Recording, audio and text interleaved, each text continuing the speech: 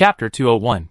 The most discussed topic among the people of the Empire recently is the exceptionally powerful third princess consort and the rogue card maker Qi Shu are not only the same person, but he can also produce tons of star cards. Rice no longer finds the embarrassing scenes at the regional mecha competition awkward. Seeing someone even more thoroughly embarrassed than them brings a strange sense of pleasure. Some of those who were controlled by Qi Shu's star cards at the card-making competition even openly confess to their various misdeeds.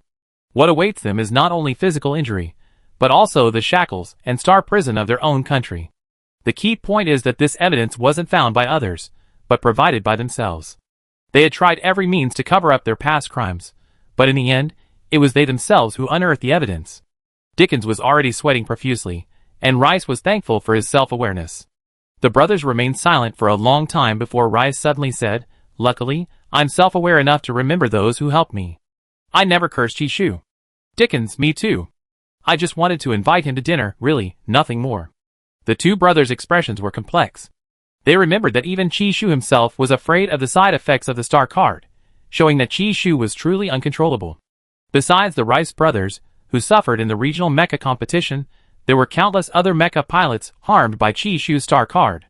Since watching Qi Shu's card-making competition, their will had completely collapsed. Confusion and despair overwhelmed them. Not only could they not avenge their great wrongs, but they had also witnessed him create star cards thicker than bricks in no time. They all began to doubt whether Qi Shu truly belonged to the human realm. Even orcs or insectids couldn't possibly possess such a powerful mental energy pool to support them, could they?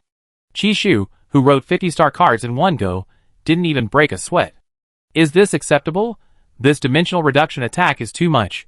Qi Shu's actions left the people of the Empire both panicked and terrified, especially the nobles who opposed the royal family.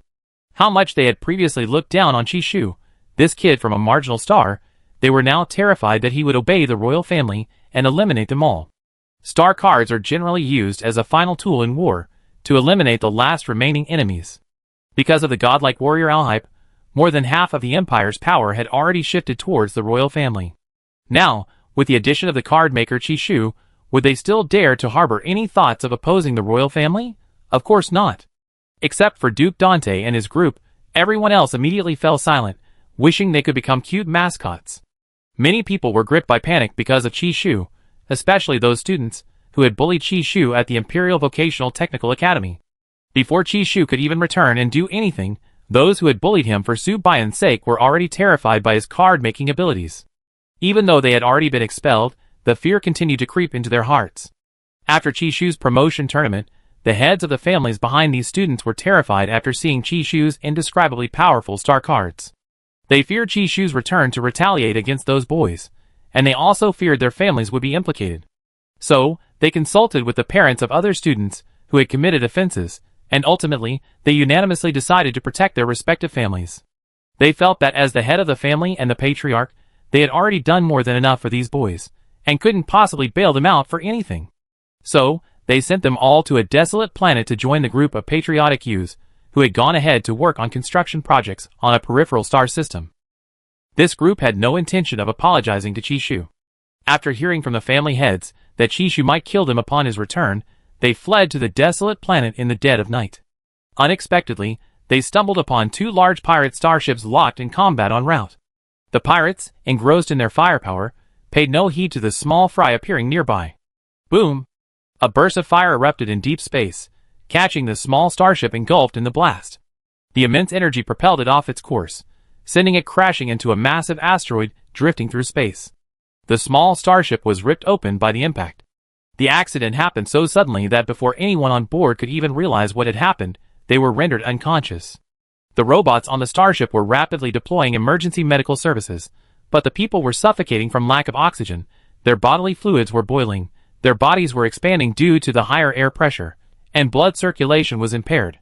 Combined with the severe damage from radiation, nearly 10 people stopped breathing within a short time. The incident was reported back to the Empire, but it didn't cause much of a stir. For an empire with such a large population, too many accidents happened every day. Interstellar Alliance main planet. Qi Shu, who had slept for several more hours on the sofa, finally woke up. He groggily opened his eyes, and found the black ball staring at him. Qi Shu's brain processed for 2 seconds before he finally recognized it from the other's eyes. "Cold ball, you're here?" Ouch, you should eat. Chishu's voice was hoarse, with a slight nasal tone. Eat cold balls. He suddenly remembered something, a faint blush creeping onto his face. He softly added, not that kind of eating. Ouch. Let me hear what other kind of eating there is, you rascal wife. Chishu, never mind, you wouldn't understand anyway. Cold ball, eh? Chi-Chi, dare you look me in the eye when you talk? Chishu blushed and ran away, tossing Prince Cold Ball onto the sofa. Cook! Ouch! Why are you running away? The black ball quickly caught up with him. 2 days later, Chishu received an invitation from the Deputy Director of the Interstellar Alliance General Bureau. The Black Hawk and Black Mist teams, who had only been able to sleep 3 hours a day for 2 consecutive days, almost vomited blood upon hearing this news. Defending their home wasn't enough, now the difficulty had increased. Langdon and Cord, both looking exhausted, didn't say much. It was up to Chishu himself to decide whether to attend the banquet. They, the guards, could probably hold on a little longer until the people sent by the third prince arrived, at which point they could get some rest. Who's at this banquet? Chishu hadn't expected the Interstellar Alliance to do this. He looked at Langdon. They're all high-ranking leaders from the Alliance's headquarters. Most of them have good relations with various countries in the galaxy. If you don't go, you need a somewhat frank reason to decline. Of course, your status allows you to be capricious in these social situations.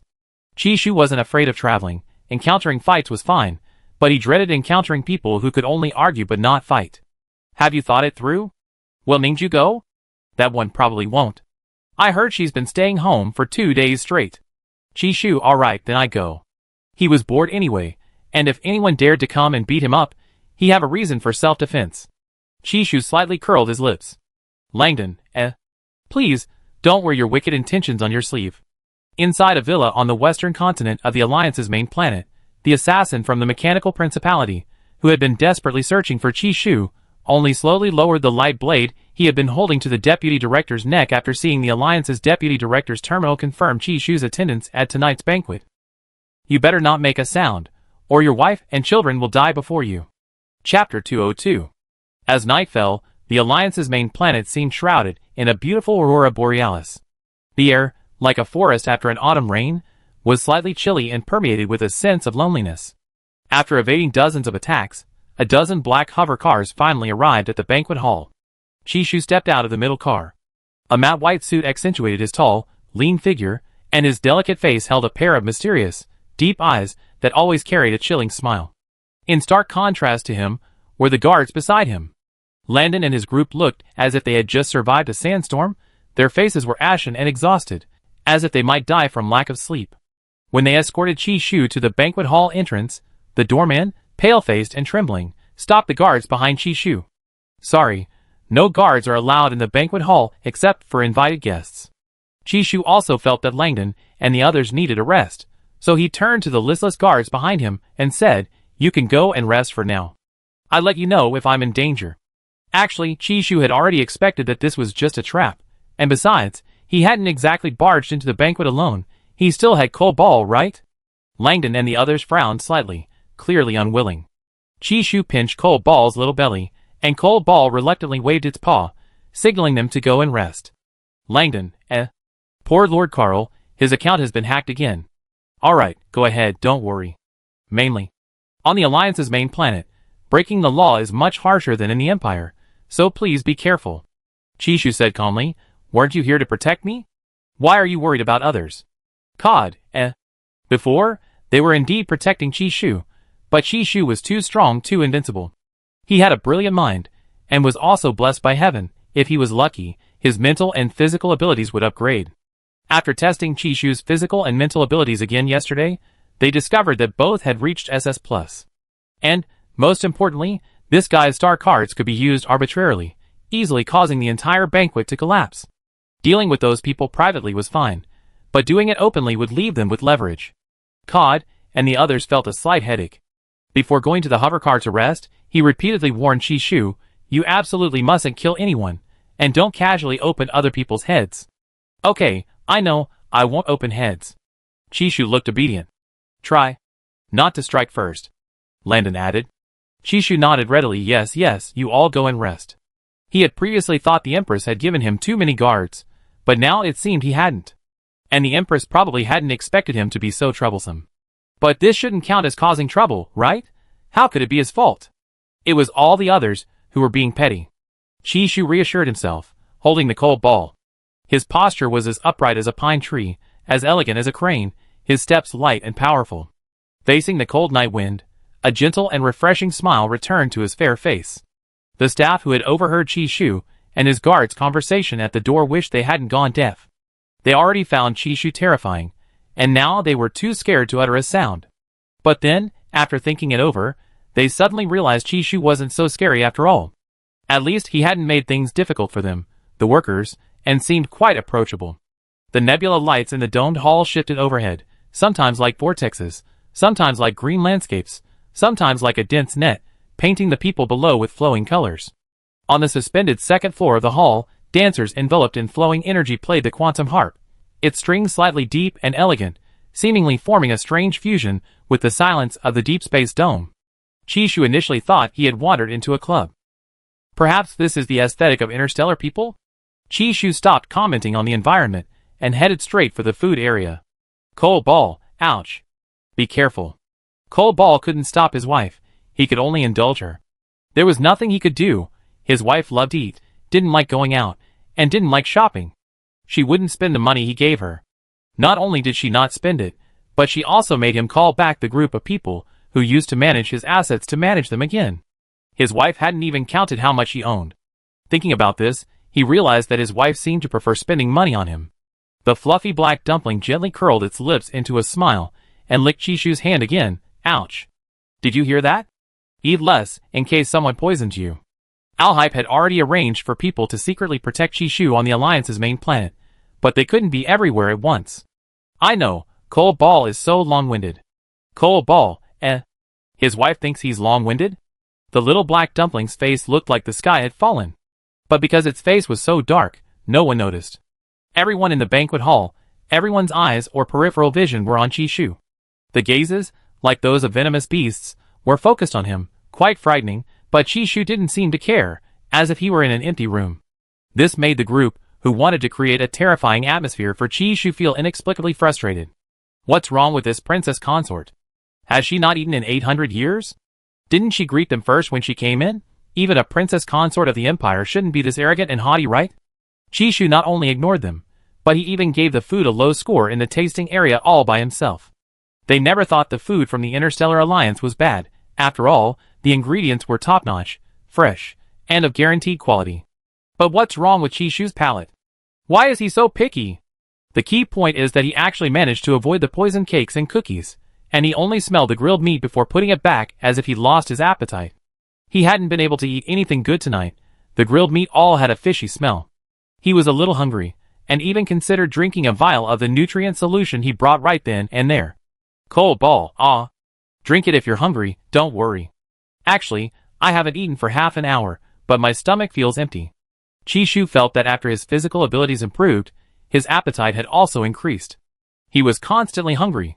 Chishu was immersed in his own world, even going to the villa's back garden to admire the flowers, only to find they were man-eating plants. Chishu, still shaken from nearly getting his finger caught, exclaimed, Cold Ball, why didn't you say so sooner? Cold Ball, ouch. You let it bite you, it be the one who dies. Try it if you don't believe me. You can do that? Cold Ball, you know so much. Chishu lowered his head and kissed Cold Ball's cheek again. Chishu had deliberately stayed alone, but after waiting for ages, no one had come. Chapter 203. Unbeknownst to him, the sheer number of people vying for the kill had caused a blockage at the entrance to the garden. Someone used a star card to conjure stones to block the entrance, only to be brutally beaten by a burst of mental energy. More and more people gathered at the gate. Only by killing Chishu would their trip be worthwhile, and they could claim the 150 billion bounty. That's right, on the Deep Space Network's bounty list, Chishu's bounty had risen from 100 billion to 150 billion. For this 100 billion, a group of people, their eyes bloodshot, looked at their opponents, each wanting to snatch the spoils, none wanting to suffer a loss, so they all remained still.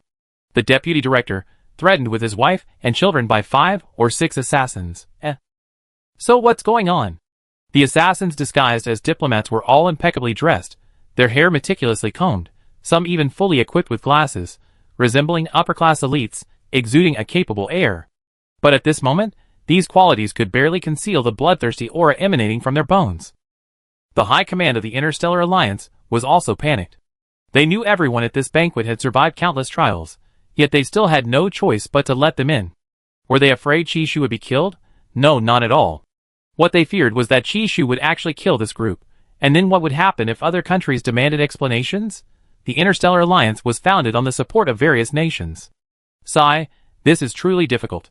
The Alliance members pretended to chat casually, but their eyes were fixed on the group, thinking, if you're going to fight, then fight already. Only the strong can be humiliated by Chishu. Did those assassins not know how powerful Chishu was? No, of course they knew. It's just that Chishu's life was too valuable, making them unable to resist taking the risk. People die for money, birds die for food. As the saying goes, nothing ventured, nothing gained. On the other side of the wide, arched doorway connecting the villa and the garden, a group of people were also eyeing Chishu covetously. But they all remained still, because almost all of their opponents were SS plus or higher, practically SSS level. The top assassins of the entire galaxy were gathered here. After all, no one's bounty had ever reached over 100 billion. Chishu stood before the flower bed, his legs tired. He rubbed his neck, dragged Tuanzi along in one hand, and slowly walked to a smooth stone bench, sitting down. He then propped his head up and looked at the group of people in the distance, who had the desire, but lacked the courage, and were overly cautious. How boring. These people all wanted to be shrewd and pick up the scraps. Where in the world are there so many good opportunities like that? Just then, Ningju suddenly sent him a message. I heard you went to a banquet. Chishu, yeah, what's up, bro? Ningju, Don't call me bro. Alongside Chishu in the garden was another person under the pavilion. This person looked at the pastries, harder than rocks, on the plate, took a small bite, frowned, and then a pastry instantly struck a killer who was exchanging flirtatious glances with someone. Because of the extremely difficult angle, and because the people present were all opponents, the killer, whose leg was nearly broken, turned and glared angrily at the person behind him. The person behind him? Chishu happened to witness this scene and snapped a photo of Ningju. Ningju, what's going on? Chishu, I don't know, they seem to be doing a couple's dance in the garden. Ningju, a fight is a fight, what couple's dance? Even if you say that, I'm not going out to watch the drama. Forget about it, I want to be a homebody. At the entrance to the garden and villa, one male voice roared like thunder, while another was deafeningly loud. You one-eyed wretch. You were the one who did it. And you're still pretending to be innocent. Pretend? Which eye of yours saw me hit you? Don't discriminate against the disabled just because I have a prosthetic eye. The assassin, not forgetting his elite upper-class persona, pointed at the man who was accusing him and shouted angrily. If it wasn't you, then who was it? You're right behind me. Fine, since you're looking for trouble, I won't be polite. You want a beating? I grant your wish. The man with the prosthetic eye slapped the man glaring at him hard across the face. Thus, they had a reason to fight. Bystanders rushed to break up the fight, but in doing so, they also joined in. If a mediator had come, it would have been considered a misunderstanding, and they would have forgiven each other, without ending up in the star prison of the Alliance's main planet. Hearing this level of verbal abuse, Chishu couldn't help but think to himself, there are still too few ways to swear in interstellar space. Watching the group's half-hearted fight in the distance, Chishu, though disgusted, found it all rather amusing. Meanwhile, the deputy director, secretly observing through the surveillance cameras, murmured, He felt his worries were unnecessary. What should have been a dangerous gathering had turned into a farcical spectacle, more comical and chaotic than a frenzy at a market. Chishu, the wanted suspect, was sitting there, his backside numb. He rubbed Cole Ball's ear and said, Baby, when are those guys going to be done? I want to go back to sleep. Cole Ball hadn't expected things to turn out this way either. He encountered many assassins throughout his life, but never one in such a large group. No wonder she's his wife. Even her bounty is higher than his. Finally, a deafening explosion snapped Chishu, whose mind was beginning to wander from drowsiness, back to reality.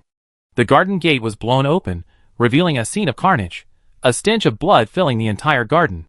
The night wind carried the stench of blood far and wide, reaching the surrounding forests. Even the wild star beasts in the main star's forests caught the scent of blood, their eyes gleaming with ferocity.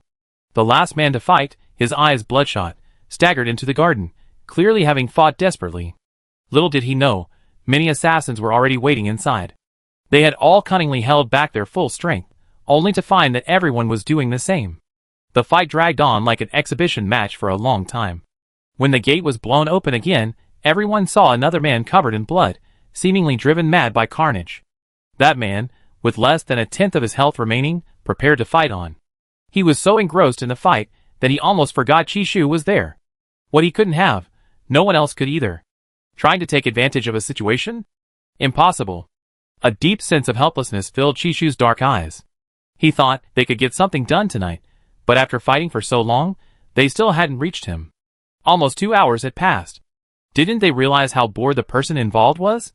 Chishu patted Cole Ball's head, then patted his own pockets, and suddenly stood up, saying, "Let's go, Cole Ball. There's nothing fun here, and the food isn't good either." The deputy director, unable to refute. As Chishu got up to leave, the group, who had finally stopped acting, immediately panicked. They thought Chishu was just frozen in fear, too scared to move or speak. Unexpectedly, it was because they found the banquet boring. Chishu's words made them extremely anxious. After all, Chishu had rarely appeared. So one by one, they unleashed their mental energy blades, but Chishu suddenly stood still, unmoved. The mental energy imprint on his body seemed to suddenly scorch his entire being, then deflected all the mental energy blades and rebounded back onto the group. Ningju was the most qualified to speak about the pain of being severely injured by mental energy backlash. Once, in the wasteland of the League, he accidentally attacked Chishu, and the backlash left him with a splitting headache, his organs feeling as if they had been shattered, and he was unable to speak for a short period of time. Chapter 204. However, the group before them was far more unlucky than Ningju. Chishu not only possessed a mental energy imprint, but also a reflection card. While being attacked, they were also severely injured by their own mental energy. It was as if the star card detected the damaging energy, simulated its formation, and returned it along a path, causing cumulative damage. The mental energy shields on their bodies were useless against mental energy of the same origin. Chishu, seemingly only then realizing he was being attacked, suddenly changed his expression and angrily shouted, "Why did you attack me? If I didn't have the partner imprint, you would have killed me." Before attacking, Chishu glanced at the surveillance sphere not far away, as if to say, "They provoked me and hurt me, my counterattack was right. After all, it was a public place. Using a star card would definitely damage the building, and he would inevitably have to pay compensation." Chishu had considered everything meticulously. While the group writhed on the ground in pain, he coldly donned his gloves. The little coal ball in his arms had already leaped onto the floor, growing to the size of a normal adult leopard.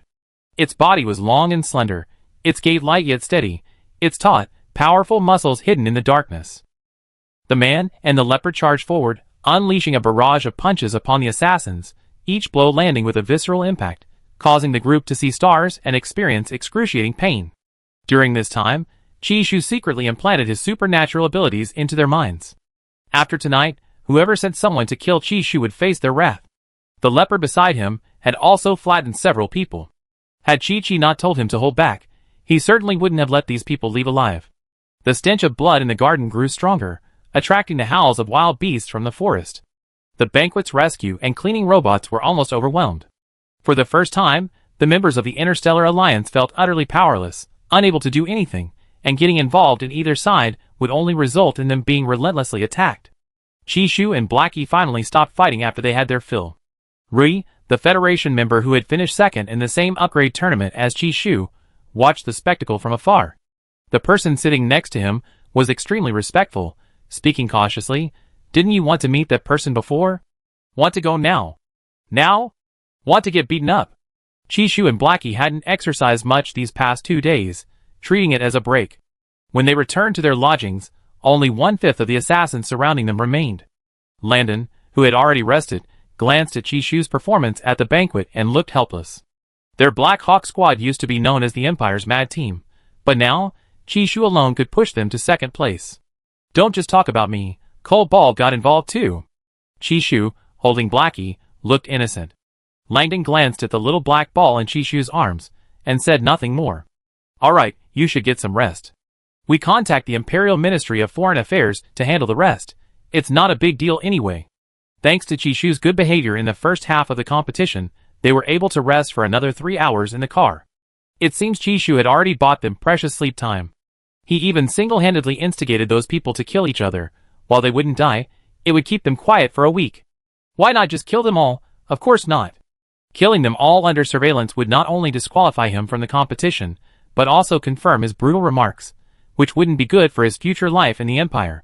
Moreover, Qi Shu is a public figure. His every action represents the Empire. Many things can't be brought to the forefront.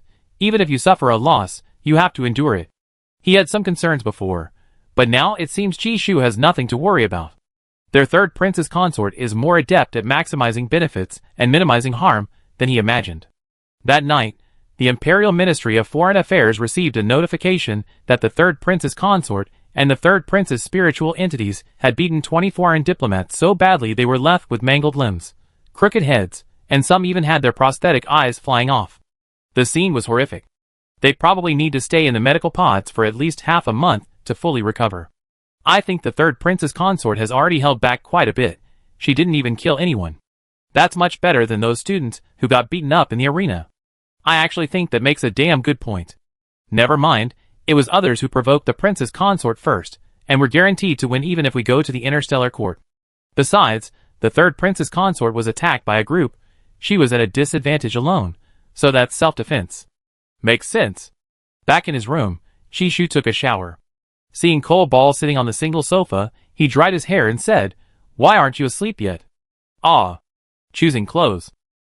Tuanzi was still sitting obediently. Al-Hypei's terminal had already called. Qi Shu glanced at Tuanzi again, then transformed into the elegant and reserved Carl. "Qi Shu, really impressive." He raised his hand to answer. On the other end of the silver-blue screen stood a person trying on an electronic suit. His face was slightly flushed, a stark contrast to his usual cold demeanor.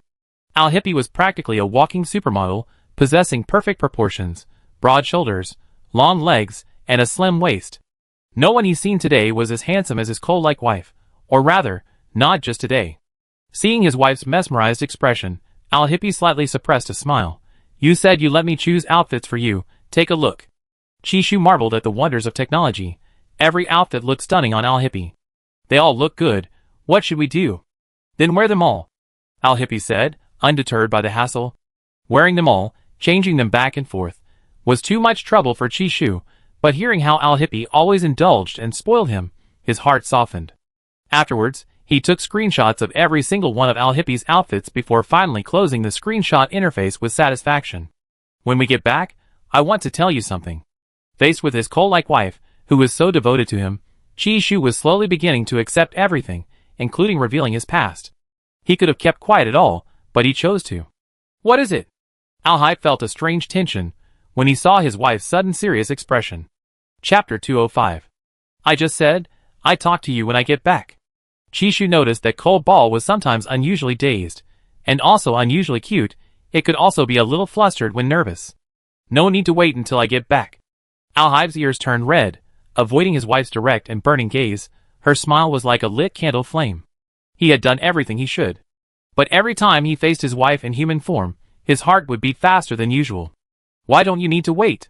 Before Qi Shu could finish speaking, the signal on Al-Hi's end became weak. The silver-blue light screen flickered and instantly went out, disappearing into thin air. Qi Shu, ? This feeling was familiar, like the helplessness he felt when he called his grandfather on Earth due to poor signal. Qi Shu sent a message to Prince Cole Ball, and Al-Hai replied a few seconds later, "Bad signal, it's getting late, you should rest, good night." "Qi Shu, you too, good night." He never expected that coming to interstellar space would allow him to experience the taste of a long-distance relationship. How strange. The dark starship glided through the void, its stern leaving a pale blue glow as it moved. Its cold hull brushed past countless fragments of the rings of giant gas planets, and the stars outside the portholes resembled frozen diamond rain. Hain turned his gaze away from the window, and saw their once unambitious prince pacing around the starship's main control room, carrying a signal amplifier. They were currently en route to the Alliance's home planet. Although it was officially forbidden for princes of various countries to enter the home planet, there were always ways to do so if one wanted to. Just as Hain was about to ask Al-Hype how they would get to the Interstellar Alliance's star system, the alarm in the starship's main control room suddenly sounded. The entire crew of the starship immediately went on high alert. Hain was speechless. Their first time disguising themselves as a starship from another country, and they were about to be hijacked. Qi Shu was unaware of what was happening on Al-Hype's side. It was late at night on the Alliance's main star, and he had slowly fallen asleep. Carl was in the room watching over Chishu, lying by his bedside. The next morning, Chishu noticed that Cotton hadn't logged on yet. He wondered what Alhype meant by no need to wait to go back. Could he be coming to find him? Actually, Chishu could find the answer by empathizing with Cotton, but he wanted to wait for Alhype to tell him himself. Without empathizing with Cotton, Chishu missed the scene of Alhype burning the midnight oil and smashing the space pirate starship to pieces. Outside the Randall star system, Alhype seemed to have completely let loose, sinking every pirate starship that came his way, giving them no chance to explain. Whether those people died or escaped was the space pirates' business. Only after passing through the public domains of the second, third, and four-star systems rife with space pirates did Alhype finally go to rest. People in love are definitely not to be messed with. Why did you have to become space pirates robbing others? You run into a tough nut to crack. After the upgrade rounds, there's a week-long break, and preparations are underway for the finals. The 30 contestants who emerge from the upgrade rounds will enter the final round. The only rule of the competition is, no killing, violators are eliminated. Because a death waiver has been signed, in the event of an accident during the competition, the organizers will only eliminate the violator, and will not pursue other responsibilities. In other words, in the final round, everyone can use any means necessary. They can create cards, rely on their high physical strength, use mental power, and even resort to underhanded tactics. The only requirement is that no one can be killed. The absurd rules of the card-making competition's final rounds left avid viewers of the StarCraft card-making contest reeling, their emotions a complex mix. Some netizens from the Empire, who had previously mocked Chishu so vehemently, were now getting a painful slap in the face. One netizen even declared, "If the two Chishus are the same person, I stream myself eating poop." Afterwards, onlookers constantly teased this netizen, asking when the stream would start. While they couldn't bear to watch such a stream, it didn't stop them from causing trouble. These troublemakers then returned to StarCraft blogs to chat, some deeply worried, others feeling no need to worry. Under the power of Chishu's star cards, everyone is equal. Although these were common knowledge, many netizens still feigned concern to distract certain malicious individuals abroad. I'm a little worried. After all, I had the privilege of witnessing Chishu's brutal methods firsthand. I still can't believe Chishu has made such a comeback in just a few months. This is a card-making competition. I still feel like it's not real. My biggest worry is that if Chishu accidentally kills someone, he'd be eliminated. The person upstairs is worrying too much. So what if Chishu can make tons of cards? This competition is all-powerful. I saw that almost all the card makers who came out of the promotion rounds were SS+, almost SSS level, and there were even a few foreign contestants whose mental strength level reached SSS. If someone teams up to attack, Chishu will have a hard time escaping. Don't be too optimistic about Chishu. There are always people better than you. Yeah, Chishu isn't a god. How can he be invincible? Besides, among those 30 people, Chishu's mental and physical strength levels are relatively low. The Imperial netizens are already used to being proven wrong, and they know that many foreign netizens will use VPNs to take screenshots and send them back to their Moon Wolf Kingdom to boost their morale. See? Even the Empire lacks confidence in Chishu, so there's no need to be too afraid. Victory isn't certain yet. Exactly, his card-making skills are impressive, but that's all he's good at. He's weak in other areas. Once his mental energy is depleted from card-making, won't he be chased down and beaten? I just don't understand. Foreigners are praising Chishu to the skies, so why are the people in their own empire so humble? I have a feeling something's fishy. Upstairs, are you having a paranoia? They're stating objective facts. Chishu is probably not highly regarded, and he's too young.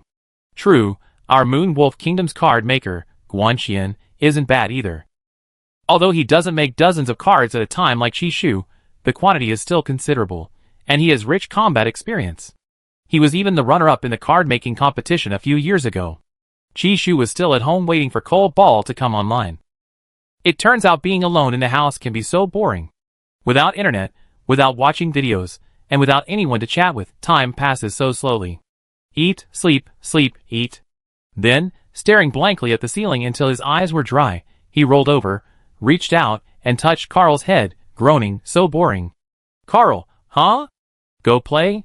Chishu, no fun, it's raining outside. Carl patiently offered Chishu advice. Oh okay.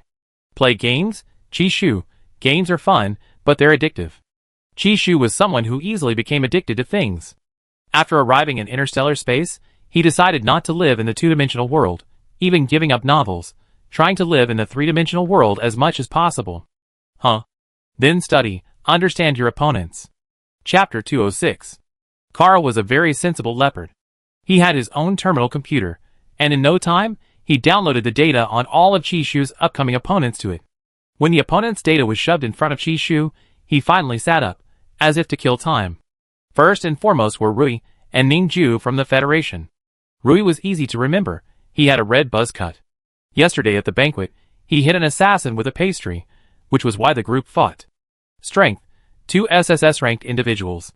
As for Ningju, he roughly learned from him that he was the young master of a high-ranking family in the Federation, with parents who were both high-ranking officials, and a family with a distinguished military history. He also had an older brother who was both handsome and had a wonderful personality. Judging from his interactions with Ningju over the past few days, this guy was probably a brother-obsessed brother, wanting to leave everything to his brother. Chishu flipped through the list. The other names were all incredibly long. He vaguely remembered the last 2 characters of the names of the contestants who had participated in 1000 A-level battles and 100 S-level battles. Kuei Yang. These people were probably really tough to deal with. Real combat experience was completely different from casual skirmishes. Not only Kuei Yang, but there were also several powerful orc card makers. Orc card makers were even more ruthless than human card makers. On the battlefield, only violence and slaughter mattered. Their star cards also incorporated the violent talents of their race. By the time he saw the last few names, Chishu thought his eyes were playing tricks on him. One was Xiao Yuan, another was Jun Running, and the third was Lun Wan. Why are they all from our class again? Chishu felt he was about to lose his composure. Had they been walking for so long and still hadn't left the Empire? It felt like a class competition. He finally remembered Lun Wan recently, for a simple reason.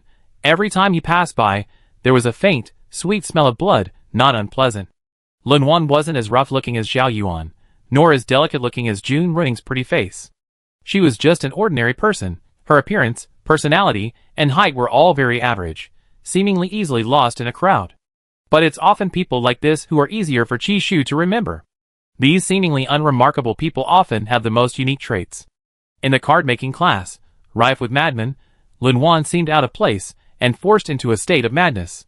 She was the kind of person who, in order to fit in, was constantly being dragged around by her classmates. Good heavens, these people are all incredibly secretive. Back then, Jun Ring even gave him a card that allowed him to use a second or 2 of time. Now that I think about it, there's no such thing as a card that only allows a few seconds of time in interstellar space. There can only be one reason for this. The card maker is too powerful and can control the time of the star cards. Chishu felt goosebumps rising on his skin. Although his cards were powerful, he himself couldn't control time. He tried, and all his attempts had failed. And then, there's this Xiao Yuan, always so carefree and cheerful, like someone from the Tang dynasty, asking him if he wanted to go drinking as soon as get out of class ended, saying he wanted to carry on the ancient Chinese drinking culture. Even written language couldn't be passed down, but those elaborate cultural practices have been passed down only partially. Chishu scratched his head, realizing for the first time that he still didn't understand these classmates. He thought he tried hard enough to observe them, but they still managed to fool him. No wonder a few months ago, everyone except him and Inta had already reached 20 points. They were all out fighting. Chishu's credits were increasing, as were everyone else's. He believed his only way to surpass them was to go to the border and kill insects. If all went smoothly, he could graduate after a year or 2 at the border. Of course, he wasn't too confident. After all, the insectids were difficult to deal with. Killing them would have to be a slow process, and one couldn't become an expert overnight. Because he had little experience using star cards to kill insects, Chishu was a little unsure of himself. After reviewing the materials, Chishu felt sleepy and took another nap. When he woke up again, Chishu saw a face he had longed for. Thinking he was dreaming, he reached out and touched the other's cold cheek, then pulled him to his bed, pitting him beneath him, and nuzzled his chin. "Cold ball, I missed you so much." "I missed you too." Alshipe hadn't expected his wife to bring him to bed the moment she opened her eyes, but he hadn't even showered yet. He blushed, said nothing more, and instead kissed the person in his arms. Chishu gradually regained consciousness amidst Alhipe's kiss. Realizing this wasn't a dream, he gently pushed Alhipe away, blinked, and asked, "You really came?"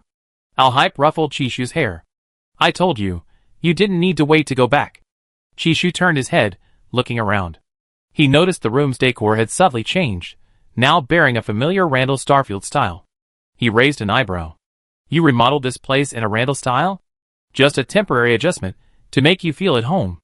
Al-Hype explained, burying his head in Chishu's arms. He wrapped his arms around Chishu's waist, feeling as if only 2 days had passed, yet it had been a long time since he'd seen his wife. He seemed unable to refute his father and brothers. He truly loved Chi-Chi, loved her very much, and what could he do? The flush on Chishu's cheeks didn't subside. Instead, his whole body felt like it was on fire, growing hotter and hotter. He forced himself to think of something else, so he changed the subject. Did you go deal with the pirates last night? Space pirates have been active lately, so I dealt with them on the way, Al-Hype said without a hint of guilt. Chishu sighed. Actually, he had already guessed, but looking at Al-Hype's usual route, he felt it was extremely dangerous, not only because of the ever-present space pirates, but also because of a wormhole that appeared unpredictably nearby. While Chishu was lost in thought, someone else's heart began to stir restlessly. Chi-Chi, I help you. Chishu no longer avoided his desires. With a 100% match rate and mutual affection, how could they not do something when they were together? However, his body always seemed to lose control. Both he and Al-Hype were fond of being in control, and it wasn't until 3 days after their confrontation that they were finally allowed to leave their room. Another day passed, and the mental energy imprint on Chishu's body became almost visible. His possessive mental energy shrouded him like a thick fog, and he seemed to have grown accustomed to the protection of this imprint. The immense sense of security allowed him to arrive calmly and peacefully at the port of the final planet. Among those present were many who had accepted the job from the Deep Space Network to take down Chishu. So far, over 10,000 people from the Deep Space Network had accepted the same mission, and Chishu had only seen a small fraction of those who could enter the Alliance's main planet. Many more were waiting for him outside. Therefore, Al-Hype was also anxious to come to the main planet.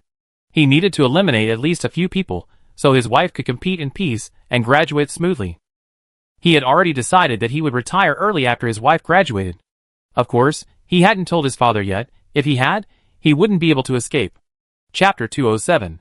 As Chishu entered the final map, Desert Star, Cotton finally flew back to his mental sea and began to sleep soundly, sprawled out as if about to take a long nap. The desert weather is very dry, drink plenty of water. I put all the water in your spatial storage. Al-Hype, disguised as Cod today, refrained from taking Chishu's hand because of the surveillance spheres around. I wait for you. You said you had something to tell me. Chishu nodded. Okay. Chishu had almost forgotten himself because of Al-Hype's antics. They'd been inseparable these past few days. Landon, who was practically stuffed from watching the couple, wanted to say, are we leaving or not?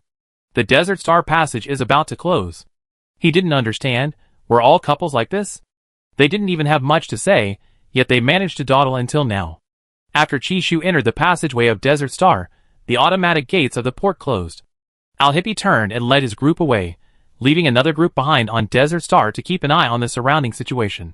Landon looked in the direction Cod had left. Yu Mang, it takes at least 5 days to get here from the Randall Northern Starfield, right? How did His Highness manage to get here in just 3 days? Jess, who was best informed, answered for Yu Mang. His Highness not only took 3 days, he even took the time to clean up a group of ruthless space pirates who committed arson, murder, and looting. Landon, are people in love all this energetic? Is he just getting old? Chishu was the last to enter Desert Star. He could be considered lucky or unlucky. He landed at the outermost point. This competition mode was like the final rounds of a game on Earth. But of course, there were also significant differences. The way to earn points in Desert Star is quite simple. First, steal points from your opponents.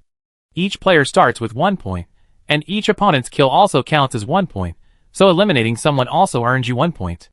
Point coins are small, round, gold coins, about the size of a thumb.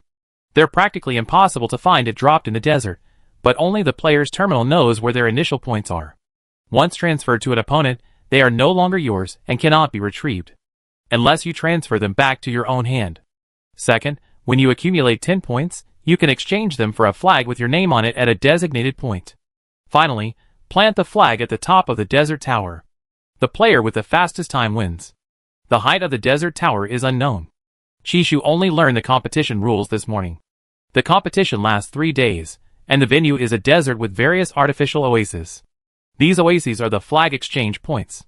In other words, he needs to encounter at least 5 opponents, eliminate them all, and obtain all 10 points before following the map's guidance to reach the desert tower and plant his flag. This competition is quite interesting, and also quite difficult. And there will probably be plenty of card makers camping below the desert tower, ready to collect their rewards, right? Indeed, 6 points won't be easy to get. At this moment, Chishu's live stream was already packed with viewers, and the number of viewers was still rising. Seeing Chishu's unhurried demeanor, they were all getting anxious for him. Live stream, this is the finals. Can't you have a little sense of urgency? He's only walked a few steps, and he's already drinking water.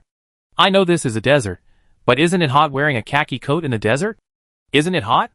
That coat looks very thick. Chishu isn't wearing his combat gear? This is a desert. Does he think this is a vacation? Please, there are also coats that are warm and cool. If you have nothing to complain about, just shut up. Chishu didn't know what everyone was thinking. When he learned that they would be going to the desert map in the morning, he hurriedly rummaged through his wardrobe, only to find that he hadn't brought any khaki clothes, so he found a warm, frost-proof overcoat in His Highness's spatial storage. He took a couple of steps, then suddenly realized it was best to start making the star cards sooner rather than later. One can't fight an unprepared battle. So he sat cross-legged on the spot, the large overcoat completely enveloping his figure without appearing overly extravagant, the 2 belts at his waist fluttering in the wind. Chishu smiled, arousing curiosity. What grand plan is he brewing now? I really want to know. I want to know too, and the cards he makes are all incomprehensible to me. I'm a master card maker, so why can't I recognize any of the symbols Chishu draws? Unreplicable, truly unreplicable, almost no one can succeed. If Chishu specifically researched and developed it, then the Empire is truly invincible now. No wonder so many countries want to destroy Chishu. If we're talking about the level of a nation, Chishu does pose a significant threat. Just pray that those in the Empire who advocate for expanding their starfields get their comeuppance soon. In the Interstellar Alliance's card-making competition, cards also require signatures. Names can be replaced with numbers, or, if you don't mind the extra work, you can use your name. Chishu's number was 209. After writing the signatures for 30 intermediate cards, 50 advanced cards, and 10 top-tier star cards, Chishu added the signatures and numbers before finally embarking on his journey, satisfied. This time, he was determined to protect his reputation. Although that was his intention, he couldn't just lose the cards and run away again. He still needed the points, which was too risky. Chishu was trying to find a solution, but after thinking for a long time, he felt he still couldn't escape unscathed. Viewers in the live stream, what should I do? Will I really be punished by my own star cards? A sense of desolation, as if forced to face a bleak future, suddenly appeared on Chishu's face. In Chishu's live stream, there were indeed some people who had been harmed by Chishu's star cards. They weren't the ones who bought Chishu's star cards, but rather those who had been controlled by them. I knew this day would come. Ha ha ha. If you also get the side effects, I reluctantly forgive you and allow you to come back to the Empire without bringing a knife. But you absolutely must bring that stinky nutrient solution. Promise me, when the side effects come, just accept them properly, okay? Please. Why should we lose face while you're the only one shining? I don't care. You have to lose face in this competition. Knowing the true nature of some netizens in the Empire, Chishu finished speaking sadly, then his expression changed instantly. He smiled maliciously and said, You guys don't really want to see me make a fool of myself, do you? If so, then you might be disappointed. Livestream, shocking. Chapter 208. The third prince's consort isn't even acting anymore. Fine, I'm used to it. I can't even curse her. What else can I do? Good luck. You get your comeuppance someday. After repeatedly breaking down, the haters found everyone's emotions surprisingly stable. What else could they do?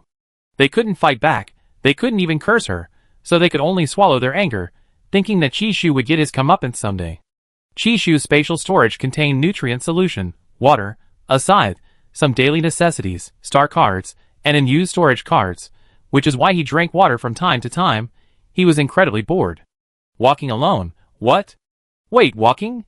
He's so stupid, how could he forget he had cotton? Chishu's happy eyes had just lit up when he discovered that no matter how he tried to summon cotton with his mental power, it wouldn't come out. Chishu guessed it was because it hadn't fully absorbed the power it gained from the insects, causing it to fall into a dormant state. After all that, he still had to do it himself. A fleeting disappointment crossed Chishu's face. He was too used to comfort.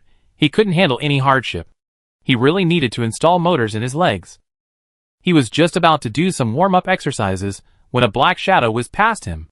Chi-Shu? The person who ran past Chi-Shu had poor eyesight.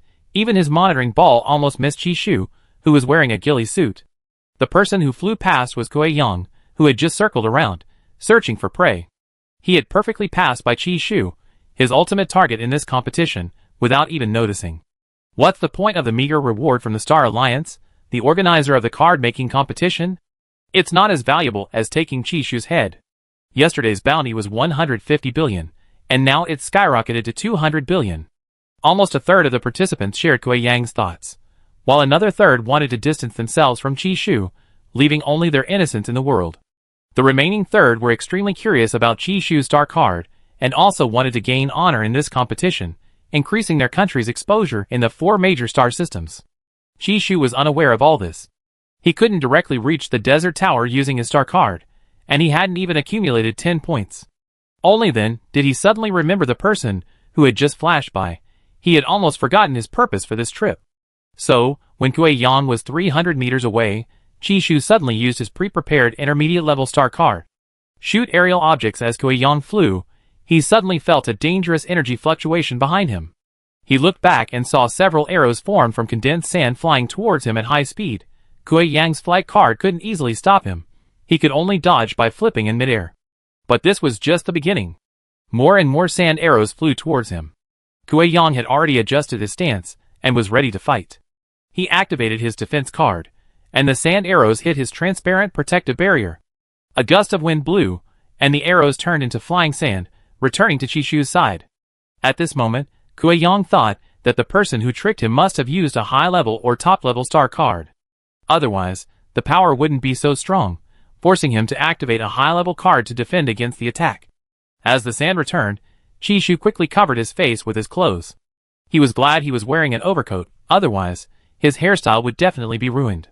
After baiting out a powerful attack with a basic attack, the opponent, furious at being ambushed, rushed back. Upon seeing Chi-Shu's handsome face, he suddenly froze. He felt the scene before him was unreal. Encountering Chi-Shu so early in the game? Was this a dream? It was as if someone had shoved a sweet cake in front of him at the very beginning. At this moment, he looked at Chi-Shu like he was looking at 200 billion walking coins. Glittering, exceptionally captivating. You brat, did you use a fantasy card?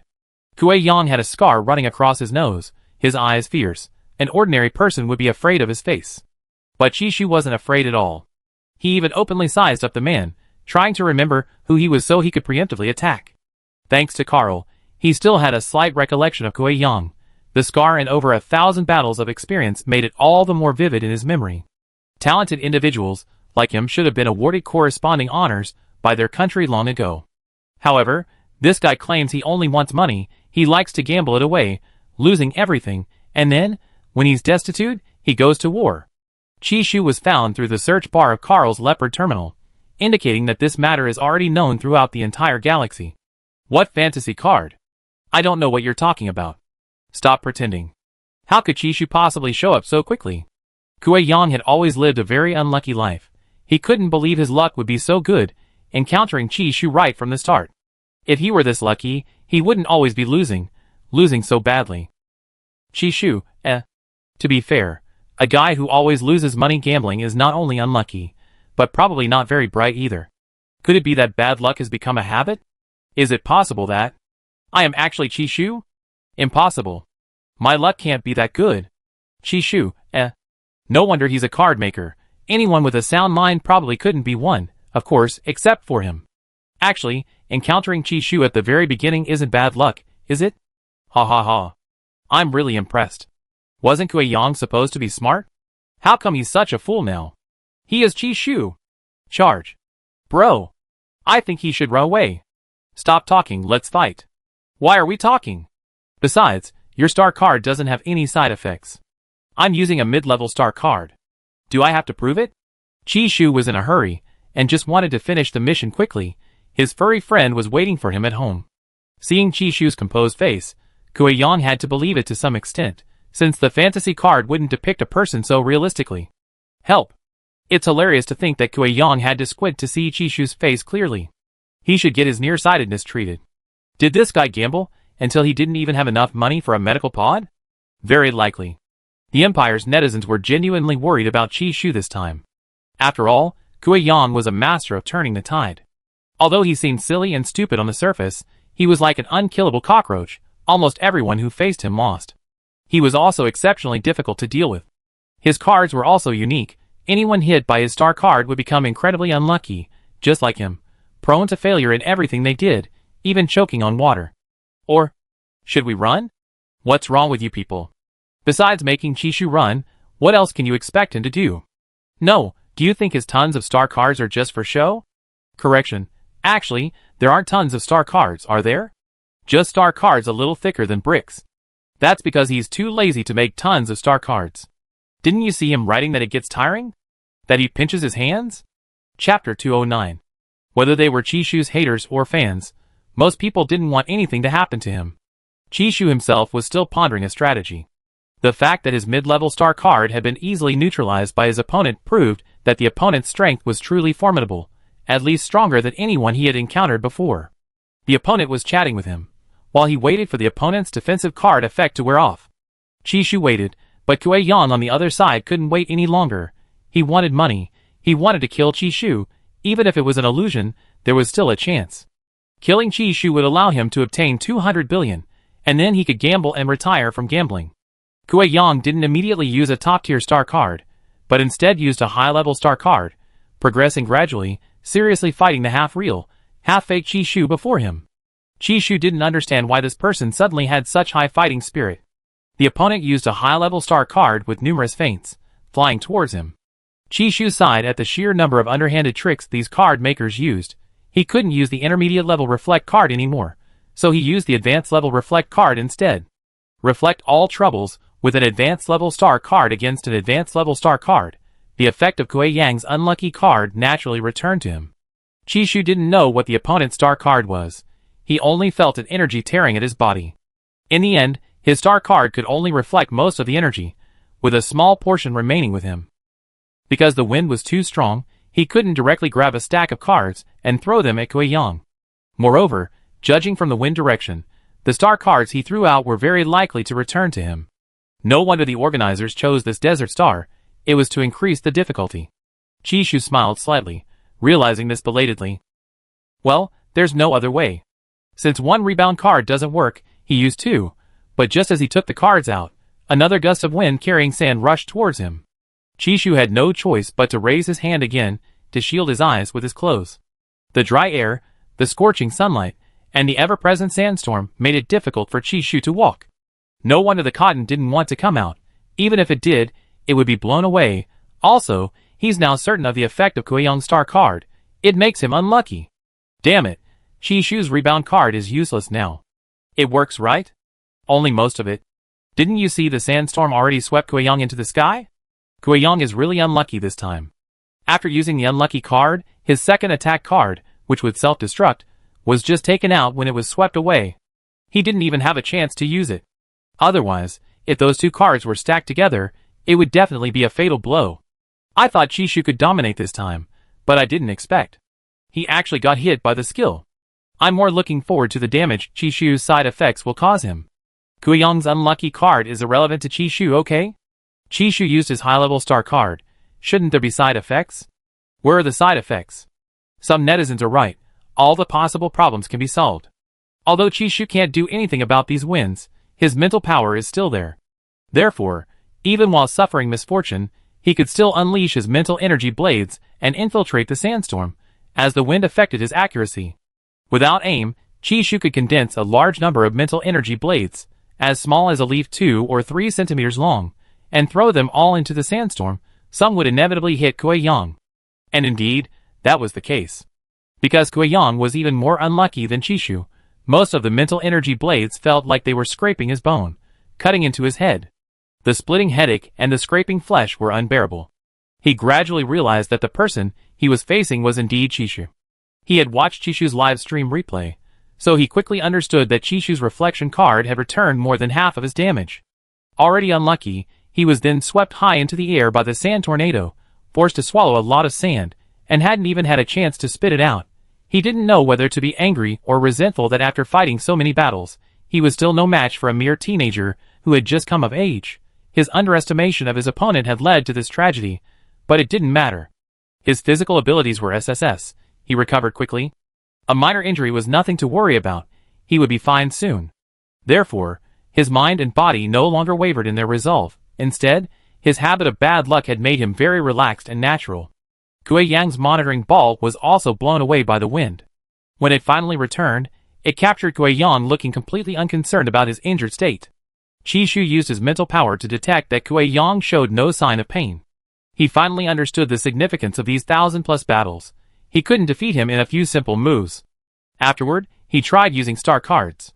Sure enough, he encountered one made from a low-quality carrier card that broke in two as soon as he took it out. Qi Shu stood there dumbfounded, holding the broken half of the star card.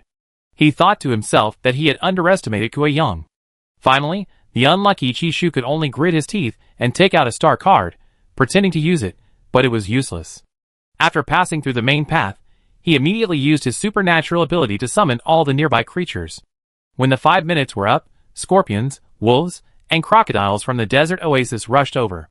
The crocodiles opened their massive jaws at the falling Kuei Yang, but unfortunately, their aim was poor, only managing to bite Kuei Yang's arm. To deal with Kuei Yang, Qi Shu used almost 2/10 of his supernatural ability this time, summoning all the creatures within a 3-kilometer radius. Spending such a large amount of supernatural ability right away, Qi Shu didn't feel it was a waste. Supernatural ability could be replenished with rest. As long as he could gain 2 points, none of this mattered. Kuei Yang had a piece of his hand bitten off by a crocodile, and was then surrounded by a pack of wolves. How could someone with SSS-level mental strength and physical abilities be defeated by these ordinary creatures? He couldn't use mental power to attack Qi Shu, but that didn't mean he couldn't use it on other creatures. Upon discovering that Kuei Yang was about to crush all the nearby creatures with his mental power, Qi Shu's mental manipulation ability immediately commanded all creatures to evacuate. Simultaneously, he instantly wove his mental power into a dense net, covering Kuei Yang's body, and then summoned his long and used Kuzurigama, instantly binding him.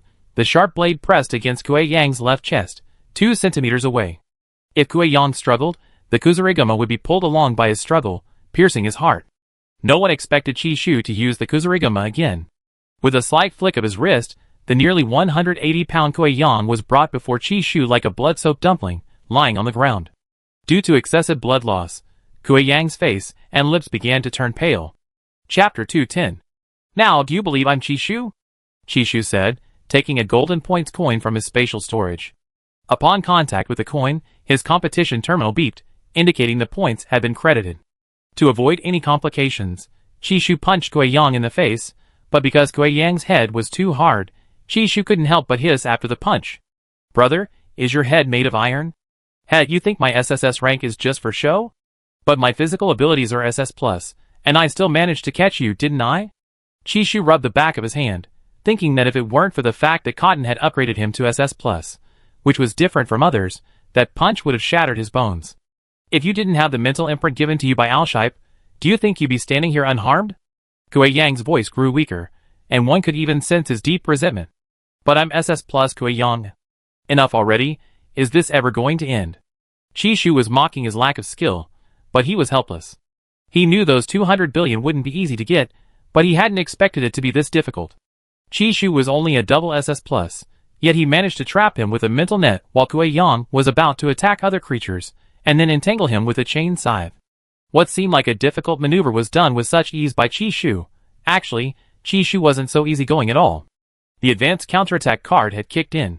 It was a very uncontrollable, unfamiliar energy that even his own special ability couldn't dispel. The side effect seems to be pretending. What are you looking at? A mere SSS, daring to be so arrogant? Qi Shu's face was flushed red, and as he said this, his toes started digging into the floor. Meanwhile, the fans and haters in the live stream, who knew Qi Shu very well, had already begun to notice. Ha ha ha, help, so awkward. Why am I a little disappointed? It only made his personality arrogant, and that's it? That's it? Shu baby, I'm very disappointed in you. Ha, I think that's enough. Didn't you see how red Qi Shu's face is? I'm more concerned about whether the side effects will accumulate when he uses advanced star cards later. He can't use intermediate cards forever, can he? You're so arrogant, even more arrogant than a Chinibyu, ha ha. Finally, our shoe baby got to experience the sour taste of side effects. Strange, why can't I help but smile? In the live stream, both Chishu's fans and haters were celebrating that Chishu had been affected. The scene was comparable to a StarCraft New Year. Chishu was practically shattered. Looking at Kuei-yang on the ground, he could only use mid-level star cards that had no effect on him.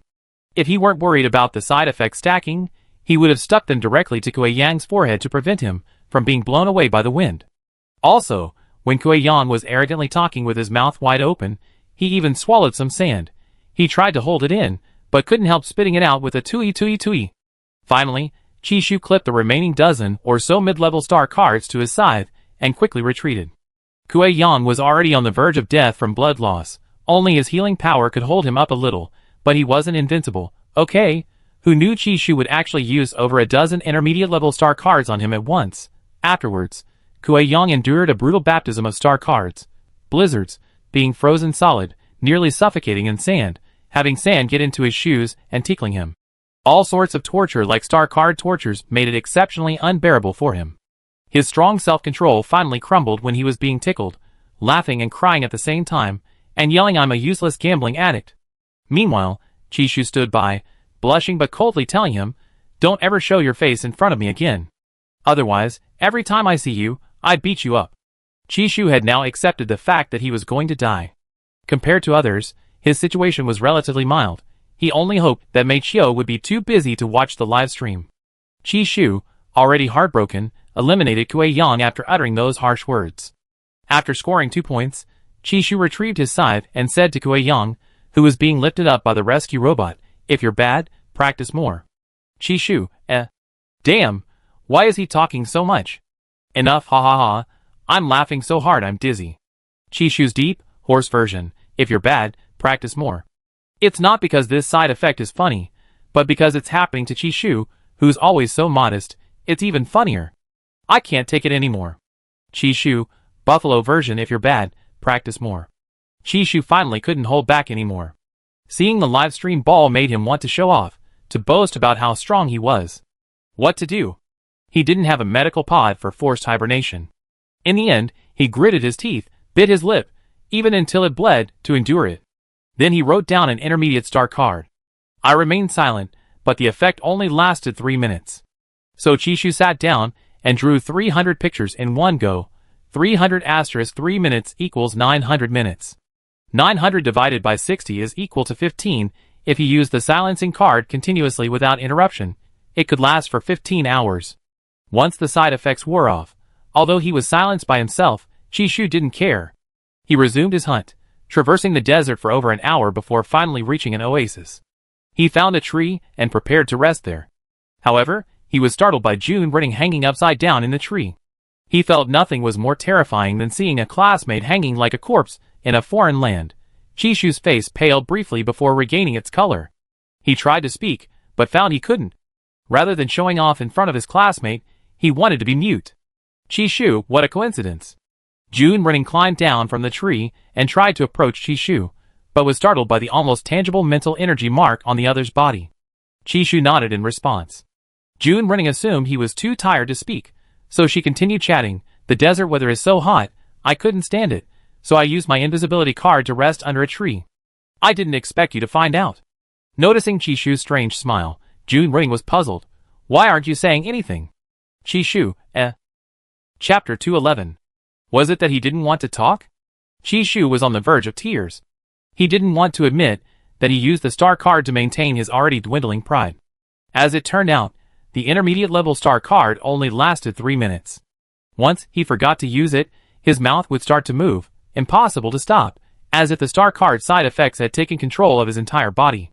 You wouldn't be unable to be dry because you haven't drunk any water, and your throat is dry, so you're too lazy to talk, would you? June running felt he probably guessed what was going on. Chishu hadn't expected June running to come up with such a good excuse. He almost felt so moved he wanted to present her with a banner. He nodded frantically, his face seemingly saying, yes. That's it. Although he had found an excuse for the shy Chishu, June running found it hilarious whenever he thought that Chishu had become mute due to the star card side effects. I have water here, do you want some? Chishu shook his head, took out his water bottle, and pointed to his throat. June, running, half guessing, said, "Oh, you mean your throat is inflamed?" Chishu nodded. Livestream. Ha ha ha. I really can't take it anymore. This person seems to be Chishu's classmate. The way they interact as classmates is hilarious. Wait, doesn't anyone think this card-making competition is weird? I looked through the contestants' information, and there are 4 first-year card-making students from the Imperial Royal Mecha Academy alone. They're all classmates. Why is the Imperial Royal Mecha Academy everywhere? Doesn't the Imperial Royal Mecha Academy really have its own competition? So you send your students to compete in various star systems. I'm speechless.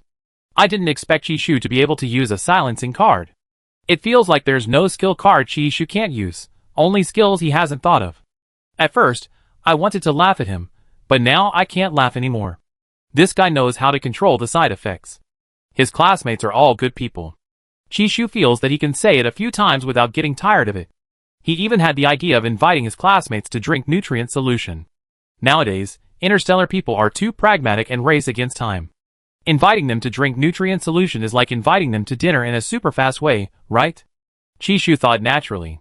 You don't seem to be feeling well. Why don't you come with me? June Running was actually a little afraid of Chishu's star card. Although no one in his class had ever been affected, he always felt it was very dangerous. Once hit, one would completely lose their real name. See the little Duke. Rice for details. But that didn't matter. He wasn't going to be affected by the star card's side effects, he was confident. Chishu looked at the surrounding desert and small oases. Of course, he wanted to be with his classmates, but he couldn't chat. That would undoubtedly take away a lot of fun. Chishu shook his head, indicating that it was okay. Let's go together. Anyway, you can't play casual games on the terminal, or send messages, or watch videos. Every word June Running said resonated with Chishu. If it weren't for the credits, Chishu wouldn't be living such a boring life, like in the apocalypse again. No, actually, it wasn't boring, he was very busy. So busy that he had to use his star card every 3 minutes. Chishu thought about it and agreed. Although finding allies in the finals was beyond his plans, it was also beneficial to his plans. You probably came here to escape the heat, right? There's still room up in this tree? Would you like to come up? The tree in front of them wasn't very tall in the interstellar era, about 5 or 6 meters, with lush foliage, quite unlike a tree growing in the desert. Chishu nodded, climbed the tree in a few steps, sat cross-legged on a larger branch, and began making cards.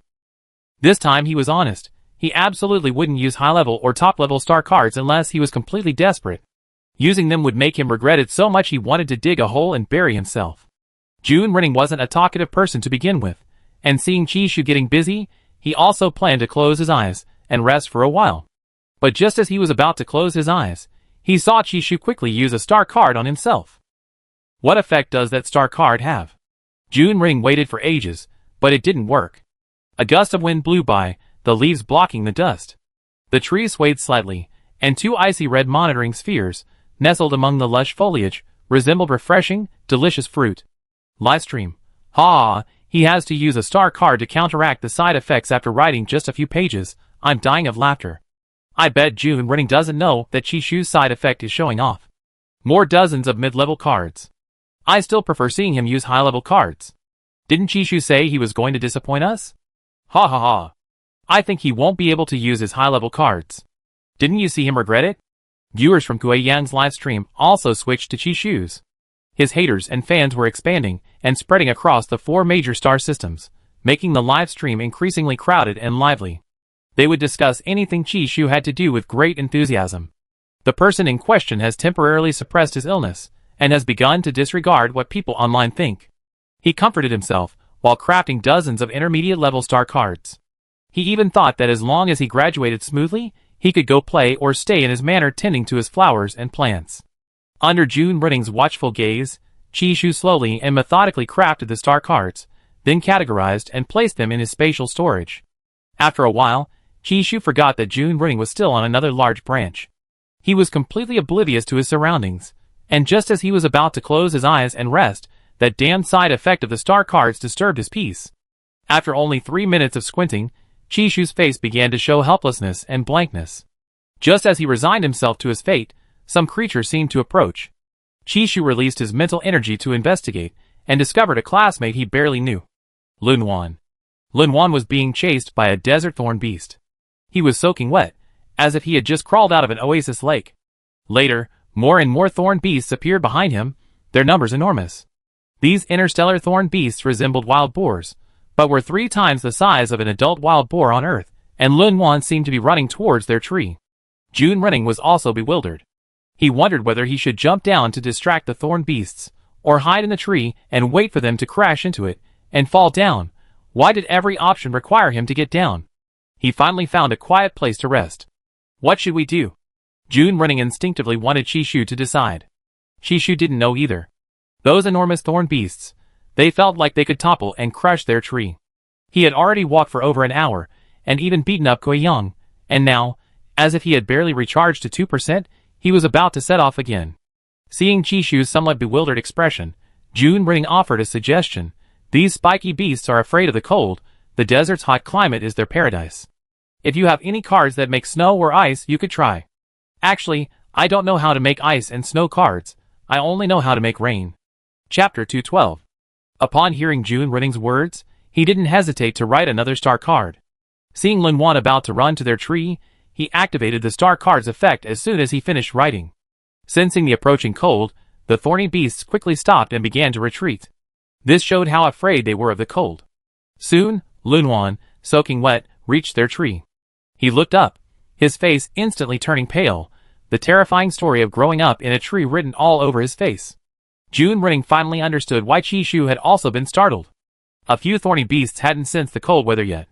Worried about getting pricked in the buttocks, Lun Wan desperately climbed the tree, as if he had used all his courage to face a supernatural event in broad daylight. Chishu, we're not ghosts, okay? At this moment, snow and hail began to fall, and Lun Wan shivered from the sudden cold. Jun Renning stared speechlessly at Lun Wan, who genuinely mistook them for ghosts. Finally, he spoke gently. How did you get chased by the thorny beast? When Lun Wan heard Jun Renning speak, he was startled again, and clung to the nearest tree branch. Perhaps it was the change in his surroundings that made him gradually realize that Jun Renning and Chishu weren't hallucinations. His expression softened, and he said awkwardly, I'm sorry, I didn't intentionally attract the thorny beast. I didn't use my mental power to check if anyone was here beforehand. As for why I was chased, it's probably because I'm from Luoquan Star. The people of Luoquan Star all grew up drinking the local water, which contained substances that excited animals, making them eager to chase after them. Since coming to the capital planet to study, Lun Wan has been constantly being chased by animals. No wonder, Jun Renning murmured. This snow is... After explaining for a while, Lun Wan still didn't forget to ask about the reason for the sudden snowfall. It was Chishu who made a snow card and persuaded the thorn beasts to leave. Lun Wan looked at Chishu with gratitude. Thank you so much. I was originally wearing perfume to cover up the scent emanating from Luoquan's constitution, but because someone accidentally got caught in the water with a star card, the perfume lost its effect. Chishu nodded, then looked at Jun Renning.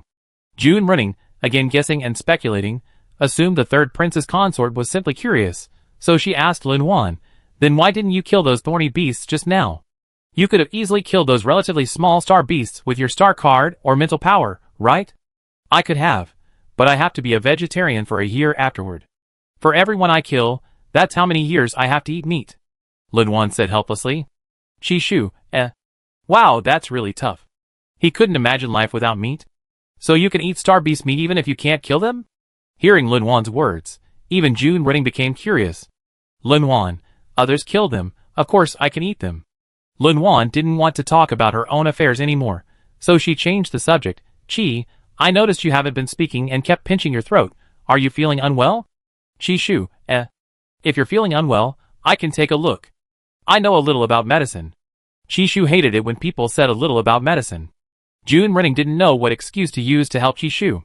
Just as she was hesitating, Chishu's mute card expired. As he was about to renew it, he blurted out a sentence. What could possibly make me uncomfortable? I'm the one making others uncomfortable. After saying this, Chishu closed his eyes tightly. Jun Renning had never seen the third prince's consort speak with such arrogance. After Chishu finished speaking, he paused for a moment before realizing he had guessed wrong. The side effects Chishu had suffered were probably not just a banishment, but rather an increase in arrogance. Lun Wan didn't know what was happening, but based on his understanding of Chishu, the person before him was probably not Chishu. But why would Chishu help him? Although he was grateful, he felt a strange undercurrent. In an instant, Lin Wan's thoughts completely diverged from Jun Running's. He thought to himself, if the person before him wasn't Chishu, then who was he? Lin Wan swallowed. Swallowing hard, he wanted to climb down the tree, but fearing the star beast would chase after him, he saw Chishu's face, which seemed red with anger. This solidified his belief. The person before him was probably not Chishu, but another contestant in disguise. Otherwise, how could Chishu have uttered such arrogant words? The old Chishu was a very humble person. Although he was very capable and arrogant, his arrogance was different. It was arrogance in action, not in. Knowing this, Lin Wan dared not expose him. After using the silencing card again, Chishu vowed to use the star card earlier next time, and not to forget the time again because of gossip. Having rested enough, Chishu prepared to set off again. Jun Ring accompanied him, while Lin Wan originally wanted to be a lone wolf, but he was genuinely curious about who Chishu really was. So he also requested to team up. Chishu didn't care, he wasn't going to be kind enough to give away kills anyway. So Jun Running had already spoken to Lin Wan beforehand, and Lin Wan agreed, since he already had 3 points and could take his time with the remaining 7. The three resumed their journey. After the water on Lin Wan's body evaporated, she sprayed on a refreshing perfume. Half an hour later, Lin Wan finally discovered that Chishu had been using his star card on herself. Why was that? Jun Running already knew why. He wanted to laugh for a long time, but dared not. The thought of Chishu, this humble young master, becoming arrogant and haughty made him almost unable to hold back. A little while later, it seemed that Chishu's days of being silenced were coming to an end. They encountered a team that wanted to take Chishu's head. Those people were blinded by the 200 billion bounty. Their eyes held no passion for the competition, only a thirst for star coins. What can 200 billion buy?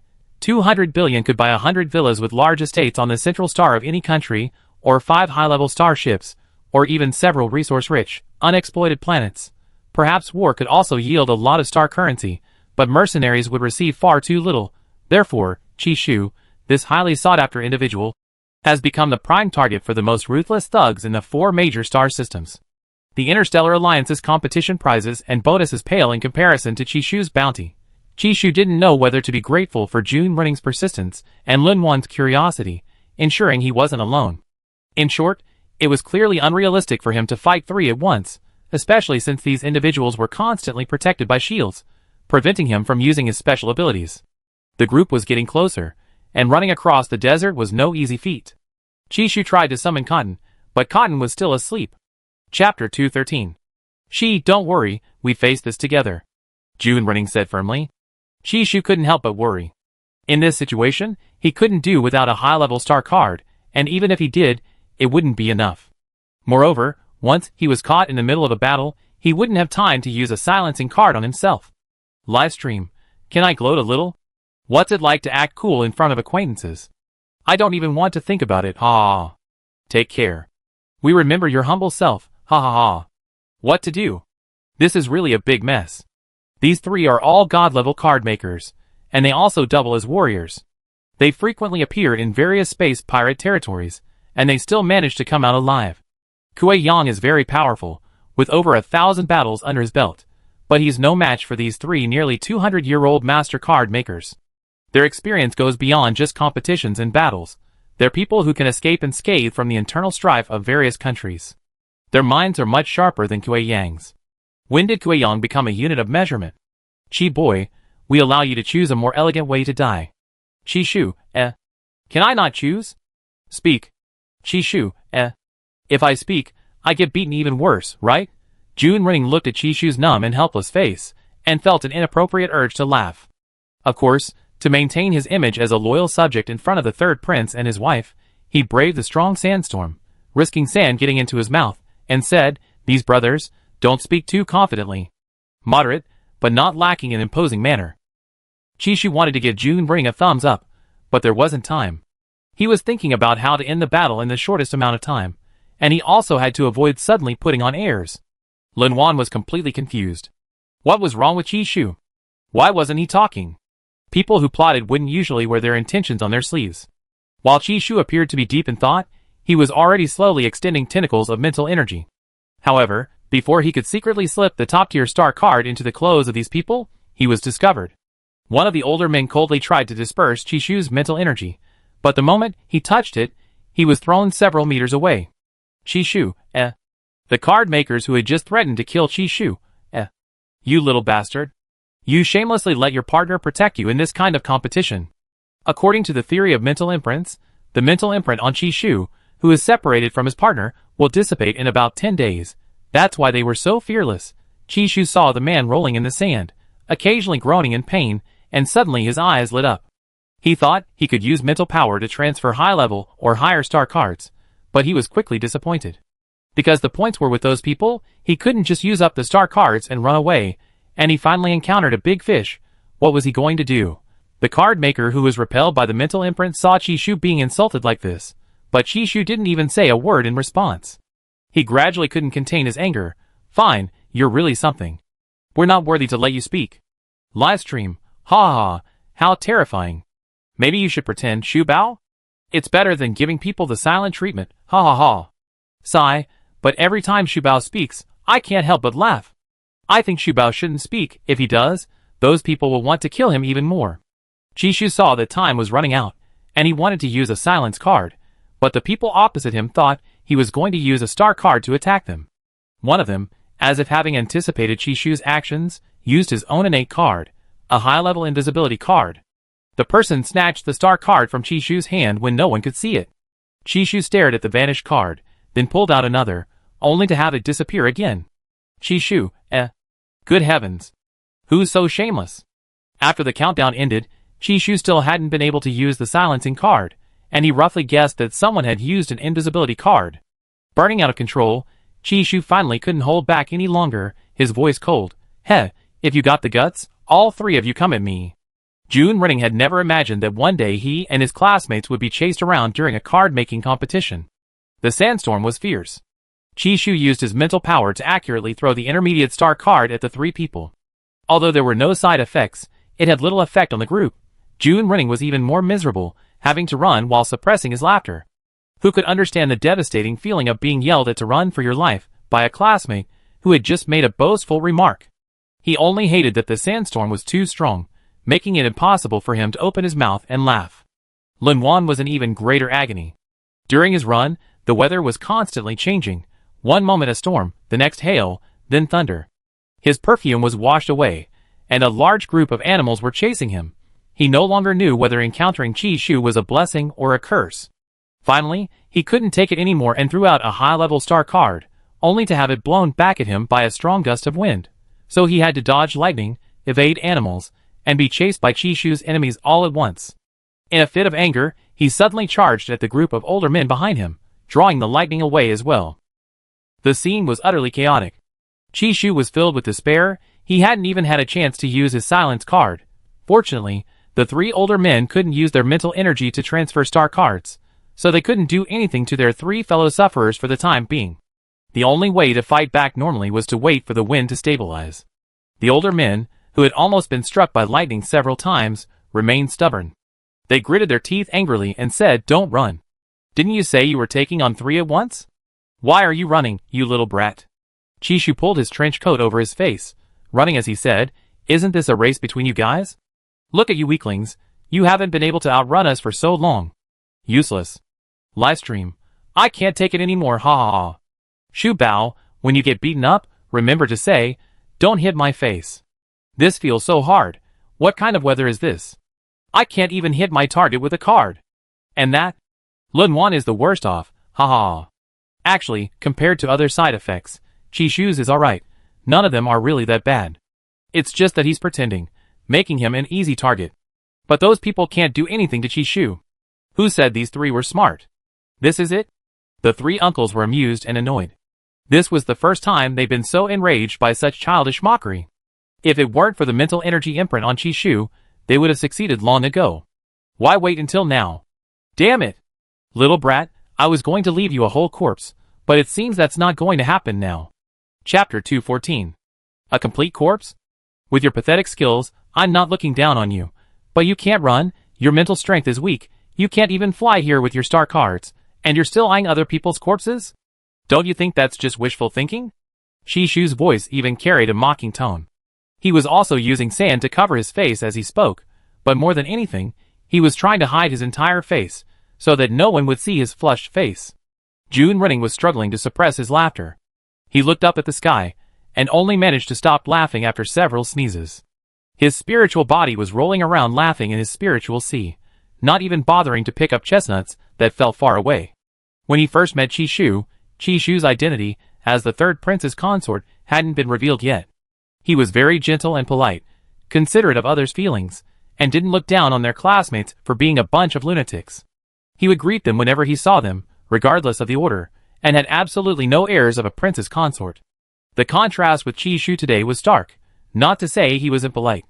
Today, Chishu perfectly embodied arrogance, passion, and a sense of looking down on everyone. If Chishu were an actor, he would undoubtedly be an industry elite. Perhaps his portrait would be hanging on promotional screens on various planets. Perhaps thinking of the old Chishu, June Running sighed inwardly and ultimately decided to shove the only water card with an hour of playtime into the hand of the frantically running Chishu. Chishu's hair was disheveled, with some fine sand in it. He wore a pair of metallic silver earplugs, but instead of blocking out sound, they collected sound and kept the volume at a comfortable level. Having given him the card, June Running covered his mouth with his hand to shield himself from the sandstorm, and exclaimed, "This card's water jets. They can hit anywhere." Chishu's dark eyes narrowed slightly, his gaze seemingly surprised, his face as if saying, "You actually told me your secret so easily, is that alright?" He clutched the seemingly normal star card, feeling a surge of excitement and joy, and ultimately accepted it. To ensure June Running didn't lose out, Chishu traded time for time, giving June Running 6 high-level star cards. Why not mid-level cards? Because the mid-level cards had already been given to the sprinting uncles behind them. June Running stared at the high-level star cards in his hand, concealing the excitement rising within him. He tucked the star cards into his spatial storage, feeling that Chishu was being far too kind. Although he could control his time, the attack power provided by the star cards had limitations.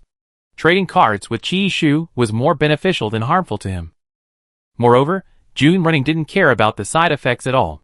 He could control the duration of the star card because of his powerful control, and he wasn't afraid of the side effects.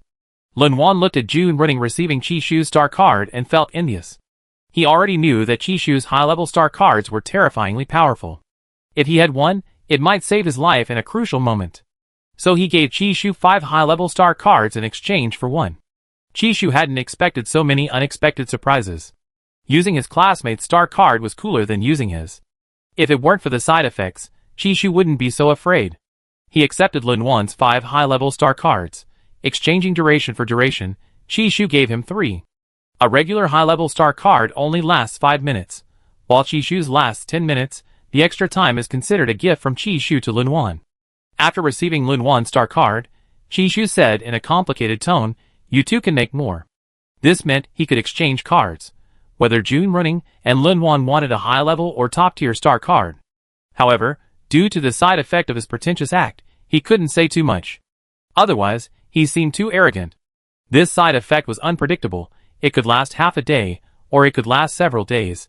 His star cards were completely unpredictable. So the 3 of them ran and exchanged star cards, completely forgetting the 3 middle-aged men behind them. How can these 3 little brats run so fast?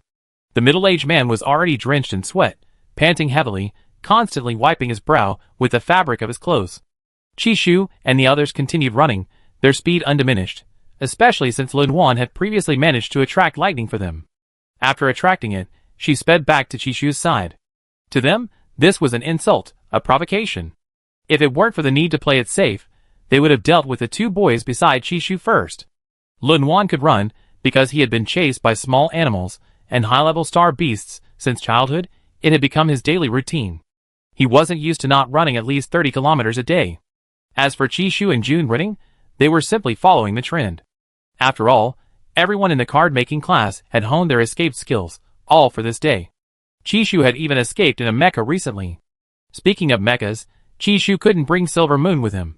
The sandstorm was too intense, and fine sand could easily get into the mecha, causing it to jam. Despite being capable of withstanding water and fire, these mechs are utterly vulnerable to the sand of this desert. The sand on Desert Star contains fine metallic particles, which can malfunction most flying vehicles, making it impossible to transport large quantities out of the planet. Furthermore, this sand becomes extremely difficult to remove once it adheres to the mechs. It's ubiquitous and impossible to defend against. Therefore, Chishu didn't bring his mech in the first place. June Running and Lun Wan faced the same situation. If they brought their mechs, the sand would make them difficult to bring back. Don't be fooled by the seemingly simple rules and few restrictions set by the organizers. In reality, due to the sheer volume of sand and its unique composition, many things simply wouldn't work even without restrictions. As expected of an intergalactic competition, first place isn't easy to win. Chishu looked at the newly acquired water drawing card, wondering if it would drain all the water needed by the small animals in the desert. June Running noticed his concern. Don't worry, this water is excess water from outside the atmosphere of the desert star. Chishu didn't understand the water storage principles of these planets, but since June Running said so, he used it without hesitation. Seeing the three men behind him gritting their teeth and straining to catch them, Chishu glanced back, the star card between his fingers, his eyes cold and sharp as if he were activating a spell on a talisman. The skill text on the star card disappeared, seemingly scattered with the sandstorm. 1 second, 2 seconds, 3 seconds passed. Chishu marveled at how cool and awesome the star card was without side effects. More and more water rained down from the sky. Chishu discovered that he could indeed use his will to condense high-pressure water jets and pour them over the three men. Splash.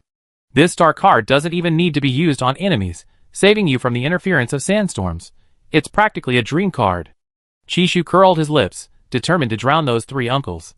His water jet drenched them mercilessly, the massive flow leaving the uncles, who had been fantasizing about taking Chishu's head and traveling the world, stunned and bewildered.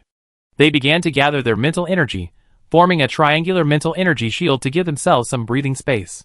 But this also meant their mental energy was being consumed extremely quickly. Chapter 215. Lun Wan stopped running. A dozen minutes earlier, the effects of all of Chishu's intermediate-level star cards had ceased, and his clothes were dry again. Taking advantage of this lull, he took out perfume to mask his scent and stayed to watch the battle. He looked at June Running, his tone questioning, "Why don't you use this star card yourself?" June Running answered honestly, "With my abilities, I can only achieve 1/10 of Chishu's power. His water jet is 20 centimeters in diameter, mine is probably only 2 centimeters at most." Lun Wan, "It can be like that? You tried it before?" June Running nodded, "Yes, I had someone from my family try it before. The higher the energy level, the better the effect. If I used it myself, I'd probably only be able to get it into that old man's eyes, trying to blind him. If he's blind, he can't escape." Lun Wan, "That makes sense." The two turned their attention back to the battlefield. At this moment, Chishu in their field of vision was curling his lips into a smirk, his eyebrows and eyes arrogant and unruly. His personality seemed lively and active, even a little mischievous. The three middle-aged men were already unable to stand after being hit by Chishu's water jet, and Chishu even took the opportunity to use his mental power as an auxiliary attack on them. This time, he truly was 1 against 3. His mouth didn't stop either. "Ha ha ha, didn't you just say you couldn't leave me a complete corpse? What to do? What's wrong with my corpse? It's still standing perfectly fine. Please, middle-aged men, if you can't do it, don't brag." I was almost convinced. The middle-aged men, damn. So annoying. Does this kid have to pretend to die? He keeps saying things that are going to infuriate them. June Running and Lun Wan had no intention of competing with Chishu for points, because if those three uncles really wanted to deal with him, their mental strength and physical prowess would be more than enough to give them a hard time. Chishu was different. Anyone who had watched the Imperial and Federation's high school league knew that Chishu could handle SSS-level opponents in both mental strength and fighting, even with a level difference. It seemed like nothing to Chishu. Such strange things weren't uncommon. Some people had a solid foundation, and could even fight opponents of higher levels, so no one doubted Chishu's ability to fight opponents of higher levels. Livestream.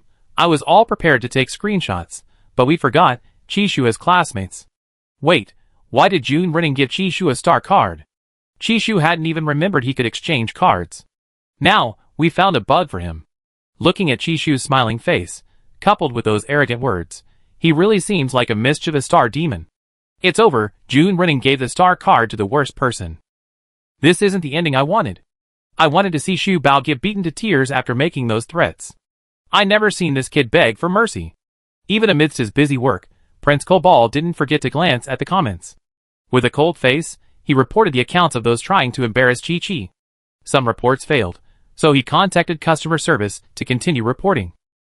He was also piloting his battle starship, processing the list of assassins, who had accepted Chishu's bounty on the Deep Space Network. He could even pinpoint the starships lingering near the port of Desert Star. Hayne only knew that His Highness was researching the quantum computer system before. Only now did he realize that His Highness had learned to hack into the quantum computer system without anyone noticing.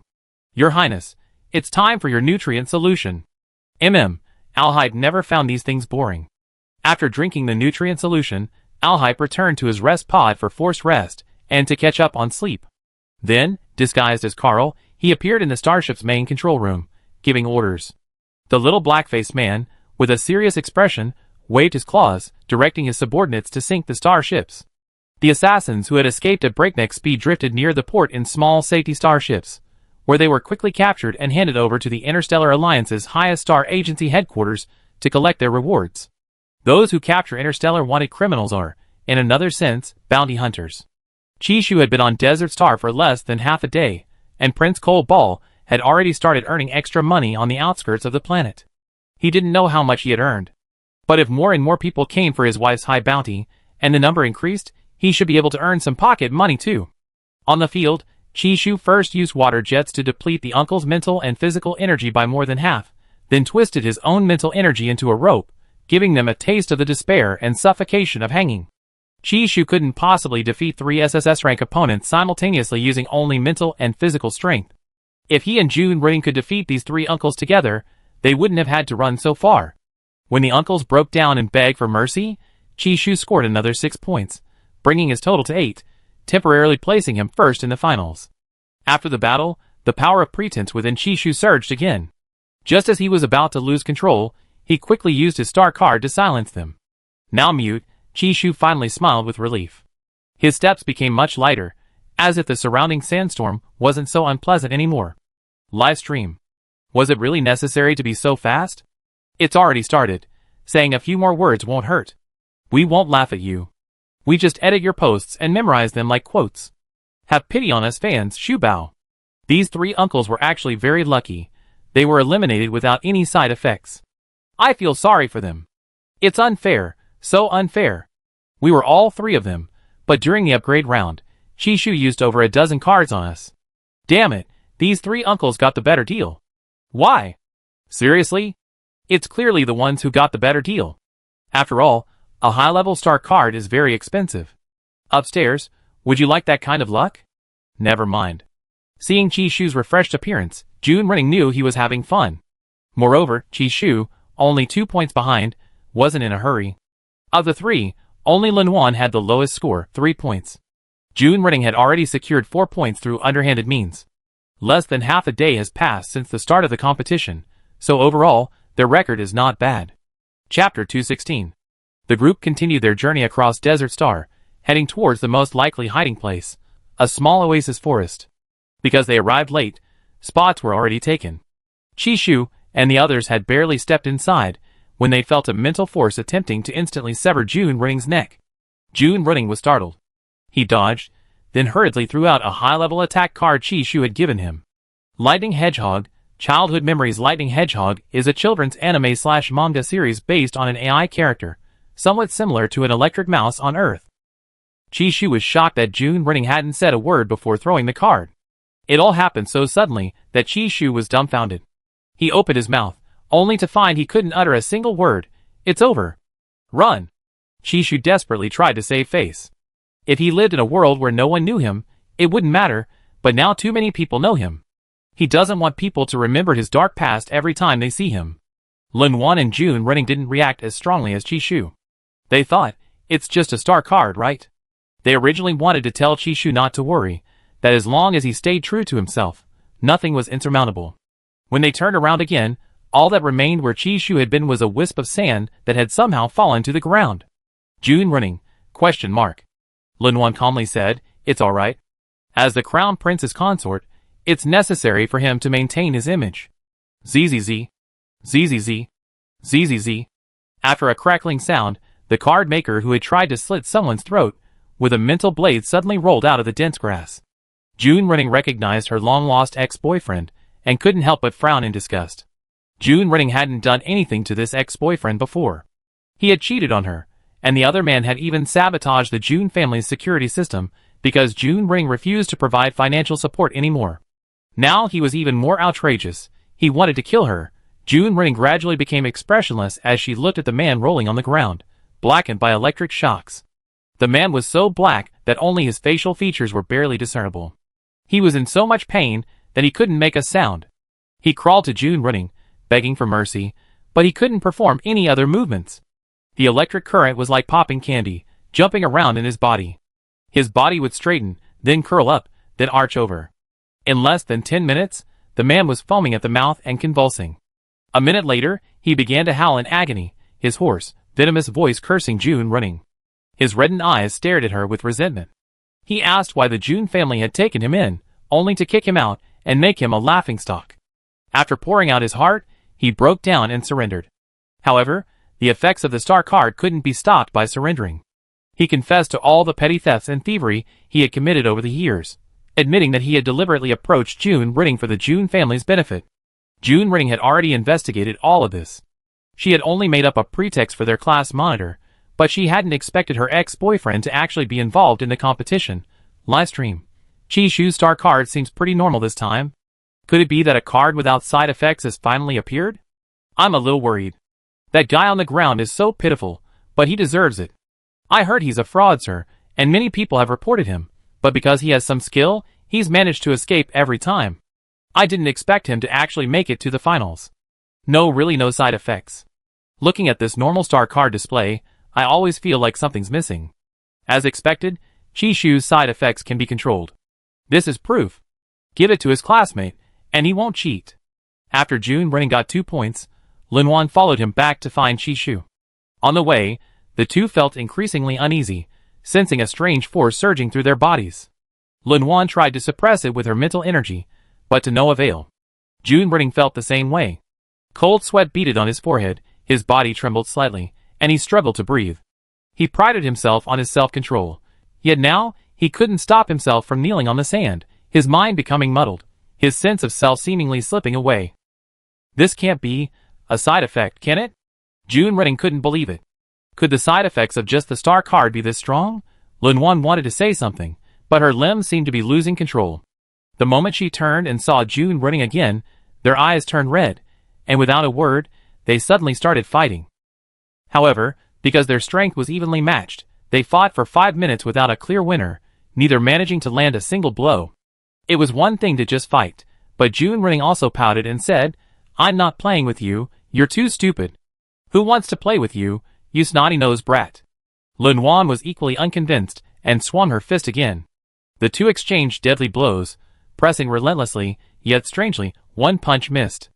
Chi-Shu, who had run far away, waited for a long time before returning to find his two classmates with the mental capacity of 3 or 4 years old. Chi-Shu, The crucial point was that he couldn't speak. He frantically waved his hands to stop them, but they completely ignored him, even shoving him. "Get out of here!" Chi-Shu, Livestream. Wait, lowering their age doesn't eliminate them. This final is different from the promotion rounds. The rule is that as long as you don't kill anyone, you won't be automatically eliminated. It'd be alright, haha. May the world be at peace. I understand. From now on, Chi-Shu will temporarily act as a kindergarten teacher and take care of the kids. He's so caught up in the side effects himself. How can he have time to care about others? Oh no, this side effect is really fun. I want to see it. Inta grinned happily. Can you get a little closer to take the picture, Monitor Ball? Chi-Shu's classmates finally got their wish about the side effects. From the moment June Ring confidently accepted the star card, they knew this day would come. Linwan, an ordinary person who enjoys being an outsider, but has to go along with his classmates' antics, has a lifelong dream: to be an ordinary NPC. June Ring, a boy who always exudes a melancholic aura when he's in a bad mood, loves sitting by the window watching the rain hit the glass. His art style is always so beautiful. These two seemingly unrelated classmates were brought closer today because of a high-level star card. Chi-Shu was frantically trying to figure things out. His classmates had worked so hard to get to where they were today. Abandoning them now would make him regret it for his credits. And who would make him cool star cards afterward? Good heavens, what was he going to do? He should have known better than to exchange the cards. A gust of wind blew by, and June Ring's voice, forced into a childlike tone, asked Chi-Shu, "Excuse me, do you know where this is?" Chi-Shu pointed to his mouth. Lunwan suddenly stopped what he was doing, releasing June Running's arm. He said speechlessly, "You're so stupid. Didn't you realize he's a little mute?" Chishu, help. What kind of weird combination is this? Chapter 217. Livestream.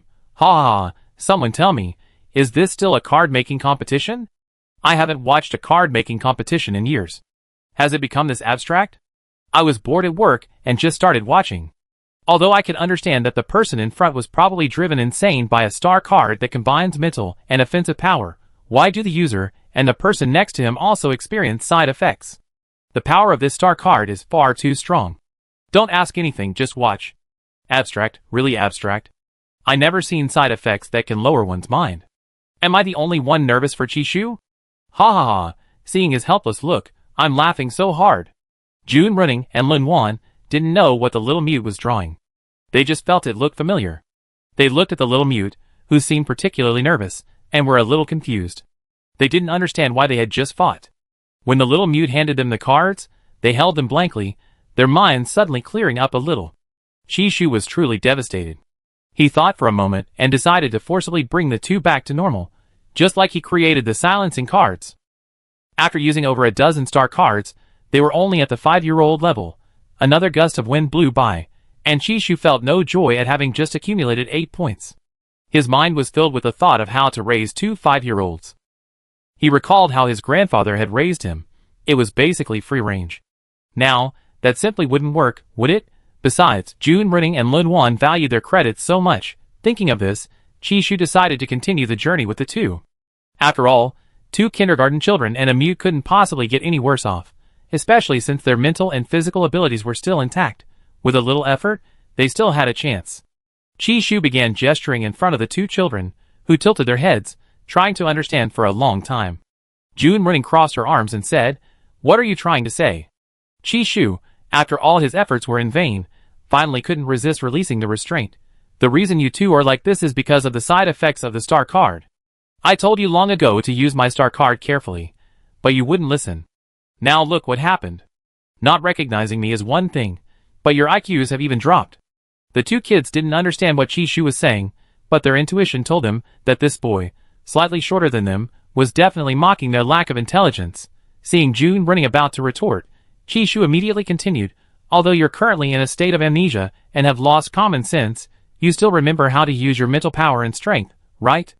June Running and Lunwan were initially quite unhappy, but because Chishu had hit the nail on the head, their previously uneasy hearts suddenly felt a little expectant of him. They thought that this guy who liked to gesture and dance might be someone they knew. Yes, and then? Lunwan looked at Chishu, her little expression very serious.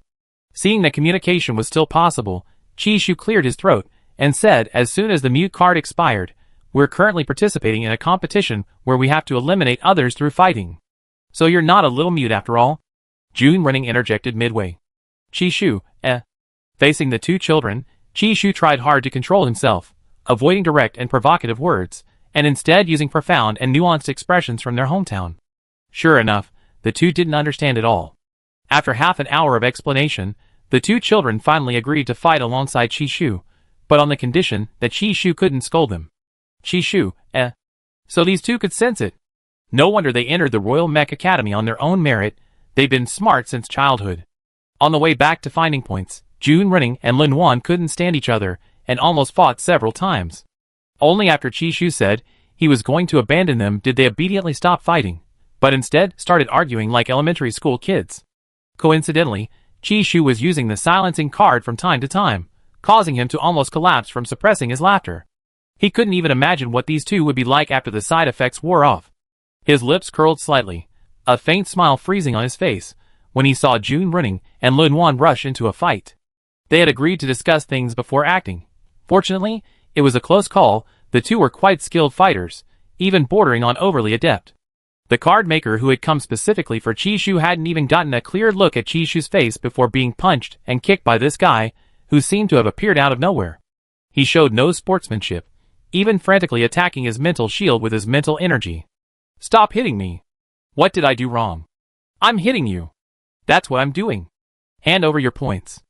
As an SSS-level mental power expert, he was never afraid to appear in the sight of people whose identities and strengths were unknown. So he naturally waited for Chishu to make the first move.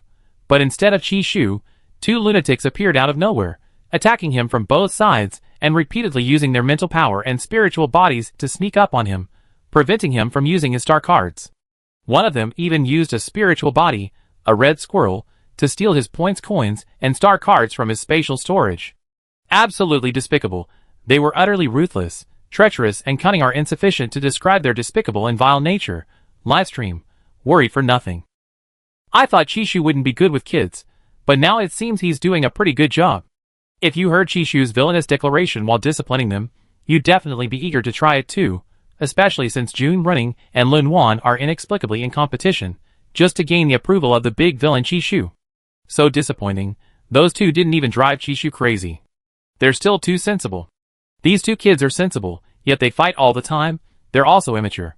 Yet they accumulate points in a very short time. June Running and Lin Wan each earned 1 point. Chishu was very satisfied. At this rate, even if June Running and Lin Wan didn't know how to use star cards, they could still win a place in the competition. June Running glanced at his spatial button and looked curiously at Chishu. There are a few star cards with connected symbols inside. What kind of star cards are they?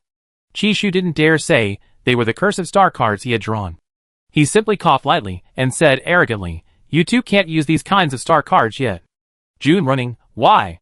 Because using these star cards will have negative effects. However, you can use those that look like caterpillars, Chishu said.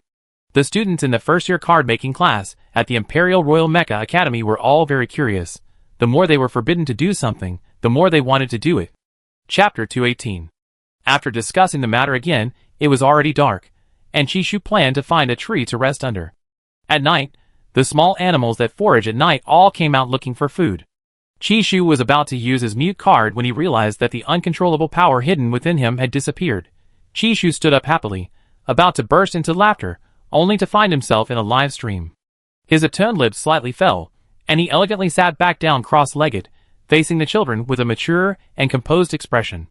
"Time's up, drink your nutrient solution." "Okay." The two responded quickly. Since they had nothing else to do, they each drank 2 vials of nutrient solution in a competition, then stared blankly at Chishu, asking what to do next. "Now you two rest, I rest too." Chishu reluctantly picked up Cotton, who had just woken up and only moved its wings slightly, and ordered, "Cotton, stand guard.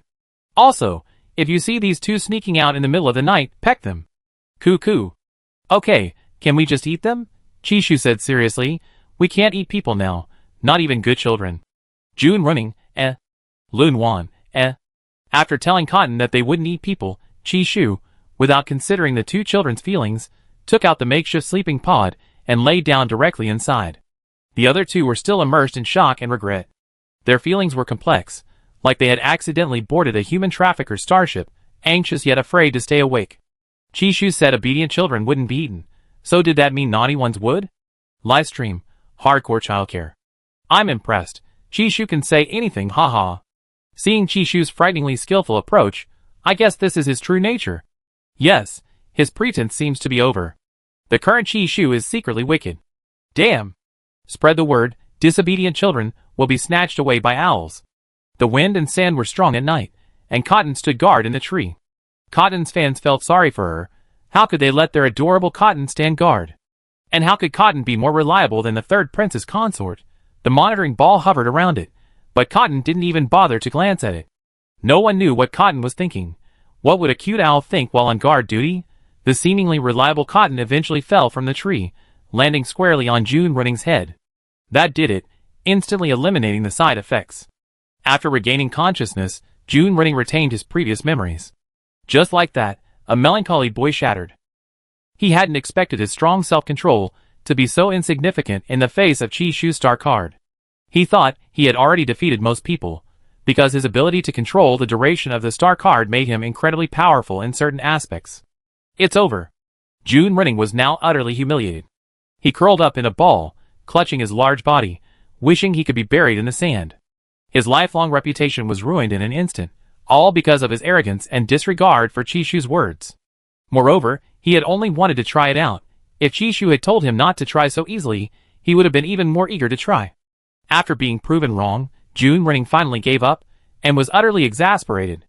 Images of his childish arguments and fights with Lin Juan kept flashing through his mind, and gradually, his cheeks flushed red. Fortunately, Lin Juan had also been affected by the skill. He wasn't alone. In the latter half of the night, he couldn't sleep at all, and it was then that he noticed an owl sleeping soundly beside him.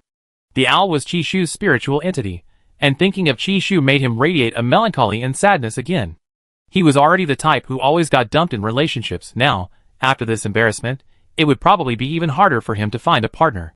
The more June Ring thought about it, the more devastated he became, and he couldn't help but let out a sob. But because he was still in the live stream, he hid all his grief deep inside, as if nothing had happened. Yes, he really needs to thicken his skin, otherwise how will he survive? His older brother, June Roland, loves to mock him. He doesn't know how he'd be mocked when he gets back. If he could, he hoped Qi Shu could make a time travel card so he could travel back in time and run after Qi Shu the moment the card was thrown. You're awake? Dawn was breaking. Qi Shu emerged from his rest pod and found June running in a makeshift tent, propped up on his knees with his elbows, chin resting on his hand. A melancholy and sorrowful aura emanated from him. Qi Shu, well, it seems the side effects are over. That's great. June running picked up the owl that had collapsed his specially made tent roof and hit him, his voice hoarse and sorrowful. Thank you for your owl. I'm awake. This awakening was loaded with meaning. Qi Shu understood what it meant. Don't dwell on it, let it go. Otherwise, June running would really find a tree hole to hide in, and lock the monitoring ball outside. Oh, drink the nutrient solution when you wake up. Qi Shu, as if used to taking care of a baby, casually said this, but who knew that June running, who had just picked up the owl, turned bright red, as if she was about to turn to stone. Qi Shu didn't expect that drinking nutrient solution could make June running so frustrated. June running thought of the scene of her and Lin Juan competing to drink nutrient solution, and her vision went black again. Okay, I know. June running put the soundly sleeping and heavy owl into Qi Shu's arms, and then said, I'm going to the toilet. Lin Juan, who had slept all night, immediately sat up when he heard that he needed to go to the toilet, poked his head out of the tent, and then pressed the retract button, and the automatic tent disappeared on the spot. He groggily raised his hand and said, I go too. Qi Shu nodded, pursing his lips without laughing out loud. He paused for a second before saying, let June take you. Lin Juan knew the owl in Qi Shu's arms was too lazy to even look at him. It seemed the owl didn't like his meat, and hadn't eaten him. June what? I'm going too. June running watched the painful memories resurface, and he could only remain silent. He knew he couldn't argue with a child, but he just couldn't empathize with Lin Juan, who was 1.87 meters tall. Sadness welled up inside him. June running felt he could move out, drop out of school, and give up his credits. It was too embarrassing. June what? Why aren't you saying anything? Is the toilet really this way? I think I went the wrong way. Lin Juan's face turned bright red, then hurry up and find it again. I can't hold it anymore. He thought he'd get there in a few minutes, but who knew that June what, who seemed so confident, would lead them astray. If he hadn't been struggling to figure out the navigation on the terminal, he would have come by himself. Then wait a little longer. June running watched Lin Juan fidgeting. Her posture told him she was in a real hurry. Oh no, what if Lin Juan wet her pants? She'd definitely chase after him and kill him. Chapter 219. Qi Shu was still unaware of what had happened between the two. He suddenly remembered he could make a mask to wear on his face, but the handkerchief-like veil got clogged with fine sand. It wasn't completely clogged at once, but it definitely wouldn't work in the long run. Undeterred, Qi Shu took out a thin piece of metal from his personal storage compartment. He planned to make a metal mask, but both sides were covered in sand. Metal wouldn't work, but surely a plastic-like material would, so he watched helplessly as his transparent mask, resembling a plastic bottle from Earth, was blown away by the wind. He still didn't give up. Wondering what about adding straps? He made another one, and finally succeeded, only the appearance was somewhat ugly, a beggar with a mask on. But before he could even use the mask for 2 minutes, the plastic started to melt under the direct sunlight. Qi Shu. Is the light here poisonous? Because the map of Desert Star was only released at the very end, no one had time to prepare special masks, and the Interstellar Alliance didn't sell any of the corresponding masks. In conclusion, the organizers did this on purpose. While Qi Shu had been waiting for quite a while, June running, and Lin Juan still hadn't returned. Two unfamiliar figures were approaching him from afar, seemingly fighting while running. Qi Shu immediately climbed a tree, creating a 3-minute intermediate invisibility card on the spot. After the viewers in the live stream recognized the approaching figures, they all advised Qi Shu to quickly get away from this dangerous place. Meng Jichen and Lu Chen were tied for first place last year, and they had fought fiercely there. This year, they were at each other's throats again. Qi Shu looked in the direction the two had come from, the same direction June running and her companion had disappeared. His heart sank. He thought something bad had happened. Just as he was about to check his terminal to see if the two classmates' avatars were still lit up, a strong gust of wind nearly sent Qi Shu and Mianhua, who was preening her feathers in a tree, flying. Qi Shu quickly scooped Mianhua back into his mental sea, then hugged the sturdy tree, marveling. So this is what it means for gods to fight? His ability had barely extended when he saw that both of them had activated shields. One was handsome with a forced smile, the other had a sinister look and slanted eyes. A high-level star card that can only create wind. Meng Jichen, your level has dropped. If the teacher knew, he'd definitely think you're unmotivated. Lu Chen, with his slanted eyes, smiled, but as soon as he finished speaking, the powerful wind gradually transformed into invisible wind blades, dense and terrifying, flying towards Lu Chen. As the wind blades gathered, they snapped many leaves and inevitably passed by Qi Shu. Before he even noticed, a wind blade grazed his forehead, drawing blood instantly. Qi Shu wanted to activate his mental shield, but worried that the two powerful figures would detect it, so he silently used the star card Lin Wan had given him. The star card had the words "protect from all physical injuries" scrawled on it. His ability quietly activated the star card, making him invisible. He looked around and couldn't see his monitoring sphere. It had blended seamlessly into the environment, beautifully invisible. Qi Shu felt conflicted. Whether he stayed or left was also problematic. It was already the second day. He couldn't be as lazy as on the first day. He needed to accumulate enough points to exchange for a flag at the oasis, and plant it on the desert tower. Outside the large tree, Lu Chen, whose mental shield was being relentlessly battered by the wind blades, looked somewhat surprised. However, just as he was taunting Meng Jichen, he had already set two self-destruct cards grazing Meng Jichen's arm with the wind. Unfortunately, Meng Jichen already knew what kind of person Lu Chen was. From the moment he met Lu Chen, he hadn't stopped using his defensive cards. Realizing he had wasted two star cards, Lu Chen's face darkened, and a mental energy blade, almost solidified into a tangible form, flew towards Meng Jichen.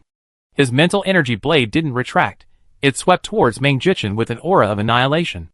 Meng Jichen, already familiar with his opponent's skills, flipped and jumped, dodging Lu Chen's mental energy blade.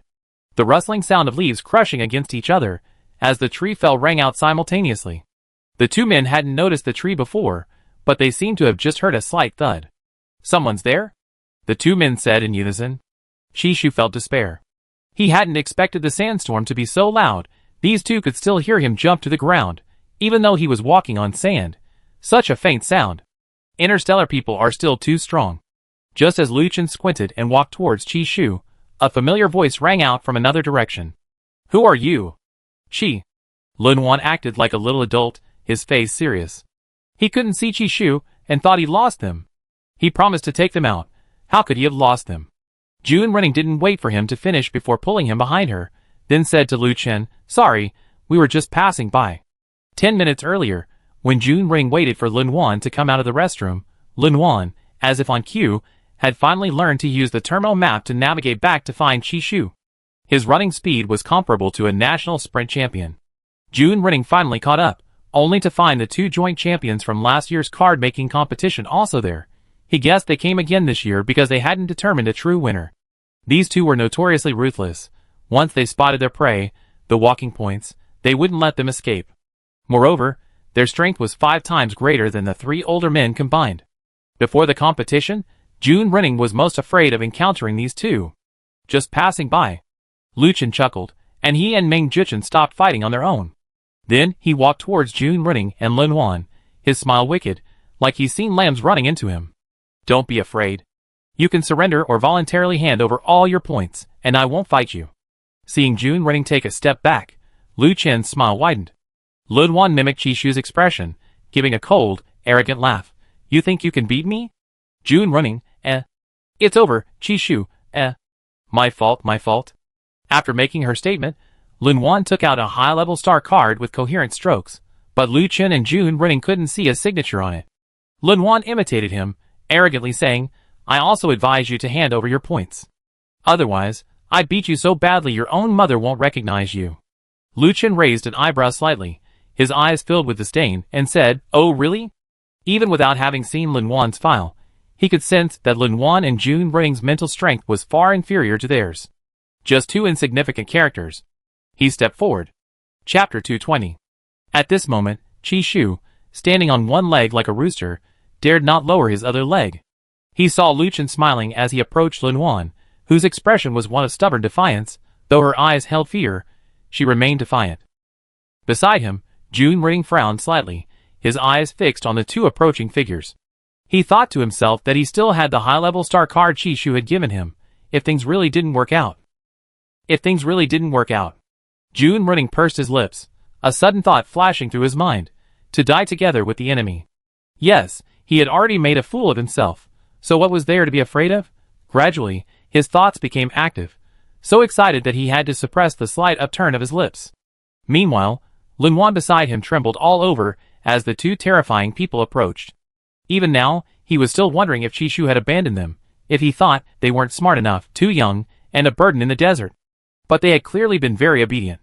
Qi Shu watched as Lin Wan pouted, her eyes red-rimmed, clutching the 3-star cards tightly in her hand. June Running seemed to have emerged from her sorrow, a mischievous glint in her eyes. Qi Shu. Lin Wan was still young, so there was no way she could grab him and run. Although they were classmates, Qi Shu was determined to be a model of male virtue. If he were to run, he yelled so June Running would grab him and run. Perhaps because the three of them were more aligned than ever before, Qi Shu, standing on one leg, slowly lowered his other foot. His star card's validity period reached its limit, and his figure immediately appeared. The hem of his khaki coat fluttered in the wind, his slightly long black hair was tied in a low ponytail, the black ribbon gently swaying, and a few stray strands of hair fell to one side of his forehead. Lin Wan was the first to spot him, but after a warning look from Qi Shu, he obediently stood behind June Running. Qi Shu steeled himself, telling himself that these were all his star cards anyway, no matter how much he disliked them, what was coming would come. If necessary, he'd deal with it as it came. Qi Shu gave June Running a look, and his mental energy seemed to weave an unbreakable cage, instantly imprisoning the two SSS-level individuals in place with lightning speed. The two reacted immediately. Fortunately, they had their mental energy shields constantly activated. However, this thought didn't put them at ease. They hadn't expected that the sudden, cross-level mental energy attack could actually compress their mental energy shields. The forcibly compressed shields began to crack. When they turned around sharply, they realized that the person who had made the noise when the tree fell was Qi Shu. This guy could even make invisibility cards. Qi Shu frowned slightly. He couldn't afford to be distracted. Forcibly binding two SSS-rank individuals would exhaust his mental energy. He expected this, but a minute passed, and his crudely crafted cage held for another half-minute. At this moment, Cotton, finally awakened, emerged. It circled against the wind once before targeting Lu Chen, who was controlled by the mental energy cage. Lu Chen hadn't expected a third person besides himself and Meng Jichen to be present. Looking up at the swooping owl, he was startled. If he could, he wouldn't want to clash with Qi Shu's mental energy. The guy's mental energy imprint forced them to be wary. But they had no other choice now. Qi Shu appeared effortless, but in reality, undertaking such a large-scale project was extremely difficult. Moreover, he was a novice. Boom!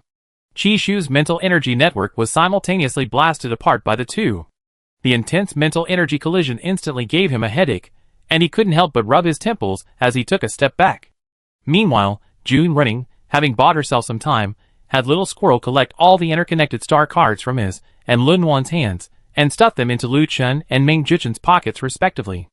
Regardless, their goal was achieved. The stronger Lu Chen and Meng Jichen's mental energy, the greater the damage from the mental energy imprint on Qi Shu's body. Their flesh felt as if it were being torn apart, their internal organs ached, and their stomachs churned. However, their physical abilities were high, and their strong self-control prevented them from writhing on the ground even in excruciating pain. Only the blood trickling from the corners of their mouths betrayed them. They hadn't yet sensed the change in the surrounding air.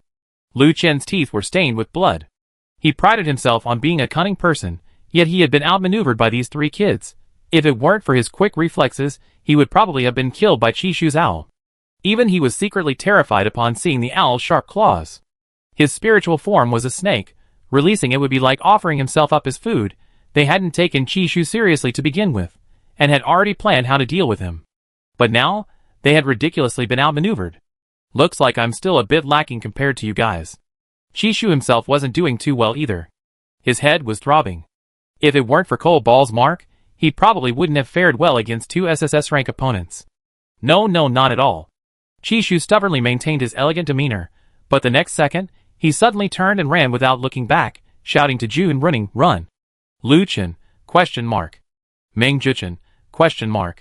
After hearing those two words shouted by Chishu, their expressions turned grim.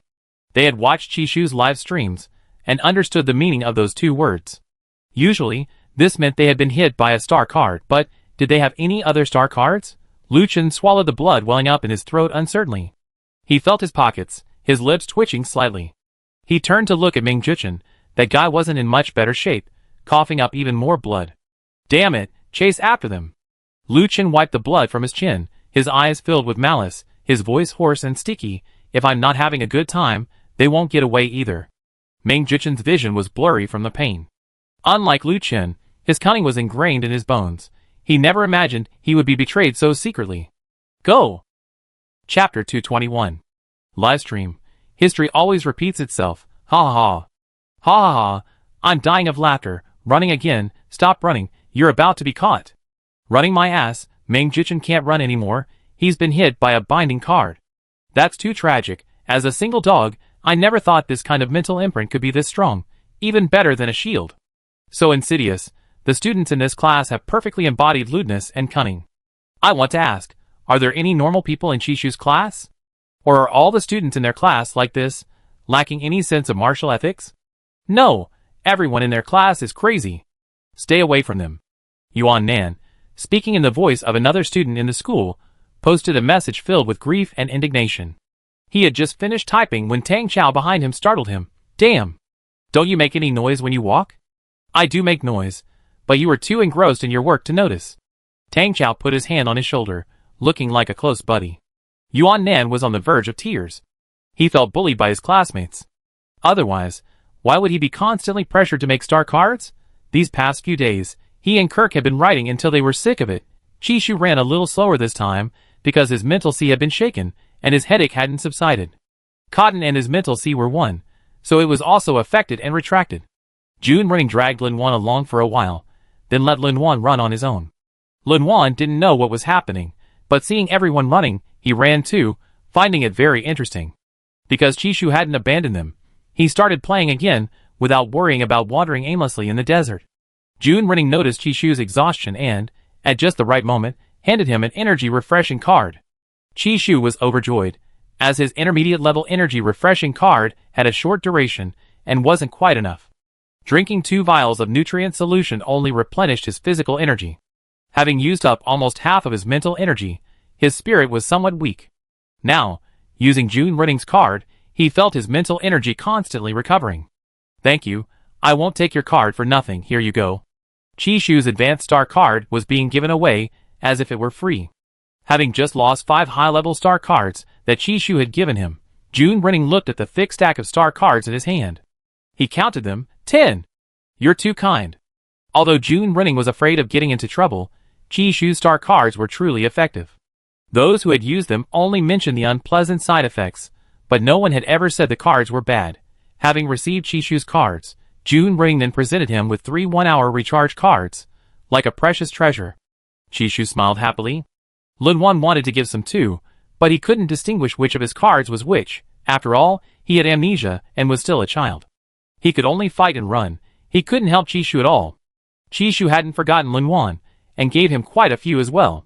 Lin Wan thought for a moment, and decided to randomly give a few cards to Chishu. That way, she couldn't go wrong. But Chishu said, give them to me when you're back to normal. The group ran and exchanged star cards. Chishu's head gradually stopped hurting, but Lu Chen ran up behind them. Meng Juchen, who was hit by a high-level binding card, could only not move his legs. He eventually drew a top-level defense card, and a card that absorbed all the surrounding energy. After converting Chishu's star card energy into his own, his condition visibly improved. He had originally saved this card for the final rounds, but now he had to use it early. Thanks to Chishu, he was in such a sorry state just now, experiencing symptoms like sand in his mouth, desert animals crawling on his body, and his behavior becoming abnormal. He even almost blurted out that he had put a mouse in Lu Chen's blanket. That damn Chishu. Does he really think he can escape this time? Livestream. I finally saw someone break free from Chishu's star card restraints. Meng Jichin is the previous champion. Dealing with Chishu shouldn't be a piece of cake, right? Yeah, so easy. But who was the one who just coughed up blood? Chishu only got away with it because of the third prince's mental imprint. Otherwise, he would have been eliminated long ago. Wait, the person upstairs is being so hypocritical. They can fight SS Plus with SSS. So what if he has his partner's mental imprint protecting him? This competition is about the strong being respected. The only rule is no killing. Besides, are you ignoring the power of Chishu's star card? So cool.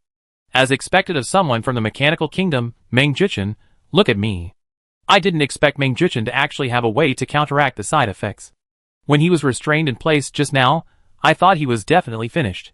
Chishu also felt he was doomed. He hadn't expected Meng Jichin, who had been imprisoned by the card, to come back. This man's expression was no longer gentle, his face was ashen, like a zombie that could run freely, fearless even under the sunlight. Lu Chen didn't absorb the card, his entire body was being torn apart by several damn forces. Gradually, distorted, yellowish images appeared before his eyes, like the visual distortion caused by the scorching heat of summer. Hot, very hot, extremely hot. This was only the first layer of change occurring in his body. Next, a fusion of water and fire began. One moment his teeth chattered from the cold, the next he felt so hot he wanted to take off his clothes.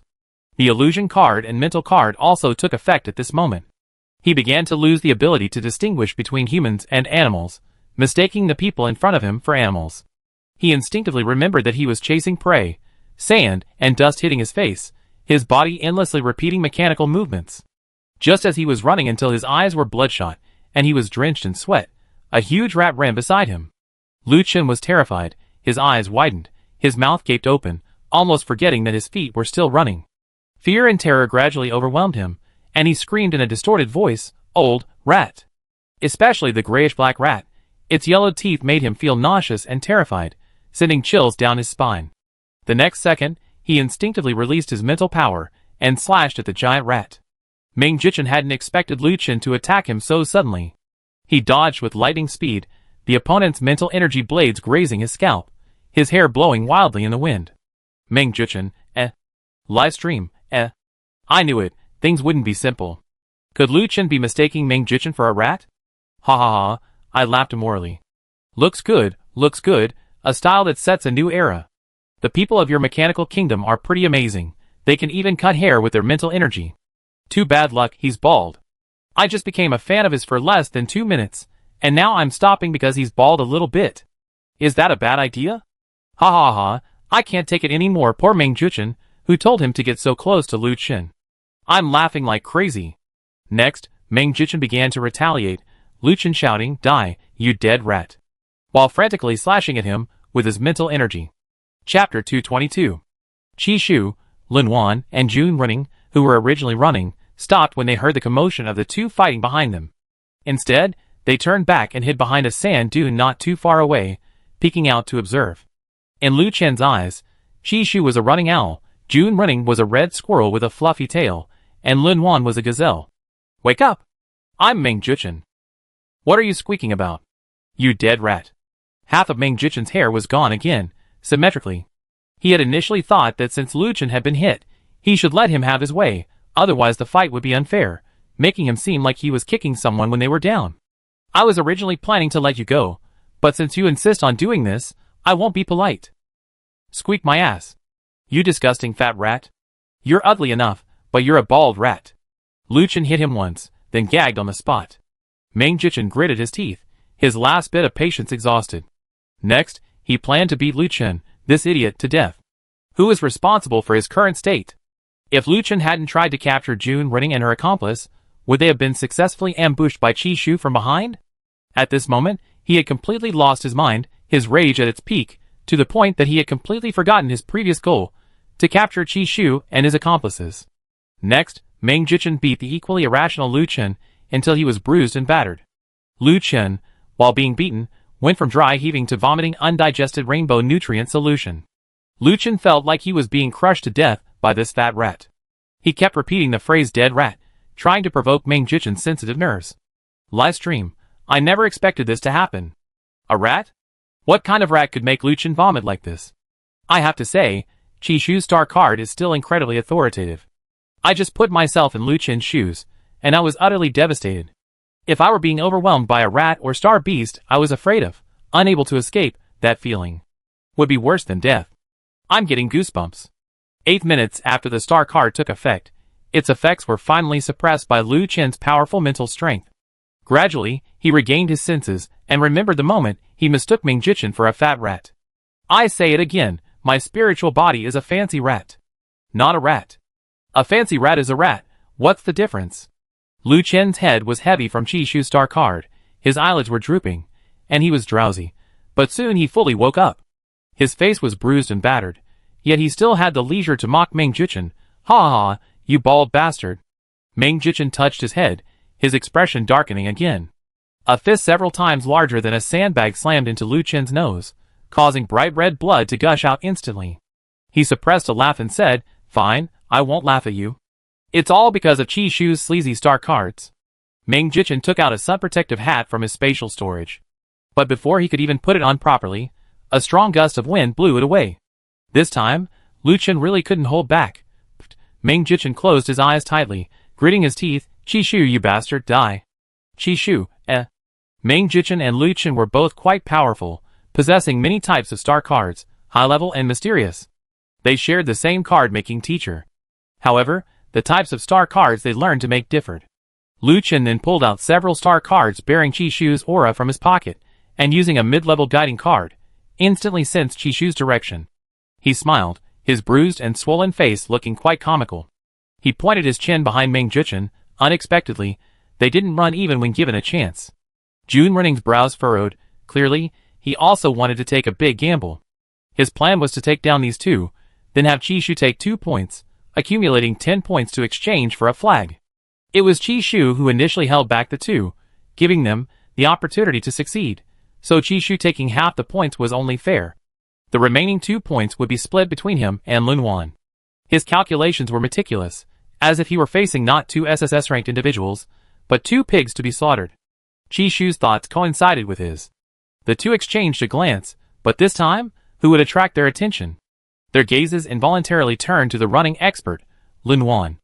Although Lunwan didn't understand many things, he knew this was definitely not a good thing. He said hesitantly, "I'm still a child."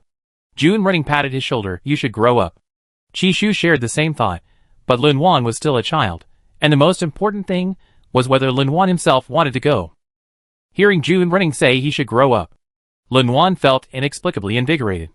He rolled over on the sand of the reverse slope, then sat up and patted his chest, saying, "Don't worry, I definitely be obedient."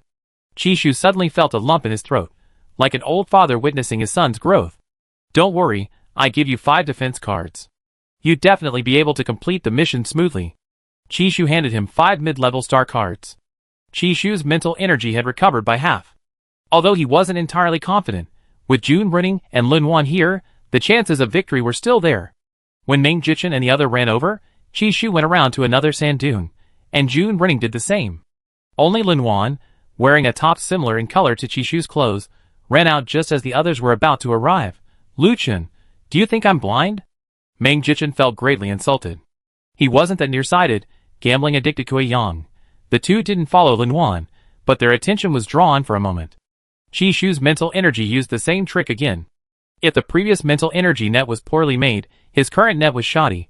Of course, it was also a feint. Meanwhile, Jun Running once again had the little squirrel go against the wind, preparing to stuff the star cards into Ming Jichin and Lu Chen's pockets, and then activate them. This time, however, the little squirrel was caught. Most people in the several live streams gasped. Ming Jichin grabbed the little squirrel by the scruff of its neck and sneered. "So, you were the driver who brought those star cards over earlier, huh? You had a tough job." Just as the viewers in the live streams held their breath, worried about the little red squirrel's life, the situation reversed again. It turned out that the little red squirrel's capture was also part of their scheme. The 4 top-tier star cards that Chishu had transmitted using his mental power had already landed above their heads. The star cards slid off their faces. Lu Chen caught a star card, and saw that the symbols on it hadn't disappeared yet. He counted 10 symbols. Ming Jichin, 4? The two of them stood there, stunned, completely unaware that the 5th star card had landed between them, with the words "The toad wears new clothes, the rat celebrates the new year" written on it. Chapter 223. What does it feel like to be trapped in place by 5 consecutive top-tier star cards? At this moment, only Lu Qin and Ming Juchen know what it's like. They thought that mass-producing high-level star cards was Qishu's limit, but they never expected that Qishu could actually produce 5 top-tier star cards in 2 days. Even Lu Qin, whose mental strength reached SSS level, only dared to produce one on his first day, fearing that one top-tier star card would consume most of his mental strength. Ming Juchen produced 2, and needed to rest for most of the day to recover. What does 5 consecutive top-tier star cards mean? Even if their teacher came, he could only produce 3 under the best mental condition. Qishu was just a young man who had just turned 20. Because of his youth, some arrogant big shots always underestimated his strength. Lu Qin, having given up all hope, stopped running and instead joined forces with Ming Juchen to weave a net, an eye for an eye, a tooth for a tooth. As the massive mental energy net rushed towards them along with the sandstorm, Qishu squinted, both shocked and seemingly expectant. This mental energy net was double-layered, far stronger than his crudely made one from before. Jun Running and Lin Wan were also stunned. They had been focused solely on completing their plan, unsure of what would happen afterward. Seeing their most decisive member caught in the mental energy net, they began to panic.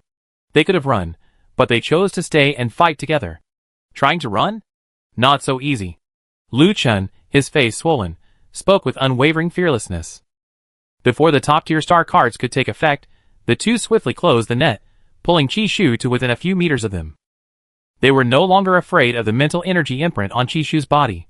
Even though they were spitting blood all over the ground, they were determined to drag Qishu along to suffer with them.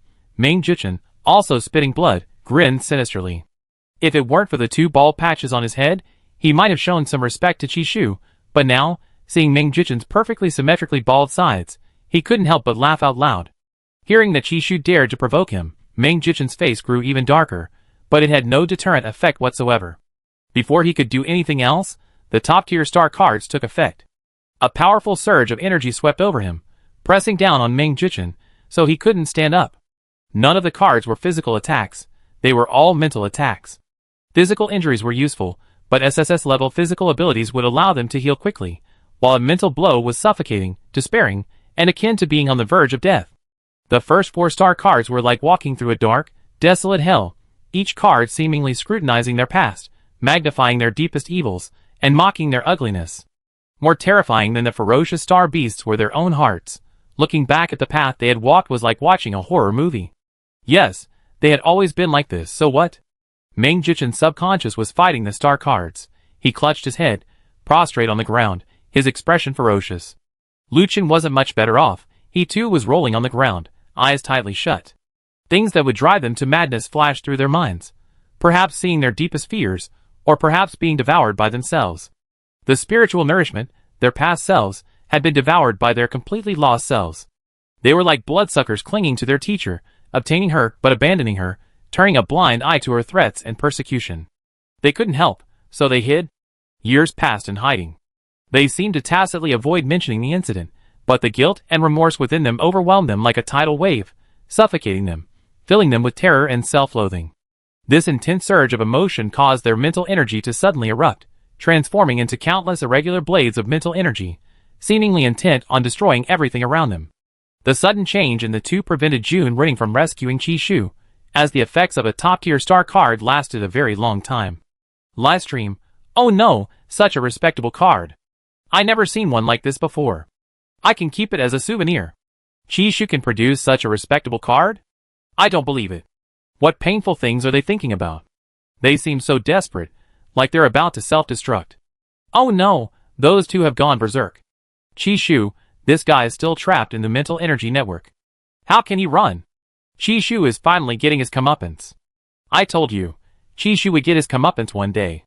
Congratulations. Qishu has no way to escape now. He's going to get caught in the crossfire. Luckily, those two managed to drag Qishu away before they were finished. Some people were worried about Qishu, while others were hoping for his downfall. Jun Running was about to teach Lin Wan how to use her mental energy blade to break through their mental energy network and rescue Qishu, but Qishu calmly pulled out 100 intermediate level rebound cards from his pocket. These were the star cards Qishu used most frequently, and the symbols on them were already familiar to the audience. Livestream chat, June running, Even the Cobalt Prince, who was about to command people to storm into Desert Star to rescue Chi-Chi's wife, with his black claws outstretched, fell silent.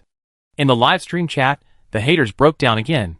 They originally thought Chi-Shu's good days were finally over, but they were slapped in the face again. Of course, Chi-Shu wouldn't fight an unprepared battle. They were ultimately fooled by Chi-Shu's nervous expression.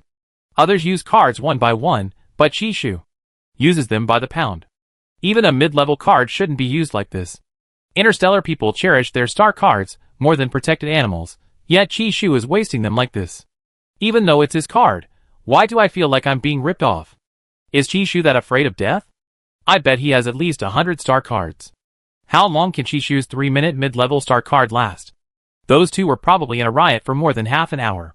Chi-Shu's top-level star card, if uninterrupted, has an effect of 50 minutes. That's a good way to die, just sleep it off. However, 3 minutes have passed, and Chi-Shu has taken out several more kilograms of star cards. Livestream, These past 2 days, Chi-Shu has been making cards as soon as he sits down, his mind wandering while he makes them. If it weren't for the need to use the silence card, he could have made even more during his breaks. The counterattack card isn't an offensive card, it's a counterattack defensive card. Chi-Shu didn't use it on the 3 uncles, who were chasing him earlier, mostly because he couldn't bear to. He felt there would always be times when he had no choice. Therefore, he saved it whenever he had free time. This led to the current situation. Chi-Shu was demonstrating true extravagance in front of audiences from the 4 major star systems. The audience was heartbroken, and even the professors who taught Chi-Shu's class cried out, "Use only half. Don't use it all." Chapter 224. However, Chi-Shu, who was afraid of both death and social stigma, couldn't hear their words, and even wanted to intensify his attack on June running. He looked up and saw June running and Lun Wan, with their protective shields activated, lying sprawled on the ground as if battered by a strong wind. Their hair was disheveled, and their postures were pathetic, demonstrating how terrifying it was to be simultaneously attacked by 2 people with raging mental powers. Amidst the commotion outside, Chi-Shu sat cross-legged, his mental power shield activated, his hair only slightly tossed about. Chi-Shu, who rarely activated his mental power shield, was surprised to find that his shield was actually quite resilient. With nothing else to do, Chi-Shu decided to make cards while waiting for the 2 experts to successfully complete their tribulations.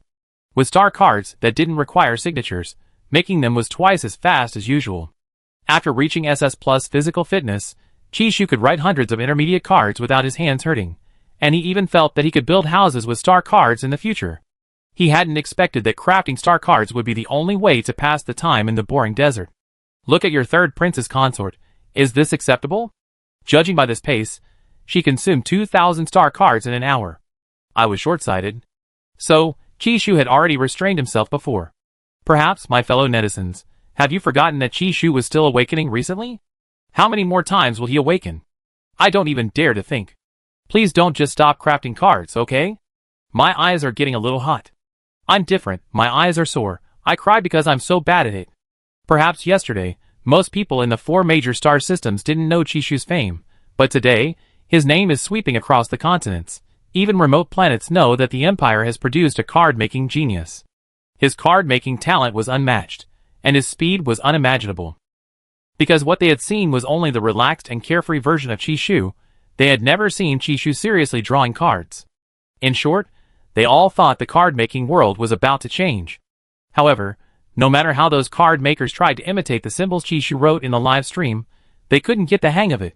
Almost none of the cards they made could achieve the desired effect. Not only did they fail to achieve the desired effect, but some even had their homes blown up. The last time Chi-Shu became famous, some people also tried, and all ended in failure. Back at the competition venue, half an hour had passed since Lu Chen and Meng Jichen were controlled by the top-tier star card. Because the energy of the first 4 cards was constantly consuming and suppressing the mental power of the 2, the 5th card finally forced its way into the circle after the effects of the other cards weakened. The 2, who were in the illusion, suddenly woke up. They looked at the endless desert, their heads throbbing, their mental seas aching, and their limbs feeling as if they were being melted by sand. Having just reminisced about the past, the 2, upon seeing each other, immediately began shifting blame. They had already drawn their lightsabers from their spatial nexus, their eyes fixed on each other's necks. At this moment, neither of them realized the gravity of the situation. Clinging to their last breath, they struggled to their feet when the 5th star card activated. The card-making competition, hosted by the Interstellar Alliance, launched a product similar to the 5 Sense editor this year, a third-party visual editor. This means that what the contestants see in the illusion is also what the audience sees. This technology is hidden in the terminals on their hands. The terminals transmit signals to the live broadcast sphere, which then analyzes the data to create the image. Then, they saw a dying toad fighting a giant gray rat wielding a light blade, a truly grotesque sight. The toad was even wearing the exact same clothes as Lu Chen. What should have been a stylish display of swordplay turned into a chaotic, AI-generated battle. Lu Chen, who had previously mocked Meng Jichen as a rat, hadn't yet realized he'd become a toad. The harder he fought, the weaker Meng Jichen became. Because, as the fight progressed, he realized Lu Chen had transformed into a bronze-skinned toad, suppressing his laughter until he lost all his remaining strength. In the end, they both perished. Livestream chat, give me back my positive image of the big shot. What? How am I supposed to live after this? When will I finally stop laughing when I see Chishu's star card display? Damn it, I'm so upset, so devastated, I can't hold it in anymore, ha ha ha. No matter what kind of death it is, if Lu Chen doesn't want to be the subject of gossip, he should be thinking about how to destroy the world and wipe out humanity. Sorry, we orcs know too. We, the advanced civilization Zerg, know too. Whether you're advanced or low level, you're still a bug, grab it, grab it.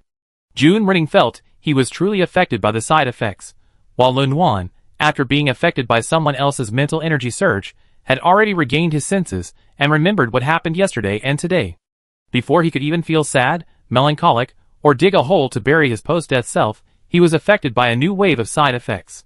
What Jun Renning saw was Chi Shu, a Haliha owl. What Lun Wan saw was Chi Shu, a cool and domineering owl. The owl, wearing large white furry pants, walked towards them, carrying 2 points coins in its wings. The remaining 2 points coins had popped out of the eliminated contestants' terminals. Here you go. Chi Shu gave each of them one. But what Jun Renning and Lun Wan heard was, coo. Jun Renning knew it was a side effect. Now he didn't know whether to laugh or cry, at least Chi Shu was an owl, not some python or giant insect.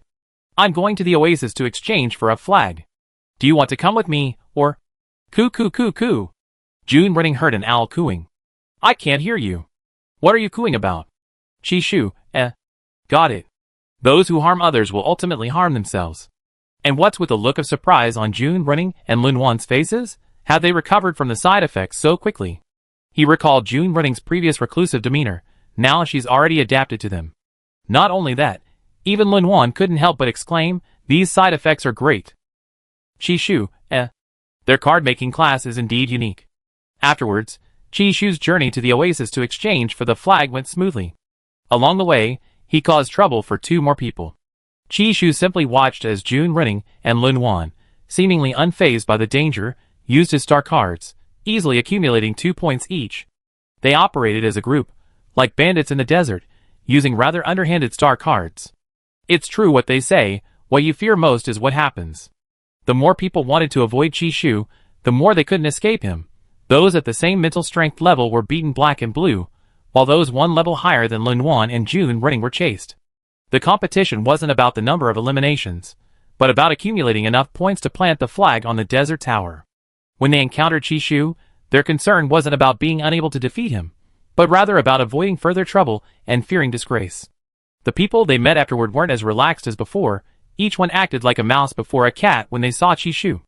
Realizing this, Jun Renning and Lun Wan decided to split up with Chi Shu.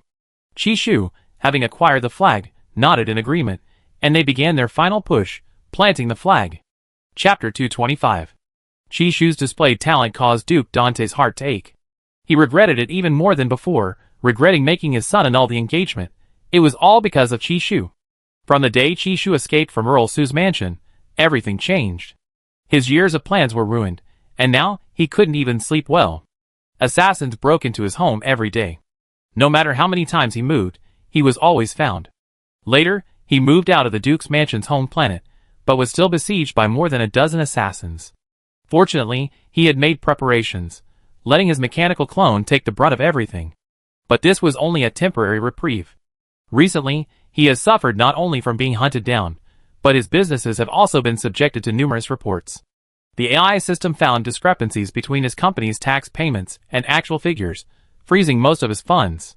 His money, reputation, and life are all threatened. Even the mental seas of his sons have been irreparably damaged, rendering them useless. In just half a month, their Duke's mansion has been suppressed to this extent. He had underestimated Altype's methods. Perhaps while Chi-Shu was shining in various competitions, Altype had already secretly taken action. He knew that Kid wasn't one to swallow his pride, but he hadn't expected him to be plotting something big. Could it be said that the other party had broken the law? Altype hadn't actually violated any laws. Everything he did appeared reasonable on the surface, even more so than his father, Carlos, in balancing gains and losses. Exhausted and haggard, Duke Dante seemed to have aged nearly 100 years in just half a month. The connections he had painstakingly built with the various planets had been severed, his legion was under control, and even his company faced the risk of being completely shut down. That's why he was so obsessed with killing Alcippe before. Old you. Yes, Duke, please speak. Bring out those people imprisoned on the desolate planet. Old you knew Duke Dante was referring to the grand card makers, who had been injected with potions and toxins, turned into protective beasts, and were recuperating on the desolate planet. Old you quickly agreed and dialed the communication line, ordering the guards on the desolate planet to immediately capture all those beast men.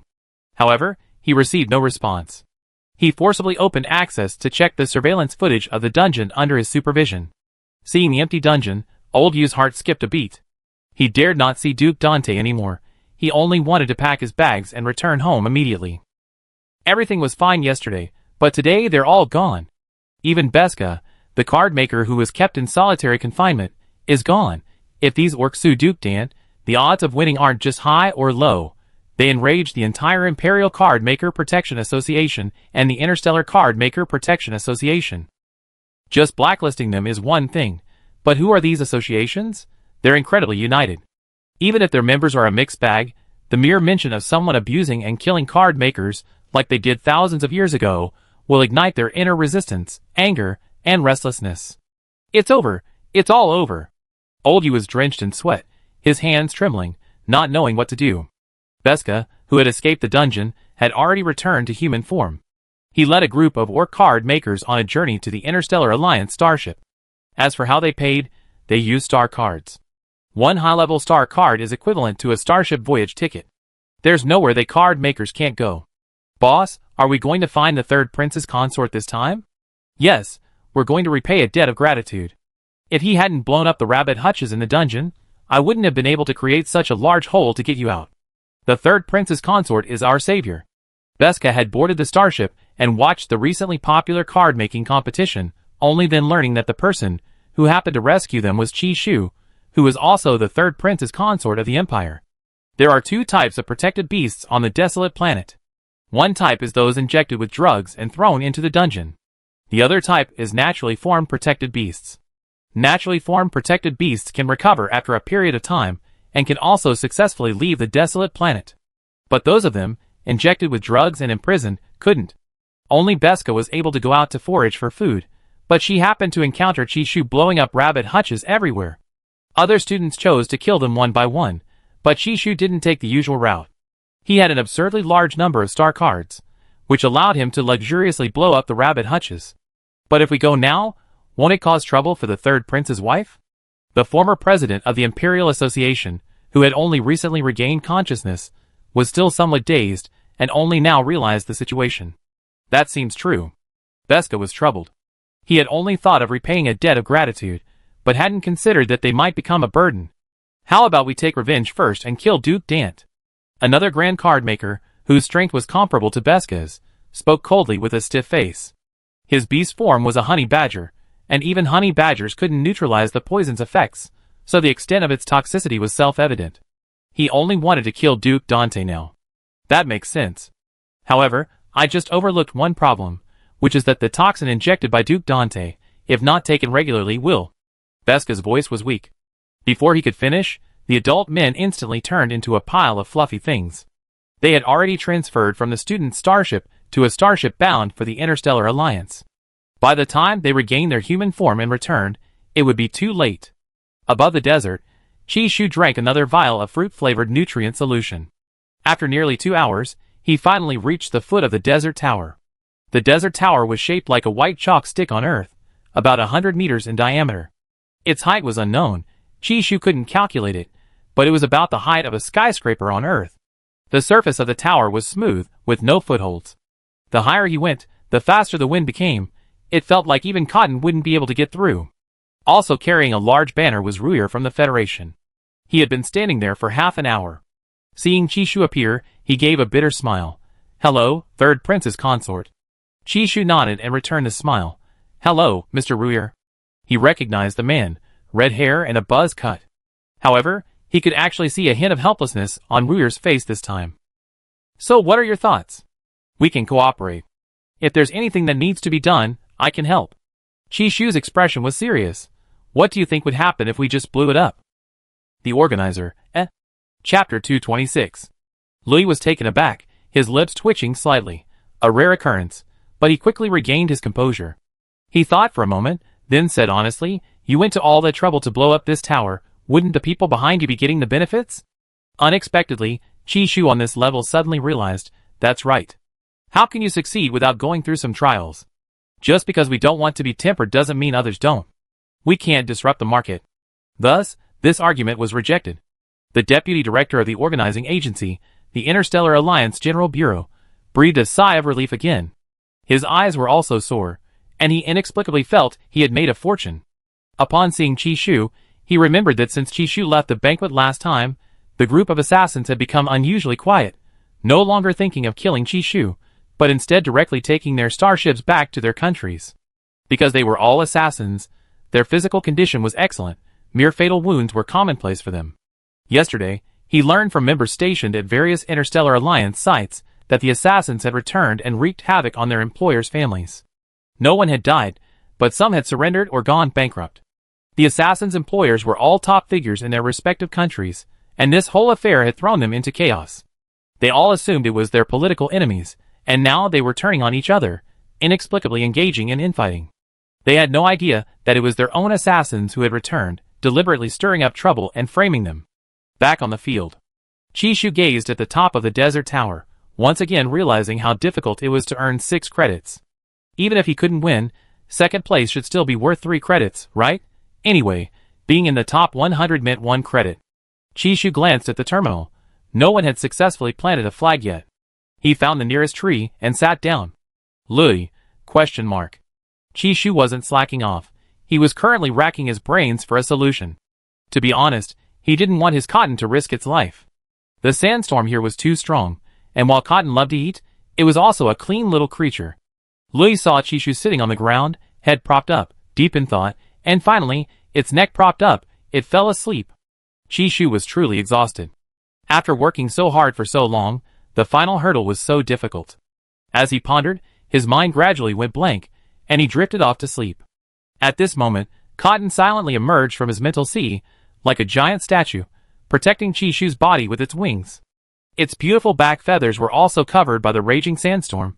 The sand lingered on the feathers for a moment before quietly sliding off. The owl's sharp golden eyes narrowed slightly as it looked at Rui, who was also resting in the distance. Its gaze seemed to warn Rui not to look at Chishu with such strange eyes again.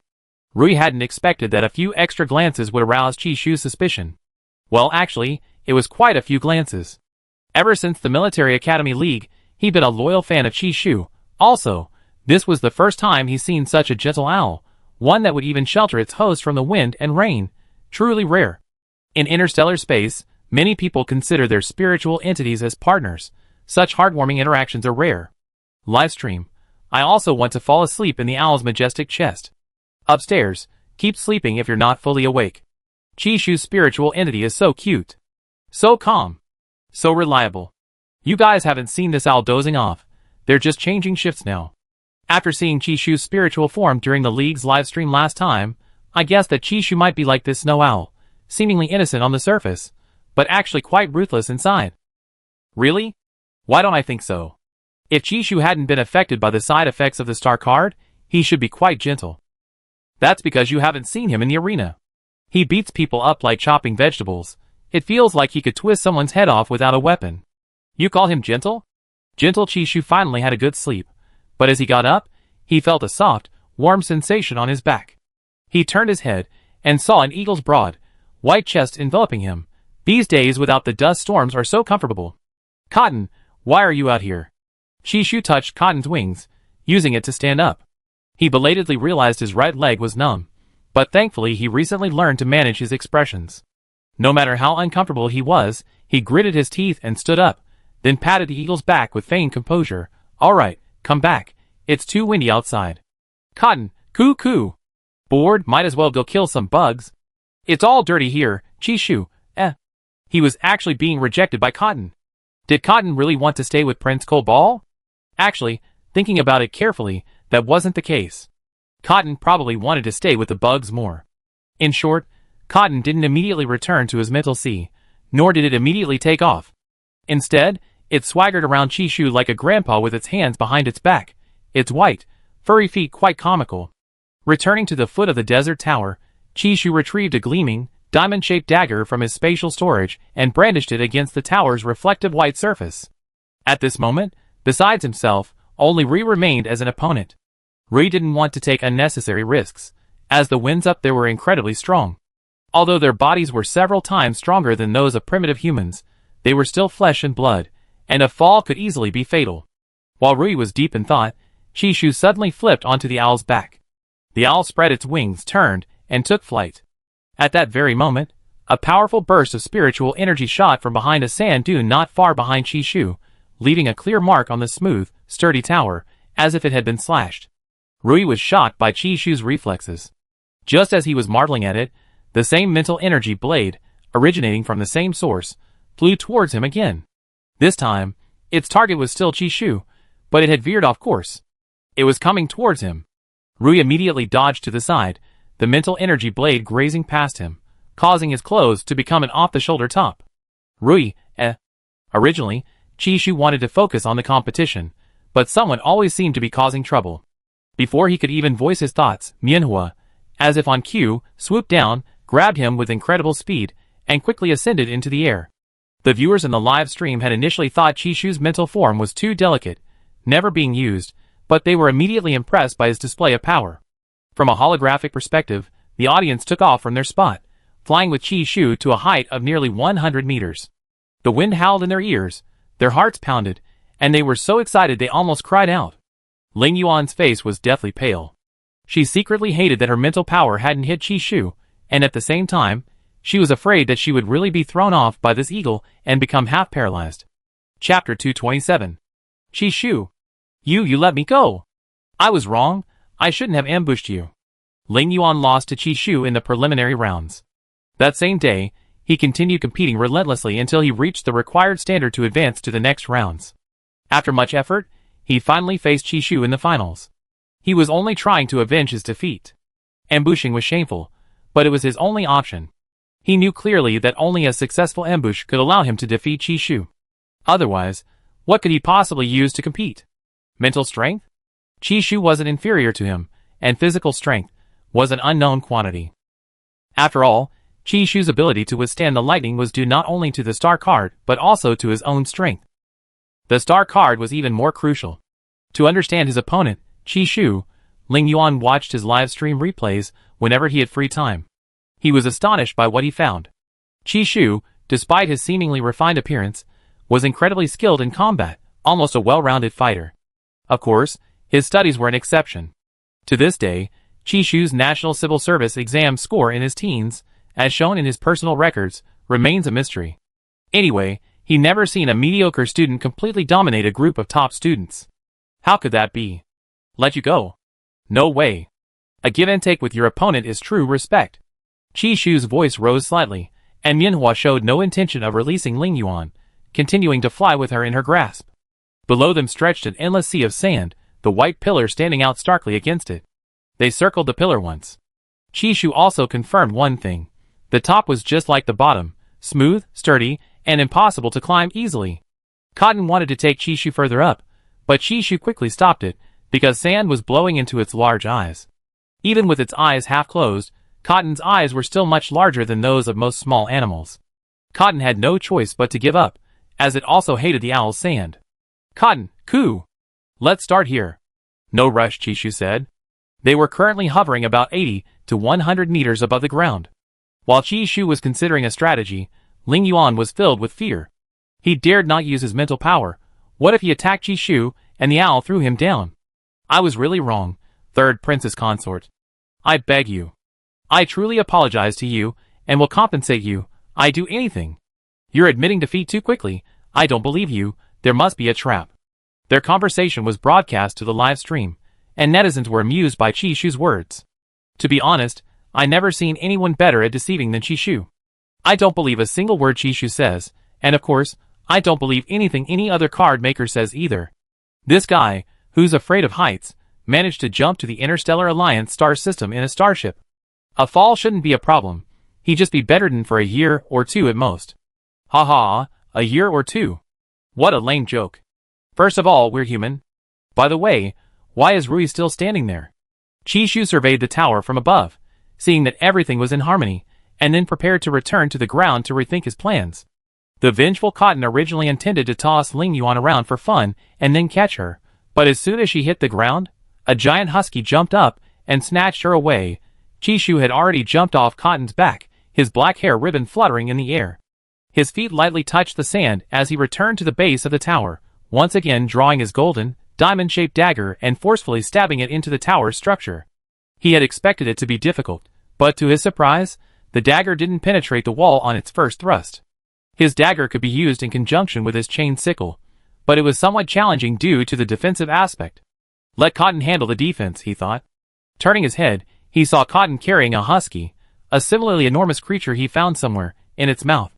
The husky, as if finding a playmate, happily soared into the sky, while Ling Yuan was being torn apart, crying uncontrollably, tears streaming down her face. At that moment, she'd rather be caught by an owl than bathe in dog saliva. Not far away, Li, his face contorted with difficulty, walked over to find Qi Shu and pleaded, "Your Highness, could you please let your owl release my dog?" "That's your dog." Qi Shu was somewhat surprised. Li, with his cold demeanor, was actually a husky in spirit form. He pondered for a moment and tried to call Cotton back, but nearly 3 minutes passed before Cotton returned. The husky he brought back still had excitement in its eyes. Qi Shu had no time for them, nor for the barely breathing Ling Yuan on the ground. Ling Yuan recovered for a while, then began vomiting violently. Qi Shu frowned and walked faster, afraid that if he fell, he might fall into a rainbow. Qi Shu moved to another spot. Cotton hadn't returned to his spiritual sea, and was now on guard. He glanced again at the things Cole Ball had prepared in his spatial nib. Besides the dagger, there were quite a few small melee weapons, all handy. Machines might malfunction here, but simple weapons like daggers would at most get covered in a layer of sand, and that sand wouldn't be so sticky as to be impossible to remove. Star cards, oh right, he needed to prepare some. Finally he began. Qi Shu prepared a stack of top-tier star cards, showing off his extravagant skills to the viewers in his livestream. Many people hadn't even recovered from the weight of Qi Shu's several kilograms of mid-tier star cards when they saw him create 10 top-tier star cards at once. His face wasn't pale, he was still energetic, and even exuded a relaxed aura. Livestream. The side effects of Qi Shu's star card acting up a bit over for a long time, but I still think he's acting like a show-off? Why? Isn't his mental strength level only SS+? Why hasn't he collapsed yet? 10 top-tier star cards should be enough to drain his mental strength. When will I learn not to be jealous of others? Now I finally understand why other countries are so afraid of Qi Shu becoming powerful, and why they sent so many assassins. The Empire already has Al-Hypei, so they sent another one. The largest country bordering the Empire's star field is the Federation. The Federation has probably already started its operation, right? From the day Ningju accepted the mission, the Federation's security department felt immense pressure and ultimately decided to withdraw the operation, so they also withdrew their personnel. If they can't afford to offend them, can't they at least avoid them?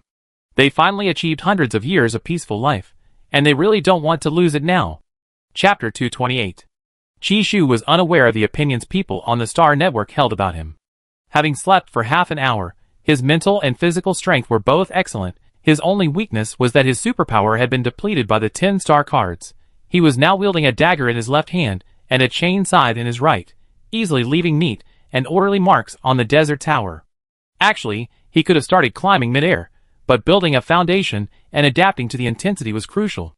He didn't need to worry too much for the time being, because Cotton would suppress the group below. More and more people gave up collecting points, and instead came to guard the base of the tower. Those who had already exchanged for flags didn't have any points coins, but they still had one stored in their terminals, which would pop up when they were eliminated. This was also a way to collect points coins. Lui had similar thoughts to Chishu, but he hadn't brought a small weapon like a dagger at all, because he felt it wouldn't be very useful. And what happened?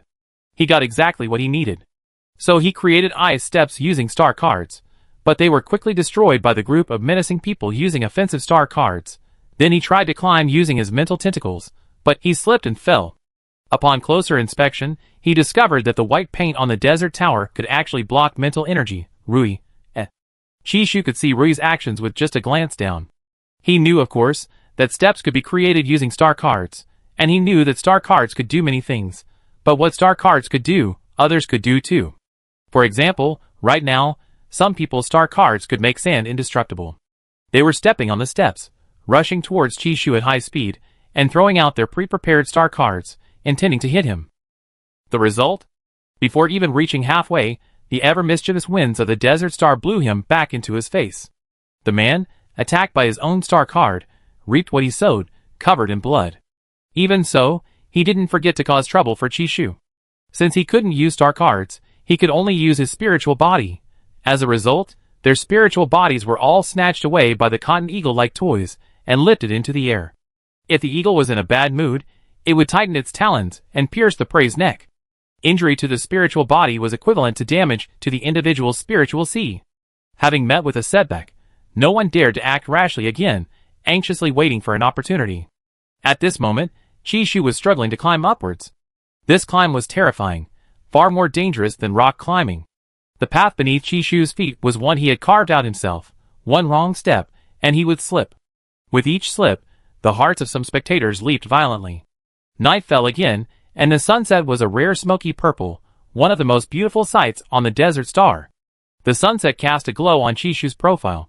His breathing remained steady, his gaze focused, and his lips tightly pressed together. Perhaps realizing he was bathed in such a beautiful sunset, he swung his side upwards like a hook, piercing it into the wall. Using the momentum, he stood on the dagger, taking a moment to rest while enjoying the view. Chishu was happy, but many viewers in his livestream were terrified, afraid to look at where Chishu was standing. It was as if the dagger might collapse at any moment. They didn't understand what Chishu was looking at. Was this supposed to be a time for enjoying the scenery? Only Prince Cold Ball knew what Chishu was doing. He extended his furry paw, spun it 360 degrees on the terminal screen, and then had Chishu take a screenshot of himself with the sunset, saving it to the album he had created for Chi-Chi. Chishu only rested for a minute or two before setting off again. But if winning the card-making competition were so easy, it wouldn't be a card-making competition. The higher he went, the faster the wind became, even accompanied by tiny clusters of electromagnetic energy. Chishu could endure this. He wasn't afraid of pain. The only problem was that mental energy began to surge up from below to interfere with him. Although the mental energy imprint on Chishu was powerful, there were many fearless individuals in the interstellar space. As the mental energy imprint reflected damage back repeatedly, the protection provided by the cold ball gradually disappeared. His mental energy shield also developed cracks from these mental attacks. If it were just 1 or 2 people, Chishu wouldn't care, but below were 5 or 6 card makers with SSS-level mental energy. The group of latecomers, seeing Chishu's imposing stance, outwardly remained calm and composed, but inwardly, they were all on edge. While they were still frantically searching for help, Chishu had already obtained the flag and was about to ascend. The card makers here were all exceptional individuals, each having distinguished themselves from dozens, or even hundreds of planets within their respective countries. How could they be easy opponents? They simply couldn't understand how Chishu, with only a 2S+ rating, had managed to defeat 5 powerful opponents in less than 2 days. Being in the competition themselves, their information was naturally delayed. If the viewers in the live stream knew their thoughts, they would surely say, it's because of his extravagant use of star cards. Annoyed by the harassment, Chishu looked down at the group of people below, their smiles malicious, and his brow furrowed slightly. The viewers in the live stream were used to Chishu's expressionless or smiling demeanor, but this was the first time they seen him so impatient. Some panicked for a moment, then chuckled speechlessly. They were just viewers. What were they worried about? They were no match for Chishu. He wasn't targeting them. The next second after they recovered, Chishu, taking advantage of the fact that cotton wasn't immobilized by the strong winds, handed all 10 top-tier star cards to Cotton. Simultaneously, his mental tentacles, like lightning, swiftly followed Cotton as she swooped down, preparing to activate all the star cards upon landing.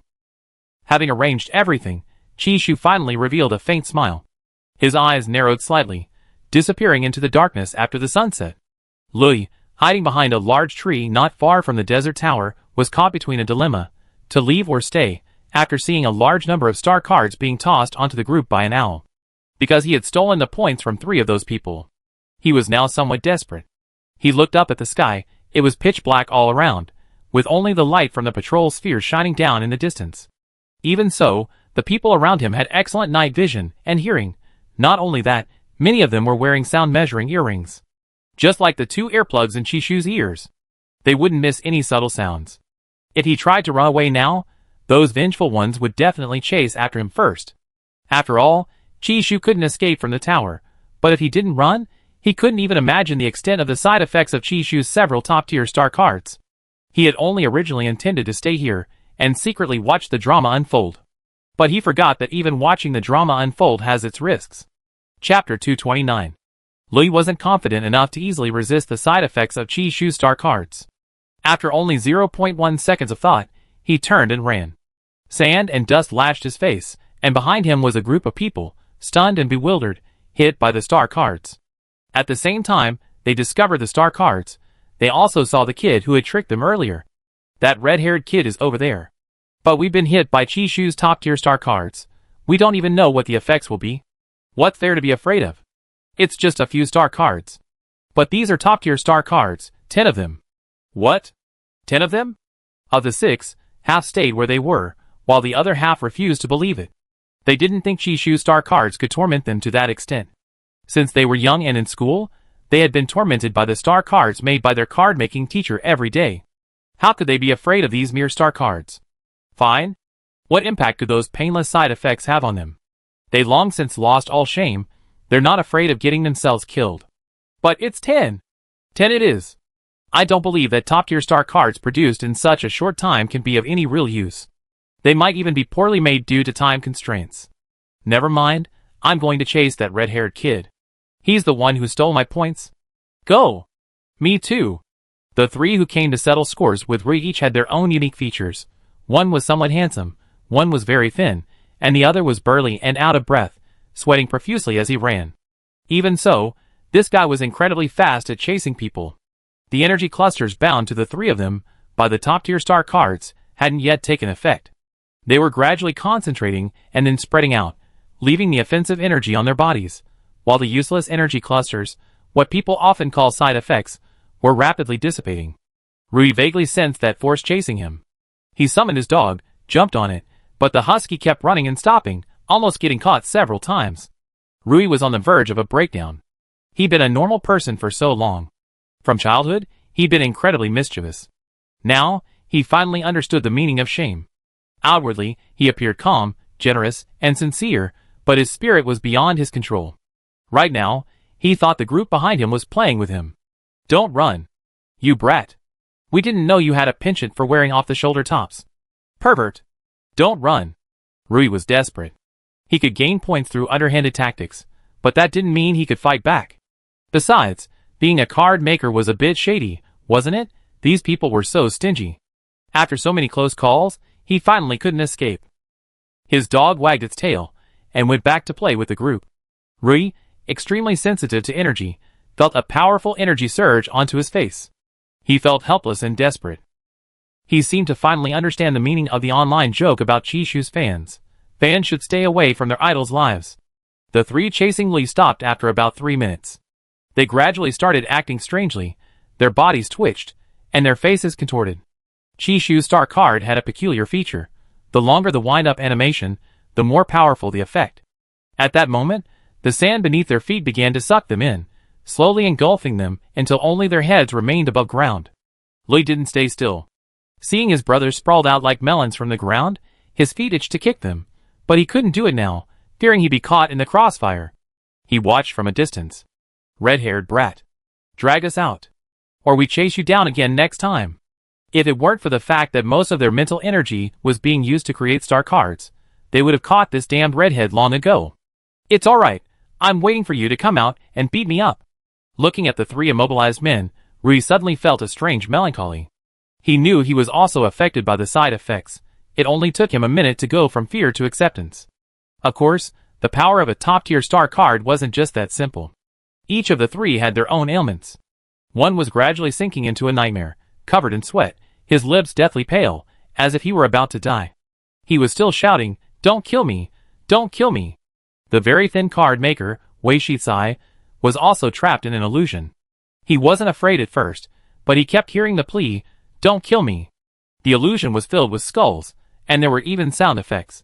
Was this Jishu's top-tier star card? Or had they been transported to some terrifying black hole world? Fortunately, their mental strength was high. Even trapped in the illusion, their subconscious remained clear. But even though he was conscious, the next second, the environment, filled with mountains of corpses and seas of blood, changed. He seemed to have entered a world where humans had become walking corpses.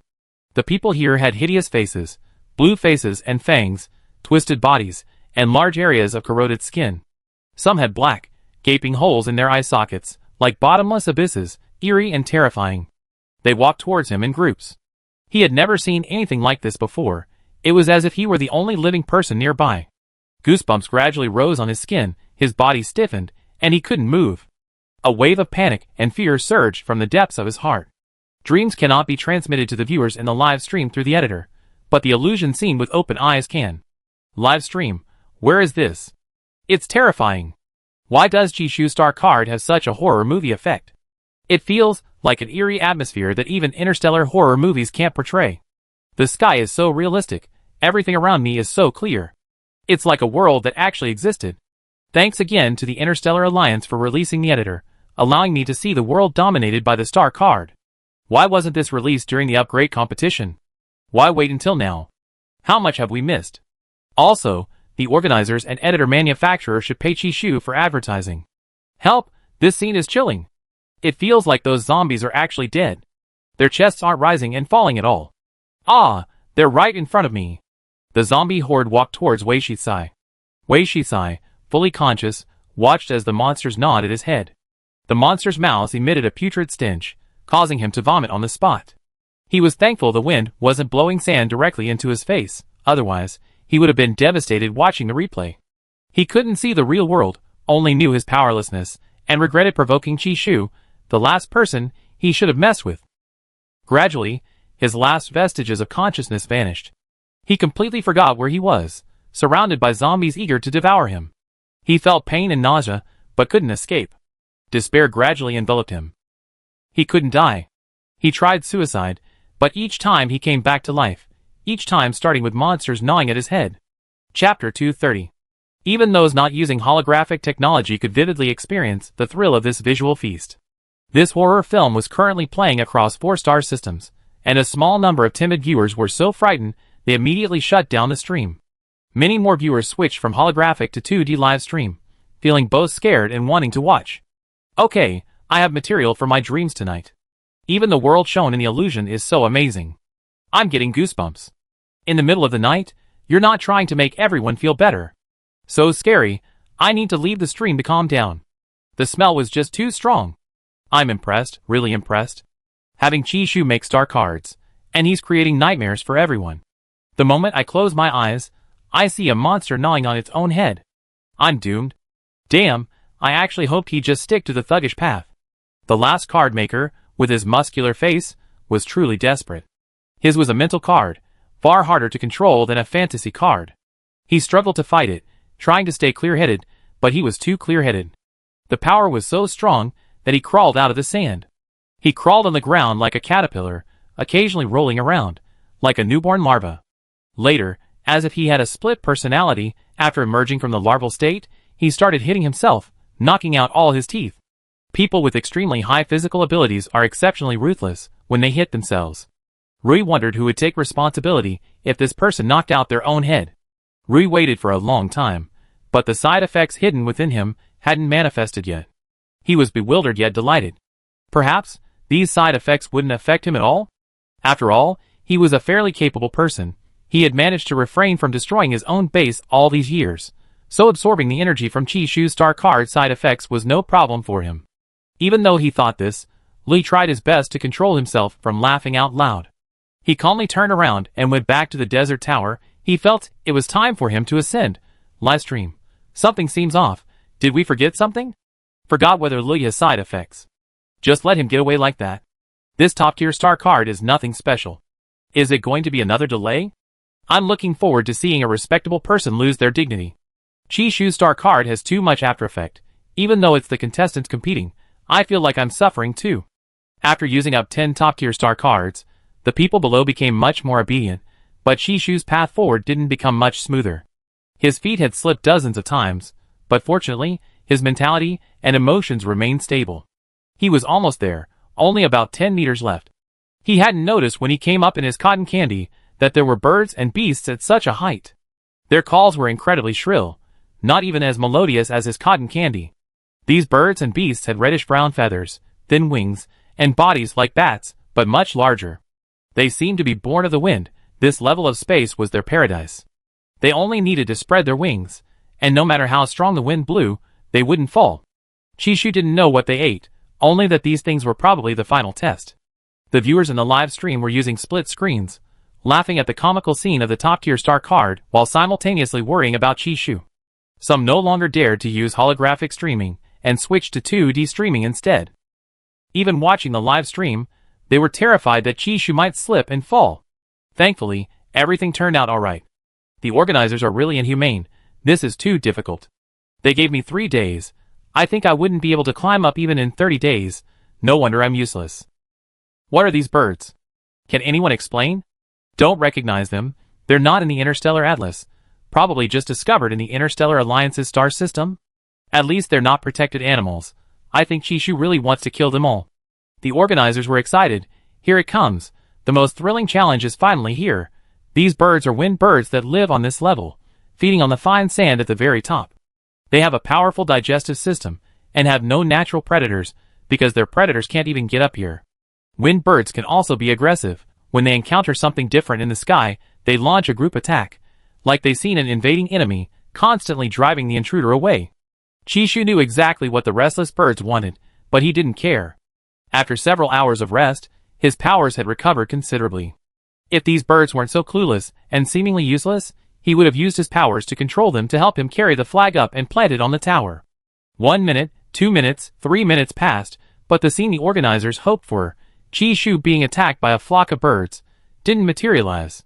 Chishu even yawned, thinking that after the competition, he definitely needed a good rest at home. He was still short half of his credits. Where was he going to find that half? Participating in the competition felt a bit tiring. Or maybe he could get a summer job after the banquet? He heard that killing 100,000 Zerg earned 10 points. That meant killing 10,000 Zerg earned 1 point. His Prince Cole Ball also had regular missions to lead his subordinates to the border to clear out Zerg. Inta had previously said that one could join any legion they wanted, but they had to apply in advance and wait for approval. Most importantly, he felt his physical and mental strength were just a little short of breaking through to SSS. He wanted to upgrade if given the chance. Livestream. Wait, did he really climb up step by step?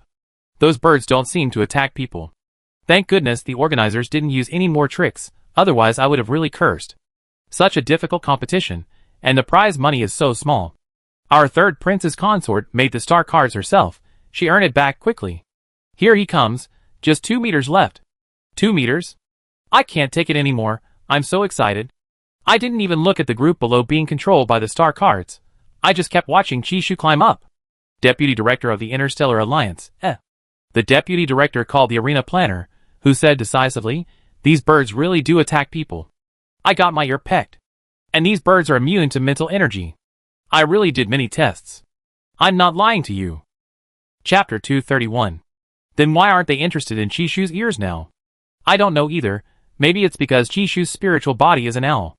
Upon hearing this, the Deputy Director breathed a sigh of relief. More than disappointment, he was relieved that Chishu had come in first place unscathed. Otherwise, how could he explain it to Al-Hypei? The reason Al-Hypei's starship was able to enter the Alliance starfield was because he secretly allowed it. What Alliance laws? In the face of life and death, all laws are nonsense. The Deputy Director didn't know that what he considered the most dangerous hurdle was actually the easiest one for Chishu. His ability drove away all the nearby birds. For the final step, He climbed the tower, but because it was slippery, he slipped and fell. However, he fell on one knee. In the face of danger, he didn't want to fall flat on his face and be mocked by the online trolls. Making him lose face? Not a chance. Besides, his cotton balls are still waiting down there to catch him. Some shady characters in the livestream were hoping Chi-Shu would be in danger, and they were excited when they saw this, but Chi-Shu escaped danger once again. Chi-Shu's fans, seeing his fall, were terrified he'd fall off the tower. The tower top wasn't small, so Chi-Shu simply sat down and changed his shoes. His previous shoes were too slippery. At this crucial moment, he couldn't falter. In front of the audience, he quickly changed his shoes, got up, walked to the flag slot in the center, took out the flag from his spatial storage, and calmly planted it. His name was written on the blue flag, the triangular flag fluttering wildly in the wind. The moment he completed the task, a congratulatory message popped up on his wrist terminal, congratulating him on winning first place. Just like that, he won the championship. What? Just like that? Didn't you see the effort he put in before? The staying power of top-tier star cards is amazing. Look at the people below. An hour has passed, and they've gone crazy, even though they weren't normal to begin with. Congratulations, Junior, another 6 points. A senior who was still working sent a sullen congratulatory message. People from his school were also incredibly envious, but more than that, they felt admiration and respect. If they were Chi-Shu, they'd probably be grinning from ear to ear, not as composed as him. The viewers in the live stream also felt this scene was unreal, but Chi-Shu had indeed overcome many hardships. He relied on his own strength, yes, the strength of using star cards one by one, to get to where he was now. Some stubborn people were initially unconvinced, but after seeing Chi-Shu write down 10 top-tier star cards in a row, they were speechless. This guy actually used a sickle like a nail, wielding a weapon weighing at least 20 or 30 pounds as easily as a pin. They'd never seen anyone mass-produce star cards at the card-making competition before. Those were star cards. They knew how much effort it took to create a high-level star card. After finishing all this, Chi-Shu only wanted to get home. He summoned Cotton and leaped down, where Cotton caught him below. Perhaps because he could finally escape this boring desert, Chi-Shu was in high spirits, and Cotton felt the same way. After Chi-Shu secured first place, Li Yi still couldn't figure out how to climb up. The people harassing him were no less than Chi-Shu's. They were thinking, if we can't do it, neither can you. Zhao Yuan, who had disappeared for a long time, finally reappeared, carrying the banner. It was already past 4 a.m. He had finally managed to get there, only to find that his classmate had already taken all 6 credits. Inta was speechless. In the small room of the live stream, he said, wasn't this Zhao Yuan who was supposed to save the world? Turns out everyone was just lying to me. Don't you look at the rankings? Tang Chao was incredibly envious, watching Chi-Shu reap the rewards and collect the credits. His performance wasn't as consistent as Chi-Shu's, so he couldn't accumulate enough points for the card-making competition. Even if he couldn't compare to those who were so close to SSS. Some people actually reached SSS, but they only ended up like that because they encountered Chi-Shu. When facing opponents of similar strength, they would fight fiercely, resulting in at least mutual injuries. In short, in this competition, it wasn't that others were too weak, but that Chi-Shu was too strong. Even with their best efforts, they couldn't withstand the suffocating pressure of a top-tier star card. That seemingly unlucky Kuei Yang, once a victorious warrior, was easily defeated by Chi-Shu. That's the most terrifying thing. At the scene, Zhao Yuan stood beneath the tower, watching a red-haired man collapse and pound the ground beside him. Curious, he asked, brother, what's wrong? Rui shook his head, composed himself, stood up, and then collapsed to the ground again, rolling around. Ha! What did I tell you? Rui's unlucky too. Even after escaping, he's still affected by the side effects. Mr. Rui, where's your usual composure? Ha ha! But it feels pretty good, at least it's not a self-destructive side effect, just a release of my true nature. Zhao Yuan glanced at Rui's performance art, thought for a moment, and said with great admiration, brother, you're amazing. You actually used that trick to confuse your opponent. You successfully wasted a few seconds of my time. Rui, was he trying to mislead his opponent? He just really wanted to unleash his true nature, throw a tantrum, and blow up the tower. He had tried to dissuade Chi-Shu from blowing it up earlier, but now his hands were itching. He actually used a star card to blow up the wall, but it only cracked slightly. His eyes were blank. At this rate, the wall is only slightly damaged. Just how strong is Chi-Shu to be able to stab a dagger into the wall like that? Zhao Yuan also took out a dagger and plunged it into the wall. He raised an eyebrow and said casually, "What's so difficult about that?" After saying that, he pulled out the dagger, which shattered into pieces in front of him, scattering in the wind. Zhao Yuan, live stream, I thought going up there would be easy. Some people have already gone back, but the legend remains. After Chishu stopped pretending, I felt he was even more pretentious. What should I do? After being transported back to the port of Desert Star by the machine, Chishu felt travel-worn. Prince Cobal, disguised as Cod, welcomed him back to the starship. The two hadn't seen each other for 3 days, and the atmosphere was quite awkward. After Al-Hypei took him back to his suite, he dropped his disguise and hugged him. The voice above him was a little hoarse. "Chi-Chi, I just earned some pocket money." Hearing this, Chishu thought this guy was really funny. He gave him all the money but left nothing for himself. And then? Chapter 232. Then, can I save a little bit myself? Trying to save some money on your own, huh? Chishu said, then waved his hand again, transferring 50 million to Al-Hypei. 50 million a day, is that enough? Too much, more than I can spend. Al-Hypei, taking advantage of his large size, nestled Chishu in his arms, clinging to him and unwilling to let go. Although the money was transferred from him to Chi-Chi, and then from Chi-Chi to him, he still felt like he was spending Chi-Chi's earnings. Rounding it up, Chi-Chi was supporting him, he thought shamelessly. Then where does your allowance come from? I remember your share of the loot from clearing out the Zerg won't be settled until a month later. Chishu asked him with a smile. They just arrested some criminals, didn't kill them. Chishu chuckled, thinking his Cobal prince was as adorable as ever. Are you alright? Have you been resting well these past few days? Let me see if you have dark circles under your eyes. Watching the person in his arms break free, Al-Hypei felt a pang of reluctance. He looked down at those fair, cool hands that touched his cheek, his entire face reflected in those bright eyes. It seemed that Chi-Chi only had eyes for him. Indeed, only for him. He couldn't help but lower his head and gently kiss Chishu's forehead, where a faint pink mark marked a newly healed wound. I haven't showered yet. Don't you think I'm dirty? No, I'm not dirty. Can I shower with you? No. Chishu pushed him away, then found his suitcase in the room, taking out his usual spatial key. His clothes and other belongings were inside. He picked out a casual outfit, then turned around and almost bumped into someone again. You're not a little lump of coal anymore. Don't squat by the bathroom door.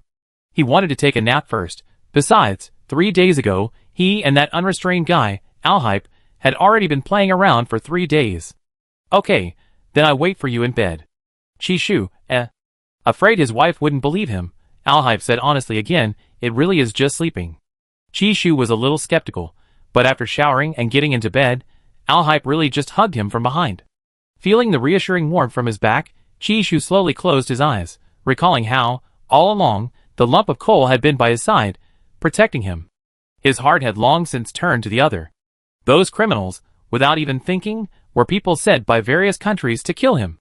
During the competition, Chishu had considered that once his ability to mass-produce cards was discovered, it would undoubtedly make many countries wary. Furthermore, the vastness of the Empire's Randall star system put immense pressure on nations in other star systems. Thinking about this, Chishu fell into a deep sleep within minutes. A refreshing energy gradually enveloped him, leading him into a sweet dream. After Chishu fell asleep, Al-Hypei had Carl and Cotton watch over him while he changed his clothes, preparing to earn some more money. On their return journey, they would pass through the tourist planet Hilloran, where many beautiful gems were sold. He had previously discovered that Chishu particularly liked Star Beast cores, and he could take Chishu there to browse. In the control room, composed of silver metallic textures and charcoal black, someone entered the pilot's seat. The surrounding soldiers all looked over, and before they could stand up and bow, Al-Hypei said coldly, after the return voyage, distribute bonuses and grant leave. Upon hearing this, his subordinates were truly moved to tears. Such beautiful words coming from the third prince's mouth. More than joy, they felt as if they couldn't see tomorrow. Al-Hypei was speechless, his subordinates were all completely oblivious. On the return journey, they indeed encountered many combat starships blocking their path, but they didn't know which starship Chishu was hiding on. When they saw that Chishu had brought nearly 20 combat starships, they were all dumbfounded. Some even belonged to other countries. It was impossible to distinguish the real from the fake. They were torn between fighting and not fighting, not letting any of them escape. So, while the outside was filled with the roar of gunfire, Chishu slept soundly in his room. Cotton, who had been assigned by Alhype to guard its master, hadn't even been on duty for 2 minutes before falling asleep sprawled out like Chishu. Only Carl was helpless. It picked up the blanket that had fallen to the floor and covered Chishu with it, but within minutes, the blanket had fallen to the floor again. Carl, The starship fleet had been sailing for some time, quite far from the Desert Star. This was the first time Hein and Lim had ever seen so many starships from so many countries. To be honest, even their third prince didn't have this kind of entourage. Prepare. Clean everything up. Try to minimize the ship's movement. Alhyppe's voice rang out again in the control room. Hein, Do you know your request is unreasonable? Fine, I do it myself. Alhyppe's request was indeed something only he could fulfill.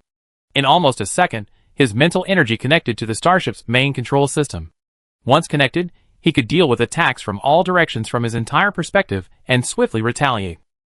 Landon, having lost his right to protect Chishu, could only settle for using a nearby starship to drive away or shoot down other starships with his squad. As expected of a starship purchased with royal funds, it was smooth and easy to use, making combat incredibly enjoyable. The Interstellar Alliance's Deep Space Regulatory Department could only pretend not to know. They recalled all their patrol fleets, letting these groups leave, and quickly transferred the champion's prize money to the account provided by Chishu. However, upon verification, they discovered the account name wasn't Chishu's, but his partner's. The competition wasn't over yet, only the first place winner had left Desert Star. Lui and Zhao Yuan still hadn't reached the Star Tower. Zhao Yuan stood at the foot of the tower, watching Lui's alternating silences and erratic behavior, finding it quite amusing, surrounded by a group of people they had defeated. Ningju specifically went to the oasis to exchange flags, taking advantage of the fact that his opponents were nearly exhausted. Upon arriving at the foot of the desert tower, he saw Zhao Yuan and Lu Yi. He knew Zhao Yuan was also Chishu's classmate. However, the two seemed completely helpless. Ningju thought they were too honest. Couldn't they borrow a dagger or some other useful weapon?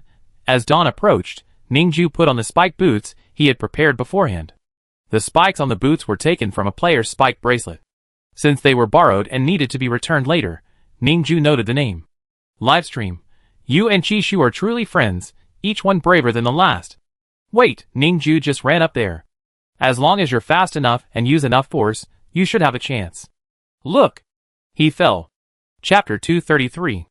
A soft sound reached Lui and Zhao Yuan's ears. Zhao Yuan quickly ran to the other side of the tower, but Ningju, upon seeing them, ran as if he'd seen a ghost, dashing up the tower at breakneck speed. Gravity and human physical abilities contradict each other, but Ningju was running way too fast. When Zhao Yuan turned around, he didn't see a ghost, but instead saw a huge, enormous husky. Rui scratched his head, smiled sheepishly, and said, Actually, my little Rui really likes Ningjua, but I don't know why Ningjua always runs away whenever he sees him. Perhaps he's afraid of dogs? Zhao Yuan tilted his head back, feeling Ningjua's figure getting smaller and smaller. He seemed to finally realize something, his eyes widening in surprise. Didn't you see him go up there? Rui, yeah.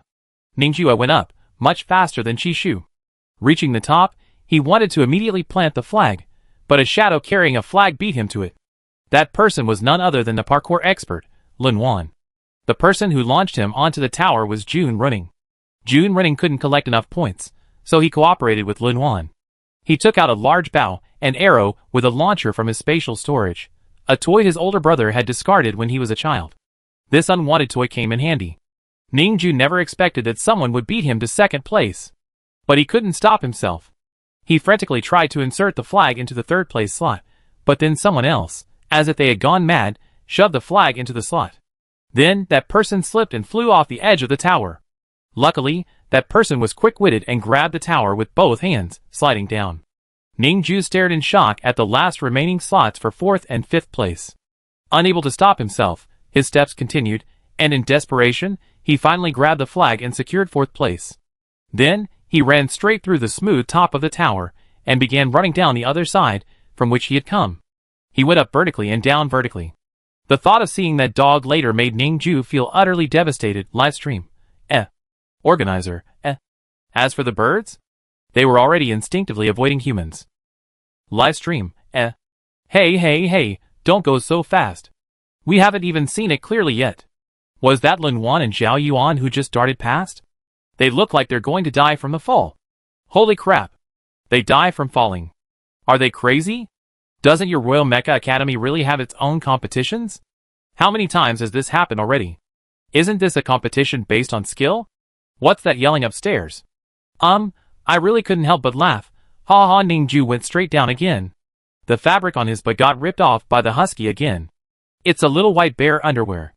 I didn't see it clearly last time, but I saw it clearly this time. Wait, are Lin Wan and Zhao Yuan still alive? After they went up, they really didn't know how to get down. That tower was so slippery.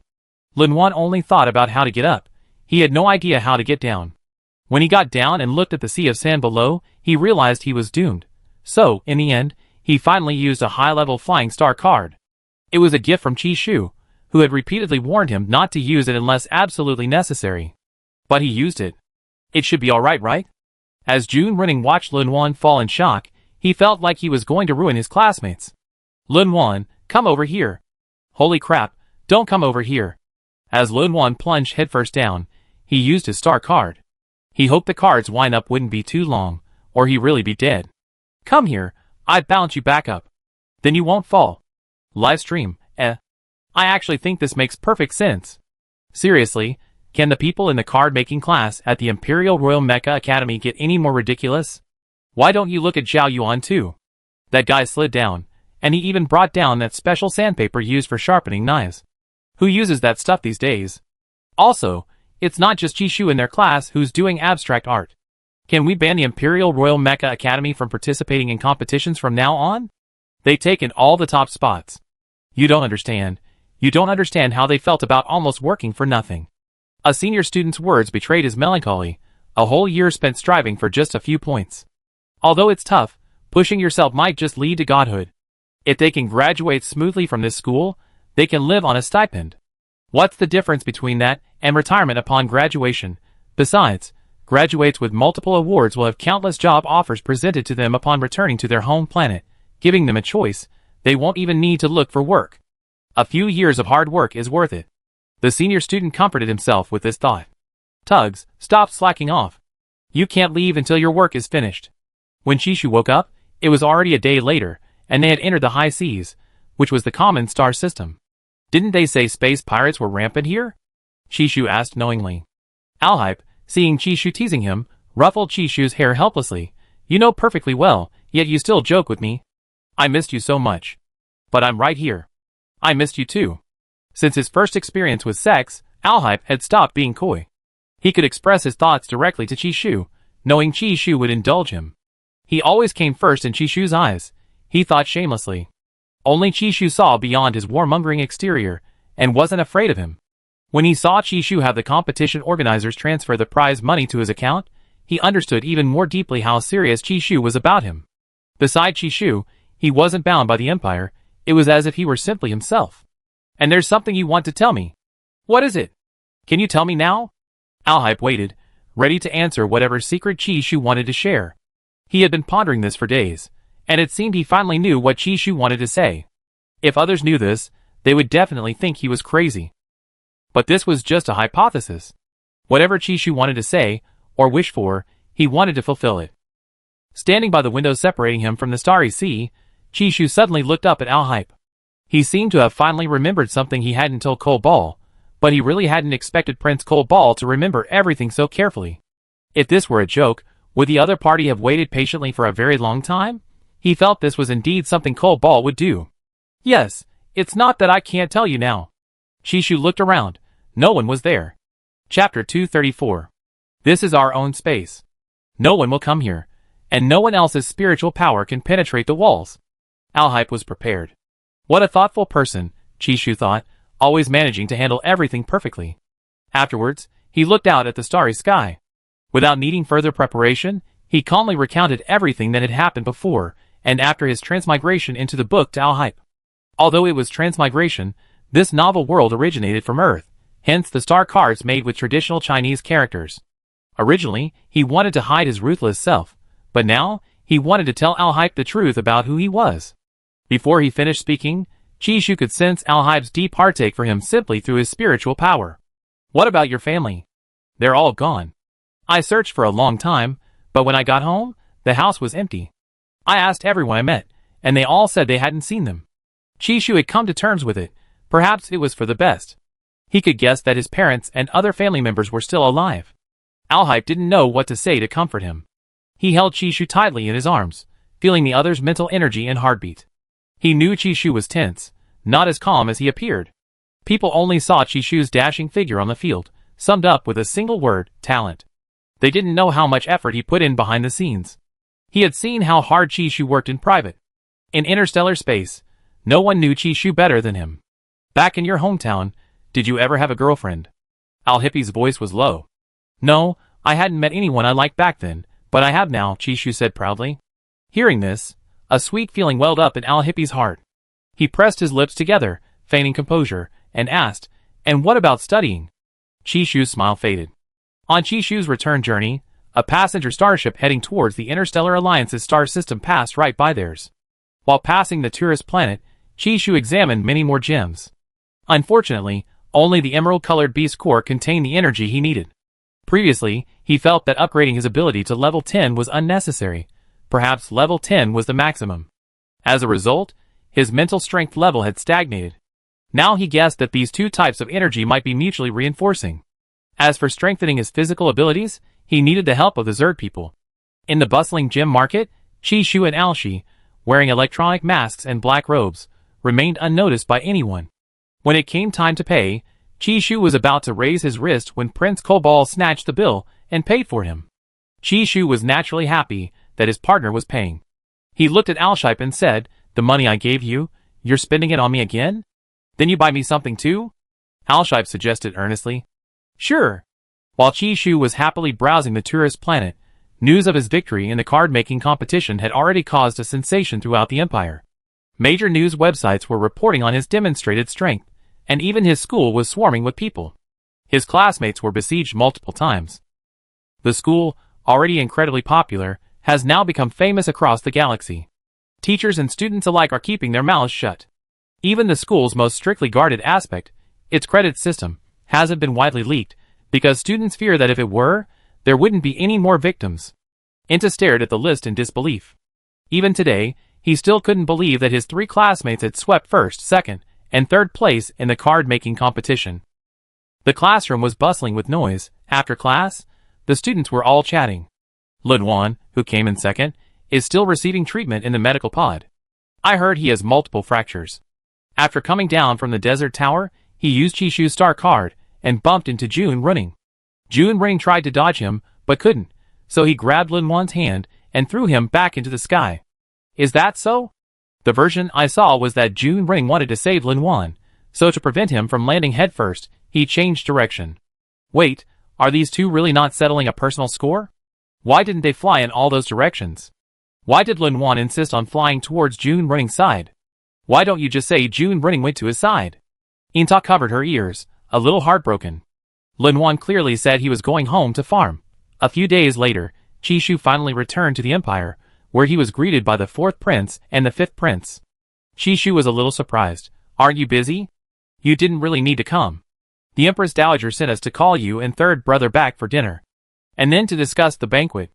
Chishu and Alhype had almost forgotten about this while playing. When does the banquet start? The first day after your leave, which is 5 days from now. So, our school's on holiday, and there aren't any final exams? Chishu, who had been so exhausted by someone's antics that he barely dared to lift his eyelids, suddenly opened his eyes wide, as if startled awake.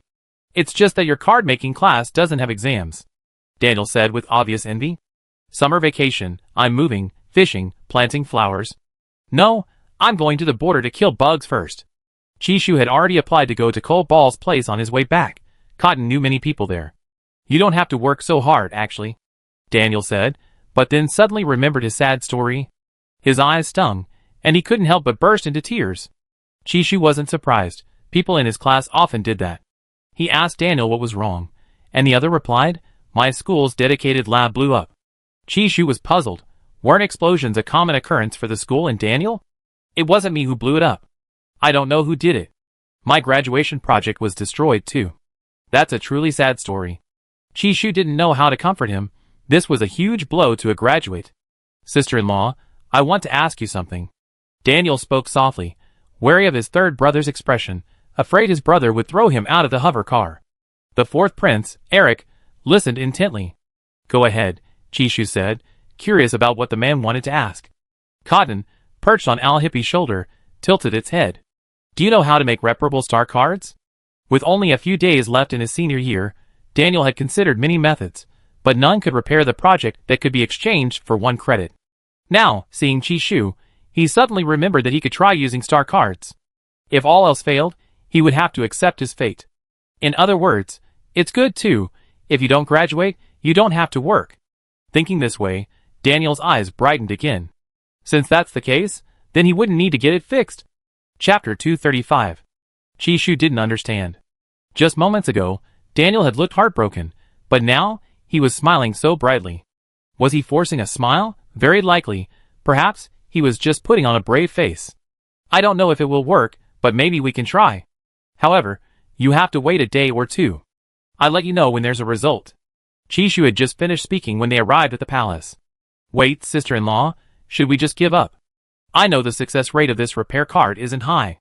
Chishu felt it was just a matter of writing something. Success or failure was up to fate. But faced with Daniel's cautiousness, he calmly said, "We only know if we try. Sister-in-law, I was just joking." "I understand, you don't need to say anything. I know how important a graduation project is for a graduating student." Chishu remained calm, showing no sign that Daniel's situation was causing him any distress.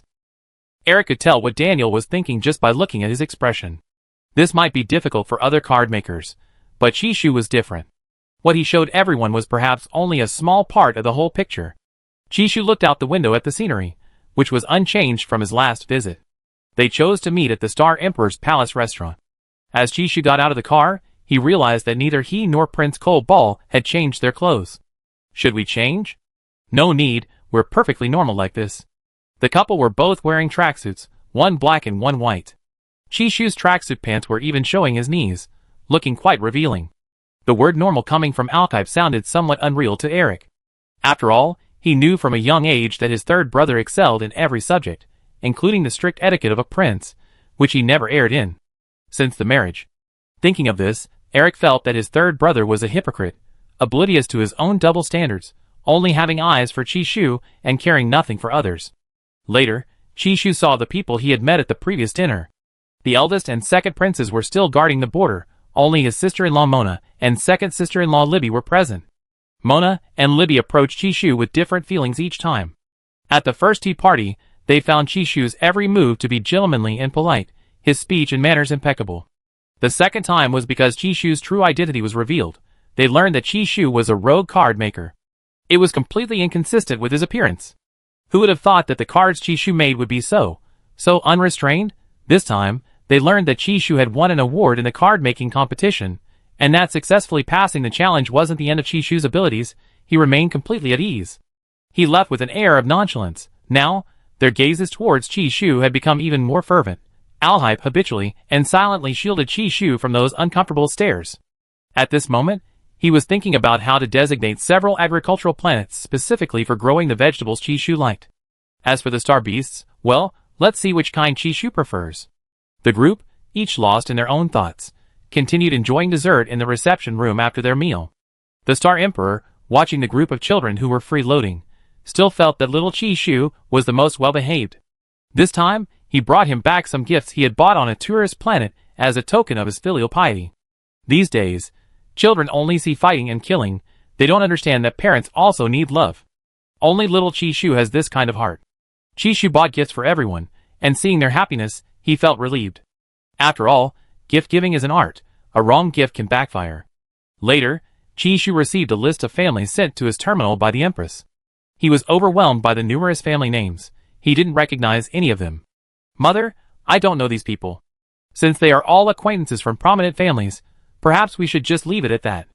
Chishu knew he had many enemies, but he figured. Probably not many were in aristocratic circles. He had only sold star cards a few times in the Empire. Although the Empress said he could remove some who displeased him, this would offend some people. Chishu wasn't alone anymore. He couldn't do whatever he wanted. To some extent, he would consider the people around him. Of course, he wasn't one to compromise on everything. He wouldn't let those who offended him get away with it. "All right, whatever you say. The Empress's expression was unreadable, but in her heart, she gave Qi Shu 3 times the marks. She found him obedient and considerate. Returning to his usual manner from the palace, Qi Shu felt a sense of homecoming upon seeing Deshan and Bai Ji. He smiled, patted their heads, and said, I also prepared gifts for you too, a box of 1099% pure energy liquids each. Deshan hadn't expected Qi Shu to prepare gifts for them. It was just happy that its master had returned safely. It didn't know how to express its joy. It was a combat robot.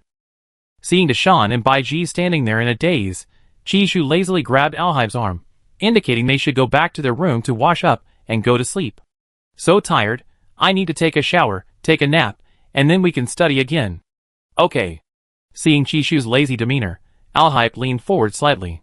Qi Shu thought he was going to be carried in a princess carry, and was about to laugh when he realized he was being hoisted onto someone's shoulder like a sack of potatoes. His slightly long black hair cascaded down, and blood seemed to rush to his head. He blushed and said helplessly, Alhaib, put me down. Chi-Chi, you're trying to make fun of me again, thinking I don't know earthling culture and customs. Put me down. This position is very. You always flirt with me on the starship, and then you don't take responsibility. Alhaib's tone was a little complaining. Back home, how could he easily let his wife off the hook? He closed the door and threw her back onto the bed, not caring about the consequences, determined to recharge her. Her spiritual imprint had faded again. This time, he was determined to leave his mark on her properly. The next day, Qi Shu got up, supporting his back. Alhaib insisted on going downstairs to cook for him, but Qi Shu wouldn't listen to his pleas. He was determined to show off. Qi Shu thought that Prince Alhaib was a real sore loser. He usually just teased him, but this time he was being so ruthless, saying he loved him while never stopping. He felt that Alhaib's physical abilities couldn't possibly be only SSS. His desire to upgrade his physical abilities reached its peak at that moment, and Qi Shu had to lie down in the medical pod for treatment. During the treatment, Qi Shu seemed to hear another explosion. Qi Shu opened his eyes, then closed them again, thinking to himself, no wonder they're royalty, they really love blowing things up. When the treatment ended, Qi Shu went downstairs and saw 2 black robots and a black husband. Looks like I have to move out early tonight. Qi Shu consciously took a swig of his nutrient solution, his emotions remarkably stable. The freezer space that was supposed to be taken with him, embedded in the kitchen wall, was forced to be sent back to the factory for repairs because Alhaib cooked a meal, which made their move incredibly fast. Chapter 236. Dashan and Baiji arrived in their new environment and immediately resumed their tireless work. This manor was about the same size as their previous one, the only difference being that it was surrounded by mountains, water, and forests, and the neighboring manors were spaced neither too close nor too far apart. Qi Shu sighed inwardly. He moved 4 times in almost half a year in the interstellar world, and this one, nestled against the mountains and by the water, felt like a place he could stay for a long time. Alhaib, after moving into the villa Chi had bought, felt even more at ease. He was now living off his wife. If only he didn't have to work right now. Alhaib angrily hung up on the communication request initiated by his adjutant, Hein. He was forced to work from home, only able to watch Chi take the 2 furry creatures out. Qi Shu looked at the cold ball lord left at home, feeling somewhat amused and exasperated. Before leaving, he kissed Alhaib's cheek as he turned away. Are you done? Yes, I'm waiting for you at home. Prince Cold Ball, his ears red, clung to his wife for a few minutes before finally being pushed away in disgust. I'm leaving. Qi Shu took Cotton and Carl out for a walk, planning to write a few repair cards for Daniel if inspiration struck along the way. The air quality here was excellent, the plants and trees were lush and vibrant, and ahead lay a large, open lake with a super long running track. To fish here, one needed a license. Qi Shu had already arranged for someone to help with the license. Langdon and the others had the day off, so Alhaib wasn't worried about him encountering danger alone, because he was once again completely covered by Alhaib's mental imprint. Qi Shu was also happy to be without guards by his side. This private time wasn't bad, but he occasionally felt something was missing. Looking at Carl sitting on the ground, he realized he was missing a talkative lump of coal. Carl exuded knightly grace, while Cotton perched atop his head. Qi Shu frowned slightly, gently scolding, Cotton, don't bully Carl. Gurgle. What? You're biased. Qi Shu was speechless. How was he biased? Gurgle gurgle. You made such a big playground for Carl, but such a small nest for me. Qi Shu was taken aback. Was that so? Was he really biased? Isn't having exclusive airspace enough for you? Chishu even began to doubt if he was as Cotton described. How about this, when we get back, you can see for yourself where you want to expand your playground, okay? Gurgle. That's more like it. Cotton flew onto Chishu's shoulder, cheerfully nuzzling his face with its head. Chishu, you must have had a hard time. Where did you learn to be so affectionate? Goo. I learned it from your partner. During his walk with the two furry creatures, Chishu found a flat rock. In a good mood, he wrote dozens of repair cards in one go. He originally wanted to try it himself, but he was too lazy to bother with all the fuss. Just as he finished packing up and was about to leave, Chishu saw a boy who looked somewhat like Inta standing by the lakeside railing not far away. Then, he saw Inta dart out from somewhere, moving with lightning speed. His eyes were cold and icy, and his long, slender hand grabbed the blue-haired boy by the neck, lifting him up as if to throw him into the lake. The boy, whose neck was being choked, gradually turned purple, but he didn't beg for mercy. He even laughed, his voice strained. Brother, you're just a flawed product, yet you think you can inherit the Marquis' mansion? Isn't that a bit too far-fetched? Don't forget. Mom and Dad said that I will be the only heir to the estate. You be eliminated sooner or later. Yes, before eliminating him, I can send you away first. Ion's hand tightened little by little, showing no intention of showing mercy. Just when Chishu thought the short-haired blue man might be crushed to death, Ion's hand suddenly loosened, and his body slumped to the side, unconscious. Chishu? Wasn't he fine just now? How could the aloof Ion suddenly faint? While Chishu was puzzled, Inta's younger brother provided the answer. He touched his neck, smiled, squatted down, and pinched the chin of the person lying on the ground. When those icy blue eyes opened again, they held a hint of confusion.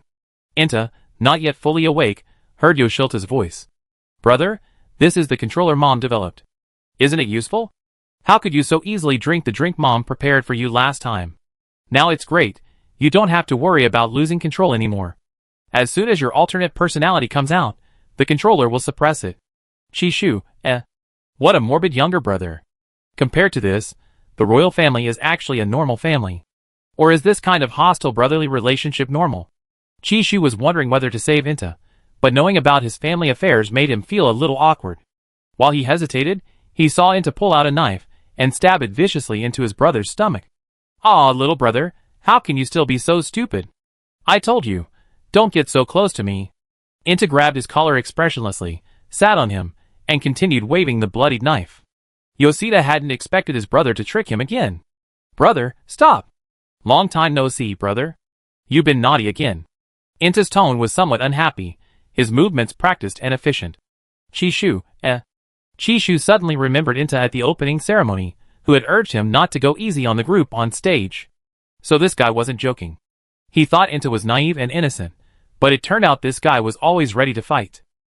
Just as they were about to kill him, the Marquis' men finally emerged.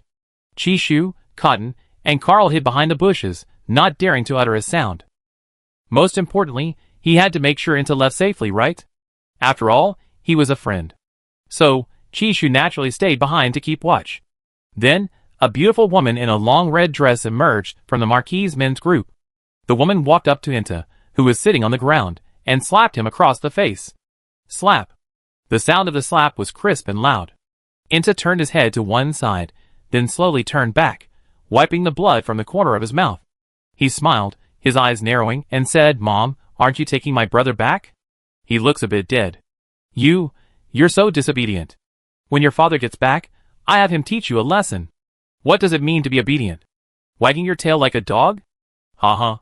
Before the woman left, Inta grabbed her clothes again. He said, Fine, we don't need to wait for Dad to come back. Can I turn myself in? I say I intentionally hurt my brother. Why don't you just send me to a desolate planet? There are already many people on the edge of the planet doing construction. I won't be bored. You want to escape? Don't even think about it. Stay put. The woman flung Inta's hand away. Chapter 237. Inta, lying on the ground, suddenly laughed heartily. The group was finally gone, and Chishu breathed a sigh of relief. He didn't know whether to leave or stay.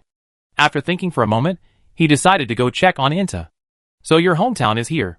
Hearing Chishu's voice, Inta turned his head and saw Chishu wearing black slippers, an owl perched on his shoulder, and a small black panther at his feet. Brother, what are you doing here?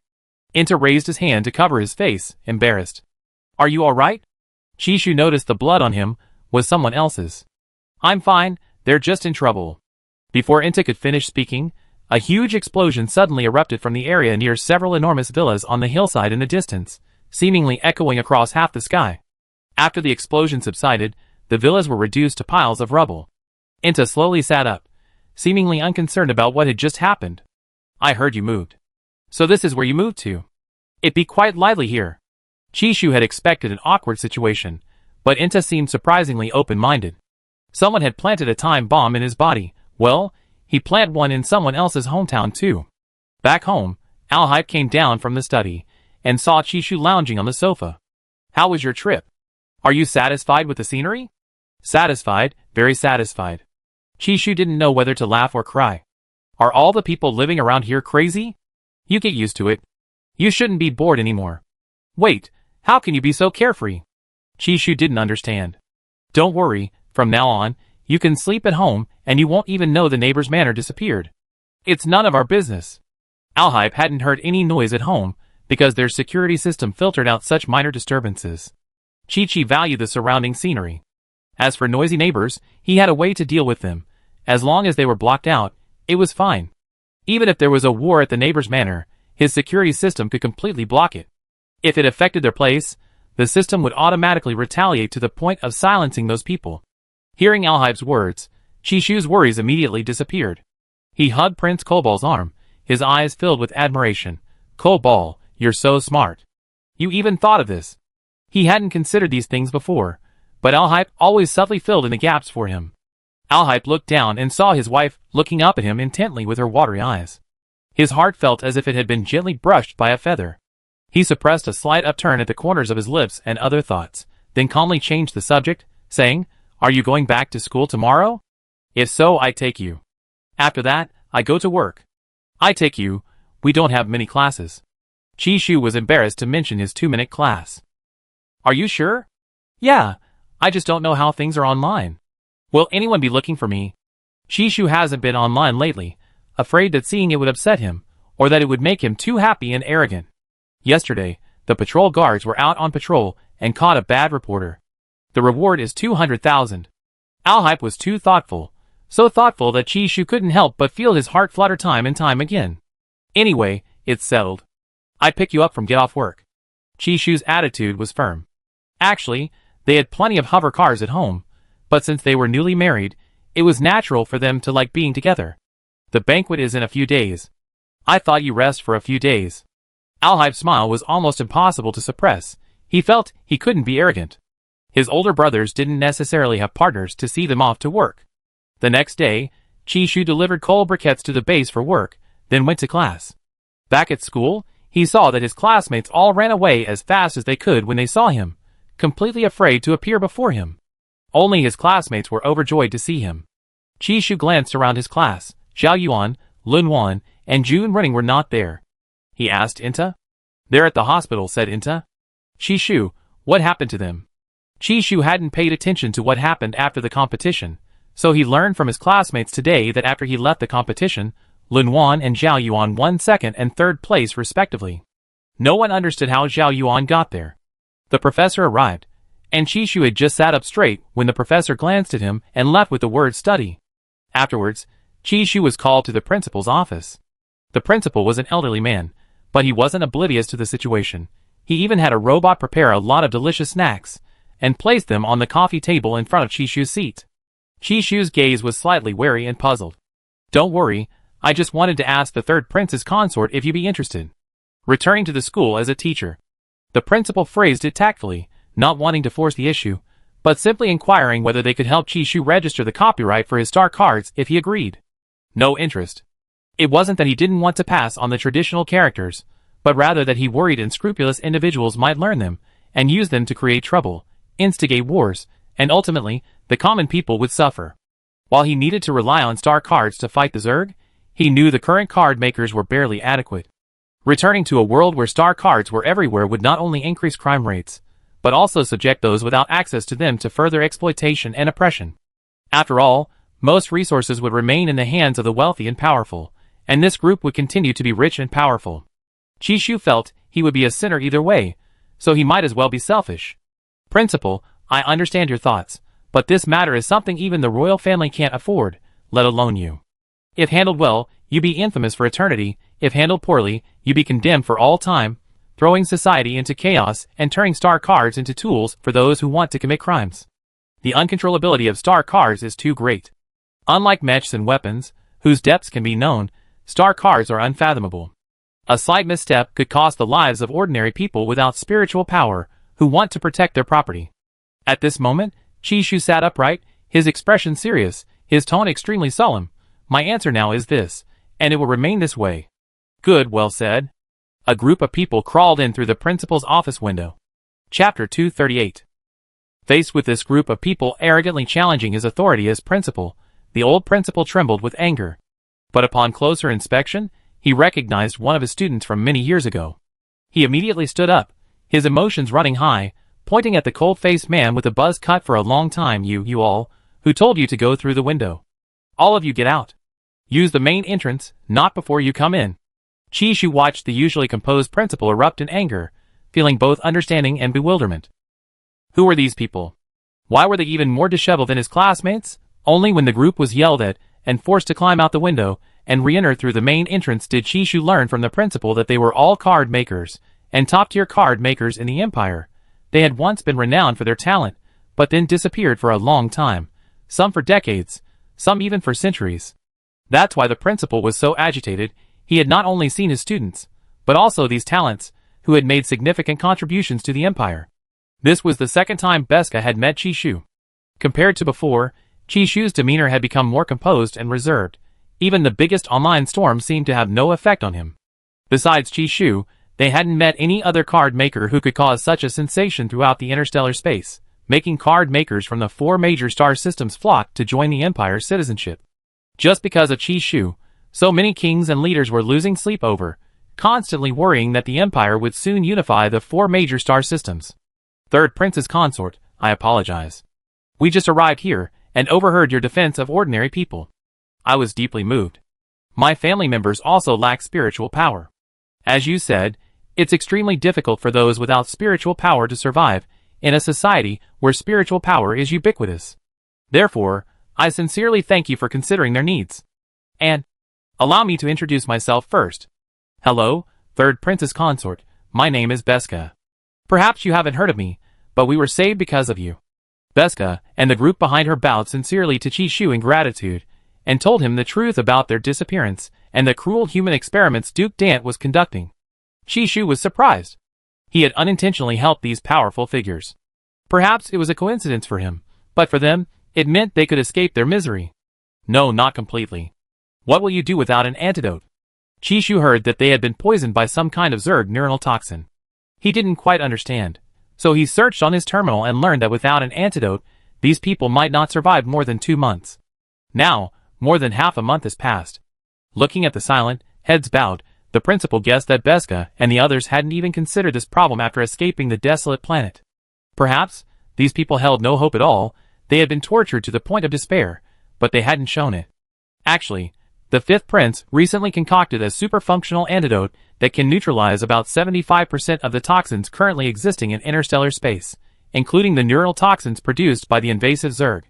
Unfortunately, his laboratory was destroyed a few days ago, and much of the data stored in the synthesis equipment was lost before it could be retrieved.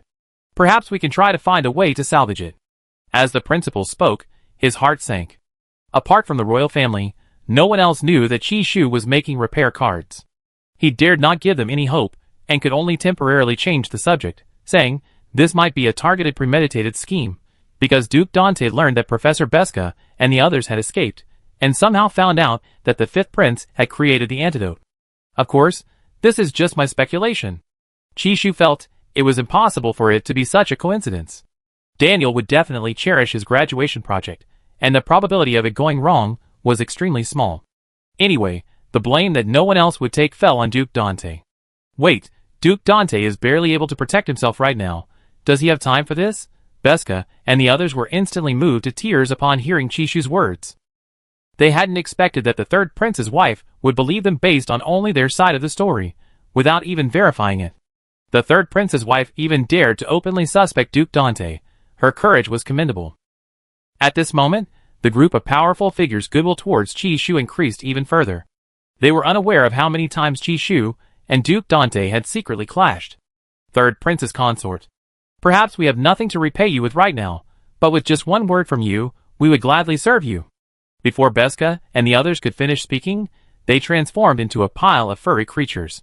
Among the furry creatures were hamsters, honey badgers, foxes, rabbits, tigers, a cow, and a gibbon. This could be a zoo. Qi Shu looked at the principal with a relatively calm expression. The principal looked at him back. Well, the school security might have many loopholes. Letting these beast men live here might attract the attention of those who are secretly plotting against us. Then what should we do? Qi Shu felt that the principal trusted him too much now. I can't. I already have 2 fluffy ones at home. Actually, he wanted 3. The principal thought for a moment. Alright, I look around and ask which teacher's house has a higher security level. The topic of the antidote had to end there.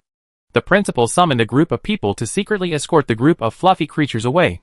Qi Shu knew this group was crucial evidence to completely bring down Duke Dante, so after picking up Alhype at the base, he told Alhype about it, asking if they should send someone to keep an eye on them. Upon hearing this, Alhype thought about how hard Qi Shu had worked lately, no matter which competition he participated in, and how quickly his mind had been working. He must be very tired, right? Qi Shu had no idea that this love-struck guy was worried that he, a slacker, was overthinking things and might be burdened. Seeing that he didn't speak, he squeezed the other's palm. What are you daydreaming about? What are you thinking about? Don't worry about those people. I send someone to check on them and install a security system for them. Anyway, even without the superpowered antidote, Daniel has some medicine to temporarily suppress the insect venom, so time won't be too tight. Feeling the envious and jealous gazes around them, Alhype gripped Qi Shu's hand in return, turned around, and opened the hovercar door, suddenly saying, Qi, let's go play? Where to? Qi Shu now reacted a little to the word play. You haven't explored the capital planet much. Let's go to the electronic shooting range. I heard that the loser there has to pay the winner. Qi Shu slightly curled his lips. Chapter 239. At the base, the group, who were supposed to be on holiday, had received their bonuses, but the third prince actually announced triple pay for their rest. With that news, what was the point of their holiday? Those with missions went on missions, and those without even had to compete with the robots for work. Hayne was also a money-loving man. His dream was to retire at 200, but after retirement, he still had 300 years to live, so he needed to save enough for travel and retirement. Damn capitalists! The group watched the prince's smug figure as he was picked up by his partner, secretly filled with envy and jealousy. Before, they hadn't thought Qi Shu was that amazing because they judged him by their own graduation standards. Now, after discovering that Qi Shu could mass-produce star cards, even the word utterly awestruck couldn't describe their admiration for him. In short, the prince not only had a powerful partner, but his partner also loved him, cared for him, cooked for him, and even put the prince first in everything. The third prince's consort would also bestow some benefits upon them, because they were His Highness's subordinates. Though called some, these intermediate-level star cards were now treated like family heirlooms, and also like talismans. With only 1 day left before the banquet, Qi Shu transferred every last star coin of Alhype's hard-earned savings to his own account. Alhype tried to win against Qi Shu, but Qi Shu seemed unhappy, so he kept losing. Finally, in his quest to make Qi Shu smile, his account was completely empty. Qi Shu wanted to laugh. He was actually just teasing Cole Ball, but the guy was so naive, actually going to such lengths. How could a war god's marksmanship be inferior to his? Eric and Rice were invited to play along. They originally intended to mock Alhype for not being able to keep his secret stash of money, but Alhype won all the money they had set aside for gambling. Not only did they lose their money, but they were also incredibly shameless, following Qi Shu and Alhype to the restaurant, insisting that the two of them treat them. As a result, they were forced to endure an indigestible display of affection before leaving. What a pair of lovebirds! The day of the banquet finally arrived, and Alhype and Qi Shu set off for Sky City. Sky City, as the name suggests, is a sky palace built by the royal family at a cost of billions. It's filled with birdsong and fragrant flowers, lush greenery, and a slow wind, like a game world, with clouds drifting by from time to time. The guests were already waiting for Qi Shu, and as the protagonist appeared, beautiful and soothing music flowed throughout Sky City. Qi Shu and Alhype wore royal uniforms designed by the royal court's official designer. The uniforms were monochromatic, consisting of black and purple outlines, with a gleaming gold royal crest on their left shoulders. The two walked in unison up the steps to the stage. When Alhype wasn't smiling, his aura was cold and imposing. Wherever he passed, people dared not look at him. His figure was tall and slender, with broad shoulders and a narrow waist. The well-tailored uniform accentuated his straight shoulder line, which made Qi Shu, a sucker for good looks, notice. Qi Shu was so focused on the people around him that he didn't realize he was the center of attention for almost everyone in the room. Although he was a head shorter than Alhype, his proportions were excellent. The already aristocratic young master now seemed even more unapproachable. Following the formalities, after being introduced by the Star Emperor, Qi Shu bowed politely to everyone. He then secretly activated his invisible screen, carefully reading his prepared speech, building up some excitement. After finishing, he resumed his languid demeanor and descended the steps with Alhype. The ceremony was actually simpler than a wedding. The venue was perfectly arranged for Qi Shu, picturesque, with small fish swimming in the pond. But upon closer inspection, Qi Shu discovered that the fish in the water were fake. Holographic projections. So realistic. Qi Shu and Alhype, watching the fish from below the stage, began whispering among themselves. Only when the Star Emperor and Empress told them to go and enjoy themselves did Qi Shu secretly breathe a sigh of relief. Well, it was impossible not to be nervous in such a grand setting. I thought I was going to meet those people, Qi Shu said, glancing around at the people around him. Their eyes were all on him, their gazes complex, but most dared not approach him. After all, Qi Shu was not only terrifyingly powerful himself, but he also had Alhype, whose possessiveness was notorious. No need, that's part of the wedding ceremony, but then. If you don't want to meet, you don't have to. Alhype found the procedures a bit tedious, and his partner hated trouble. Thinking about the wedding soon, Alhype became a little nervous, a slight blush creeping up his ears. He took Qi Shu's hand. Let's find somewhere to get something to eat. Less than 2 hours after leaving home, Alhype thought his wife might be hungry. You spoil me too much. Qi Shu felt he was being a little too carefree. He used to think the royal family was troublesome, full of intrigue and backstabbing among the princes. Now it seemed his worries were unfounded. The Star Emperor was very happy today, finally having time to relax. He saw his long-lost old friends, and they all pretended to chat, subtly throwing barbs in their words. After bowing deeply to Carlos, one of them began to say sourly that Carlos was truly fortunate, not only having 5 outstanding sons, but also sons-in-law and daughters-in-law who were all exceptional individuals. He wondered if the Star Emperor could control his sons and maintain his throne. Hearing this, Carlos simply smiled without saying a word, and even instructed the Secretary General to suggest that everyone enjoy some good food so that they wouldn't have to drink nutritional supplements when they got old. After Carlos left, the council elders reprimanded the arrogant person who had just spoken. Don't stick your noses out now. The Star Emperor isn't ignoring you. He's just too lazy to bother with you. Don't think he's as easygoing as he was in his youth. It's all a lie. Only those transferred by the Star Emperor to serve as star commanders on border planets knew that the Star Emperor was who he was because of his cunning, shrewdness, and masterful planning. The Star Emperor, secretly suspected of being ruthless, sighed. His sons were utterly useless. The specially made jerky made from star beast meat he painstakingly brought back from an agricultural planet had all been discovered by his eldest and second sons and sent back to the border. Sigh.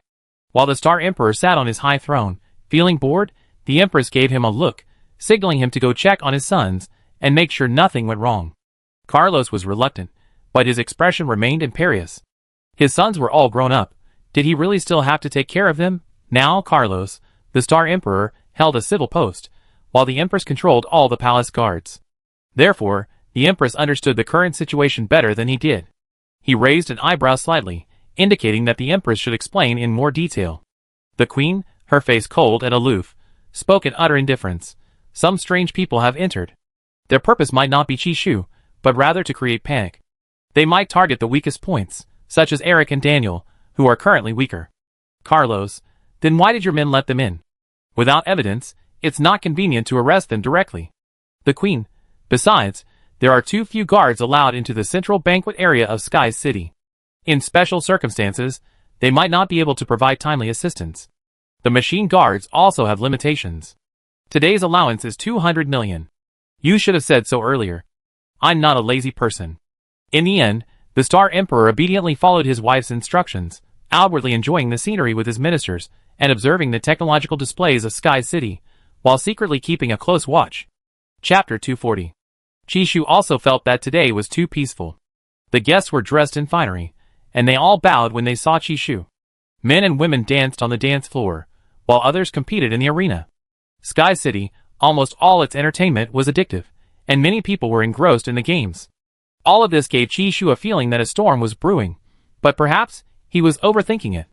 Surely, things couldn't go wrong wherever he was. Because they hadn't been able to resist last night, and had spent the night partying, they hadn't slept much this morning and had gotten up to get dressed, having Baiji do their hair. As a result, Chishu felt sleepy as soon as he relaxed. Alcippe and Chishu sat inseparable on the observation deck, deterring many people from approaching. Even some extremely jealous people had to give up. Although they disliked this wealthy, handsome, powerful, and influential couple, they weren't foolish enough to provoke them without any knowledge.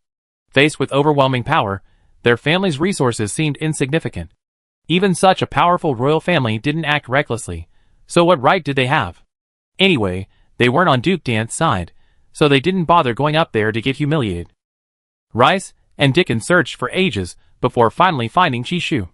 Once they found him, they saw the couple practically glued together. "Brother, should we go up and take a look?" Dickens, who had just finished finals, and was burdened with a mountain of assignments, couldn't smile anymore. He and Chishu went to different schools, but his coursework was far more complicated than Chishu's. "Forget it, no." Rice hadn't finished speaking when they heard an explosion several hundred meters away. Eric, his hair slicked back and curled, exhaled a puff of smoke. Before he could react, he clearly felt someone reach out to grab him. It wasn't until his father, Carlos, used his mental power to crush half of the man's body into a bloody mist that Eric saw the shattered syringes on the ground. He seemed to realize that today's premeditated attack was aimed at him. The surrounding nobles dared not shout, all covering their mouths. They had seen such scenes many times, but this was the first time they had seen someone reduced to only one side of their body. The scene was quickly cleaned up, and the banquet continued as if it were just a minor incident.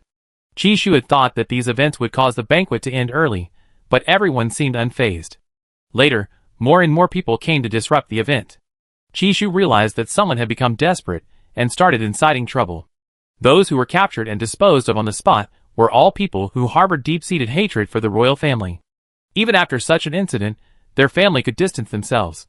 After all, there's no concept of exterminating 9 generations of a family in interstellar space. As long as they firmly deny it, the royal family, lacking evidence, can't do anything to them. No matter how powerful the royal family is, they can't indiscriminately kill innocent people. That would severely damage their reputation. Carlos felt incredibly busy today. Looking at his 2 unlucky and disheveled sons, who didn't resemble princes at all, he felt a bit weary. Daniel was somewhat absent-minded, because he still didn't know which repair card to use first. He had never imagined that repair cards could be top tier. Furthermore, there were 15 high-level repair cards and 30 mid-level ones. This was a huge sum. Even with all of Daniel's savings, it wouldn't be enough to pay for it. As he hesitated about how to use it, he suddenly saw his reliable father sitting opposite him. He himself showed no signs of being a survivor of the explosion, instead excitedly asking, "Father, could you lend me some money?" "Star Emperor, where's your money? It all went to paying back the school. The school's equipment is too expensive. My patent fees from last month haven't been paid yet. Could you lend me some?" Carlos sighed deeply, then suddenly had a change of heart. "Pay me back 3 times the amount." He had just received some money from his wife, and now he was going to spend it all. It was all because of these unlucky sons. Daniel looked at Carlos in disbelief. "Father, being the Star Emperor is such a waste of your time. You should be a space pirate." Chishu's banquet went quite well. No one left during the event, and even the children played calmly in the arena. Aside from the occasional danger faced by Princes Daniel and Eric, the banquet ended perfectly. Some even thought that the Star Emperor's remote rescue of the prince after he was in danger was part of the banquet's suspenseful and exciting segment. The goal was to make everyone remember Chishu's banquet vividly.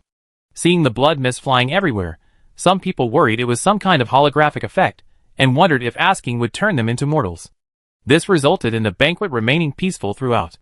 Back home, Chishu took a shower and sprawled on the bed like a lazy bum. Someone quickly clung to him. Chishu held his mischievous hands, trying to escape the slightly warm embrace. "No, not tonight, I'm tired." "Okay, we're going to the border in a couple of days. Want to go fishing tomorrow? The fish there are heavier than you and me." Alhai tightened his grip, preventing him from moving. How about we forget it? Don't worry, you can hold the rod. I believe in you. You don't have to believe me. Returning to school late at night, Daniel was startled by Hu-Chi, who was pointing a terminal at his face from the Ica wall. He almost unleashed a mental attack. What are you doing here? In the middle of the night. Daniel asked him. I'm waiting for someone. Okay, then continue, don't follow me. Why? Are you afraid I'm a spy? I wasn't the one who bombed your lab. Daniel had never seen such a clueless person, and suddenly realized that there weren't many normal people in the school besides him. Go back. No, Junior Chi ordered me to protect you. Daniel looked at Hu-Chi, who was spinning around in the arena and stealing other people's peaches, and remained silent for a moment. He hesitated, then asked, how do I know if it's true? I can show you my chat history with him. I just added him not long ago, and he accepted. Hu-Chi hadn't expected Chi-Shu to actually accept his terminal number. Is it possible that the terminal number you added is fake? Chapter 241. Hu-Chi's smile froze. He silently withdrew his hand, the light in his eyes gradually fading. He didn't intend to alert the enemy, but instead replied to the person on the terminal, I understand. Daniel ignored Hu-Chi and continued walking. As he walked, he suddenly remembered that his experimental base was next to the planting department's planting base. He turned to Hu-Chi, who was still following beside him. Who is in charge of those plots 25, 26, and 27? It's me. Hu-Chi's face had darkened, hidden in the darkness. He was thinking about something. He felt like he hadn't been tricked in a long time. It was rare to see someone so blatantly trying to make him take the blame. Okay, I understand. How long are you going to follow me? I won't feel at ease if I don't follow. I feel like something else will happen. When Hu-Chi learned about the explosion in Daniel's lab, he had a bad feeling. Fortunately, he had been engrossed in playing games and hadn't come to school for the past few days, thus avoiding being framed. It's quite a coincidence. They might have deliberately caused the explosion while he was away, and now he's coincidentally here. If something happens to the fifth prince, he'd likely be suspected. Alright, let's follow. Daniel didn't need to look to know this had nothing to do with Hu-Chi. Hu-Chi's father, Earl Dorge, was on the royal side. He's seen this kind of divisive charade since childhood. If it were that easy to see through, it wouldn't be a scheme. But nothing is absolute. What if? The two hadn't walked far before arriving at a fenced-off area of ruins. Several surveillance spheres were patrolling above the ruins, ready to notify Daniel if anything unusual was detected. Daniel planned to use a mid-level star card to repair the lab's entrance passage first. Seeing Hu-Chi standing blankly to the side, he handed him another card. Go and repair the corner of the wall for me. Give it a try. Hu-Chi was somewhat surprised. Me? I only use star cards once or twice, both low-level cards. I'm not skilled. If you're not skilled, why did you come along? To spy on me? Daniel was losing patience. He had initially thought it wouldn't matter if he couldn't repair it. He already had the approximate formula in mind. It just took time to verify the resynthesizing of the potion. At most, he missed some credits. But his sister-in-law had worked so hard to research the repair card for him. How could he let her down?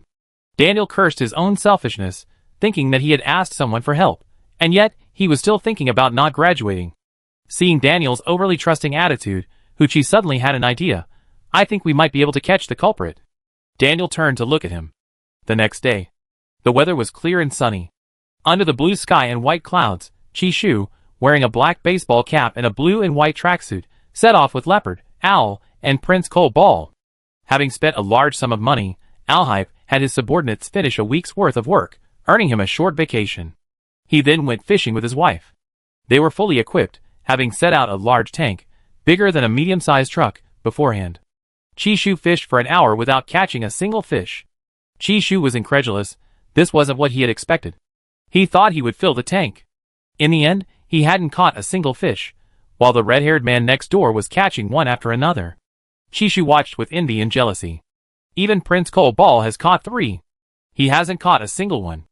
Chi-Shu had considered using his superpower, but that would definitely attract all the fish in the lake. How would he control such an exaggerated scene? Maybe he should use just a tiny bit. Chi-Shu had been very careful with his superpower before.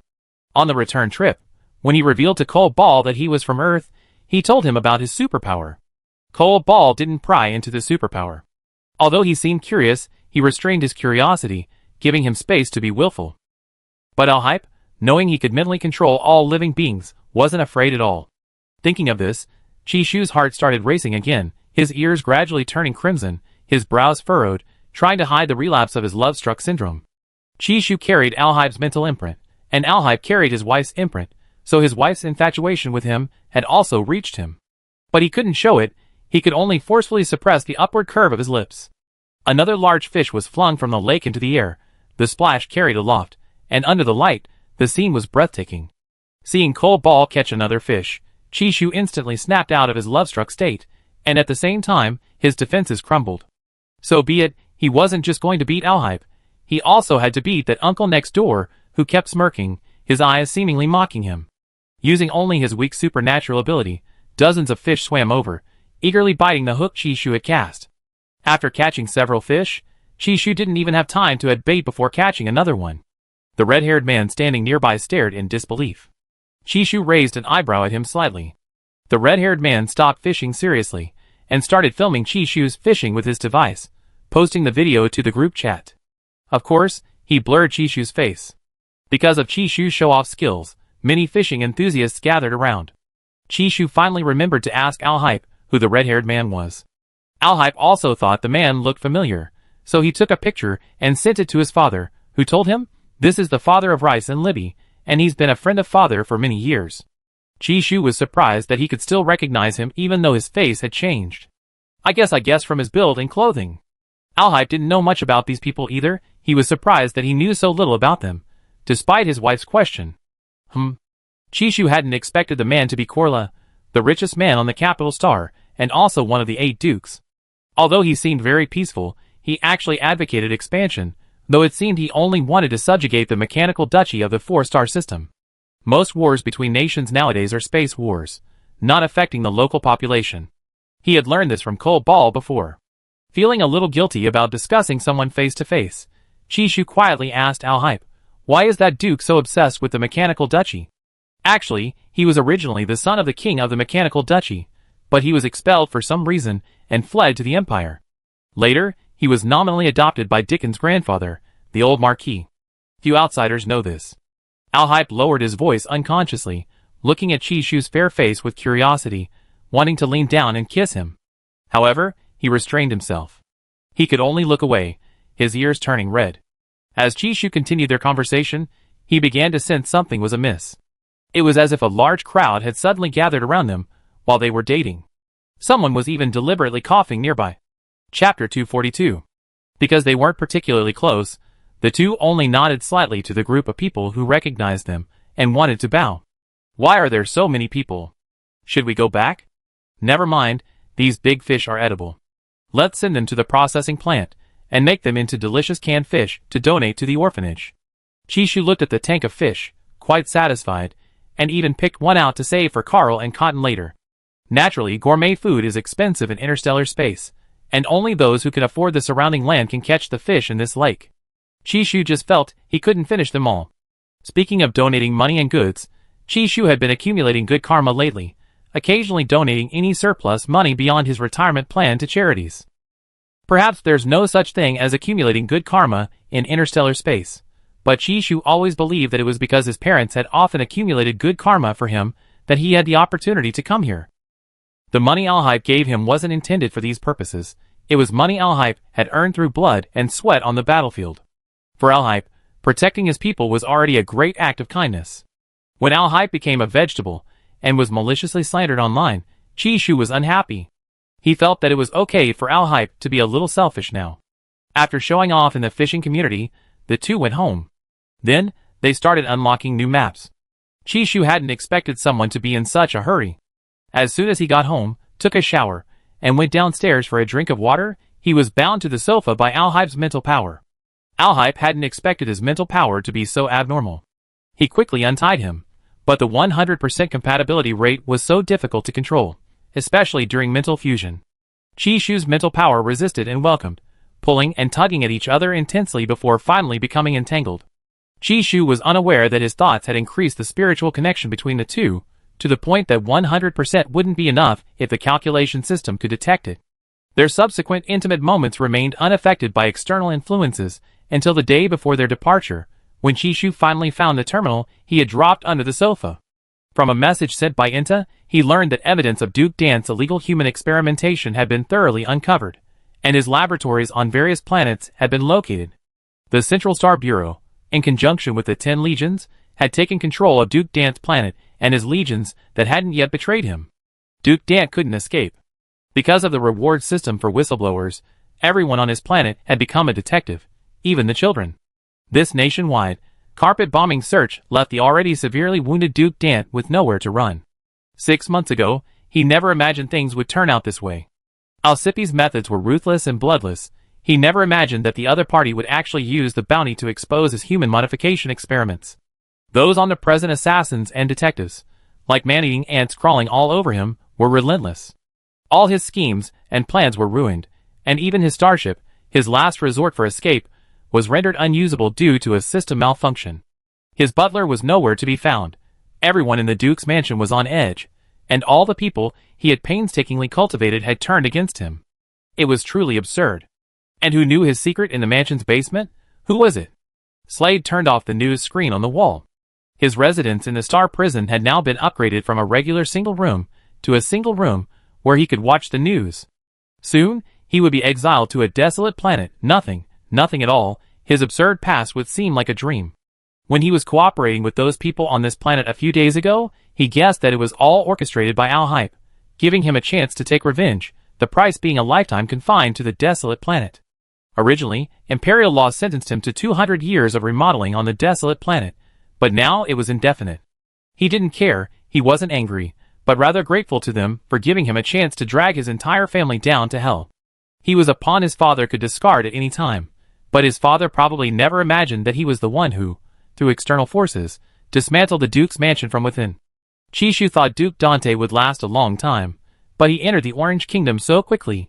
But then again, the protagonists in the original story were all people from the bottom with little power or influence. Even knowing the whole truth, taking down the main villain was incredibly difficult. Even with the protagonist's halo, they still had to consider the practicalities. But in the hands of Al-Hype, who wielded supreme power, Duke Dant's schemes, however elaborate or ingenious, were utterly useless. Because Al-Hype was ruthless and taciturn, unpredictable, and capable of mobilizing resources and connections, further aided by the use of star coins, a three-pronged approach. Even Duke Dant, with his influence across much of the Empire, was powerless against him. After all, a hefty reward always attracts brave men. But still too fast. Chishu murmured involuntarily. What do you mean too fast? I'm already slow. Chishu opened the lid of the game pod, sat up, his eyes revealing helplessness. What are you thinking about? I said I was running very slowly in the game. It's because you couldn't catch me, Chi-Chi, Al-Hype said, a little guilty but maintaining a calm facade. Compared to those historically recorded perfect matches, he was already being very restrained. He heard those people spent half the year in bed. But he and Chi-Chi could still go to war, attend classes, compete, and participate in various activities.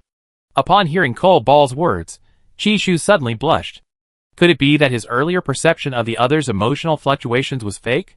Looking at Al-Hype's honest expression, Chishu said, That's what I meant too. Then, he got up and went outside to put on his slippers. As Chishu passed his game pod, Al-Hype felt Chishu's mental energy gradually coursing through him. Looking up, he saw Chishu walking away with a serious expression. Could he blame himself? His wife was both flirting with him and teasing him at the same time. Summer vacation arrived, but the classmates weren't resting either. Inta helped Chishu calculate his credits. For points for the school's preliminary competition, for points for hunting rabbit-like star beasts on the desolate planet, 3 points for the Regional Mecha League on the capital planet, 7 points for the Military Academy League team competition, 3 points for the Military Academy League arena competition, and 6 points for the card-making competition, a total of 27 points. He called Chishu to inquire about his upcoming schedule, only to learn that Chishu had already left the capital planet. Why didn't you tell me? Inta noticed that Chishu had been incredibly busy lately, and when he had a little free time, Al-Hype, that possessive and ruthless killer, was always blocking his way. He couldn't get close to Chishu at all. He still had so many questions for Chishu, like how he managed to create 10 top-tier star cards in a row without fainting or exhausting his mental energy, and could he just write stars in batches whenever he wanted? Were there no restrictions?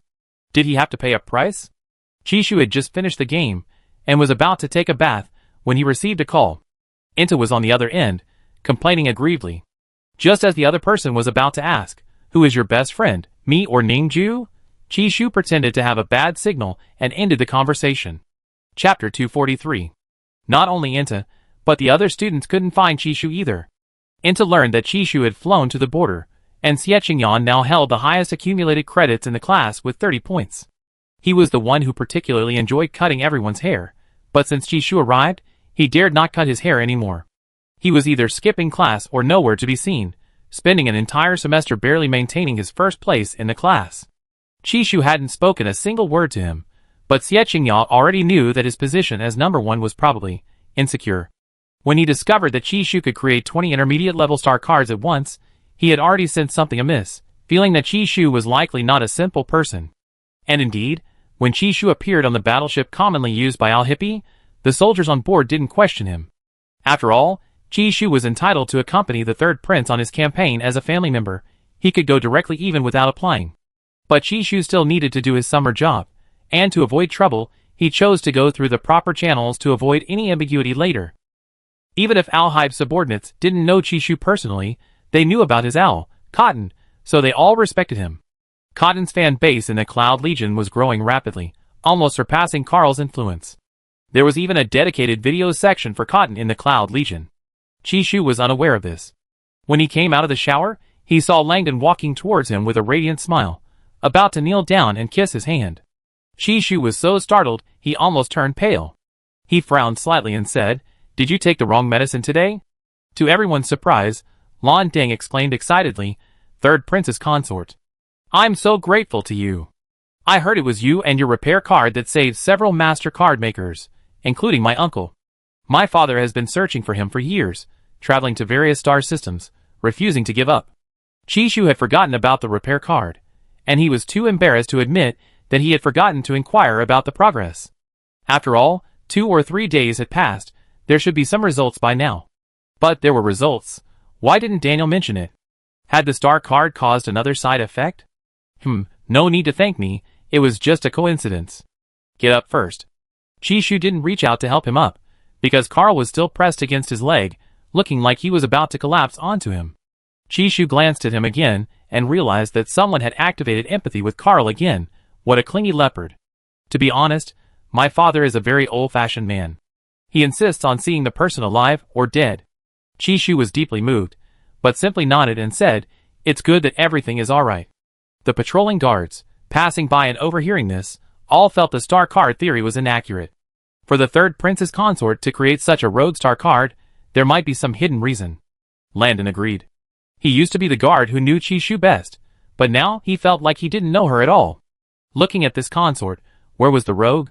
Seeing Landon's relieved expression, Chishu thought for a moment and said, "How about I give you a leave of absence to bring your father back to reunite with your uncle?"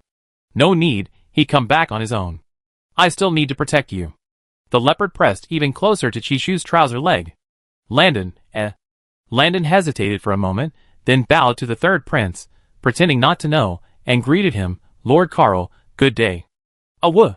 Even in front of his wife, Al-Hibe was a very polite and well-behaved leopard. The fact that Chishu went to work a summer job wasn't kept secret, so it quickly spread in small circles. Some people thought Chishu's courage was commendable, benefiting the Empire. Others expressed concern. After all, the border wasn't monitored everywhere. With patrol robots and rescue robots competing, if Chishu were to be eaten by the Zerg due to inexperience, he wouldn't even be able to find a hair on his head. Over the years, more and more Zerg have evolved, no longer as easy to defeat as the original Zerg. Every year, the corpses of those who died in Zerg territory for commissions and bonuses piled up like mountains. If they encountered a Queen Zerg, they wouldn't even have a chance to escape. Moreover, Chishu was only an SS plus mental power user. He hadn't experienced much real combat. There's a difference between a competition and real danger. Chishu only went online on the Star Network these past few days, and couldn't resist checking it out. Seeing that not many people were criticizing him, he felt something was off. Later, he asked Al-Hibe what the reason was. Al-Hibe had just come out of the training room and returned to the suite. He wiped the sweat from his forehead and said, "Chi-Chi, consultation fee."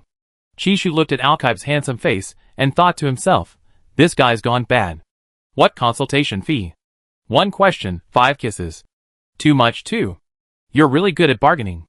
Al-Hibe chuckled. "How about 3? Chishu felt a sudden urge to linger, unable to move, seeing the sweaty prince. Why couldn't he get enough of that face? He really is a sucker for good looks. Okay, I'm giving you a discount because it's Chi-Chi. Shall we pay now? I pay after I take a shower. Alhype didn't delay any longer and told Chishu everything that had happened in the 4 major star systems. Recently, card makers from other countries have expressed their desire to join the Empire's citizenship, but the Empire has stated that it will not accept card makers who insulted you. Chishu, upon hearing this, was somewhat speechless. So, those foreigners who insulted me were all card makers, and ended up becoming my fans? Of course, ordinary people don't have access to star cards. They only watch live streams and rarely insult others. Those who do are card makers who have lost their temper. Chishu, so, after they delete their insults, they can join? They require 50 years of fandom to join the Empire. Hearing this, Chishu couldn't help but chuckle. What? You interstellar people also play that star-chasing game? Yeah, we do. And I'm also your fan. Alhype took his hand and gently kissed the back of it. Their gazes gradually became ambiguous. Just as Alhype was about to kiss him, Chishu reached out and pressed his hand against his face. You already used one. Do you want to use another? There won't be any left tonight. Okay. On another note, if you didn't want to join the Empire's card maker, couldn't you join under some other identity? Chapter 244. It's possible, but the procedures are quite complicated. Asset verification and various audits are required. These imperial laws were enacted a few years ago. Alhype took Chishu's hand, gazing at him tenderly, and gently kissed his palm. Chishu withdrew his hand, which had just been touched by the coldness, and couldn't help but sigh inwardly. So what if he's a little lecherous? It's human nature. Lately, no matter what he asked, Alhype was always very patient in answering. Even in areas he had never explored before, he would make a special effort to learn about them before telling him. Alhype knew he was lazy, so he practically fed him. His parents had once been so loving, and he had thought then that he wanted that kind of love too. If not, then he didn't want it. This was also why he hadn't been willing to settle for less all these years. Now, thinking back, perhaps his past waiting was a test, a way for him to meet Alhype, his beloved Prince Cobalt. After showering and having dinner that evening, they slept in each other's arms, as was their custom. There weren't many words of endearment, just holding each other in their embrace seemed enough. Chishu closed his eyes, his face pressed against the warm chest, the cool air trying to cool him down. He also tried hard to suppress his anger, thinking that youth required restraint. Alhype had never felt that time was too short. He held Chishu in his arms, wanting to hide him away. Just smelling Chishu's familiar, faint fragrance made him feel incredibly safe. He thought, wasn't it only natural that he spent his whole life by Chi-Chi's side? Besides, Chi-Chi loved him so much, he was just a little clingy. However, he seemed to be too clingy. His brother said that being too clingy would annoy his partner. As Alhype began to reflect and struggle with whether or not to be clingy with his wife, Chishu reached out and patted him on the back. Don't overthink it, just ask directly. Chishu was pleased with his tone. As the head of the family, he needed to be a bit assertive. Hearing Chishu coaxing him again, Alhype had a lot to say, but what bothered him most was, Cotton, Carl, and me, who does Chi-Chi like more? Chishu slowly opened his eyes. In the dim light, 2 pairs of large golden eyes shimmered at the foot of the bed. Was I just talking in my sleep? I must have fallen asleep. Chishu turned over, his back to Alhype. Alhype's Adam's apple bobbed, and he whispered in Chishu's ear, Chi-Chi, don't sleep yet. Chishu's ears turned red, thinking to himself, this damn air conditioner, why is it getting hotter and hotter? The next day, on the empty training ground, the soldiers, dressed in black combat uniforms and black boots, were all working hard, sweating profusely, striving to get their bodies into peak condition. They were undergoing intensive training, but in reality, they felt it was unnecessary. Some of them had escorted Chishu before. They spent their days capturing people and fighting. Except for not using their mechs, it was almost a daily game of cat and mouse. Were they slacking off? Not at all. But they still had to practice according to the procedures. As for the Black Hawk and Black Mist teams, they were much more relaxed. Cod and Jess were already discussing whether to teach the third prince's wife how to pilot a mech. Otherwise, before Chishu even had a chance to use his star card or mech at the front lines, he might get stepped on by bugs. Although Chishu wouldn't act as they feared, he was still their protected individual. They couldn't afford any mistakes. Without Chishu, where would they find such a busy yet leisurely, easy yet exhausting job? Sometimes like a vacation, sometimes like being a dog. No, even a dog isn't this busy. Who said that first? In short, facing an army of insectids so many times their size for the first time would easily cause fear. What if Chishu had trypophobia and froze, his legs going weak? What to do? They were only there to protect Chishu, not to kill insectids at his place to earn credits. That would be cheating, and if caught, they reportedly lose 50 credits. To them, it was amazing that the Royal Mech Academy, with its low graduation and employment rates over the years, hadn't gone bankrupt. Truly a royal enterprise, standing strong for so many years. I don't think we need to teach him, and it's not our turn anyway. Just hadn't seen Alhype much, but every time he did, he felt the difference between people.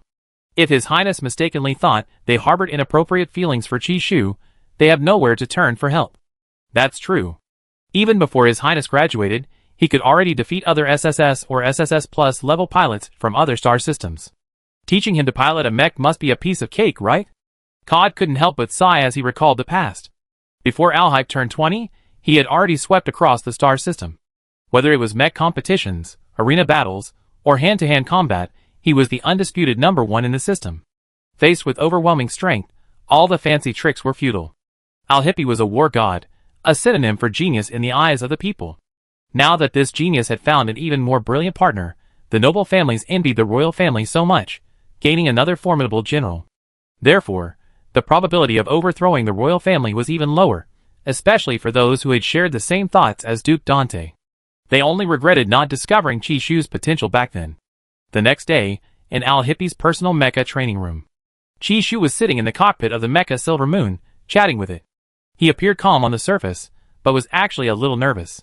He said, "I didn't expect practicing operating a mecha to be so complicated. Is there an intelligent mode I can use?" Silver Moon's voice was indistinguishable between a boy's and a girl's. It replied, "Yes, master, but you can't jump around repeatedly, you can't spin wildly, and you can't slide." Chishu, Dead memories are attacking me again. How did you know? Can mechs connect to the internet too? Yes, master. Silver Moon just learned about your general style on the Star Network. Chishu is now Silver Moon certified master. Actually, Alhype had already ordered a new one for Chishu, but Chishu preferred the silver-white mech. Hearing Silver Moon's words, Chishu felt embarrassed. This was in front of Cole Ball, and he didn't know what Alhype thought of his star card. Would he think he was a scoundrel? Chi-Chi, let's begin. If we keep talking, it get dark. Alhype could easily see Chi-Chi's embarrassment, thinking to himself that Silver Moon was a really clueless mech and needed an upgrade. Chapter 245. It's dark outside anyway. Chishu hesitated, too afraid to try.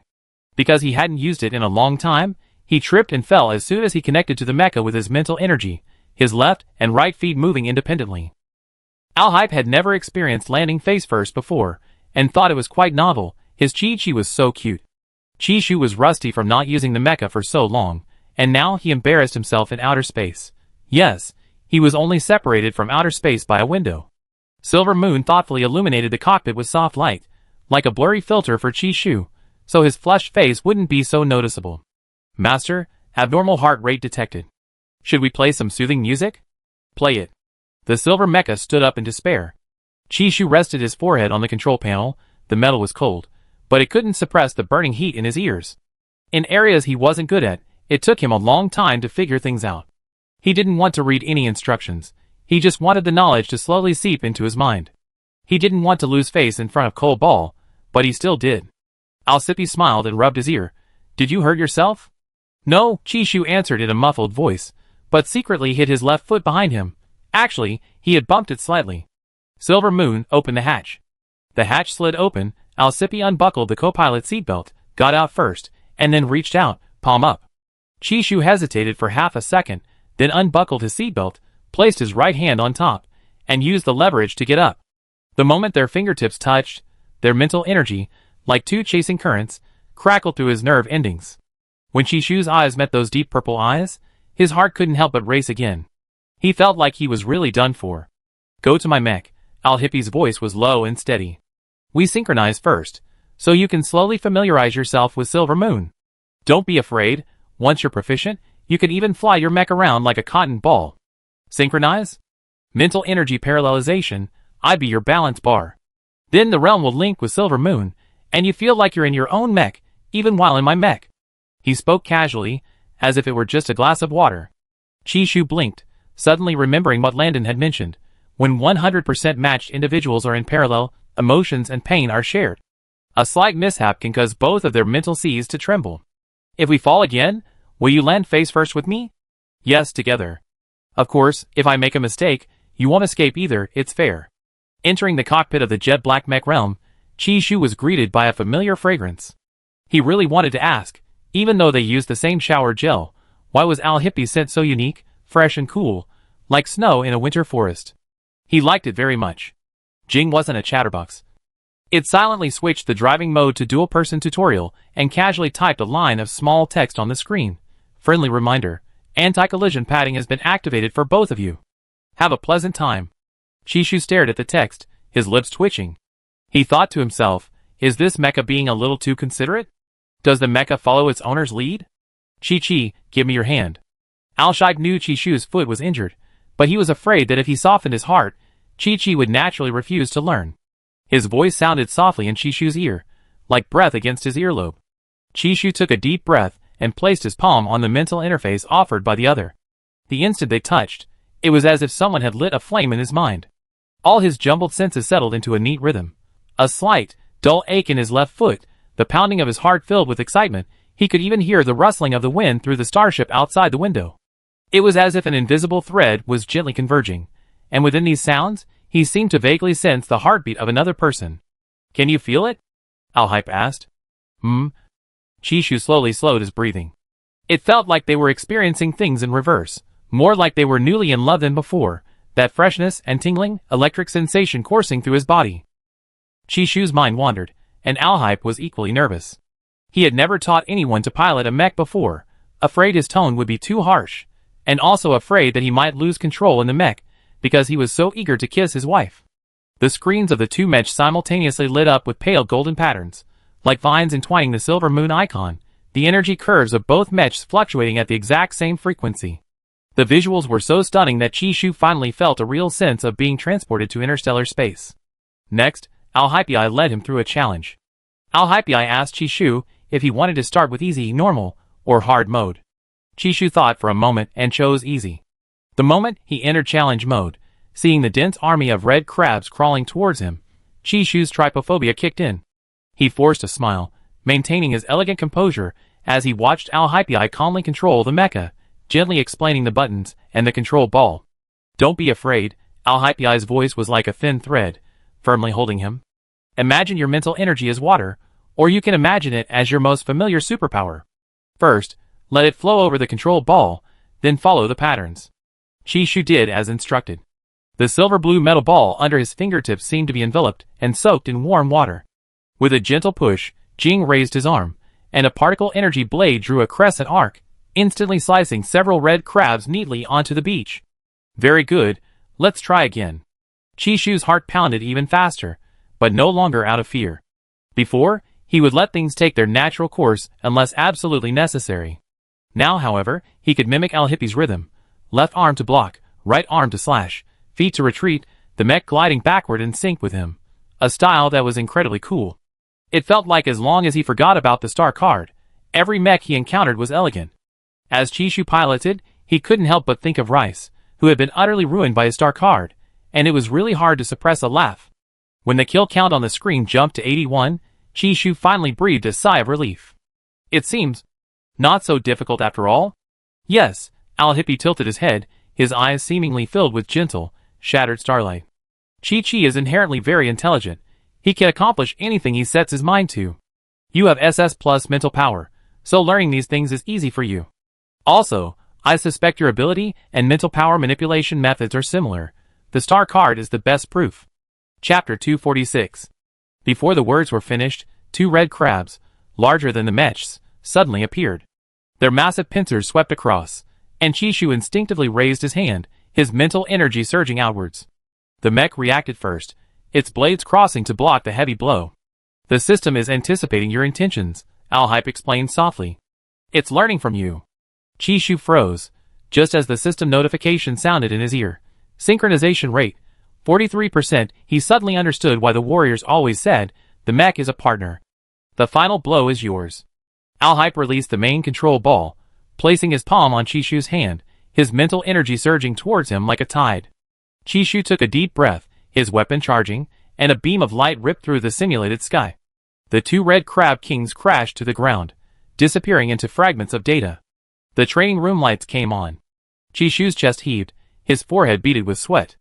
Alhype unbuckled his safety harness, wrapped his arms around him from behind, rested his chin on Chishu's shoulder, and said in a low, husky voice, "Congratulations, Chishu, perfect score for your first real battle."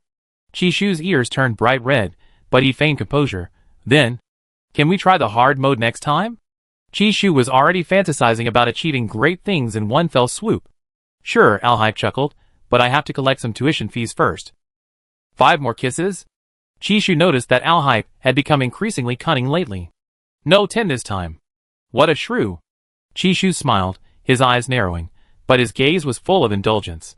After 3 days of training, Chishu's skills had improved significantly, and he had progressed from easy mode to normal mode. Once Chishu became engrossed in his training, he neglected even Alhype, engaging in relentless, day and night practice to master the techniques and integrate them into his understanding. Alhype had been neglected for 3 days. Ever since his wife fell for Jing and Inu, he, Carl, and Cotton had all been sidelined. So, he went on his usual patrols to supervise his subordinates, ensuring they trained diligently and wouldn't stop until they surpassed their previous abilities. His subordinates received daily wages, and training was part of their job. Hain, the civil servant, also joined the training after finishing his work.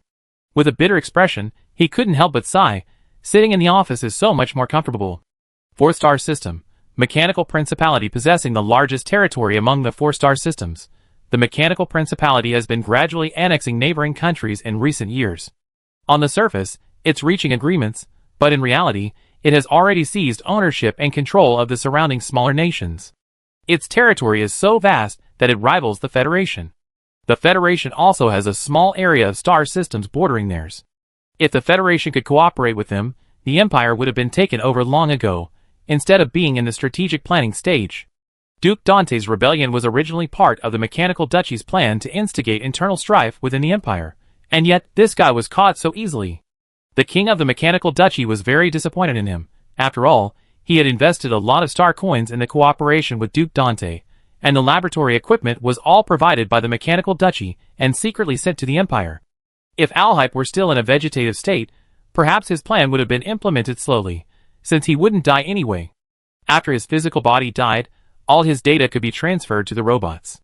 He was about to usher in a new era of human immortality. If it weren't for the intervention of the Empire's Star Emperor Carlos, this plan would have already altered the balance of power in the 4-star systems. Your Majesty, Duke Dante, should we silence him? No need. Let him live a few more days. Also, have someone bring my good grandson Reese to see me. The king chuckled, then suddenly said, "How can a synthetic shell compare to genuine leather?" Meanwhile, Inta watched Ion 1 tinkering with something. Curious, he squatted beside him, and couldn't help but whisper, "Ion, I never seen this data before. Where did you find it? After Chishu kicked and damaged my body last time, the third prince gave me a batch of special robots. The data encoding inside is different from the Empire's machine system encoding. Even imports from other countries have their origin marked, but these don't. So you figured it out?" Inta was bored.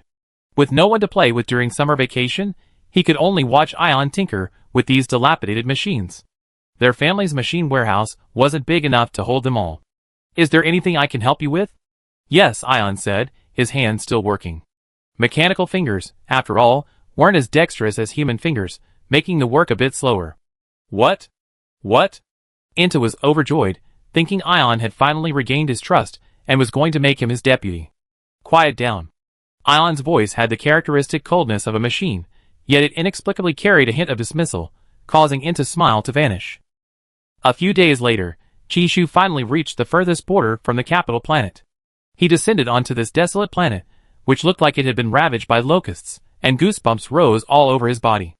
Only one sentence echoed in his mind: "What a desolate and tragic sight." This planet seemed devoid of life. He finally understood why humanity was so obsessed with exterminating the Zerg. Cold Ball, won't it take a long time to clean up these planets before they're usable? Yes, if they're not properly cleared, there will be huge and dangerous hidden dangers, and no one will dare to live on the outskirts. Although the Randall Starfield is vast, the number of habitable planets is always limited. Many planets can mine various energy resources, but they don't produce food. The Zerg are devouring the Randall starfield. The best way to drive them out is through continuous attacks. Chishu understood. So the number of planets in the Randall starfield is increasing every year. No wonder the surrounding countries are wary. Whether they advocate expansion or not is all talk. Al-Hypei is the pragmatist, but they only target the Zerg, not other countries. Yes, strength is the best border defense. Let's go, take Cotton and Carl to eat. Chishu nodded. He had originally thought he would see a large Zerg army as soon as he arrived, but the surface Zerg on this planet had been mostly cleared, leaving only those underground.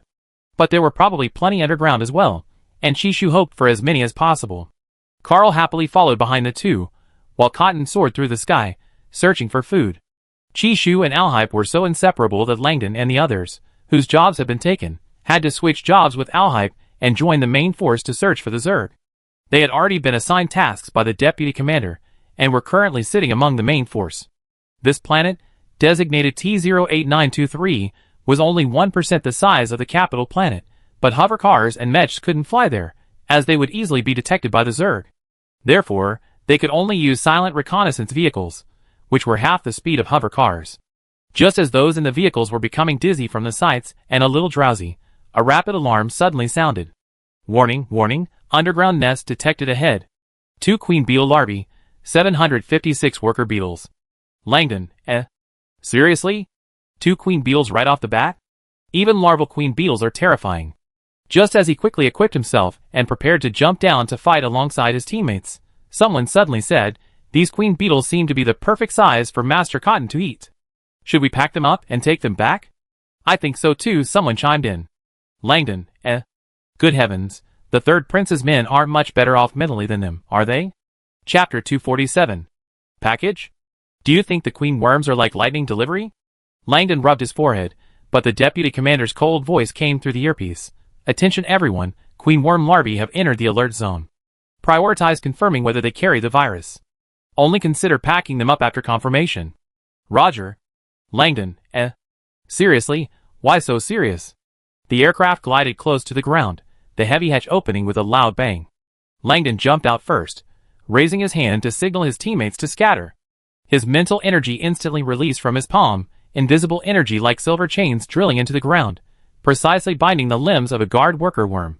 Installed body, no parasite exists on the surface. Edible level. The report from a teammate not far away made Langdon slip, almost causing the chain of mental energy to shatter. Can you guys be serious for once? Langdon felt utterly exasperated. Why were these people being so seriously funny? How come he didn't know Cotton ate insects? Wait, right, he seemed to have forgotten that when Chishu went to that tea party last time, Cotton was eating insects on the beach. No more seriousness, Lady Cotton has already swooped down. High in the sky, a giant, snow-white bird swooped down, its wings whipping up a gale, directly knocking over the worker insects that had surfaced in panic and fear. Now, there was no need to pack them up. Langdon looked in the direction Cotton had flown from. Chishu stood atop a sand dune, squinting at the chaotic battle below, his star card swirling at his fingertips. The next second, hundreds of silver-white blades burst from the ground, slicing the worker insect swarm into neat pieces, like meticulously crafted works of art. Not bad efficiency. Alhype turned his head, a hint of amusement in his voice. Want to try Silvermoon's long-range cannon?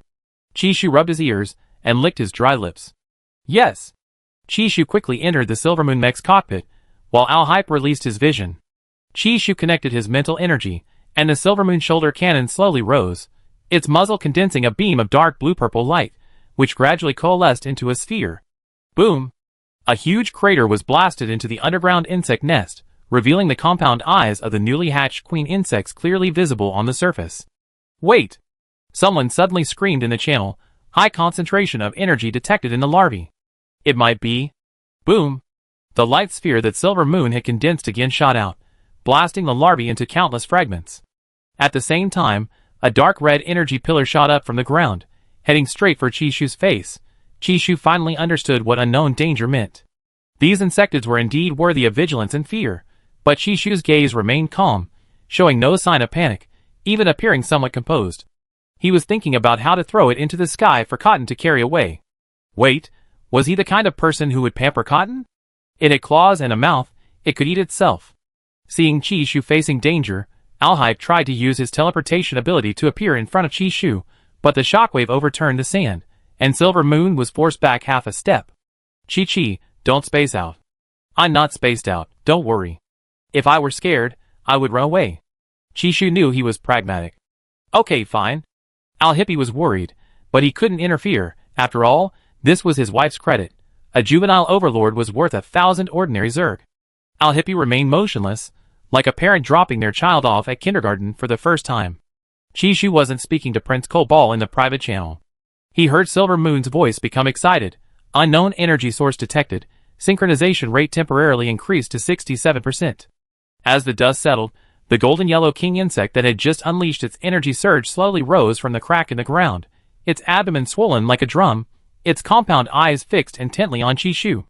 Chishu looked at the ugly insect, and couldn't help but frown slightly. Luckily, he wasn't sympathizing with Cotton right now, otherwise, if he really watched Cotton eat this thing, he would definitely lose 10 pounds in a month. After Chishu focused on the two king insects, everyone else had already retreated. Even Langdon boarded the aircraft. It wasn't that he didn't want to see the scene, but he was worried about seeing Cotton eat the insects. Their incredibly cute Cotton Lord actually ate them. Langdon felt goosebumps rising on his skin, but the others in the aircraft remained calm. The last time they saw Cotton eating insects on the beach, they were barely able to protect themselves and hadn't paid much attention, which is why Langdon was so concerned. While the others evacuated, Chishu finally zoomed in on the mech's scope to observe the insects underground. Then he said, Cobalt, you can go do something else. My mission is to protect you. To protect the only card maker in the entire empire capable of mass-producing cards. Alhype felt he made a good point, and protecting his partner was only natural. He wasn't going to interfere, just observe from the sidelines. Besides, he had already delegated his mission to Langdon and the others, essentially exchanging missions.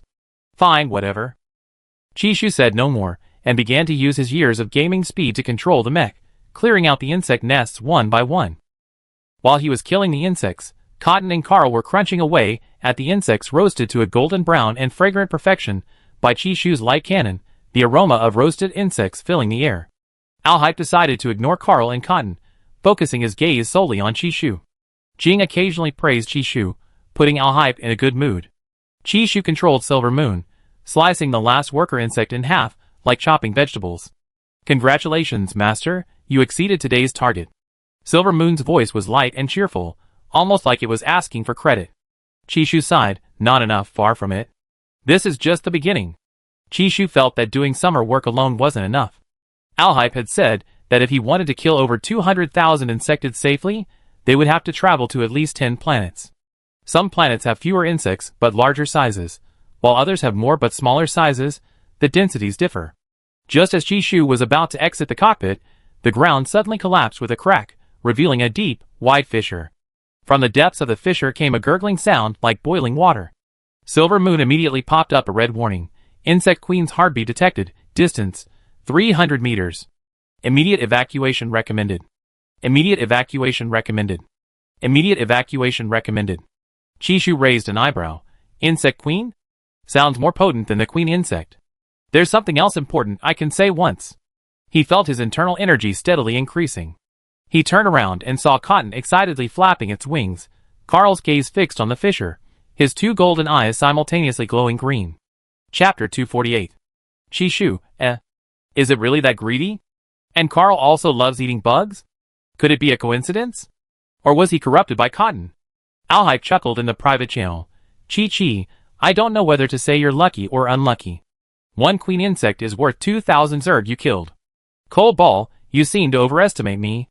Chishu swallowed hard, controlling the Silver Moon, his shoulder cannon charging again. The azure orb reflected an icy blue in his eyes. He was somewhat excited. The queen insect's attack power wasn't comparable to an adult queen insect, but it wasn't weak either, at least 0.2 times the power of an adult queen insect. The next second, a crack exploded, and a milky white queen insect with a swollen abdomen was thrown into the air by the energy impact. Perhaps because it had just lost two baby queen insects, it was exceptionally angry and agitated. After landing, its massive body began to pound the ground irritably. The sound was deafening, like an earthquake. The queen bee and the insect queen are similar in nature, but their abilities differ. The queen bee rules over lower-tier insect races, and is the most powerful insect queen among them. It can transform into a human, but only for a short time. Unlike higher-tier insects, it cannot maintain a humanoid form for extended periods. Seeing this exceptional insect, Cotton swooped down, intending to seize the queen bee by the neck, but was repelled by the queen bee's sonic waves. Eagle's head throbbed, and it cursed as it flew back into the sky, while Carl shook his head. Chishu also felt unwell, a slight nausea rising in his stomach. Silver Moon, activate the sonic barrier. Chishu gritted his teeth, his mental energy flooding the control sphere like a tidal wave, weakening the piercing infrasound by 70%. The mech changed from silver white to silver blue, flashing several times before reflecting the sonic waves back. Taking advantage of the opening, Silver Moon's blade drew a silver arc, but only sliced off half of the insect queen's white wing membrane. Seeing the dark green sap splattered on the sand, Chishu's brows furrowed even deeper. Chishu thought that those who could kill thousands of insects were indeed people with strong willpower. At least they could overcome their mental barrier, which was already terrifying. Chishu felt a deep respect for his predecessors. Cotton turned its head in the sky, its golden pupils shrinking to pinpoints. This time it had learned its lesson, using its claws to grip the insect queen's carapace, using the force to drag it upwards, intending to let the insect queen fall to its death. Don't let it rise. Fearing the insect queen would escape, Chishu shouted. Cotton had no choice but to obey Chishu's words, throwing the insect queen down again. It knew that if it didn't cooperate properly, Chishu might get angry. Silver Moon's shoulder cannon changed angle, and a ghostly blue light ball was instantly fired, hitting the insect queen's swollen abdomen with pinpoint accuracy, piercing a large hole. Boom! Dark green slurry rained down like a storm. The insect queen let out a piercing shriek, and Chishu's face contorted as if he'd eaten something sour, his brows furrowed in a grimace. Poor Cotton Ball, having to face these things every day, his cotton ball is truly amazing. With each attack Chishu launched, he felt a renewed sense of awe for the warriors fighting the insects on the front lines. Alhype whispered a warning in the channel. Its abdominal sac is ruptured. It's about to self-destruct. 3 seconds countdown. Chishu's pupils constricted sharply, his mental energy surging, and Silver Moon teleported 100 meters away. Cotton stared wide-eyed in midair, unable to believe its snack had exploded. Then, the insect queen exploded in midair into a viscous green mass, falling to the ground with a deafening thud. Landon and Cod, who had returned earlier out of concern after sensing the insect queen's presence, were dumbfounded by what they saw. They turned to see everyone else looking completely unfazed. The deputy commander calmly said, "See? I told you there's no need to worry. Even without the third prince's consort can defeat the queen insect. You're just spoiling your child too much, not letting him grow." The nearly 200-year-old deputy commander looked down on those younger than him. "All right, I was just worrying too much." Protecting Chishu was the responsibility of their two teams, but now, they really had to let go for a while. The dust settled, and looking at the ravaged ground, Silver Moon's system notification sounded. "Master, would you like to rest?" He exhaled softly, looking into the distance. The broken insect nest was stained with a layer of viscous green blood. The scene was too beautiful for him to bear. These days had only just begun. He had to take it slow. In the following days, Chishu's luck seemed to wane. He encountered neither the queen insect nor the queen insect.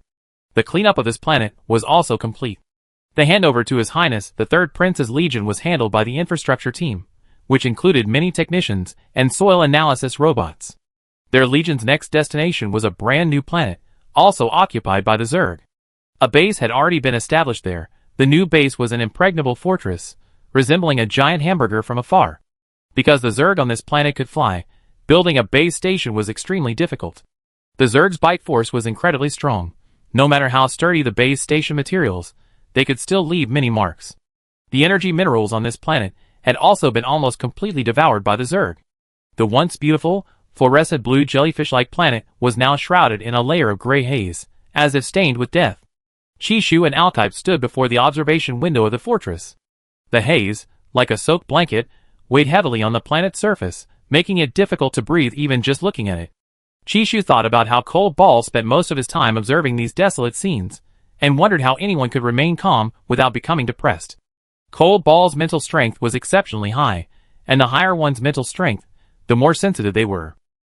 Perhaps it was a case of words coming true, but Alkype's attending physician, Med, came over and pleaded with Alkype to undergo another mental strength test, and that Chishu should be tested as well. Med was the director of the Mental Strength Research and Treatment Institute, and also the president of the Capital Planet Mental Strength Association. He was a doctor with over 300 years of experience. Me too? Chishu felt a little guilty, because his physical strength seemed to have increased rapidly recently due to consuming too much insected energy, and his mental strength also seemed to be increasing steadily because he was spending more time with Cold Ball. It used to be relatively weak, but recently it felt particularly noticeable. That's right, because you two are mutually dependent. And the stronger your mental strength, third prince's consort, the more headaches you experience in the future. You should have felt it recently. Being far away from the third prince makes you prone to headaches, and even with a mental imprint, it's difficult to quench your thirst. Chishu's eyes widened slightly, thinking to himself, that's so true. No wonder Alhype stood at a distance, where he could see her, when he was fighting insects. Thinking of this, Chishu's heart began to ache faintly. The Cold Ball he saw now was in good condition, rarely showing signs of discomfort. What about before he was around? How did Cold Ball endure those days and nights? The current mental energy surge inhibitor only works for those at SS Plus level and below. For Alhype, it not only doesn't work, but it also causes side effects. Chishu felt increasingly frustrated, his eyes involuntarily welling up with tears. Looking up, he saw Alhype looking at him with concern. If you don't want to go, we don't have to go, Alhype said in a low voice. Go ahead, there's nothing else to do anyway. Chishu suppressed his emotions. He, who rarely showed his emotions, almost lost his composure. The closer he got to Alhype's life, the more real the other person seemed. Chapter 249. Inside the testing chamber, silvery light fell like snowflakes onto Chishu's eyelashes. Med had just brought over 2 extremely fine probes, glanced at the third prince, who stood beside his master like a large dog, and ultimately entrusted the task to him. Alhype took the probes, placed them on Chishu's temples, and whispered to him, relax, imagine yourself in a familiar cockpit, slowly release your mental energy. Chishu closed his eyes, his mental sea became somewhat uncontrollable, like a rising tide, wave after wave. The values on the detector screen soared from SS Plus to the SSS threshold, paused briefly, and then instantly exceeded the critical point. Med froze, subconsciously looking at Alhype. The latter didn't react much, but simply raised his hand, placing his palm on Chishu's neck, calming his somewhat turbulent mental sea. Seeing this, Med held his breath, thinking to himself that the third prince's consort's mental power had actually broken through to SSS. Their research institute had previously published several papers on Chishu's case. Someone like Chishu, who had awakened multiple times, was extremely rare in the entire interstellar space. The value instantly dropped, settling steadily at SSS. Med was completely overwhelmed, his hands trembled with excitement. Resonance pressure value 99%, Med murmured. You almost share the same mental curve, which means perhaps the two of you can share mental power, and your highness's mental power might also be usable by the third prince's consort. Chishu was also secretly startled upon hearing this. He opened his eyes and met Alhype's gaze. There was no surprise in her eyes, only the gentle tenderness he already knew. Does it hurt? Alhype moaned. Chishu shook his head, but the next second he grabbed Alhype's wrist, his fingertips tracing the old scar, a mark left from the mental surge, which Alhype had used to whine and ask for a kiss. Alhype was truly a guy he couldn't help but love, his whole body ached for him. Chishu's fingertips traced the old scar, as if trying to make up for all the comfort he had missed.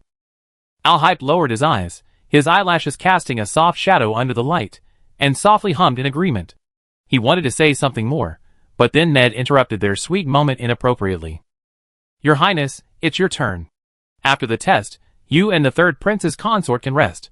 Med was terrified that these 100% perfect couples would kiss in front of him. There was no way around it. This was 100% perfect, historically speaking, 100% perfect even brought blankets to work. It's the same whether I test him or not. Alhype didn't seem to care much. You are the light that illuminates the Empire. Before Med could launch into his long-winded speech, Alhype's brows were already furrowed, which Chishu found quite endearing. He shook Alhype's hand. I wait for you. Hearing this, Alhype's heart softened. He leaned down and kissed his forehead. It was cool and refreshing. Chishu touched his forehead, watching Alhype lie down in the monitoring pod next to him. Alhype attached the probes himself, very skillfully. Alhype, already SSS+, almost reaching 4S, would he be the same this time? Chishu sat up, put on his shoes, walked to the side of the monitoring pod, glanced at that handsome face, and then looked up at the display screen. The black curve surged past the 4S warning line, showing no sign of stopping. The alarm lights shifted repeatedly, and the power supply system of the temporary medical station emitted a low hum, as if it were about to explode from energy overload. Chishu gripped the handrail tightly, his heart pounding along with the curve. The curve finally flattened abruptly at the critical point of 4S+. Alhype opened his eyes, his deep purple pupils reflecting Chishu's slightly pale face. Scared? His voice was soft, yet it instantly silenced the entire testing room. Chishu shook his head, 1,000 thoughts swirling in his mind, yet unable to articulate them. The greater the energy, the greater the responsibility seemed.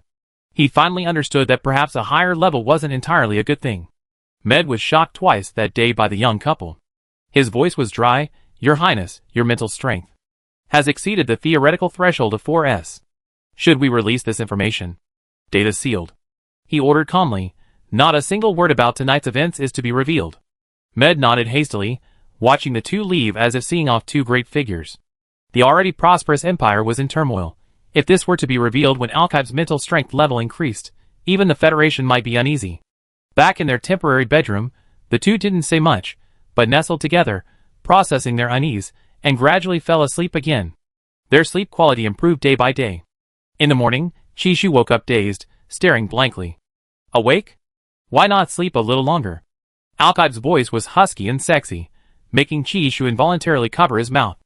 I get up and write some star cards. Speaking of star cards, Chishu wondered how things were going with Daniel. He released his hand from Daniel's mouth, opened his terminal, and found Daniel's chat interface. Only then did he realize he had accidentally blocked Daniel's account. In other words, blacklisted him. Chishu, Daniel, on the capital planet, had joined forces with Hushi to capture a foreign spy. He wanted to contact Chishu, but discovered he'd been blocked by his sister-in-law. What had he done wrong? Did his sister-in-law find out he didn't want to graduate? Daniel, blocked by Chishu, didn't dare ask anyone else. Asking his third brother would surely elicit the response. Blocked, good thing. Chishu was unaware of Daniel's life of fear on the capital planet. After the block was lifted, he asked Daniel how the big shots were doing.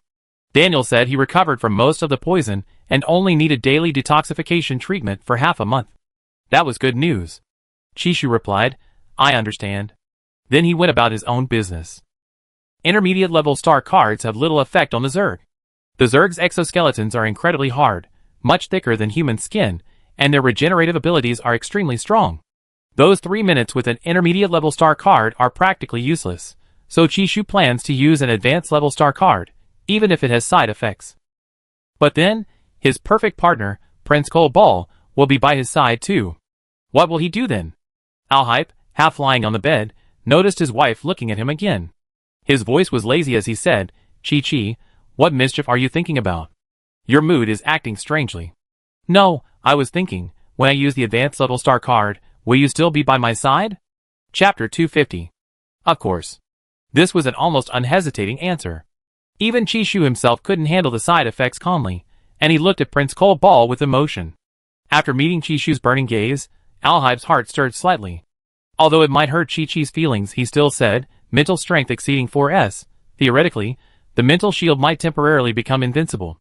At that time, just run to where I am. The implication was, I will protect my wife. Hearing this, Chishu didn't react for a moment. He looked at Alhype's handsome face. The other's ears were still slightly red, without a hint of boasting. But Chishu was still shocked by the difference in their levels. He had only just stepped onto the SSS level ladder, while Alhype was already immune to even his star card side effects. However, Alhype said it was theoretical, but that wasn't necessarily true. Although Cole said those words out of a desire to help him, Chishu was still moved by Versailles words, and felt proud of Cole. Really? I'm not entirely sure, but whether it's true or not, I'd be by your side. If you don't run away, I won't run away. Alhype couldn't abandon his wife.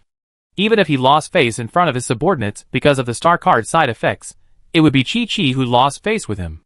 A bittersweet warmth welled up in Chishu's heart again. He hadn't cried before, but now he almost did. His Cole was truly reliable. He would really step up when needed. Actually, Alhype was already prepared. If the side effects hit, he could simply force himself into a hibernation pod. It wouldn't be a problem. Alright, I'm done. Chishu's card-making speed is now even faster. Thanks to his enhanced physical abilities, his hand speed is faster, and his wrists don't hurt anymore. If he's not writing top-tier star cards, He's like a perpetual motion machine. Alhype stared at the thick stacks of star cards on the table, somewhat dazed, having never seen so many at once. Using Chishu's star cards might have side effects, but his power is undeniable, leaving only admiration. Based on the characteristics of the serrated flying insects, Chishu focused on fire-type star cards this time. For credits, for leveling up, for everything. Chishu solemnly put away his star cards and, with renewed vigor, set off with the main force after daybreak. The planet, occupied by the insected race, was ravaged. The sky was shrouded in mist, and everywhere were flying serrated flying insects. These insects were characterized by flight, hard shells, highly lethal serrations on their mouths, and their most obvious weakness, a fear of fire. The shrieking of the saw-toothed flying insects was piercing, like a saw blade scraping against metal, so ear-piercing it hurt one's eardrums. Chishu raised his hand, and several fire-type star cards, Crimson Waterfall, shot out in quick succession. The air above exploded into a waterfall of orange-red light, flames licking the insects' wing membranes with a crackling sound. Since Cold Ball had previously mentioned that he could prevent side effects, Chishu placed Prince Cold Ball closer to him. Mixed with the sweet, pungent smell of blood mist, everyone could smell the acrid odor. While clearing out the insectids, they could also watch Chishu's heroic figure wielding the star cards. His handsome face was expressionless. He wasn't using a mecha, but rather standing on Silver Moon's shoulder, activating a mental shield. They thought Chishu might be too afraid to hide when facing such a large-scale swarm of insects, but that wasn't the case. Chishu was initially disgusted on the first and second days, but he quickly adapted. After all, he had survived hordes of zombies before, and facing insects, aside from disgust, didn't instill much fear in him. The second type of star card detached from Chishu's hand, spun along the ground, and entered the mountaintop nest of the sawtooth flying insects. Once the star card took effect, it was as if fire lines burst through the walls, forming a crimson fence that firmly imprisoned a large number of sawtooth flying insect larvae in the center. The temperature rose, and the larvae, most unable to withstand the heat, began frantically crashing into the fire curtain. Their still developing and hardened shells shattered, scattering sparks everywhere. Chishu was also puzzled. Why hadn't the side effects taken effect yet?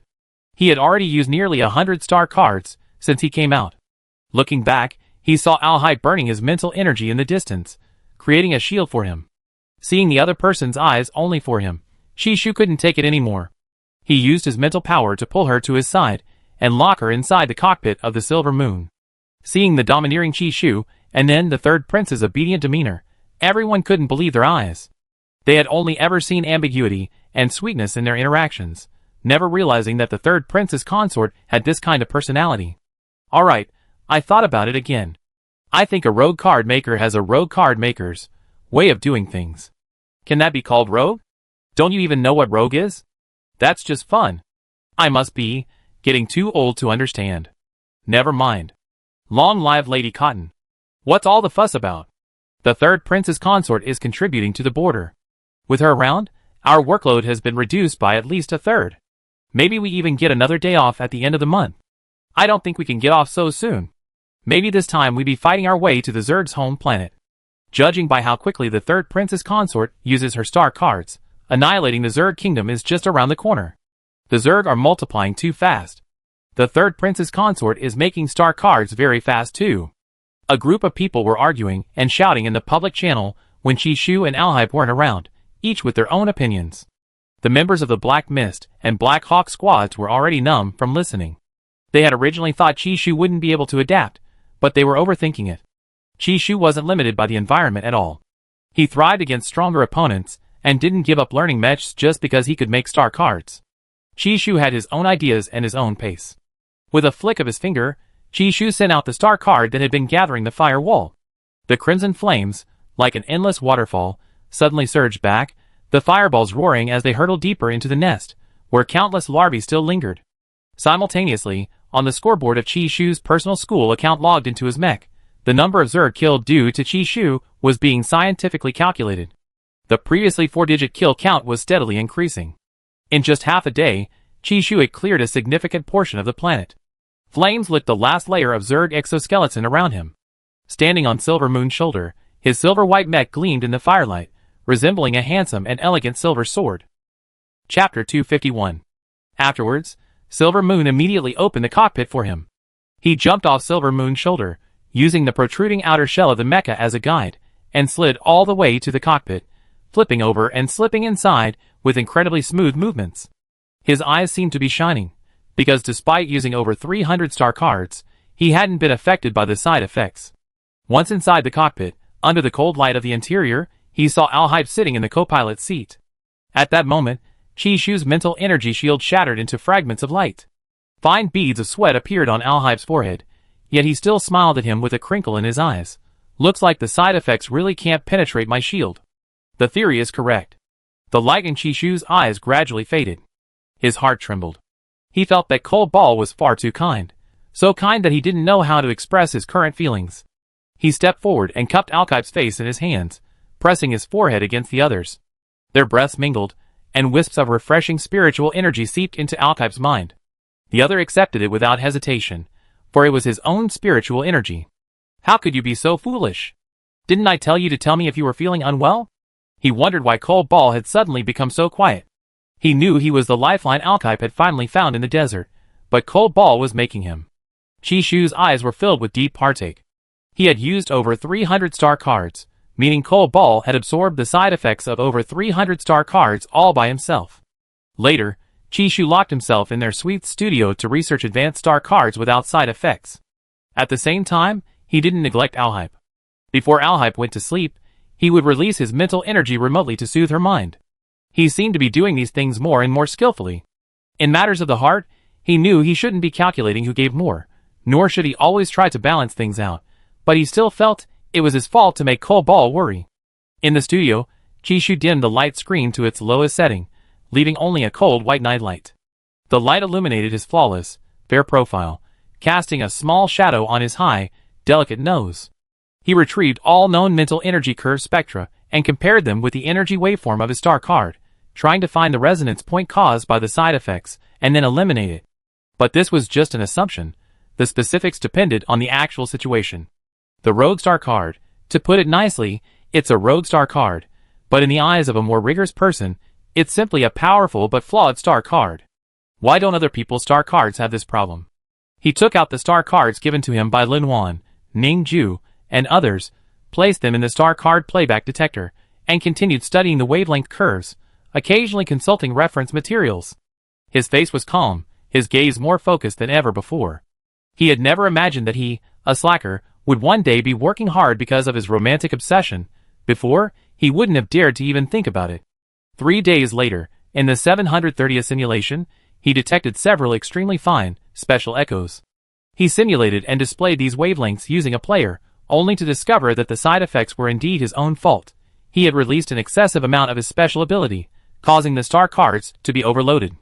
When he was writing the star cards, he had never realized this, assuming that the star cards would automatically take as many as needed. However, he couldn't yet control the amount of energy he used. This was something he hadn't learned at all. He messaged many people asking how to properly control the energy usage of his star cards, but they all said to just use as much as possible. Chishu, The problem was he had excess energy. He hadn't expected that after asking around. No one else seemed to have this problem. This was quite embarrassing. Chishu was slowly becoming anxious, like suddenly graduating from university only to find that he hadn't even mastered elementary school material and had to relearn it all. No, actually, he hadn't seriously looked into it at all. He just thought that writing it down was enough. Chishu sat in his chair, staring blankly at the gray ceiling, feeling an unprecedented sense of urgency. Summer vacation was at most 2.5 months, a short time.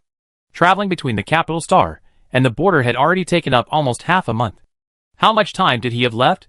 He wanted to achieve instant success. He wanted to kill over 200,000 stars in 2 months. Don't let his seemingly laid-back demeanor fool you. He's actually a hidden impatience. Only after finishing his tasks can he truly relax on the sofa, in bed, or floating in the pool, enjoying a life of leisure. Another important point is that the more he helps the border region, the more time Cold Ball can spend with him. Having grown accustomed to a solitary life, now, it seems harder to bear. Long-distance relationships are acceptable, but not too many. Sure enough, as mental strength increases, one becomes more sensitive. When his mental strength was lower, he never thought so much. Pressing himself to find a solution quickly, Chishu suddenly realized something as dawn approached, recalling those unforgettable words. Existence is its own justification. Since the amount of superpowers applied to the star cards couldn't be controlled in a short time, it was better to do the opposite. Chishu named the several echoes he found reverse curves, and then used his mental power to weave reverse phases for each star card, like adding a layer of sound-absorbing cotton to the star cards. That is, turning the reverse energy of the star card side effects into positive energy, transforming negative energy into positive energy. That way, they wouldn't die from the shock. Chishu felt like a genius turned slacker. He definitely couldn't do the experiment alone. He needed to recruit volunteers. Chishu wasn't sure if he could accomplish this, but he was a tiny bit confident. Chishu inserted the reverse curved star cards into the testing device. Seeing no side effects displayed, that wasn't enough. He ran back to his room, intending to wake up his darling Cole Ball, but then he saw that handsome face with long eyelashes. That damn infatuation struck again. Chishu forced his mind to clear. Just as he was thinking about how to wake his Cole Ball darling, an arm pressed down on his neck, and his lips met a warm, soft touch, along with the feeling of that hot breath. A few hours later, Chishu emerged from the medical pod, unable to contain his frustration at how terrifying the incredibly strong and mentally powerful Cole Ball was. His back had almost broken. He wondered who would benefit from his increased physical abilities. After discussing it with Cole Ball, Chishu posted a recruitment notice in the Legion's public channel, urgently recruiting volunteers. High-level star card beta test with no side effects, meals included, and a Cotton or Carl autograph card included. Cotton, coo. Unscrupulous master. Give the eagle its freedom. Cotton was just about to go for a stroll when Chishu grabbed it in his arms. When Chishu was busy, Alhype would grab its feet, preventing it from flying. Coo. The eagle can't write. Coo. Fraud. This is fraud. Chapter 252. In less than 3 minutes, the registration channel was overwhelmed, and only Cotton and Carl's injured world were able to register.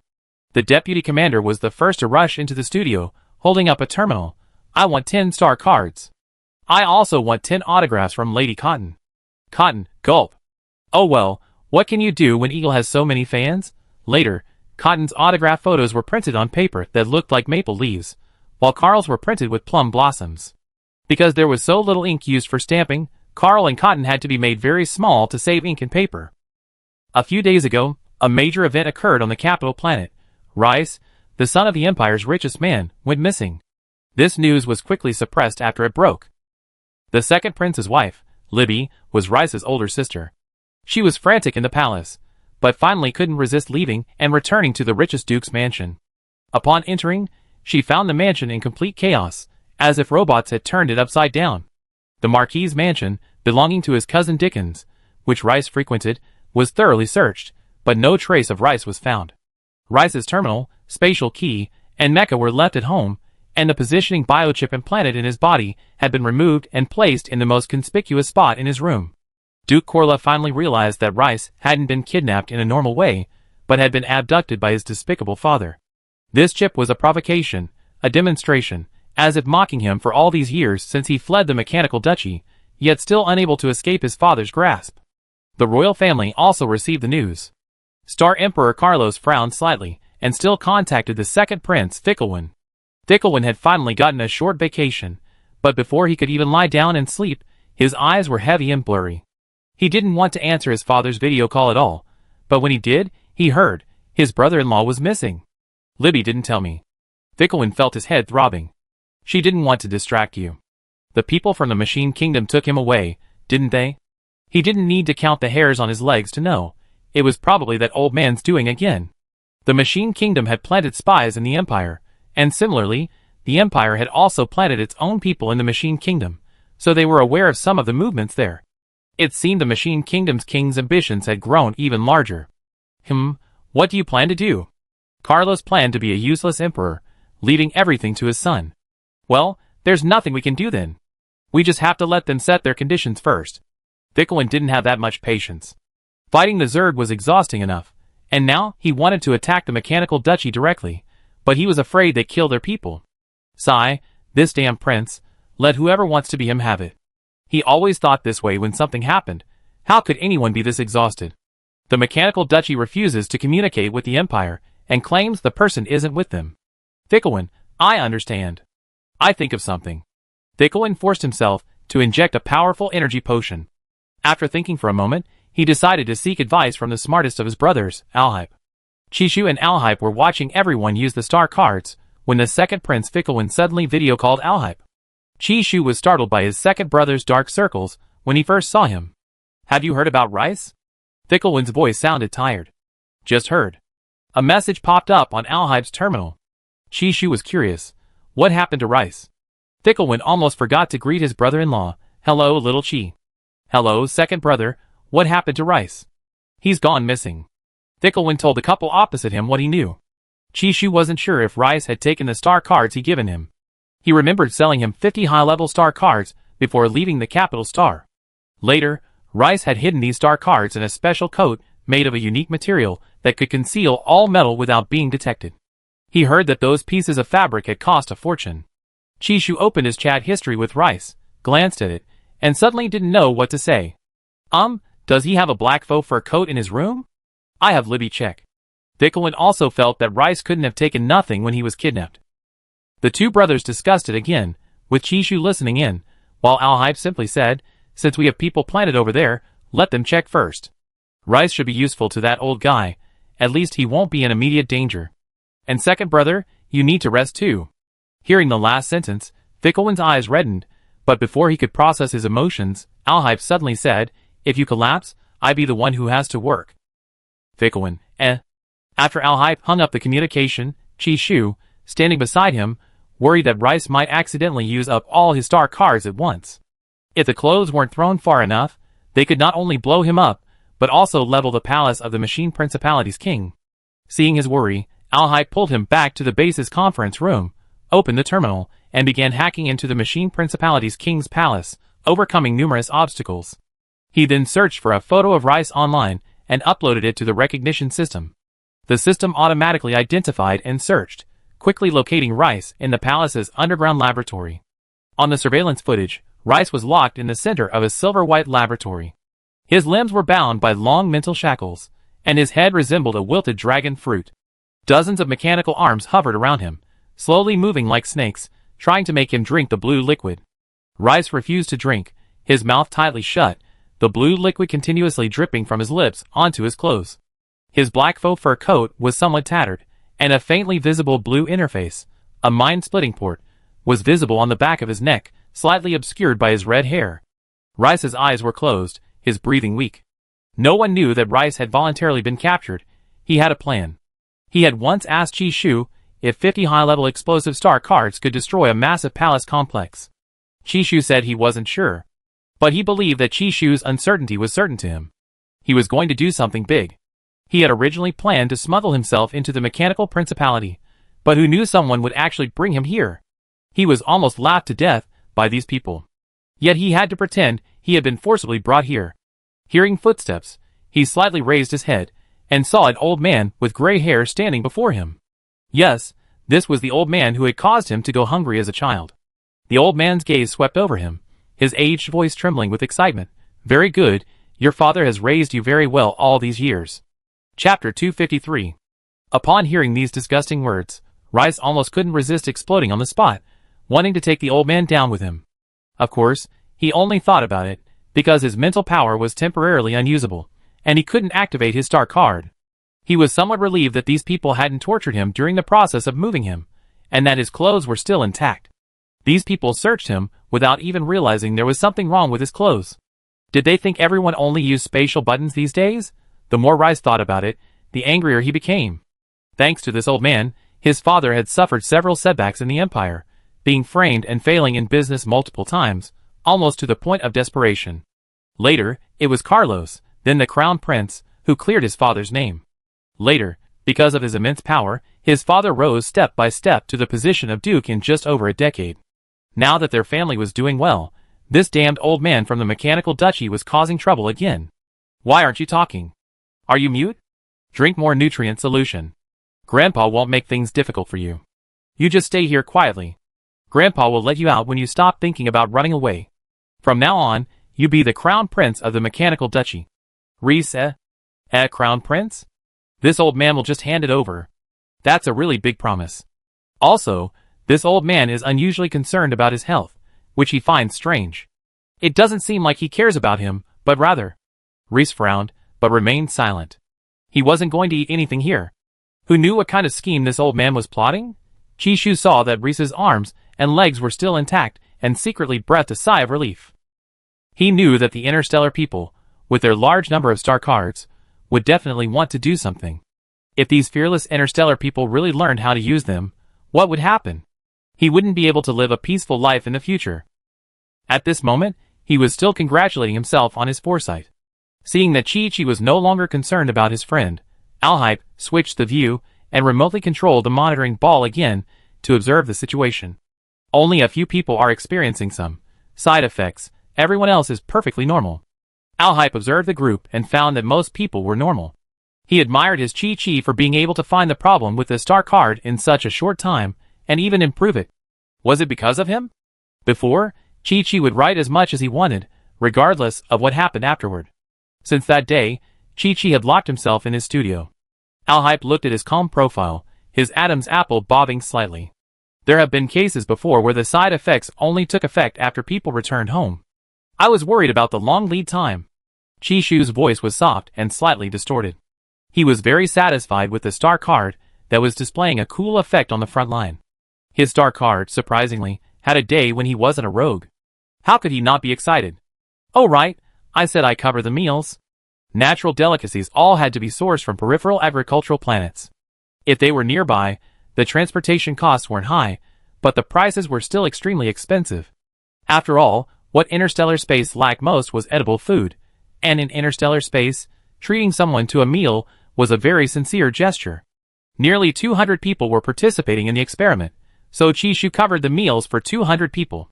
Chishu waved his hand, and handed it over to the robots to cook.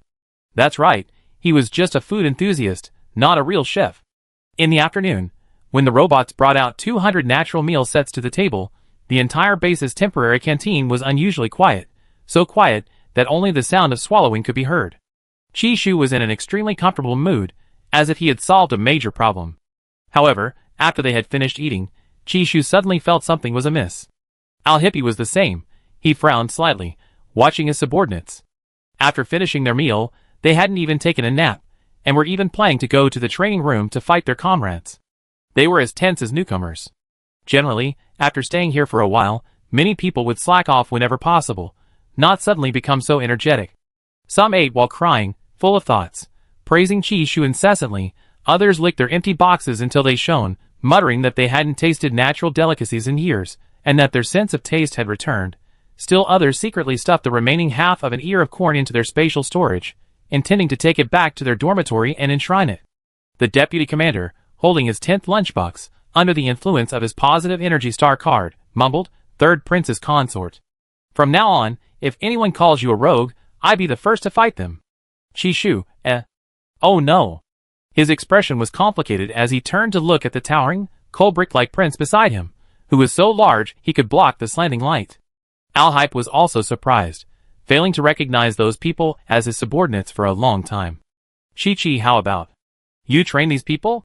Chishu quickly waved his hand, as if something was clinging to him. No way, Coal Ball, you know I don't like trouble. I was just kidding. Alhype reached out and ruffled Chishu's hair. Outside, Alhype stood exceptionally dignified and solemn, his entire aura different, but when facing Chishu, he always exuded a gentleness that drew the attention of passers-by. They had never seen such a novel third prince, just as the third prince had never seen them so positive and energetic. After lunch, Chishu returned to his studio to summarize. He had calculated that out of 200 star cards, only 3 or 4 were uncontrollable, meaning his method was largely successful. He sat in his workshop, his face flushed with excitement, and then produced the next batch of star cards.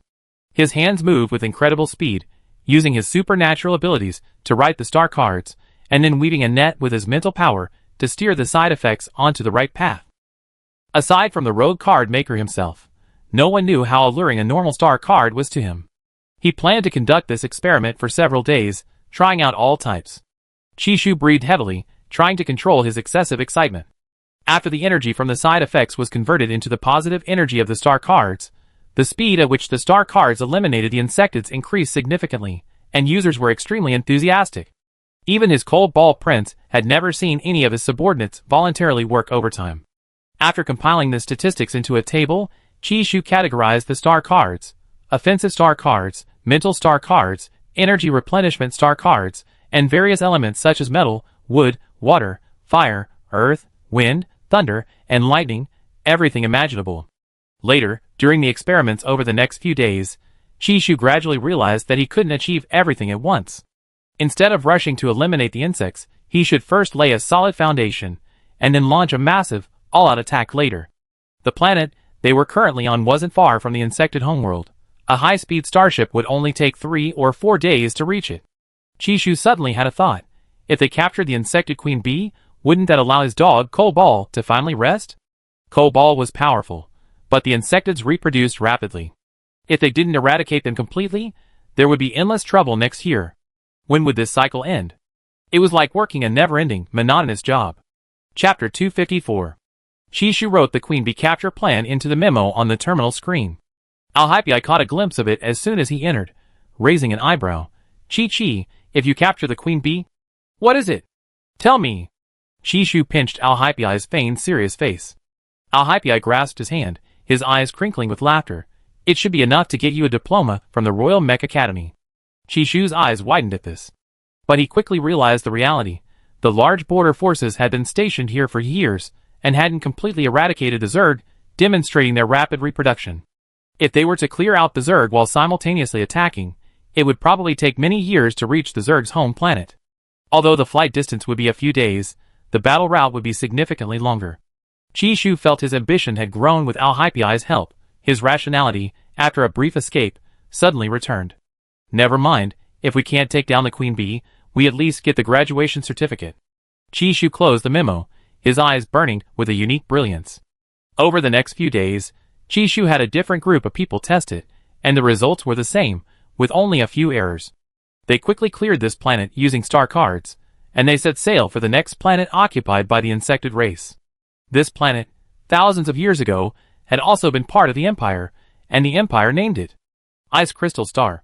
The natural environment on this planet was different from the previous one. Because it was quite far from a sun-like, heat-generating planet, the temperature was much lower. The insectids on Ice Crystal Star looked like hairy spiders. They were several times larger than an adult elephant on Earth, had more legs than a spider, and their appearance was terrifying and bizarre. Half of their blue compound eyes were covered by fine hairs, making them look like they were about to get goosebumps. The eyes threads they spew can freeze a standard-issue mech into a brittle shell within 3 seconds. Anyone stepping on it would crumble to dust. Chishu was wearing a black, cold-weather uniform carefully selected by Cobalt, lightweight and perfect for movement. The moment his black boots touched the ice crystals of the planet's surface, the soles clicked and stuck to the ground. The chill seemed to creep up his ankles, but thankfully, the boot sensors quickly captured the cold and converted it into heat, warming his feet. The soles broke free of their restraints, and he began walking normally on the snow-covered hilltop, which was actually a small mountain at its base. He looked up and saw that the opposite snow slope was almost entirely covered with white-haired spiders, all simultaneously parting their fuzz to reveal dark blue mouthparts beneath their compound eyes. The scene resembled a frozen lake suddenly opening to thousands of eyes. Chishu suddenly found zombies much cuter than these things. One insect could have 3 pairs of eyes. Didn't its vision split? Chishu was very curious about the world of small animals. He licked his slightly chapped lips, grinning with gleaming teeth, seeing how terrifying they all look. Then I won't hold back. Alhype was also mentally complaining. These insectids had evolved for so many years, yet they were still so ugly. Couldn't they be a little better looking? In the howling cold wind, Chishu raised his hand, his knuckles lightly tapping the black earpiece covering his earlobe, and whispered, "Cobalt, fire versus ice, isn't that a type advantage? Too much temperature difference, and the mech might explode?" Chishu felt like he was cramming at the last minute, but thankfully Cobalt, his coach, was there, making him feel at ease. Yes, switch Silver Moon to Polar Day mode, compress the particles to the critical limit, and then activate the flamethrower mode, thus avoiding a barrel explosion. Alhypii said, releasing his mecha and climbing into the cockpit. He was already preparing to take close-up photos of Chishu, Cobalt has changed. Since he felt there were no side effects, he let him do as he pleased. Chishu released Silver Moon and quickly entered the cockpit as well. A deep hum emanated from Silver Moon's chest, like an ancient beast awakening. Every time it activated, Chishu felt a sense of science fiction. The next second, Chishu pulled out a new version of the star card from his palm. After so many days, he was vaguely excited, but because Cold Ball was constantly watching, he had to pretend to be very serious. With a gentle rub of his fingertips, he placed the star card into the Silver Moon's dedicated star card slot. The star card activated within seconds. The heat here wouldn't last long. In this frigid region, ice was far more effective. Chishu decided to use what was available, hoping to ensure the insects died a worthy death. Suddenly, icy blue patterns lit up the Silver Moon's chest. The star card, like a frost-covered corridor, spun wildly within the slot. Next, the mech shoulder cannon spewed not flames, but chains of ice crystals finer than spider silk, each link embedded with spikes, burrowing into the gaps in the carapaces of the insects that were rapidly moving towards him. Tens of thousands of ice chains began to crawl along the ground, instantly freezing the hairs of the white-haired spiders in their wake. Their compound eyes seemed to shatter into glass beads from the cold. Even the ice silk they were halfway through spitting out was rewinding like film tape, coiling back and binding their mouthparts until the insects were completely paralyzed. The onlookers held their breath at the new achievement, admiring the beautiful and impressive skill. They couldn't help but marvel at Chishu's genius, deserving utmost respect. They were willing to bet that this advanced star card was also a new skill. An innovative star card. The Cloud Legion's monitoring sphere was continuously recording the scene from directly above the Silver Moon mech. It seemed that after today, Chishu could finally regain his lost dignity. When alone, Chishu habitually wore a cold expression. Perhaps it was because he had killed so many Zerg, but his eyes were becoming numb. Sure enough, he couldn't resist treating this like a job. How boring. What was the difference between this and a real job? Sitting in the mech's cockpit the whole time, aside from listening to music, he didn't even have time to drink nutrient solutions or eat snacks. He could only mechanically repeat the action of placing the card. Also, although the probability of star cards having side effects was very low, it didn't mean they were non-existent. He could vaguely sense that strange side effect energy returning. SSS's mental strength was no joke. It could really hold out for quite a while. That evening, after dismounting from his mech, Chishu remained steadfast, pretending nothing had happened, showing no signs of being controlled by the side effects. Those around him looked at him with admiration. No wonder she was the crown princess. She was amazing. Even these veterans, who had fought the Zerg for decades on the border, were impressed. Chishu almost switched between smiling and a cold expression. Under the power of the star card side effects, he really wanted to say something sarcastic to Cold Ball, but his strong willpower kept him composed. As soon as he returned to his suite, he laid down in the medical pod and activated the hibernation pod. These kinds of days gradually became more frequent, something Alhype hadn't expected. He hadn't been intimate with Chi-Chi in a long time. Whenever he saw Chishu finish his work, he was happier than Chi-Chi himself. As it turned out, Chi-Chi's favorite thing now wasn't the mech, Cotton, or Carl, nor even him, but that cold, emotionless hibernation pod. Seeing this, Prince Cold Ball had no choice but to study the double hibernation pod after finishing his official duties. Chapter 255. A few days later, new news spread through the interstellar network. A massive explosion had occurred on the main planet of the Mechanical Kingdom. The area affected was a large mountain next to the royal palace. That mountain, over 1,000 meters high, stood majestically, appearing ordinary from both near and far.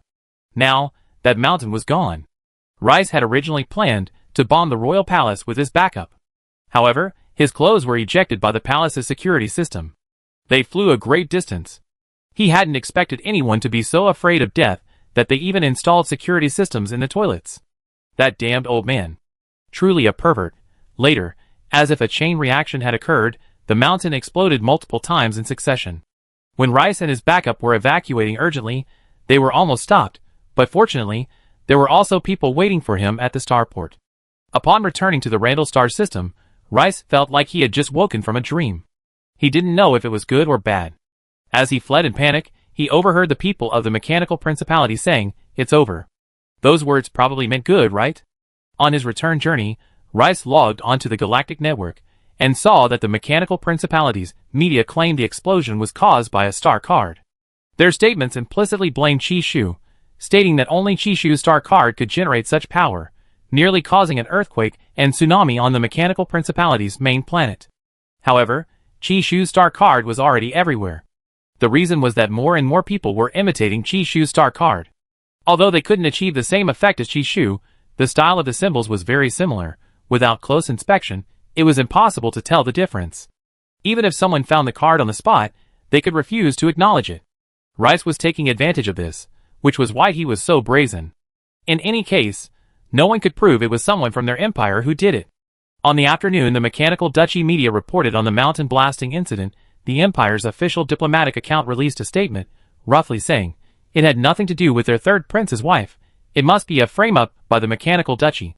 Qishu's star card was sold to too many people, and the empire not only didn't investigate but even claimed the Mechanical Duchy was stirring up trouble. Speaking of this matter, the empire's media began to imply that the Mechanical Duchy was originally an autonomous state separated from the empire, only becoming a complete country after it gained independence. To this day, their country's name has not been recognized on the optical computer system. They can only be called the Mechanical Duchy. Back home, Rice nestled into his soft velvet sofa, tossed his anonymous terminal onto the coffee table, as if shaking off his exhaustion. He hadn't even had a chance to shower these past few days. Sneaking back meant this kind of treatment. He couldn't openly return via the Mechanical Duchy's route, otherwise he would be suspected of blasting the mountain. He was different from his brother Dickens. Dickens only operated within the empire, while he roamed freely across the 4-star systems. Brother, Qishu is trending #1 on the StarNet. The hashtag is Imperial Rogue Card Maker may become the biggest scapegoat. His cousin Dickens swaggered in carrying a nutrient solution, his smile more explosive than an explosion. Anyone who didn't know better would think he finished his summer homework. Rice looked Dickens up and down, sensing something was off about him. Let's not talk about what's on mine, because I know all that. Tell me how the third prince's consort is doing at the border. I don't know, he hasn't chatted with me. Rice felt increasingly uneasy. Why was Dickens suddenly so cheerful? Perhaps finally noticing something amiss. Rice reached out and snapped Dickens' neck. Damn it, a robot! Rice looked around before finally finding the real Dickens in the doorway. What the hell are you doing? You scared me half to death. I thought the Empire's capital had fallen. Thieves were running rampant. I didn't do it. Dickens felt wronged. He just arrived and already seen a ghost. Why was his head on the ground? The news of Rice blowing up the mountain eventually reached Qishu's ears. Combining this with the information Cole Ball had found, Qishu slowly said, So, Rice accidentally destroyed the Mechanical Principality's system processor? That's true, but they still have 4 large operating processors. I don't know where they're buried. Without surveillance, I can't find them. Al-Hippie sat on the sofa, his arm around Qishu's waist as he stood playing with the terminal. Now he knew that academic credits were currently Chi-Chi's greatest passion, and he could only rank second. It was truly a sad story. While ruffling the hair of the person in his arms, Qishu indulged in his online gaming addiction. My god, they actually pinned the blame on me. This is so funny. They actually guessed half of it correctly. But unfortunately, the king of the Mechanical Principality can only endure it because there are so many pirated star cards on the intergalactic network. Qishu couldn't help but laugh more as he read on. He felt that Rice wasn't a coward. He really did seek revenge, and even pulled off a big heist by accident. Before, that old king wanted to use Rice's father, Corla's, body to complete his regeneration plan, but Uncle Corla escaped. After Rice came into being, that guy set his sights on Rice. Al-Hippie told Qishu the general outline of the events. Qishu suddenly remembered something. What about Ailan? If he becomes independent, could he also? Hearing Qishu's words, Al-Hippie remembered that he had previously compensated Ailan, the one Qishu had kicked, with a batch of robots. I don't know much about that person, but I know he has limited access to materials, so making a truly realistic lifelike robot will be difficult. Al-Hippie spoke, already feeling his wife's mental energy teasing him. He swallowed hard and whispered, Wife, tonight? Calling me wife won't work. Qishu's fingers touched his cheek, gently pinching it, leaving a red mark. His coal-like body was truly alluring. Qishu felt that if he were an ancient emperor, he would definitely be a tyrant. Before the apocalypse, Qishu saw everyone spending money on things for their loved ones. Back then, he didn't quite understand, but now, he deeply understood that feeling, because he almost always granted his coal-like body's requests. But after so many times, his back couldn't take it anymore. Wife. Calling me wife won't work, call me husband. Al-Hippie raised his head, his voice hoarse. If I call you that, can I sleep with you tonight? Chapter 256. Say it. Qishu leaned down, his fingertips tracing the contours of his brow to his Adam's apple. If you say it well, I'd let you sleep in my bed all night. Seeing Al-Hippie's ears burning red, Qishu expected his blood to boil upon hearing those 2 words. But Al-Hippie, with an air of righteous indignation and a voice as strong as steel, said, Husband. Chishu, Coal Ball, did you do that on purpose? Alhype chuckled deeply. Seeing Chishu's stunned expression, he pulled him into his arms and whispered in his ear again, husband. The feeling was right, but Chishu felt like he'd fallen into a trap. Before he could speak, a hot, soft touch pressed against his lips, the gentleness turning into force. The two were like two interconnected switches. Whenever they touched, the light would turn on. Their light would always stay on until dawn. When Chishu emerged from his temporary bedroom at the base to stretch his legs, he noticed that Langdon avoided him from a great distance.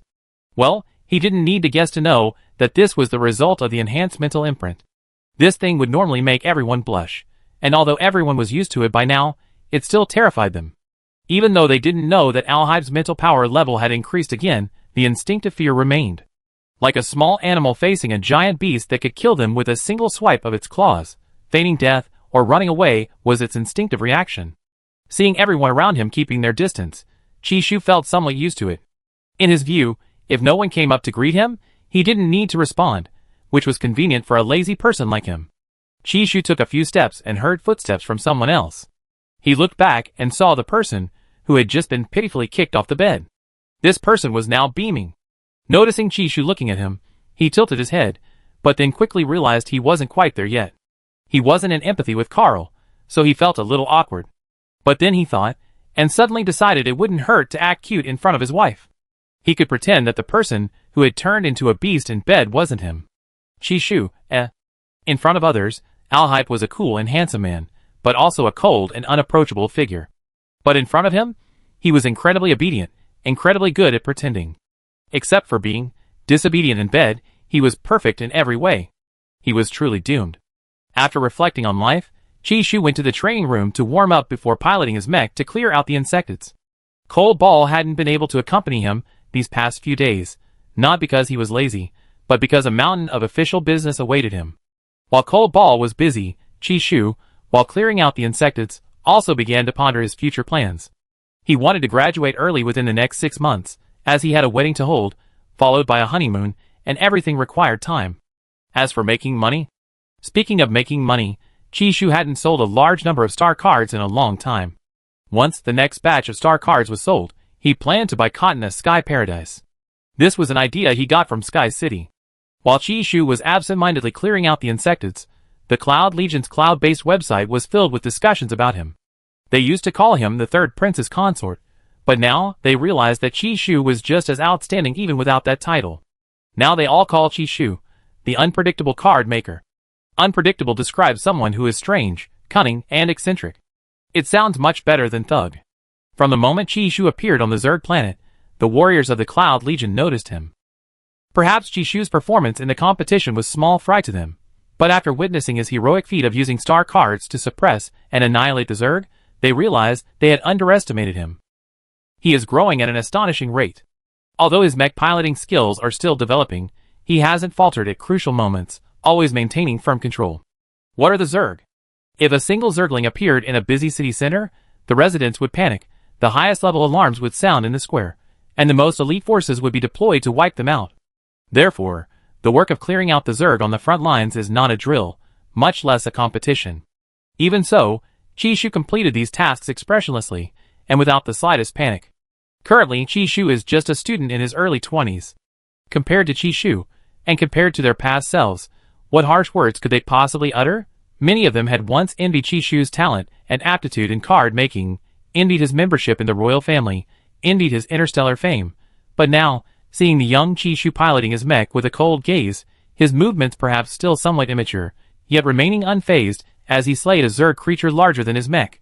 His hand movements were mechanically repetitive, his eyes seemingly devoid of any light or emotion. Completely different from the jovial Chishu on the field, it was as if this was the real Chishu. Nearly 20 more days passed. Chishu's supporters and fans in the Cloud Legion grew, his fanbase even surpassing Cotton and Carl's at one point, with some families of 4 becoming his fans. In short, Chishu became famous in a different place, this time not only for his flashy star cards, but also for his unwavering attitude and will on the battlefield. However, they didn't know that the real Chishu had no will whatsoever. Before, in the apocalypse, he killed zombies for crystal cores, then sold them for food. This kind of life was like a job, which is why his eyes gradually glazed over when killing insects, as if he were AFK, repeating his actions, his mind wandering, inevitably conjuring up lewd thoughts. Only when his mind was filled with pixelated images did he turn away and stare blankly. But what could this academically challenged guy think about all day? Food, toys, and fluffy things. The daily pest control tasks gradually brought Chishu's life back to normal. However, a storm of controversy began to rage online about him.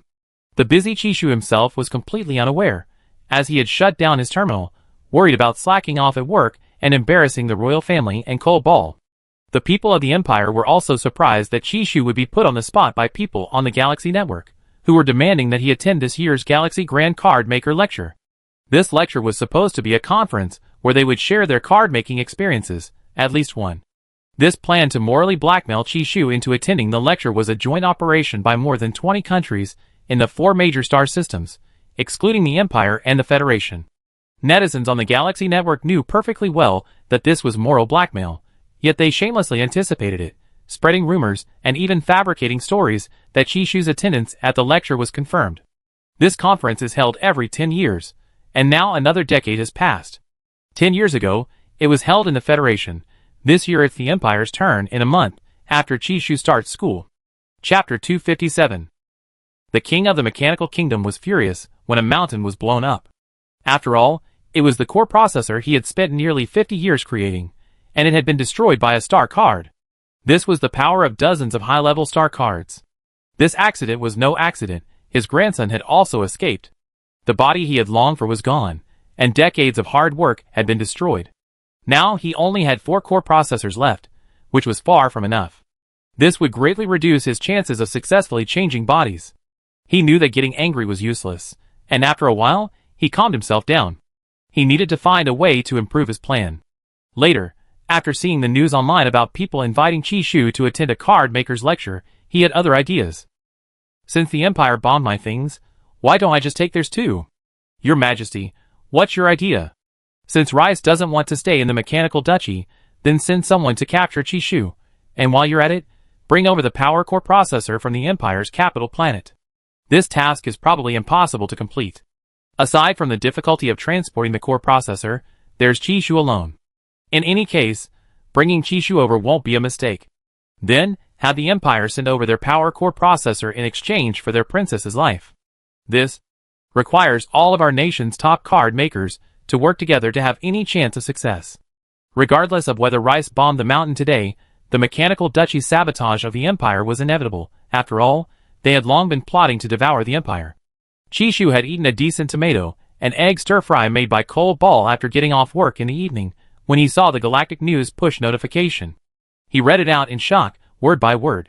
Chishu will attend the Empire's Galactic Card Makers Seminar this year? Cole Ball, when did I say that? These people really know how to assign me work. After reading the message, Chishu looked at other things. The date was next month, and there was even a link to tickets popping up. Alhyde knew about this before Chishu, but his wife was killing bugs and couldn't be distracted, so he didn't tell her. After all, it was insignificant. You can go to this lecture if you want, or not if you don't. No one in the Empire will force you. But this is a joint operation involving dozens of countries. Chishu glanced at the IP addresses. They all came from different countries, giving the impression of a coordinated online campaign. Official accounts from other countries were also sharing the post, expressing great anticipation. Many of these countries were all allies of the Empire. This moral blackmail felt very unpleasant. Fortunately, Chishu wasn't a conscience-driven person, and wouldn't change his mind because of it. Since it was an experiential lecture, it was his decision, and no one could interfere. Also, he had just received a message from his department head saying that if he was willing to attend, the school would award him 5 credits. Chishu had wasted nearly 10 days researching the side effects of the star card, and now his progress was indeed lagging behind the plan. If he had those 5 points. Chishu covered his mouth, preventing his lips from curving into a wide smile. What might seem like coercion to others was, for Chishu, a godsend. Alhyde saw his wife suddenly break into a mischievous grin, then cover her mouth, her eyes sparkling. He was curious about what his wife planned to do. Alhyde, whatever you do, I support you. Alhyde firmly defended his wife. If all else failed, he let the quantum computer system rest for a few days. However, his wife would definitely not agree. Afterwards, The news that Qi would attend the Grand Card Maker lecture was announced on the official account of the Imperial Ministry of Foreign Affairs. The dozens of countries participating in the joint operation were baffled by the Empire's tactics. Shouldn't they have refused, and then gone through a series of complicated procedures before allowing Qi, the Empire's darling, to attend? How could they agree after only one day? Could there be a trap? On the capital planet, both Qishu's school and the royal family were shocked to learn that Qi would attend the Card Maker lecture. Imperial netizens were also unhappy, but grand card makers from other countries had genuinely shared their valuable experience with various nations before, so they were truly frustrated. They couldn't swear, but they still created some posts to vent. Can Qishu's card-making experience be compared to theirs? These people really know how to think. This is Qishu's personal wealth. Why should he attend? Those people are shameless. I have a feeling. Things aren't that simple, because I never seen Qishu suffer a loss. Well, if it were someone else, I'd probably think they were forced. But with Qishu, I'm suddenly a little uncertain. After all, in His Highness's eyes, what's the difference between those people from small countries and small fry? If he's unhappy, he just crushed them. Qishu alone is equivalent to several card-making associations. It's indeed worth the Empire firing on other countries for him. But if war breaks out, it will be a huge drain on resources and manpower. There are still some people on the outskirts who aren't getting enough to eat. Don't be fooled by the seemingly large number of planets in various star systems. In reality, only a limited number are suitable for development. Most planets are unsuitable for human habitation or most other life forms due to harsh climates, extremely hot or extremely cold, and even less suitable for the growth of most plants. In short, resources usable for human use are limited.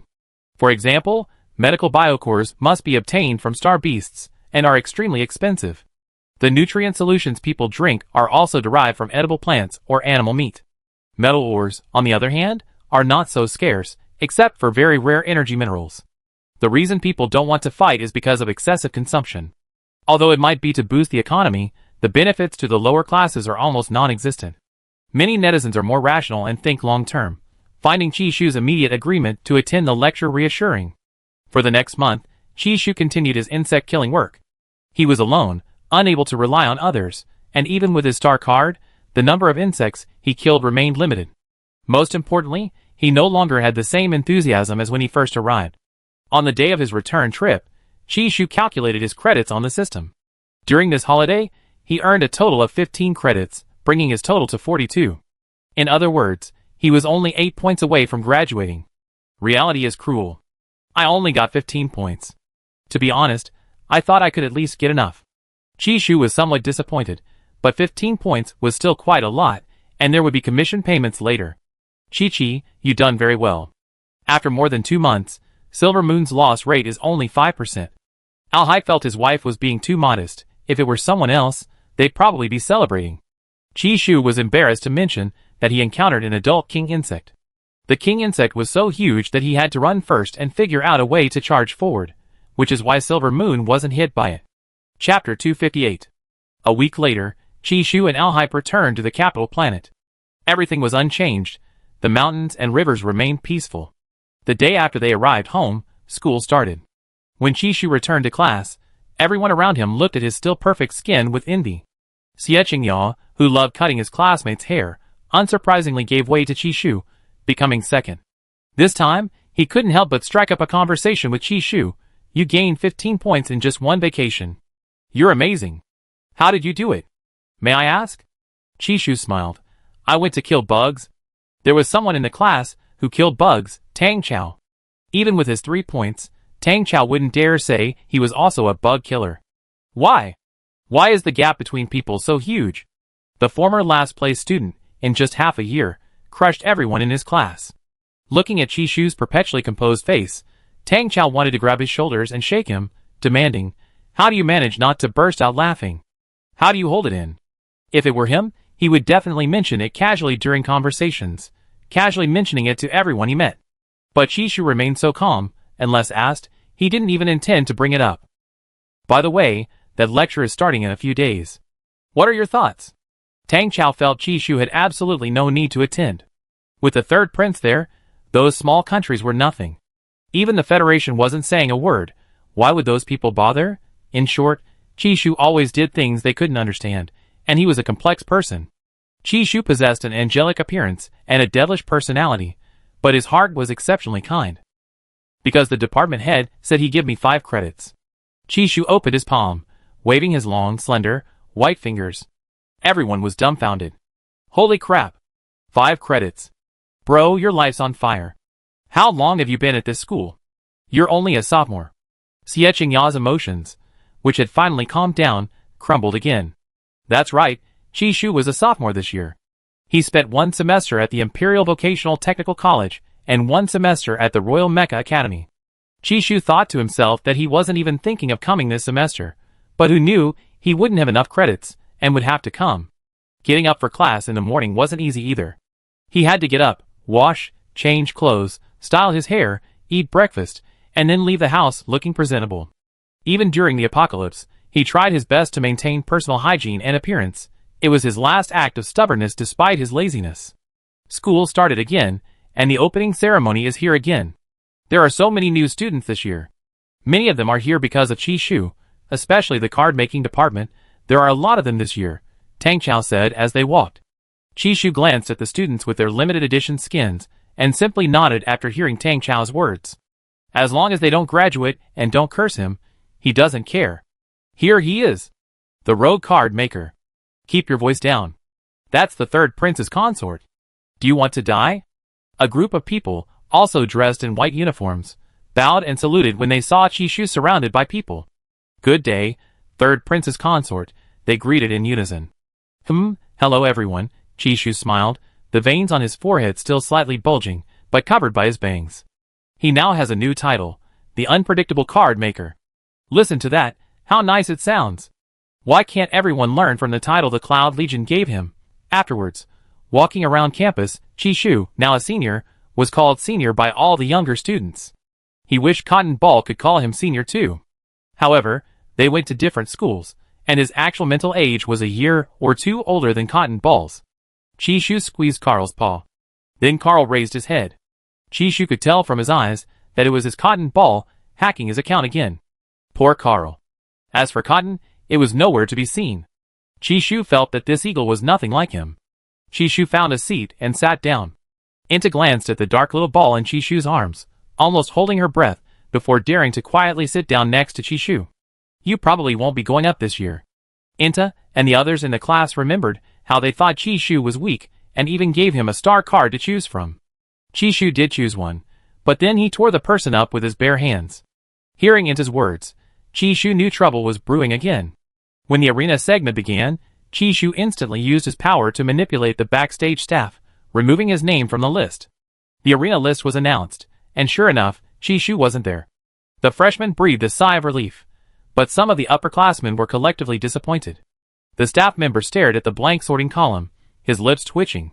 This time, he really had to choose randomly. There was nothing he could do. It wasn't that these nobles hadn't given him enough. The person who interfered had no grudge against Qi Shu, just pure malice. Seeing Qi Shu's name missing from the list, a flicker of disappointment crossed their eyes. After the opening ceremony, the staff member found him, and loudly announced the failed manipulation. Just then, the principal and others passed by. Finally, the student was expelled, and the staff member was also fired. Qi Shu stood by the window on the 2nd floor of the administration office, watching the scene below, with Xie Qingya standing beside him. This semester, Xie Qingya was tasked with protecting the 3rd prince's consort within the school. Although he felt he was incompetent, he had indeed been chosen. Was what happened below also within your expectations? Xie Qingya asked.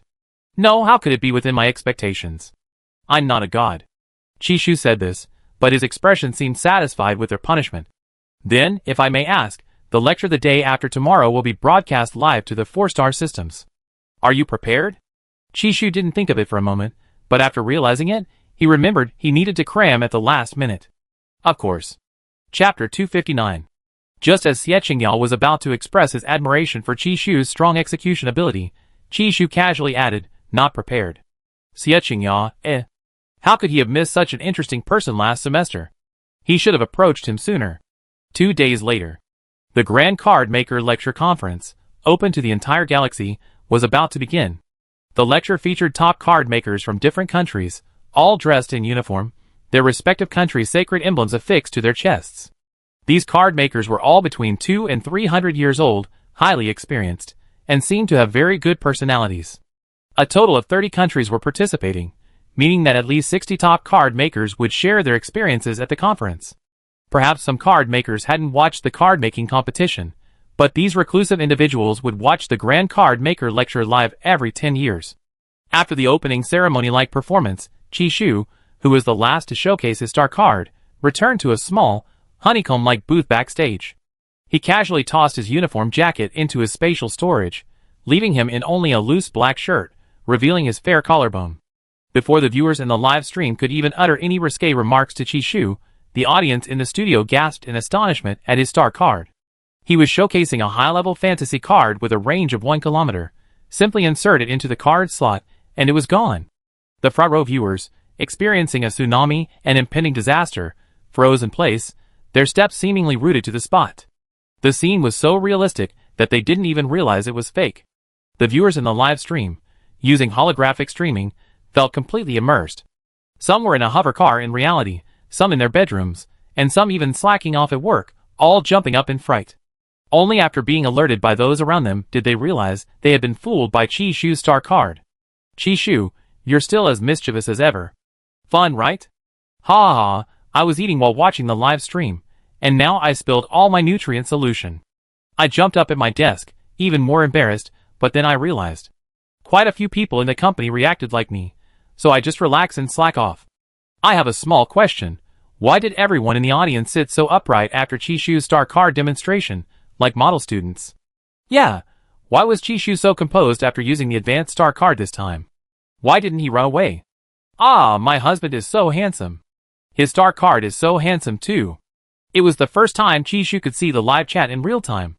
It was really interesting. He scrolled through the screen, and Cole Ball jumped into his arms, spun around on his lap, found a comfortable spot to lie down, and saw the chattering comments calling Chi Shu husband, and the IP address was from another star system. Chi Shu felt the sharp tips of Cole Ball's nails prick his leg. He reached out, and caught the 2 little paws in his hands. Cole Ball, what are you doing? Did I make you angry again? Chi Shu felt that Cole Ball was always jealous, no matter what stage it was at. It probably saw the comments on the screen now, but seeing Cole Ball's fierce little black face made him want to laugh. Cole Ball's ears were flattened like airplane ears, and its tail swept across the screen with a smack, instantly silencing the comments. Chi Shu lowered his eyes, suppressing a laugh. He pinched Cole Ball's 2 adorable paw pads, and coaxed softly, "Don't be naughty, or you sleep on the floor tonight." The black face remained stern, but it secretly wrapped its tail around his wrist. Ah. Wife, you always threaten me. Don't want to. Cole Ball, ah. Feeling wronged? Chi Shu looked at the bully Cole Ball, so pitiful and adorable.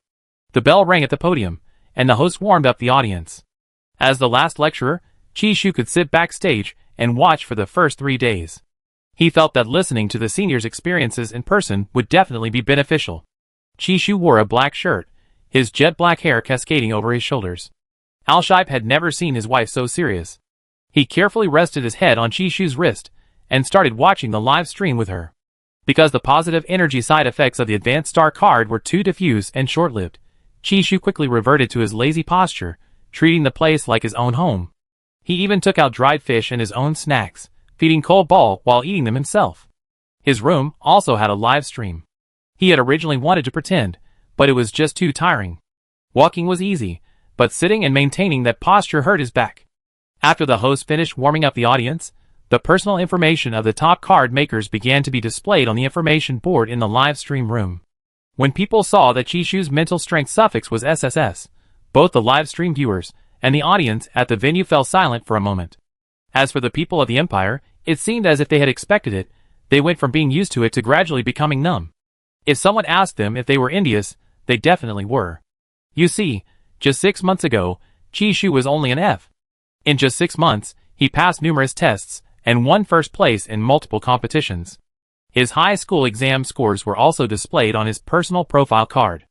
Others' exam scores were all S's, or all A's. Even the lowest ranking card maker had half an A.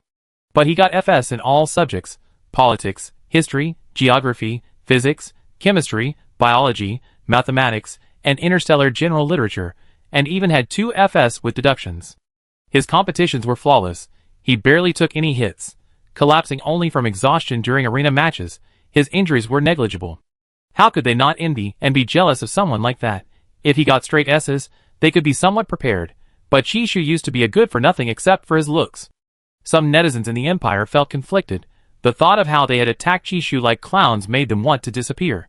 What was worst part was that their verified accounts couldn't delete their posts, and they were mocked by Chishu's fans every now and then.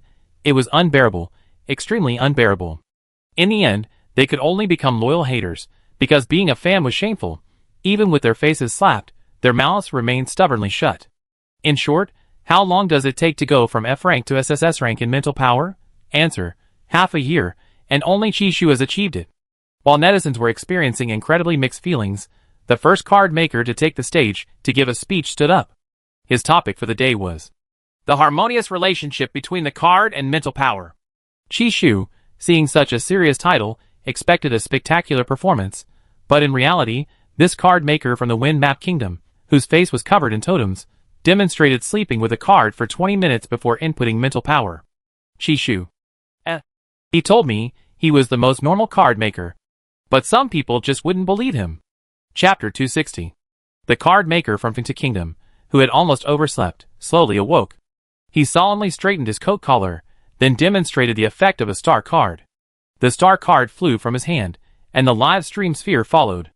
Aside from his slightly eccentric behavior and thought process, everything about this card maker seemed normal for the time being. Just as Chishu was getting sleepy, he saw the live stream chat fall silent again. Then it was filled with exclamation marks, similar to those on Earth. It turned out that this card maker, who emphasized harmonious relationships, had created a star card display effect. Over 100 naked men with totems painted on their bodies, flexing their muscles, their poses perfectly synchronized. Fortunately, the live stream sphere automatically blurred the image. Chishu, who had just taken a sip of water, couldn't help but spit it out upon seeing this scene.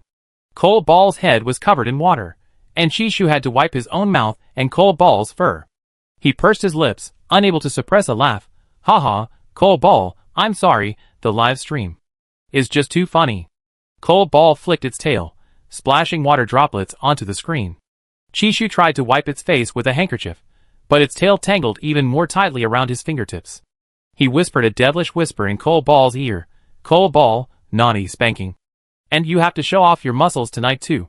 I'll hype, Wife, this is revenge. At this moment, the totem uncle from Finta Kingdom in the live stream suddenly tossed the second star card created on the spot into the air. 100 or so mosaic-like burly men knelt down on one knee, clenched their fists, pressed them against their cheeks, and then simultaneously let out a deafening roar. Meow. Chishu couldn't hold back any longer and burst into laughter. This is a serious competition, right? Ha ha ha. Cole Ball, ouch. Sort of, but this year they're acting a bit strangely. At this moment, Chishu was unaware that everyone else's star cards were affected by his rogue star cards. Every card maker who watched Chishu's live stream of the card-making competition was doomed. Their star cards became bizarre and strange, and they themselves couldn't control the situation. At first, the card makers didn't realize anything, but later, when they couldn't produce many normal cards, they realized they were doomed. The card maker from Finta Kingdom turned from red to blue, his already pale face turning even bluer. He hadn't wanted to participate in this year's competition in the first place, but his country kept urging him, forcing him to participate. The result was predictable, a disgrace that shook the entire interstellar world. As he left the stage, he gave Chishu's high VIP room a resentful look, his face still pale. Leaving behind the live stream studio, and the audience in the audience, who were laughing hysterically. What's with this year's lecture? Wasn't the topic supposed to be serious? Why? Did it end like this? So what insights did this top card maker share with us? Just take a nap, and you dream of becoming a cute, muscular man? Ha ha ha. I can't take it anymore, it's so amazing, I'm completely captivated. People from Finta Kingdom, is this your style? Finta Kingdom, Don't say that, it's embarrassing. However, this was just the beginning. The next card maker was from the Snake Kingdom. A snake, seemingly hibernating, coiled around his head. He slowly opened his eyes, forcefully activating the large screen with his mental power. Several large characters were prominently displayed. To become the master of star cards, what do you need to do? Hissing, the man lazily said, first, You have to make the star card think. You're its father. After that, Chishu couldn't hear a word the person on stage said, because he was laughing so hard his head ached. Wait, Cole Ball, these card makers are hilarious. Chishu was struggling to hold back his laughter. He didn't dare think about what he would miss if he didn't watch the live stream. He actually loved watching abstract videos. Now he felt like he found a live stream that suited his taste. Alhype suddenly felt that this wasn't exactly a proper place. Maybe they should just leave. Aww. What's the topic you prepared? You find out later. Chishu couldn't resist giving Cole Ball's round, black ear a light kiss.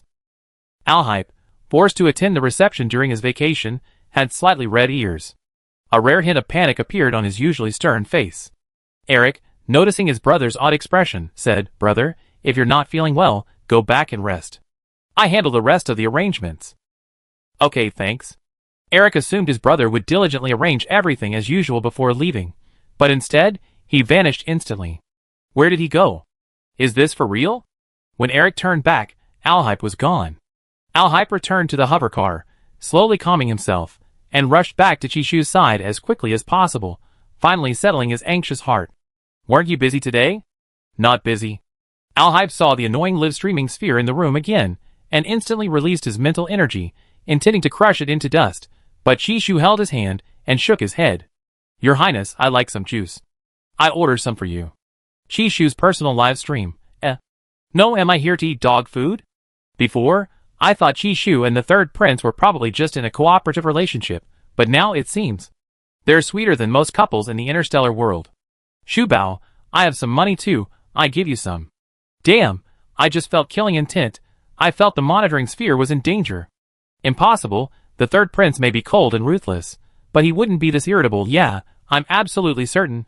He's definitely not irritable. Look, in front of Shubao, he's completely different from the one at the press conference. I need to focus on the lecture. I can't let this little couple disturb me. Chishu was also watching the live stream seriously, but this was the first time his viewers had seen him and the third prince together so closely. Therefore, he couldn't say anything, couldn't think inappropriately, so he could only watch the live stream obediently. But his hand couldn't help but gently stroke the Cole Ball's back. Just as Alhype was about to give up, he disconnected from the telepathic connection, reaching out to toss Carl, who was in Chishu's arms, onto the sofa. Carl's all grown up now, no need to carry him. Carl, who had just logged on, looked completely bewildered. Cotton, perched on its wooden perch, turned its head, its eyes narrowing into slits. Goo! Two bad guys, bullying the leopard. Chishu, feeling guilty, didn't say anything. He looked at Carl with concern. Then he saw Alhype, looking completely serious, sitting with his legs crossed, his eyes focused intently on the screen, exuding the aura of a cold, superior. Chishu saw through it all but said nothing. Oh, someone's jealous. I won't say anything. If you won't say anything, I won't say anything either. Ha ha ha, I didn't expect the third prince to be like this after falling in love. Chapter 261. Their gazes returned to the live stream. The grand card maker of the Snake Kingdom had left, replaced by another card maker, Langa from the Mechanical Principality. This card maker seemed unfamiliar with Chishu's work. His aura of power was overwhelming. His star card summoned a vast army of mecha warriors, seemingly poised to crush everything in their path. So cool. As expected of a top-tier card maker, as long as he doesn't get involved in anything strange, everything he does is perfectly normal. His lecture was on the positive feedback of compressed mental power to star cards. Chishu had actually listened to the entire lecture, thinking to himself that this lecture was truly educational. After the card maker's presentation, the lecture ended, and the honeycomb lights went out one by one. Chishu tossed Carl over his shoulder and strolled lazily towards the exit. Alhype walked beside him, making no attempt to correct Chishu's gait. Just then, they ran into Langa again. Before Chishu could even see the man's face clearly, Langa performed the imperial salute for receiving royalty. Langa was handsome and upright, appearing to be a true gentleman. He greeted Chishu, who smiled and replied that he had benefited greatly from the lecture. Chishu was adept at such pleasantries, but Langa suddenly lowered his voice, speaking in a volume only the three of them could hear.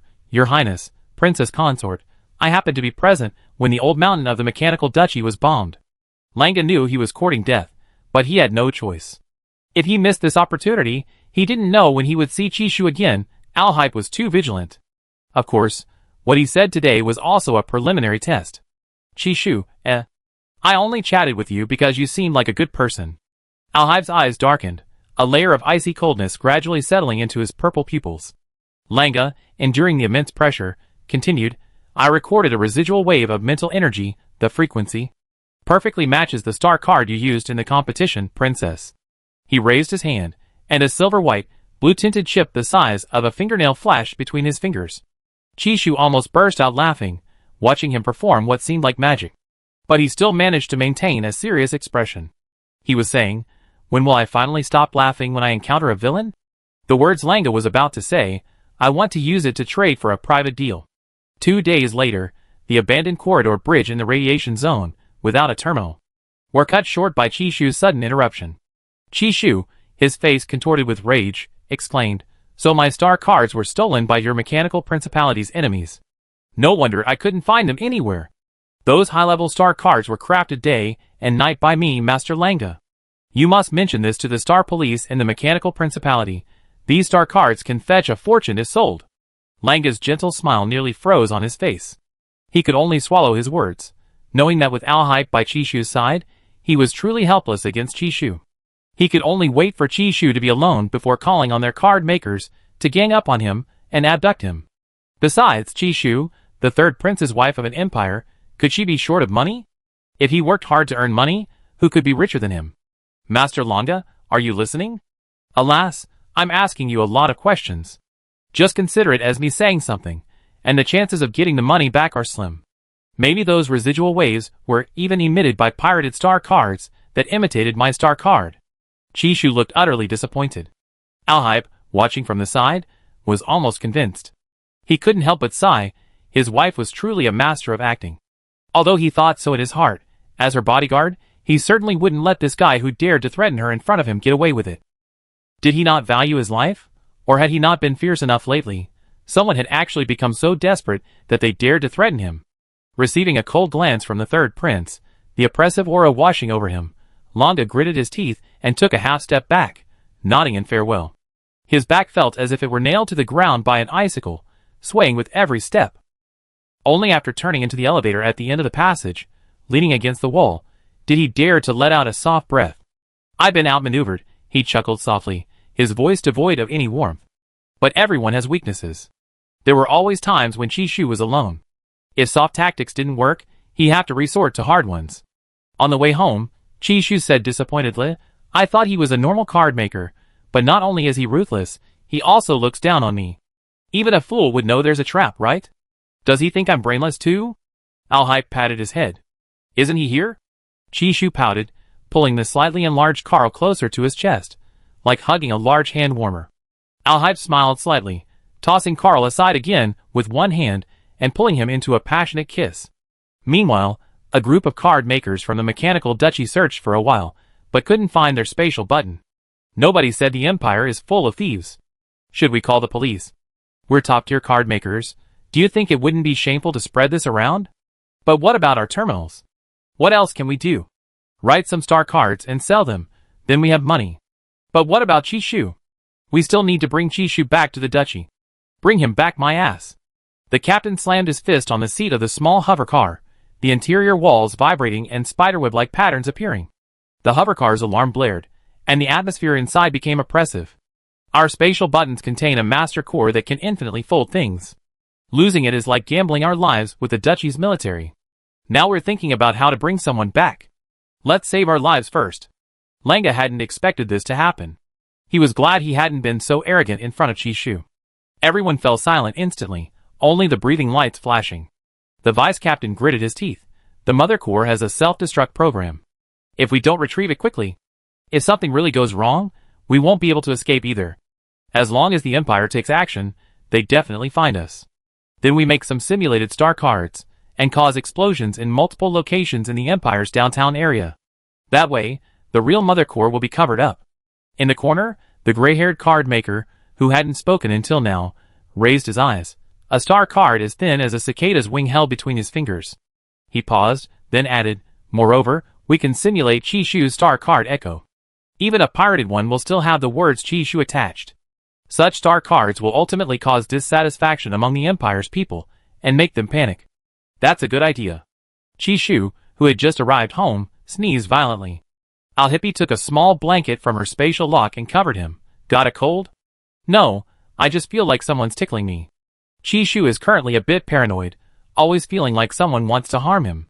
As soon as he stepped inside, he saw Cotton vomit again, vomiting several glittering spatial buttons and terminals. Chishu, Cotton? What did you do? Chapter 262. Coo. The eagle did whatever it wanted.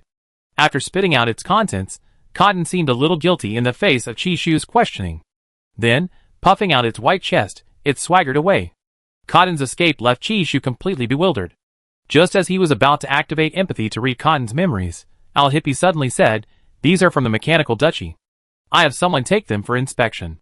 Cotton wouldn't intentionally steal other people's things. There must be something wrong with these items.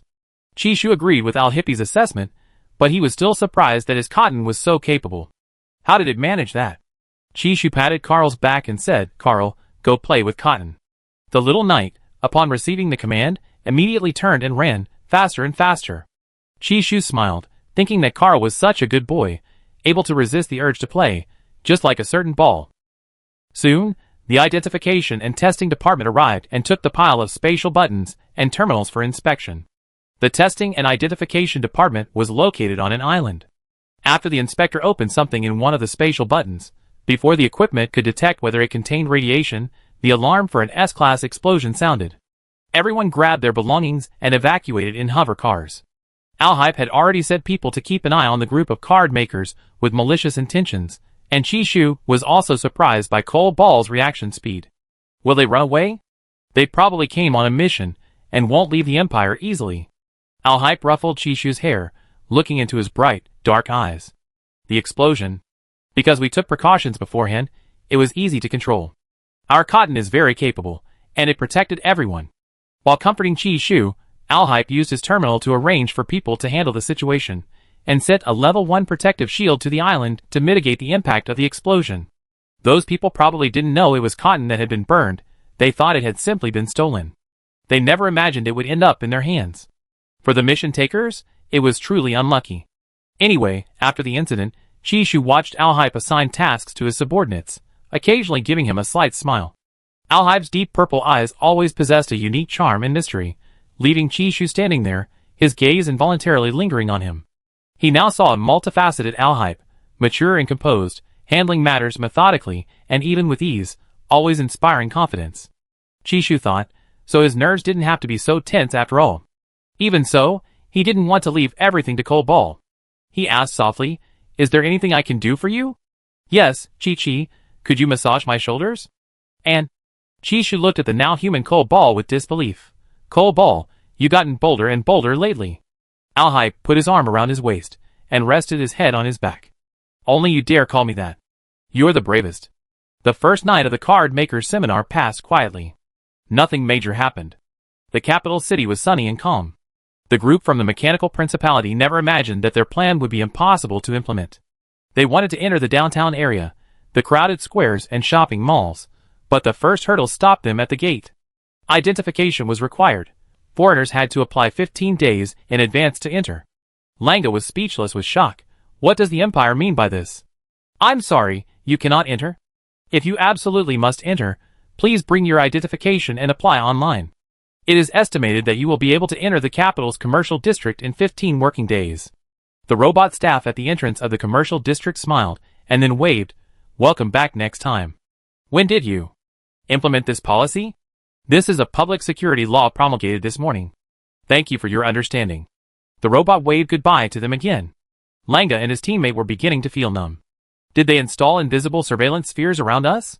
Another teammate was so angry, he wanted to punch the robot to see if it would still wave. Langa gritted his teeth, clenching his fists until they cracked, but he was helpless. In the end, he could only watch helplessly as the robot slammed the barrier shut, separating them, and then waved at them again. 15 days. But our password-free Mother Core's self-destruct countdown only has 72 hours left. It's probably already been opened. The vice captain's voice trembled. "We can't afford to wait." The gray-haired card maker suddenly laughed. "If we can't get into the commercial district, can't we go to a densely populated residential area?" So they set off for their next stop. They had already disguised themselves as citizens of the Empire, so generally no one would discover them. However, things didn't go as smoothly as they had imagined. They randomly parked their hover car at the entrance of a residential area. Several pale golden simulated mental energy scanning nets emitted by the security system were silently descending around the neighborhood, like gentle moonlight, yet carrying the unique coldness and solemnity of the Empire.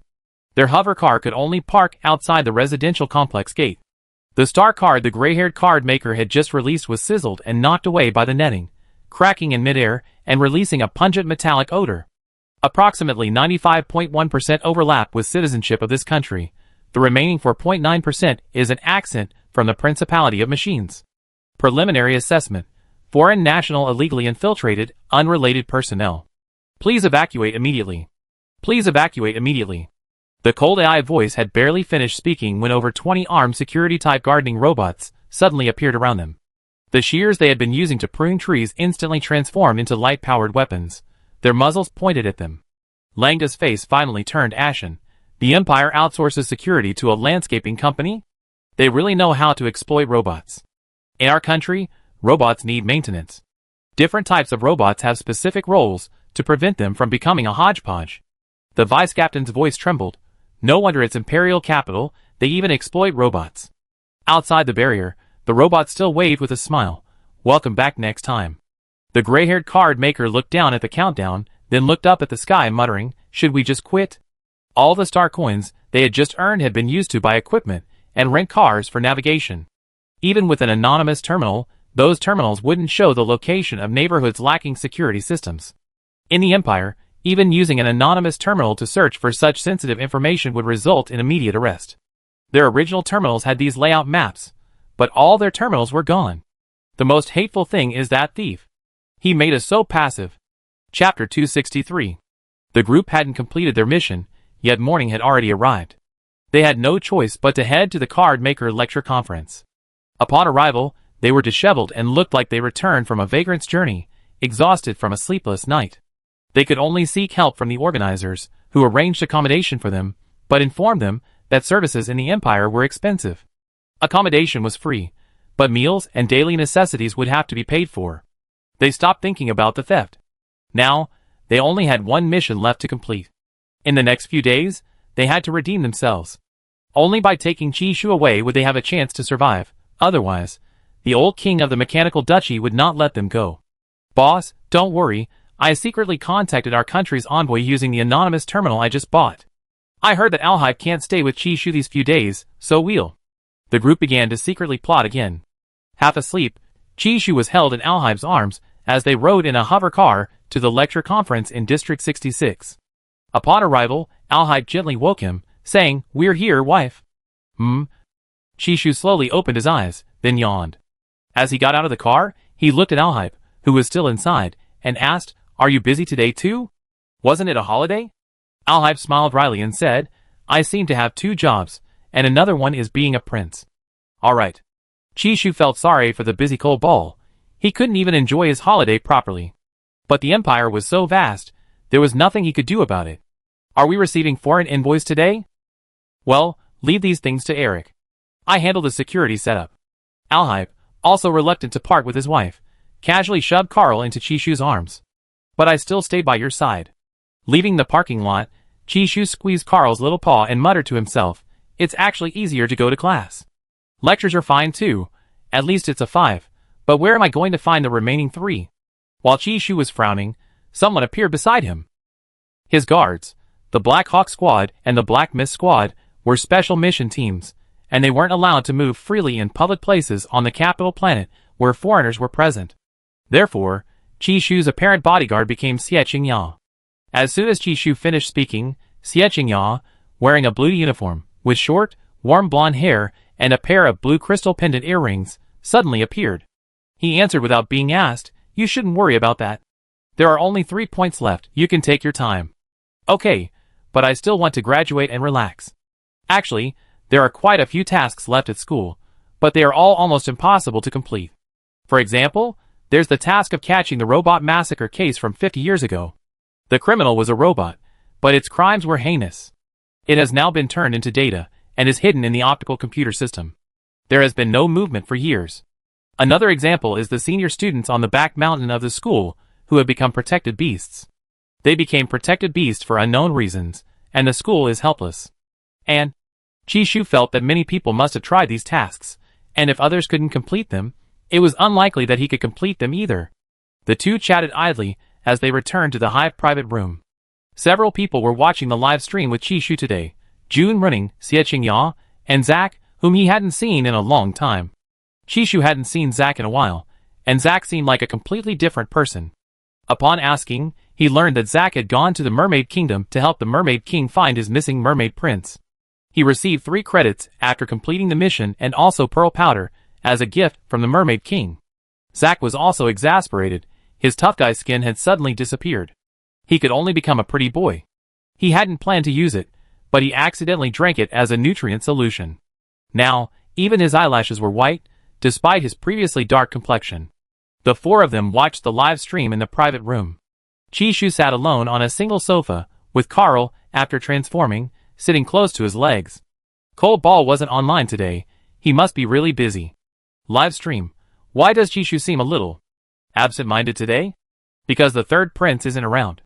Hey, I wanted to ask, are all of Chishu's classmates this handsome? These classmates got together, but before they could even get serious for a few minutes, they were all slacking off. Zach was still trying to figure out how to regain his tough guy image. They watched the live stream like they were in class, but after a few minutes, their eyes glazed over, each lost in their own thoughts. Wait, aren't you classmates? Aren't you chatting or giving your opinions? Chishu was genuinely sleepy today. He didn't know why, but his eyelids felt heavy, and he was also missing Alshipe. This had been happening more and more frequently lately.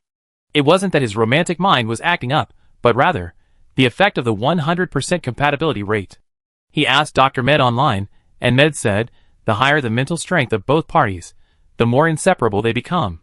This is the body's self-protective mechanism. It instinctively craves the other person to maintain a stable mental state. Chishu turned off the terminal, secretly using the soft fur on Carl's neck, now that he was a fully grown leopard, to cover his ears, which were burning from missing someone. Zach muttered softly, should I get a high-quality match too? So I don't have to eat dog food every day. Zach was practically glowing white now. The muscular hunk transformed into a handsome hunk, but his tone remained rough. This made Chishu feel like the scene was completely shattered. When do you have time to eat? Besides, I'm graduating soon, you probably won't eat much. Chishu mercilessly retorted. Zach, do you have to say something so hurtful? Chishu smiled and nodded. Zach felt a pang of jealousy at the thought of Chishu approaching graduation standards. The students were unusually quiet outside, and Chishu felt a pang of emotion, thinking that they still cared about their image. Half an hour later, in the beehive-style private room, Zach was applying the powder to his neck like baby powder, attempting to physically bleach his skin and rekindle his tough guy spirit. The powder flew everywhere, choking June running, who was feigning melancholy, causing him to sneeze 3 times. Rubbing his nose, he mumbled, can you not do this in this almost enclosed space? Xieching Ya grabbed Zach by the back of his collar with one hand, and tossed him under the vent of the air circulator, his movements as practiced as throwing away trash. Chishu was somewhat surprised by this scene. He was astonished that Xieching Ya, who didn't seem like a burly man, was so strong, especially considering he was carrying the over 1.9 meter tall Zach. On camera, Xieching Ya and June running had a strong sense of hierarchy, and would try their best to create a comfortable space for the royal family members.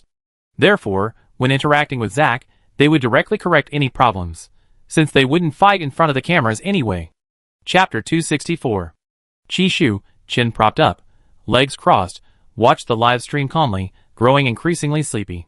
Since the first day of the lecture, the top card makers, who went on stage later, seemed worried about losing face like the ones before them, so they all regulated their behavior and toned down their demonstrations of star card effects. Even those with hundreds of years of card-making experience managed to restrain themselves somewhat, not going too far. Therefore, the lecture became increasingly academic, making Chishu drowsy. Just when Zach's antics had finally brought him back to his senses, things quieted down again. Just as Chishu was about to fall asleep, the building system suddenly sounded a fire alarm. Chishu? ? The students in Chishu's private room exchanged glances. It seems there's a security problem with the lecture event. A fire caused by internal artillery fire, June Rinning explained to Chishu, listening to the alarm siren. What do we need to do? Chishu knew his place, he was the one being protected, so he listened to his classmates who were protecting him. Xie, as the squad leader, was already making star cards. Several fireproof star cards ended up in the hands of Chishu and the other two. The buildings here are fireproof too, they won't collapse, don't worry about it. After tossing the cards to the three, Xie sat back down on the sofa, not even lifting his eyelids again. Chishu, His classmates were just that hardcore. Before, Langdon would have already led him to safety, but these guys were so calm. Live stream. The audience is starting to evacuate. What are these people doing? It shouldn't have any impact, right? Although it's a fireproof building, it's still dangerous. Just because the building doesn't catch fire doesn't mean the interior decorations won't. The four people were incredibly calm, while the organizers were almost scared to death. They quickly contacted the Star Police to investigate the cause of the sudden incident. The top card maker on stage was still calmly sharing his experience. When the fire was at its most critical, he made a water-attracting card, instantly extinguishing the fire that was about to spread to him. Chishu yawned lazily, fanning himself with his fireproof card. Because of the sudden crisis at the lecture conference, Chishu's increasingly apathetic state slowly returned. Xie, though seemingly bored, had already instantly enveloped the entire circular, hollow honeycomb-like building of the lecture conference. His tone was as cold as ice. Fire source coordinates locked. 5th basement level of the main building, energy storage. Someone used mental power to detonate the backup energy core. June Ring frowned. That means it wasn't an accident, but deliberate.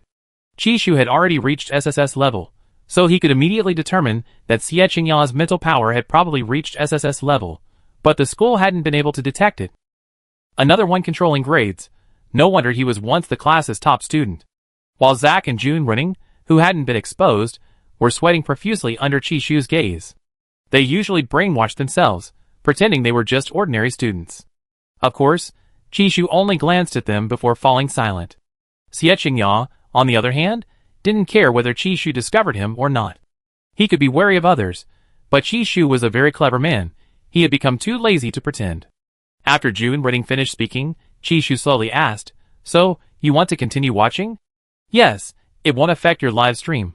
Third Prince's consort, there's no need to worry." In an instant, Xie withdrew all his mental energy, reverting to a face that revealed absolutely no strength. He seemed like an ordinary classmate, capable of anger and loud conversations, yet occasionally terrifyingly calm. Zack was also intimidated by Xie.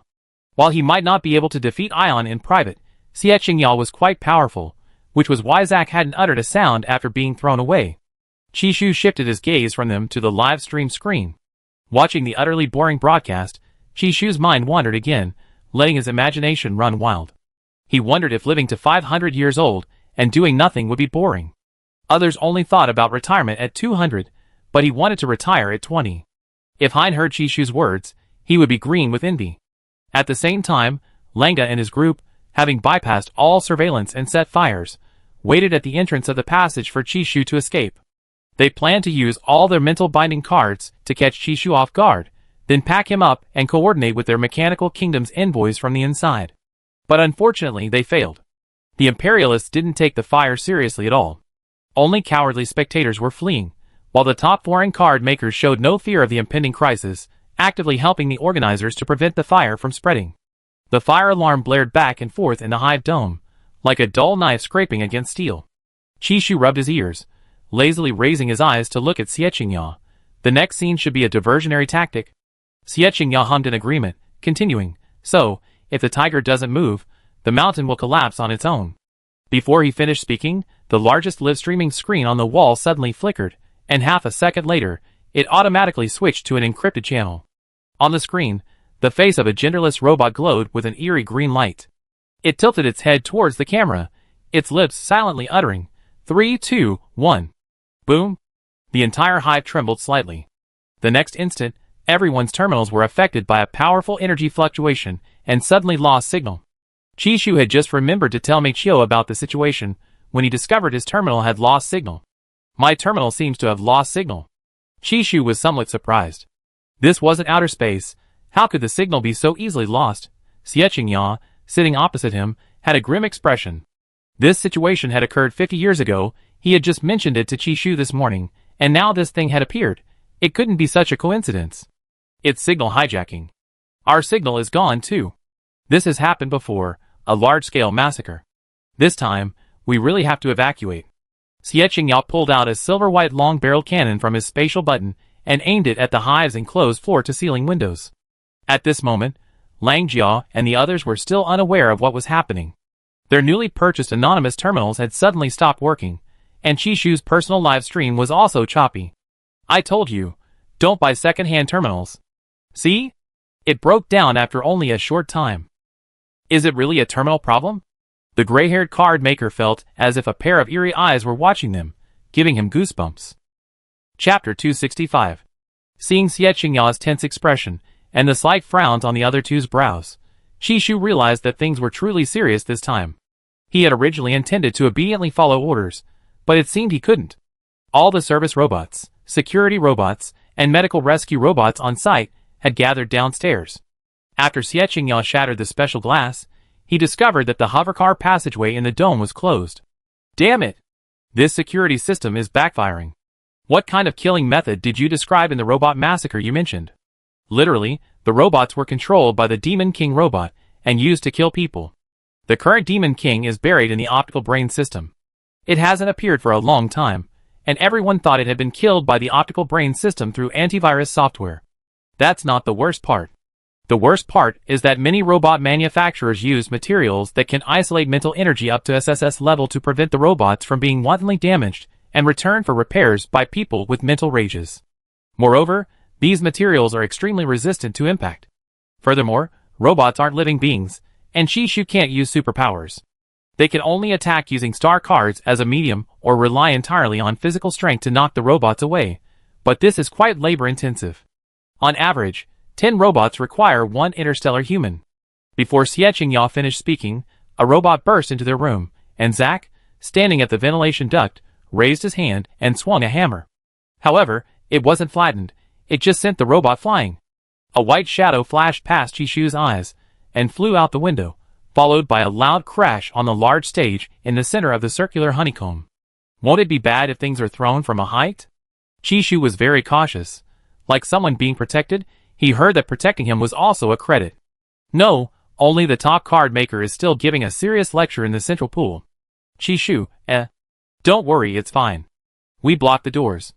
Xie Qingyao originally wanted to take Qishu away directly. He couldn't care less about anyone else. Qishu was his primary protection now.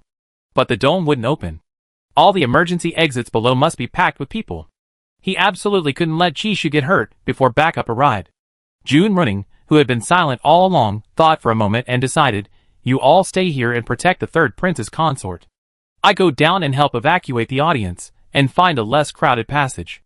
Inside this huge building, almost all the organizer staff were robots. The remaining people were mostly non-combatants.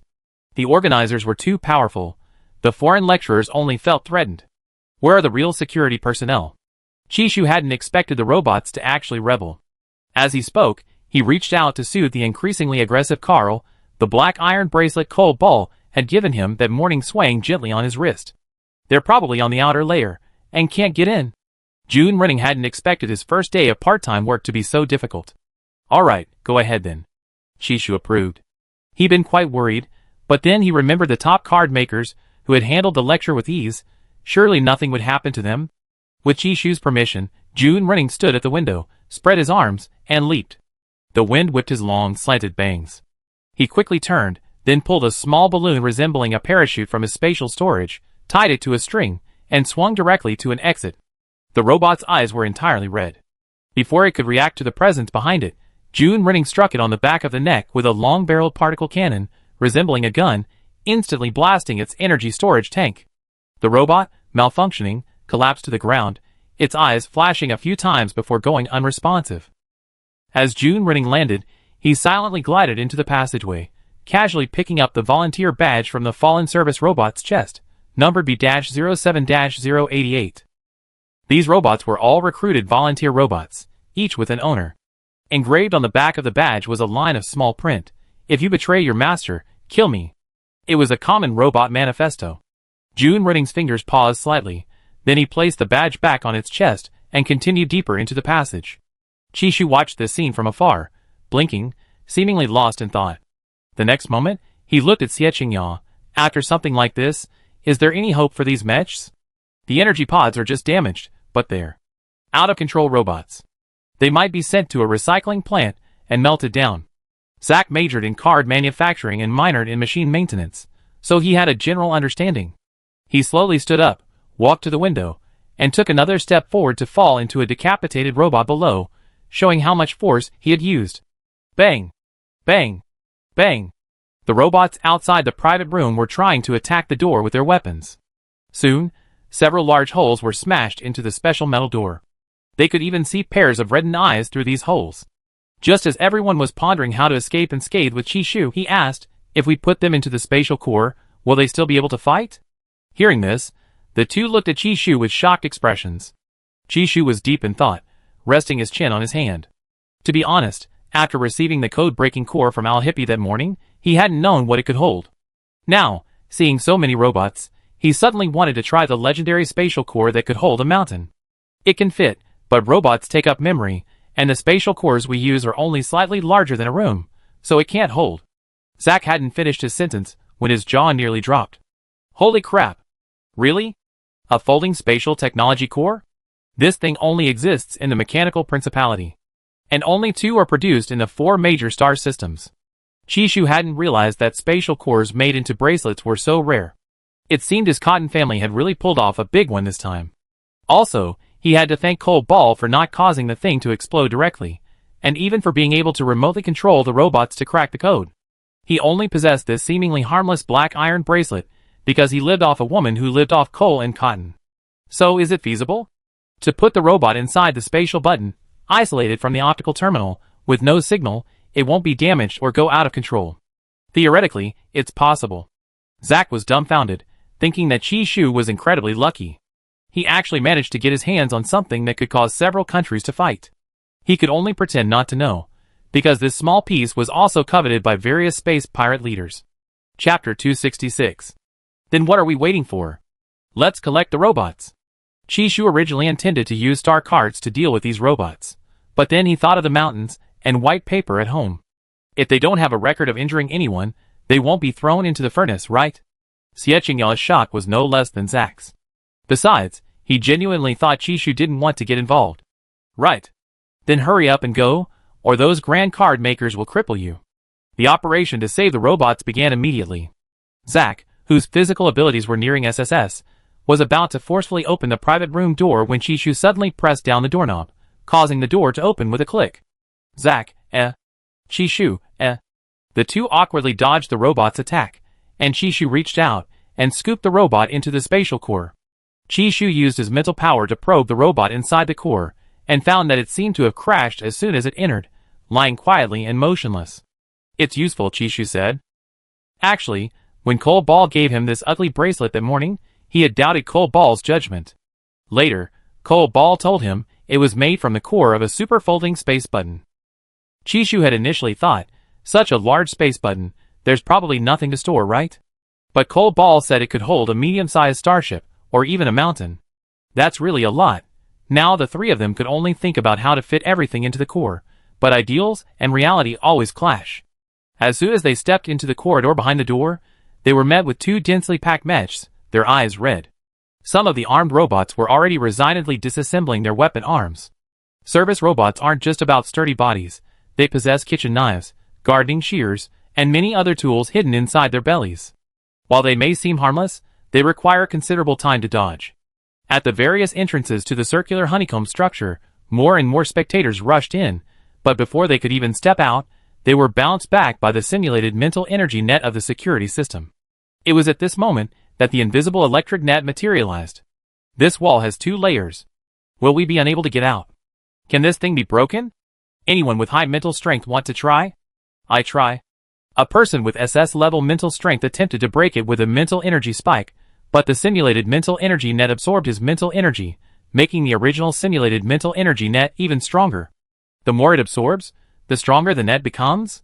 June Redding had unknowingly moved to the front row. He narrowed his eyes slightly, tapping his fingertip twice on the edge of the simulated mental energy net, and his finger began to burn. This network, which lasts only a short time, is a newly developed mental energy network capable of absorbing mental attacks. It's unexpected to find it here. It seems there's a traitor within the Empire's upper echelons, who would choose to cooperate with the Demon King. There are also quite a few master card makers in this building. Dealing with these robots isn't impossible, it just takes some time.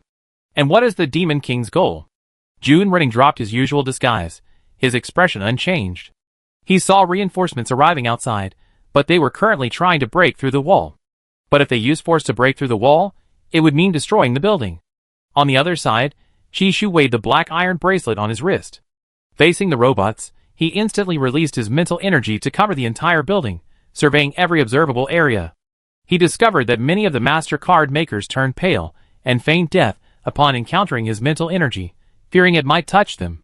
Chishu, Helplessly, Chishu raised his hand. The entrance to the mother core swirled into a small black hole, swallowing the nearest crazed robot whole. Today, Chishu was wearing a slightly loose black tracksuit, a white baseball cap, and his long, black hair cascaded down his shoulders. He wore 2 black gemstone earrings, and his brow was slightly furrowed.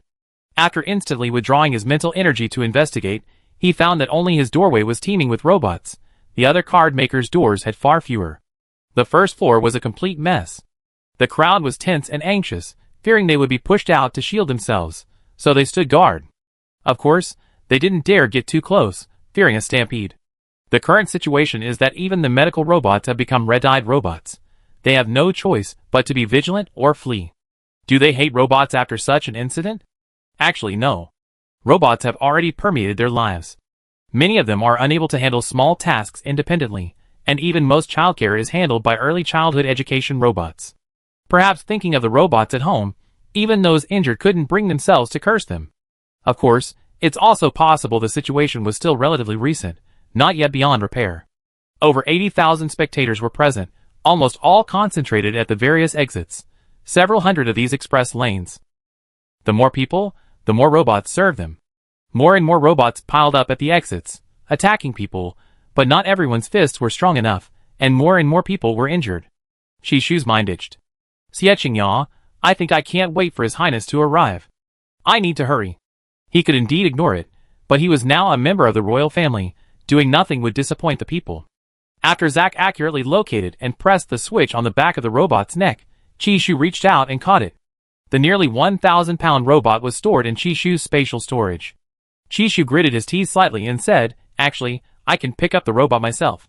Zack didn't understand, and pretended not to hear.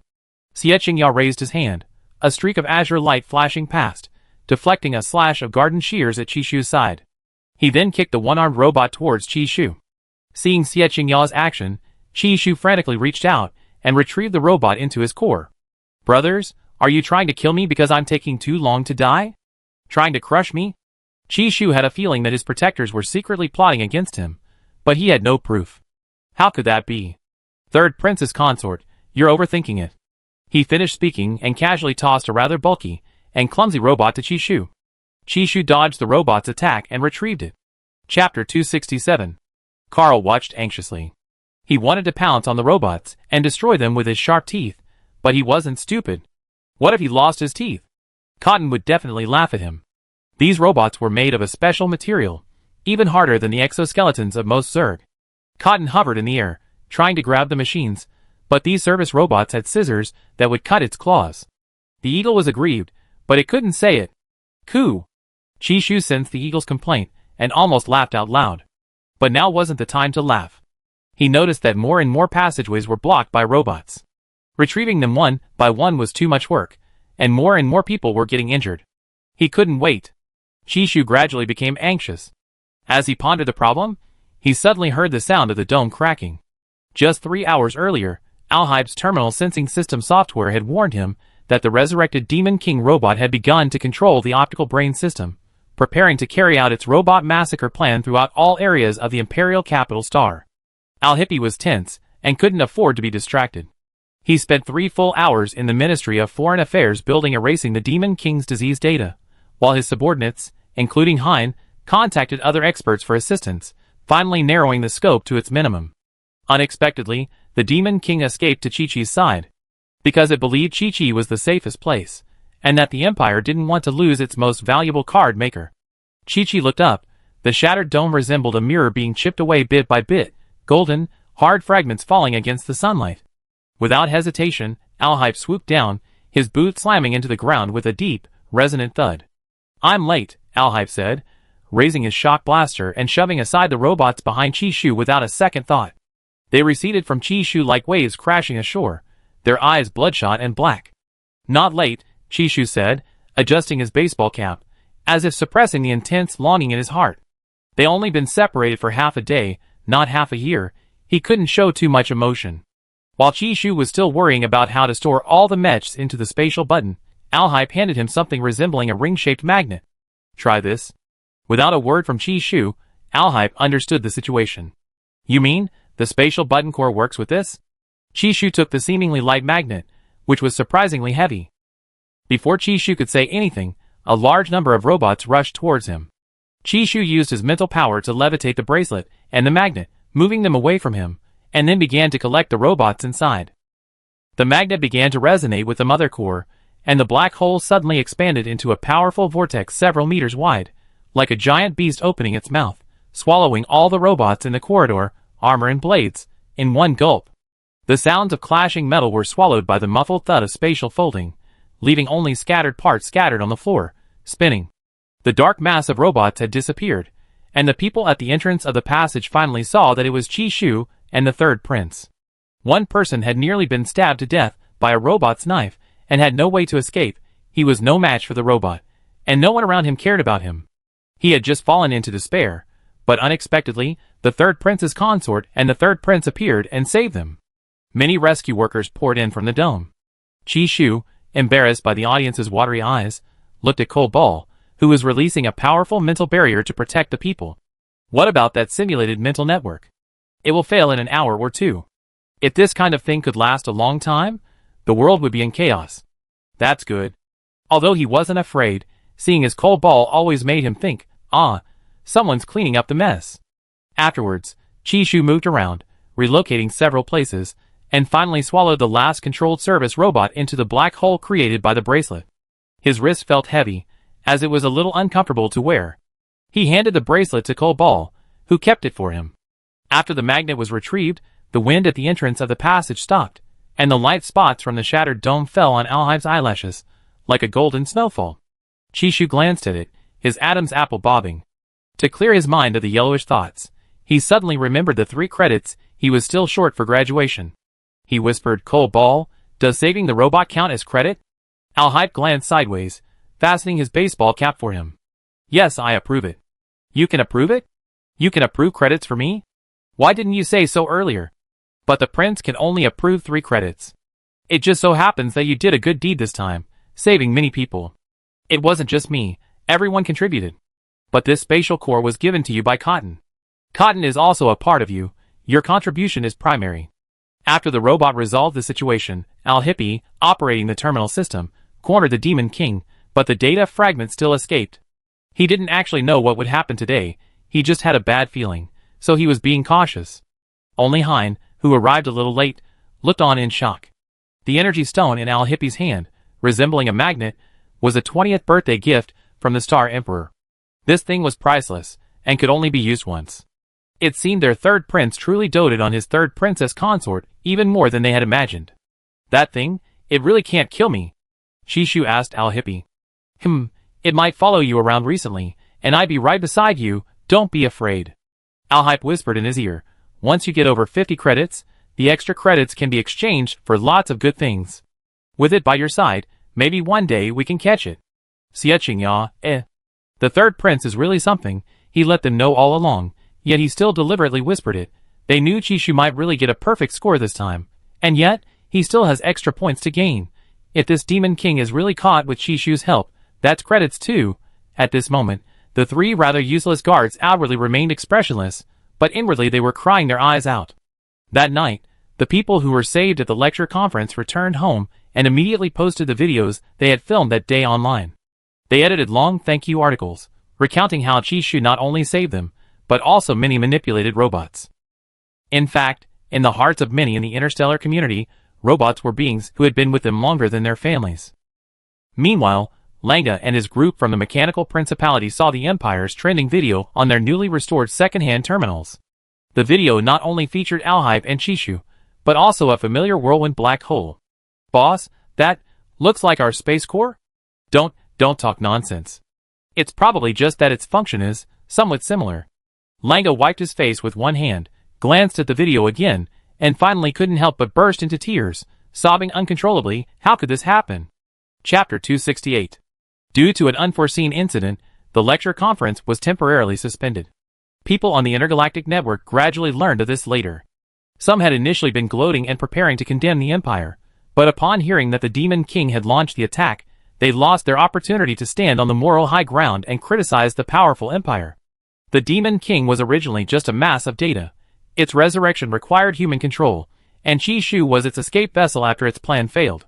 The king of the Mechanical Principality never imagined his plan would fail before it even began, much less that Chishu would sabotage it and obtain their nation's only space core. Those damned Imperials, so cunning and treacherous. Those top card makers he sent were merely part of his plan.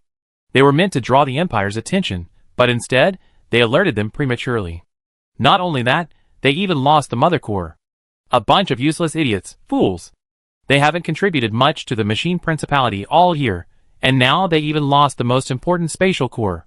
The old king, already riddled with wounds, was so enraged by the failure of his first official execution of the plan that he vomited blood and fell into a coma. Rice, having once again smuggled himself into the Machine Principality, looked at the dimly lit palace, and a slight smile played on his lips. He chuckled. Grandpa's back again. With the Machine Principality's king ill, he couldn't care less about Duke Dant, who was imprisoned in the Star Prison. The Central Star Agency had painstakingly collected evidence of Duke Dant's crimes, and his crimes were finally revealed on the day the Demon King appeared. The news of Duke Dante instantly captured the attention of the entire Empire. Many people's attention gradually shifted away from the terrifying Demon King. The public gradually emerged from the panic instilled by the Demon King.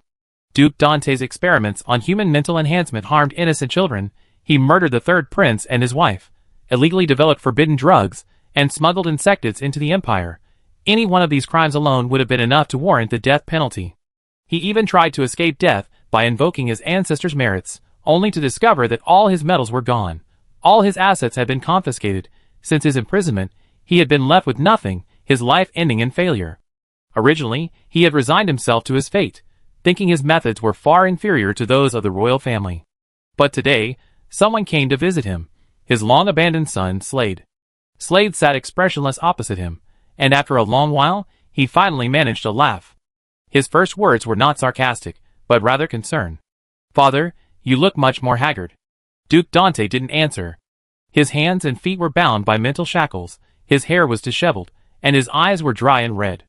Even so, sitting in his chair, he maintained his haughty demeanor, concealing the hatred and resentment in his eyes, as usual, thus preventing him from appearing too wretched. Originally, he thought his son had come to laugh at him, at most saying a few meaningless words. His fate was already sealed, only escape or death remained. But he hadn't expected his son, Slade, to tell him the truth of his defeat so directly. So, it was Slade who joined forces with Alhype to bring down the Duke's mansion. "You really are a brainless idiot. What good will it do you if the Duke's mansion is gone?" Duke Dante, who had been pretending to be calm, completely exploded. He raised his hands high, as if to kill his stupid son through the special glass, and a huge noise erupted. "Isn't it good? Isn't it unfair? It's thanks to your cold-blooded ruthlessness that I finally woke up. Anyway, I already taken my revenge. Later, I thought about it again, and now I shouldn't hate you too much, because you gave me a house to live in and money to spend. You were just using me, and I deserved all of that. But even so, what can I do? Since I already done it, I might as well go all the way." Slade smiled, his eyes gradually turning cold, and continued, "Also, the reason my brothers became crippled is because of me. You should have guessed that by now, right?" Watching Slade's departing figure, Duke Dant froze for a moment, then, as if struck by lightning, he went completely mad. His mental energy surged, and he began to self-harm, banging his head against the wall, almost creating a large hole in the Star Prison's walls. Chishu learned of these things from Alhype. The two of them were grilling meat around the energy stove in their yard, while Eric and Daniel sat opposite them. "Where will the confiscated star coins and assets of Duke Dante be used?" Chishu asked curiously. "Education, healthcare, and primarily compensation for the children who were experimented on, Eric cleverly answered, taking the skewers of grilled meat his sister-in-law handed him. When will Duke Dante die? Chishu asked again. After finishing the Interstellar Court, it'd probably take half a year, Alhype told him. Chishu, with his handsome face, said without hesitation, can't he just die faster? Because we still need to find the spies he's planted throughout the Empire over the years, it takes some time. Wait a little longer. Alhype helped Chishu flip the skewers of grilled meat. Although some restaurants serve it this way, his family's Chi-Chi grill's the best. Okay, well, there's nothing we can do about it. But experience tells me that when you encounter a truly heinous villain, you not only have to kill him, but also finish him off. I agree. Me too. The night air was a bit chilly. Chishu looked at the starry sky, then at Alhype, who was still struggling with the skewers. The burnt smell lingered. The next day, Chishu didn't really want to go to that boring lecture. He felt that those 5 points were the biggest test for him as a poor student. Furthermore, he actually had no idea what he would say on stage. He figured he'd figure it out when he got there. He could easily forget his lines if he memorized them, and cheating with the terminal would be easily detected. Because of yesterday's incident, the lecture series was no longer accepting in-person audiences, and would continue entirely via live stream. Chishu, as the last person there, had to wait another day. However, he had gained some points yesterday, so it wasn't a complete loss. These things were much easier than the arena battles and hunting star beasts. Today's lecture was held at the Capital Star Sports Center. It was spacious, and the card makers on stage had nothing to hide. Those waiting to go on stage were seated, while some who had already finished their lectures had returned home. The card makers from the Mechanical Principality were still hesitant. Returning home meant facing the risk of being killed. Regardless, it seemed they had no choice but to remain in the Empire. Langa and his group were originally orphans without parents, and had been controlled by the Mechanical Principality for many years. Now, Chishu had completely cut off their hope of returning. Chapter 269. After today's lecture, they announced they would stay in the Empire, even as foreign workers. They claimed it was to learn about imperial culture and promote exchange. Chishu felt netizens had forgotten his rogue card maker nickname, so he happily browsed the internet, watching videos, only to see those top card makers from the Mechanical Principality announce in front of the media that they would stay in the Empire. Card makers are usually the freest and protected by the Interstellar Card Maker Association. Now that they come to the Empire, they won't be threatened by the Mechanical Principality. Chishu could tell these card makers had a strong will to survive. Cole Ball, finally getting a normal day off, clung to Chishu as soon as he got home. When no one else was around, he rested his head on Chishu's shoulder, wrapped his arms around Chishu's waist, and sat with Chishu on the sofa watching the news. If Chishu asked a question, he would answer, otherwise, he would quietly stay with him. These guys, it seems we can't arrest them directly. Yeah, no. We can't arrest them before we have evidence, but it seems they're finding a way to survive. What about the Mother Core? If you give it to me, won't the others have any objections? They will, but they have to keep quiet, Alhype said calmly, his eyes slowly closing. Chishu had finished watching his videos, and was preparing to carry out his plan. He was certain that once his positive energy star card sold, his reputation as a rogue card maker would slowly fade from people's memories. The clingy guy behind him was already asleep, and Chishu didn't wake him. He knew Cole Ball had been really tired lately, and needed a good rest. He leave the money making to him. Previously, Chishu pursued star coins. Now, he pursues both star coins and art. Star cards, resembling scribbles, emerge from his hands. These are all high-level star cards. He casually wrote 1,000 copies, selling half to the Royal Legions and the other half online. As for top-tier star cards, he was truly at a loss. Each top-tier star card was like a wild horse running rampant, impossible to correct with any mental power. Chishu felt helpless about this. Until the side effects of top-tier star cards disappeared, he hoped to maintain the status quo and prevent anyone from commissioning them. Otherwise, he would truly sell his reputation for star coins. Don't underestimate the allure of star coins. He only realized his hand was trembling slightly when he tossed the last high-level star card into his spatial storage. Creating high-level star cards required an additional layer of mental power to prevent side effects, so he now used a two-step process. He just hadn't expected his mental power to be exhausted so quickly. No wonder star cards are so expensive. They truly consume a lot of mental energy. However, this was only a temporary solution. He hoped to find an easier way later. Chishu gritted his teeth, determined not to become Cole Ball's comical companion. Alhyde behind him was truly fast asleep, still asleep after finishing writing the star card. Gradually, Chishu felt that Cole Ball's body temperature seemed significantly higher than usual. He grabbed the hand of the person behind him, turned slightly, and pulled him into his arms, only to find that the other's face was flushed, an unusually red flush. Chishu frowned slightly, and reached out to touch his forehead. Alhyde's eyes were slightly open, his gaze somewhat hazy and sleepy. He took Chishu's hand, pressed it against his face, and said in a hoarse voice, "Chi-Chi, I'm going to sleep for a while, be good. Who should be the one to behave?" Chishu sighed, picking up the heavy, coal-like prince in his arms. "You have a bit of a fever, go lie down in the medical pod first. The medical pod can't cure me, I just sleep it off, but I might not be able to go with you to the lecture tomorrow," Alhyde said, falling asleep as he spoke, but his face was still dripping with sweat. Chishu had never encountered this situation before. In the end, he put him in the medical pod for a checkup, then opened his terminal and contacted Med. After carefully reviewing the physical data report sent by Chishu, Dr. Med stated that Alhyde's condition was likely caused by excessive stress, and that physical cooling methods wouldn't work. He suggested trying other methods. Perhaps the third prince's consort could try the intimate things you two do. "Understood, thank you." Chishu turned off the terminal, reaching out to gently touch Alhyde's face. It was burning hot. He hadn't expected that their mental energies would be intertwined, yet Alhyde could suppress himself so much to keep it a secret. This must be a long-standing habit, perhaps even he himself didn't realize it. In any case, there's no such thing as a free lunch. The higher one's level, the more one has to endure.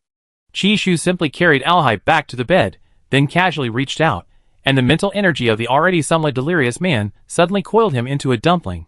Chishu didn't resist. He wanted to see what the unconscious Cole Ball was going to do to him, but the guy just pulled him into his arms and did nothing. Their breaths mingled.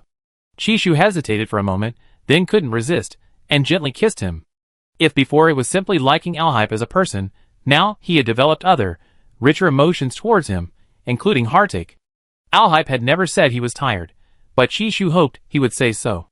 They were interdependent, things he didn't want to do, he didn't have to do, and he should put himself first.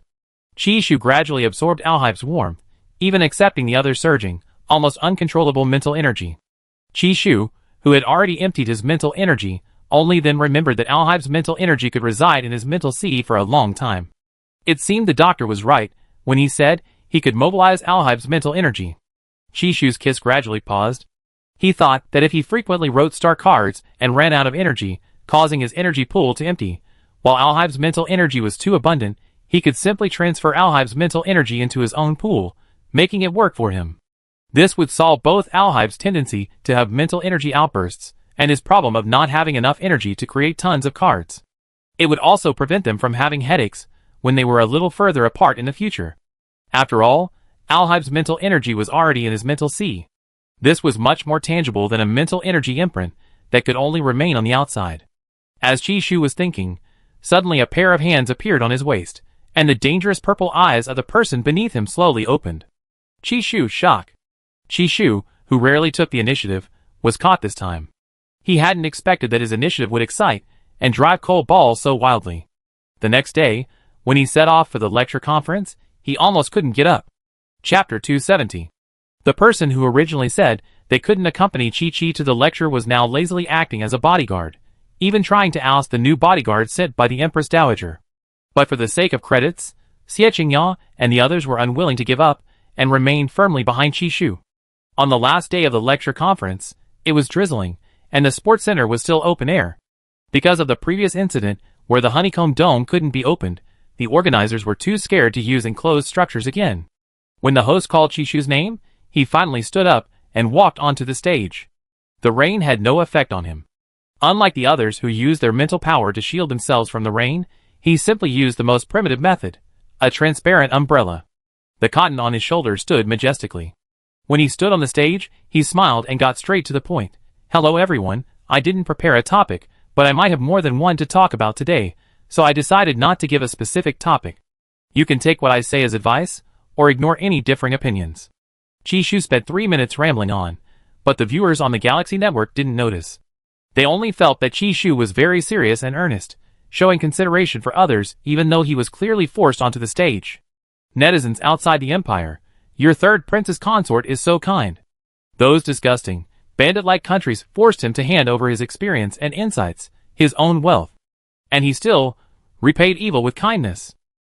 I watched Chishu's entire livestream from beginning to end. In the end, all I can say is that Chishu is truly a person of compassion, righteousness, and responsibility, yet he doesn't come across as a saint. He's a very real and vibrant person. The Empire is so kind, producing such a powerful card maker, and this card maker is still quite normal, not crazy at all. If it were me, writing a single star card would drive me crazy all day. Yeah, Chishu's star cards are just incredibly powerful, but he himself isn't. He's handsome, serious, young, and very humble. The Empire's netizens looked around, and suddenly didn't know what to say. They clearly knew Chishu was just padding his stream time. And yet, this guy actually received praise from netizens across the galaxy. His personality is just a facade, but he is indeed very kind and deserves praise. Well, whatever. Go Shubao. I benefited greatly from your words, though I don't know exactly where. Thank you, Shubao, for saving my robot. No matter how much of a rogue you become in the future, we will always follow you. It's been several months since I became a fan of Chishu, and I know that Shubao is just a rogue with star cards, but he is also a very upright person. That's right, our Shubao is a very good person. Chishu spoke while reading the comments on the live stream. When he saw someone say he was a good person, he almost laughed out loud, so he simply shifted his gaze elsewhere. What I'm about to say may or may not be related to star cards. It depends on individual interpretation. To give the viewers a sense of tranquility, Chishu also used a high-level seasonal card, Spring. The drizzle was vaporized by the star cards into a hazy mist. Chishu raised his hand, and a beautiful star card emerged from the mist. People's gazes were drawn to the card, listening to Chishu's pleasant voice. He wore a formal black uniform, rarely smiled, and his voice was clear and bright. Many people think star cards are weapons that control the enemy's lifeline, tools, and indeed, star cards have brought many conveniences. But I believe star cards are also our partners. Alhype, watching as Chi-Chi earnestly and seriously scribbling on stage, suddenly remembered that Chi-Chi was a poor student. But now, Chi-Chi was already quite good. He spoke the interstellar common language fluently, without any stumbling. However, this was just the beginning. Once Chishu started spouting nonsense, he couldn't help but create even more. Some people say I'm born with the ability to mass-produce star cards, but I know I'm not. I learned it through hard work. Success isn't just about chance. Chishu's classmates, who had been preparing to take notes, fell silent. Tang Chao said, "Why is it like you didn't say anything at all?" Zhao Yuan scratched the back of his head. Wait a minute, isn't card making all about making money? We card makers don't have that many ideals. Just being able to eat is good enough, since you never know when you might cause trouble with a star card and have to pay someone back. Senior Tugos is still working to pay off his debts. He said if he could mass-produce cards like Chishu, he'd definitely be rich. Chishu continued talking, then started chatting about mundane things in life, giving examples and making comparisons. Half an hour passed, and Ningju, watching from behind the screen, still hadn't heard the main point. Just when he thought the comments were about to erupt, a group of people on the StarNet expressed their gratitude to Chishu. These were all card makers stuck in the same place. Chishu's calming and unhurried approach reassured them. They had always been too impatient, causing them to become tense and unable to produce cards when it came to creating them. Chishu suggested they relax, try walking, running, training, gardening, or exploring the world. These activities would help regulate their mind and body. Only with a healthy body and mind could they create cards that truly met their expectations. In short, people shouldn't be too stressed. Talk to your family, relax, and no matter what happens, maintain a good mental state to cope. Card makers from various star systems practically burst into tears. Few people cared about their mental state, simply assuming they were insane. But how many people are truly insane? Most are driven mad by pressure. What? Master Chi is right. The more I push myself, the less cards I can create. Everyone says a single high-level card can sustain you for a year, but for us lower-level card makers, not being able to create a star card is incredibly difficult. That's right, we were too eager to turn our lives around with star cards, and too impatient for quick success, which is why we lost sight of our true selves. Yeah, we weren't crazy to begin with. Later, Chishu's words awakened more and more confused card makers. They realized they shouldn't continue to look so disheveled. They needed to find themselves again. Regain their confidence. After all, failure wasn't a big deal. Hadn't they already overcome it all these years? Because Qi Shu was the card maker who could produce the most star cards, his motivational words resonated with many. At this moment, Qi Shu didn't dare look at the comments. He was diligently trying to fill his time, and looking at the remaining 10 minutes, he felt a little nervous. 10 more minutes, and he could submit his credit application to graduate. Chapter 271. Qi Shu appeared honest, but in reality, not a single word he uttered touched upon the core of card making. High-ranking officials from various countries awaited Qi Shu's speech via screens, intending to record it for valuable research. But Qi Shu, instead of learning the good, adopted the bad, even surpassing the first speaker who fell asleep. He was padding his time. The top card makers of recent years, each seemingly shrewd, offered advice that appeared professional, but was actually unprofessional. Qi Shu was even more outrageous, actually offering to care about a madman who was already insane, and then suggesting they try to counsel him. The already difficult-to-manage card makers would likely become even more insane from now on. Let Qi Shu finish this quickly. Stop talking. If he keeps going, these card makers, who are always clamoring for vacations, won't want to come to work anymore. The director of the Card Maker Management Bureau of a certain country was utterly exasperated. He even saw a familiar account on the Intergalactic Network's live stream, constantly praising Qi Shu and saying that what Qi Shu said was correct. That account belonged to a card maker from their bureau. A national card-making bureau is different from an interstellar card-making association. National-level card-making bureaus belong to their respective countries and require regular work. Now, a group of people are already clamoring to go out and pursue their own paths. Then let them go crazy, the deputy director of the Fengtu Kingdom's card-making bureau coldly replied, slamming the screen shut. They better go crazy to the point of not even wanting a salary. That would save on the budget. His subordinates dared not utter a sound. No one had expected that the deputy director, who had previously been forwarding other support for Qi Shu's participation in the interstellar card-making lecture on the Intergalactic Network, would now be so furious because of Qi Shu. Later, more and more people, like this deputy director, began to regret it. If they had known that Qi Shu was a cancer, they would not have joined forces to force Qi Shu to stand on this stage. Now that Qi Shu, who was admired by card makers of all ages, had said these words, those card makers, who liked to slack off and hide, had an even more legitimate excuse to do nothing. For a long time, some high-ranking officials and leaders have preferred to treat card makers as mere tools for card production. Now, things have gotten worse because of Qi Shu. More and more card makers are beginning to question their existence, and the people around them, who have brainwashed them. Qi Shu is unaware that his laid-back attitude is contagious. He's lecturing with great enthusiasm, his dramatic delivery making many who see through his true nature grit their teeth, wishing they could go up on stage and shut him up. But what's the use of their regret? They can only swallow their words. After all, they were the ones who invited Qi Shu up there in the first place. The principal of the Imperial Royal Mecha Academy is also watching with a twitching mouth, glancing at the card-making professors in Qi Shu's class. Professor A shook his head vigorously. I didn't teach him. Professor B looked bewildered. Not me either. He doesn't even know my name now, and he just sleeps in class. The white-haired old headmaster was quite helpless.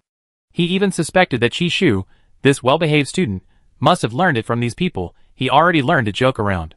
That kid seemed honest enough, otherwise, he wouldn't be so considerate of the bigger picture. He told him before that he definitely wouldn't teach those people, lest the current power structure be disrupted, and the lower classes suffer terribly. A person from the royal family, and once a nobleman, actually thought of the common people at the bottom of the empire first, not of personal gain or power, but of their own. How many people possess such a level of awareness? This student Qi has a bright future ahead of him. He's sure to achieve great things. Then, headmaster, what about those 5 points? Give them to him. The headmaster didn't seem to intend to withhold his credits. Moreover, he was quite satisfied with Qi Shu's adaptability. Qi Shu's performance a couple of days ago had surprised him greatly. He was astonished that Qi Shu could actually make the best choice between robots and humans. The last 10 minutes went very smoothly. Qi Shu was excited and elated. He glanced at Alhype, paused for a moment, and then apologized to everyone in the Galaxy Network live stream. He said sincerely, today's speech ends here. Welcome more card makers to join our Empire family. The Empire has advanced. Qi Shu said it was the end, but he started smiling and helping the Empire poach talent from other countries, while also not forgetting to thank those who were morally blackmailing him on the Galaxy Network. I'm very happy that everyone invited me here. I'm only 20 years old this year, and don't have much experience yet, but I'm really happy to have gained everyone's appreciation. Empire netizens live stream comments. Shu Bao, you're such a good baby. Shu Bao, how can you be so silly? People morally blackmailed you to come here, and you're still smiling like an idiot, sharing, and even giving advice. If it were me, I'd be lucky not to curse. This is the scale of the #1 rogue card maker in the interstellar world. Ha ha ha, don't call him a rogue, I almost forgot who Chi Shu is today. Card makers from other countries, who wanted to join the Empire, but still needed fan status immediately became angry upon seeing the Empire's haters. These people in the Empire are really boring. Can Chi Shu be called a rogue? His skills are just a bit extreme. Exactly, don't talk nonsense if you don't understand. Can't we see what kind of person Chi Shu is? He's loyal and righteous, and he didn't abandon his teammates when they were in trouble. These people in the Empire probably just can't stand their third prince's consort. Rogue. Even a rogue is better than some card-making experts, who don't do anything useful. Empire netizens, After Chi Shu finished his speech, he bowed deeply to the audience. When he stood up straight again, a slight smile played on his lips, a smile whose meaning was ambiguous, yet it broke through the defenses of countless people. Those who plotted against Chi Shu never imagined that this seemingly harmless fellow would corrupt the entire galaxy's card makers. Chi Shu's classmates were also stunned. Ludwan scratched her head, which was almost brainless. What did our classmate Chi Shu just say? Why can't I remember a single word? But it somehow makes so much sense. I remember. Chi Shu just advertised for the Empire. Recruiting card makers. Ha ha ha, I told you before he was a genius. He really knows how to fool people wherever he goes. Tang Chao laughed loudly, as expected of Chi Shu, as expected of a member of the royal family, as cunning as ever. Wait, Chi Shu seems to have gotten a perfect score of 50. Damn, did you guys see the school's credit rankings? Chi Shu got a perfect score. This guy has already started applying for his graduation certificate. Inta was still in class watching the last live broadcast with his classmates. He never expected that the person who would graduate the fastest in their class would be Chi Shu, the Chi Shu who once seemed like he could be blown away by a strong wind. Upon hearing the news, he froze for a moment, then joined in the shouting, "Holy crap! Shu Bao, don't go!" The group went into a frenzy again. Only Yuan Nan and Kirk in their class were truly devastated. Their score had gone from -50 to -75, having lost another 25 points due to their constant misbehavior. They hadn't even completed the tasks assigned by their families, and Chi Shu had already graduated. No one was more devastated than them. Chapter 272. Chi Shu was unaware that so many people had broken down because of him. He would sleep as soon as he got into the hover car, and upon returning home, he would begin crafting cards until he exhausted his mental energy, then draw upon Alshibe's mental energy for his own use. Alshibe, who always had to maintain a good mood and worried about his mental energy surging, never imagined he would one day worry about not having enough mental energy for his wife. Chi Shu, who had already sold 1,000 high-level star cards 2 days ago, crafted another 1,000 today. Alshibe, acting as his wife's power bank, hovered around her. Seeing his wife's mountain of star cards, he had gone from initial shock to acceptance. After all, his Chi was just that outstanding. As he wrote, Chi Shu realized he had only remembered how to craft them, but forgotten how to spin them. Feeling a little tired, he casually pushed aside the newly crafted star cards, sprawling out in a starfish position. The hem of his clothes was lifted by the large movement, revealing his fair and slender waist. He stared blankly at the high ceiling. Coal briquettes, how do we sell them? Still list them online, categorized for sale. Borderlands, agricultural planets, mining planets, many planets will use them, but you need the right cards for each. For example, agricultural planets need seasonal cards, mining planets need explosive cards. Alhype shifted his gaze from a certain spot, gently picked up the person lying on the cold floor, and rubbed his face against him. Chi felt he was fluffy, and he felt Chi was soft. Chi Shu habitually reached out and wrapped his arms around the handsome man's neck, burying his face in the other's neck, enjoying the close contact. Then let's start with the agricultural planet. Chi Shu's voice was muffled in Alhype's neck. Spring cards will definitely sell best. Let the seedlings grow 10 centimeters first. Chi Shu felt that even though he wrote star cards every day after graduation, he still had a sense of aimlessness. Where had his laid-back attitude gone? Was it a side effect of being too busy before? Speaking of which, do you remember the agricultural planet Lake Water Star that Father Emperor gave you before? The planet steward said that the planet is currently experiencing a drought, and many lakes are facing drying up. And the consequence of technological intervention might be to attract electromagnetic storms. Why not try star cards? To keep Chi-Chi from getting bored, but also to prevent Chi-Chi from working too hard, Alhype searched around yesterday and finally found a job that matched his major. Upon hearing this, Chi-Chu's half-open eyes lit up. Cole Ball, you're so clever. Alhype's lips curled slightly as he placed Chi-Chu on the bed.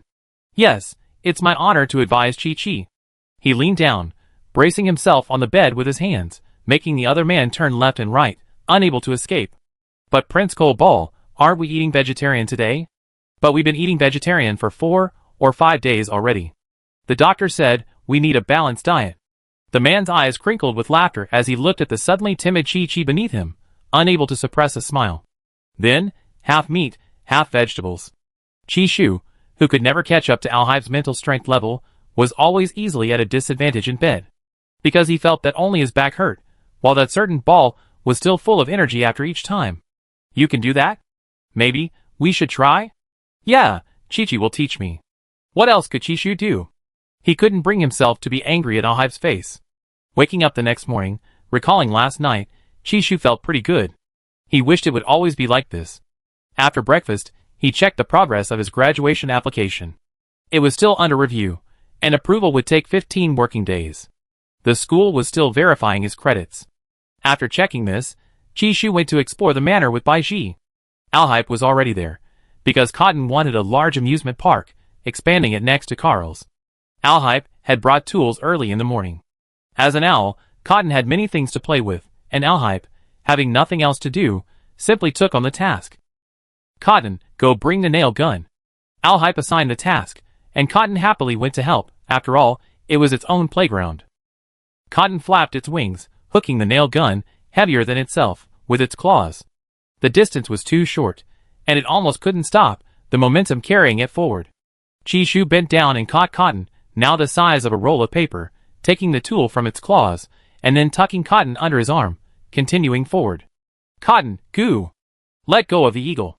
Since Chi-Chu was the main body, his strength was greater, and Cotton couldn't break free, resignedly held by Chi-Chu, its gooing sounding utterly resigned. Chi-Chu held the eagle in his left hand, handing tools to Alhype with his right. Carl, a leopard that could frequently change size, was used to clinging to Chi-Chu's trouser leg. It felt that it was better to be with its master's companion than with its cold-hearted master. There were snacks, and it wouldn't be bored. Here. Chi-Chu lowered his eyes, his gaze falling on the man in the black overalls. Thank you, Chi-Chi.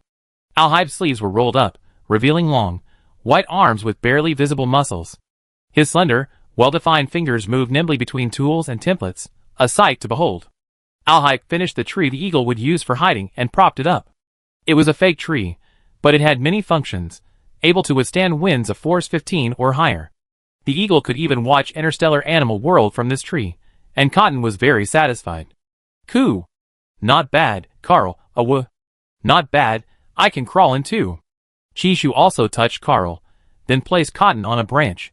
The sesame cotton candy owl immediately slid into the tree hole, only its large, round golden eyes showing. Because the space inside the tree was large and warm, and even had a perch, the eagle liked it very much, and even invited its little friend Carl to come in and play. Carl was delighted. After shrinking, he smoothly leaped onto the tree and rolled into a tree hole. A ring of spheres surrounded the tree, providing a space for Cotton to practice its dynamic hunting techniques. Chi-Chu dusted off the sawdust from his hands and turned to Alhype, asking, "This tree can withstand a force 15 gale, but can it withstand Cotton's midnight revelry?" Alhype chuckled. Chi-Chi, do you like it too? Chi-Chu froze. You mean Cotton? I think we can build you a playground at home too. Alhype had been spending his free time recently reading about ancient Earth history. Although much was missing, the content was still quite rich. They could even install swings and hammocks in the manor. He seemed increasingly eager to understand the pre-apocalyptic world where Chi-Chi had lived. Chapter 273. After resting for more than half a month, Chi-Chu produced 1,000 high-level star cards every day, but they were sold out as soon as they were put on the shelves. Netizens on the outlying planets only lamented the weak signal. Chi-Chu also encountered a new problem.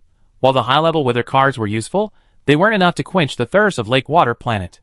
Using technology to divert water-rich rivers to arid areas would take time and require a lot of large equipment.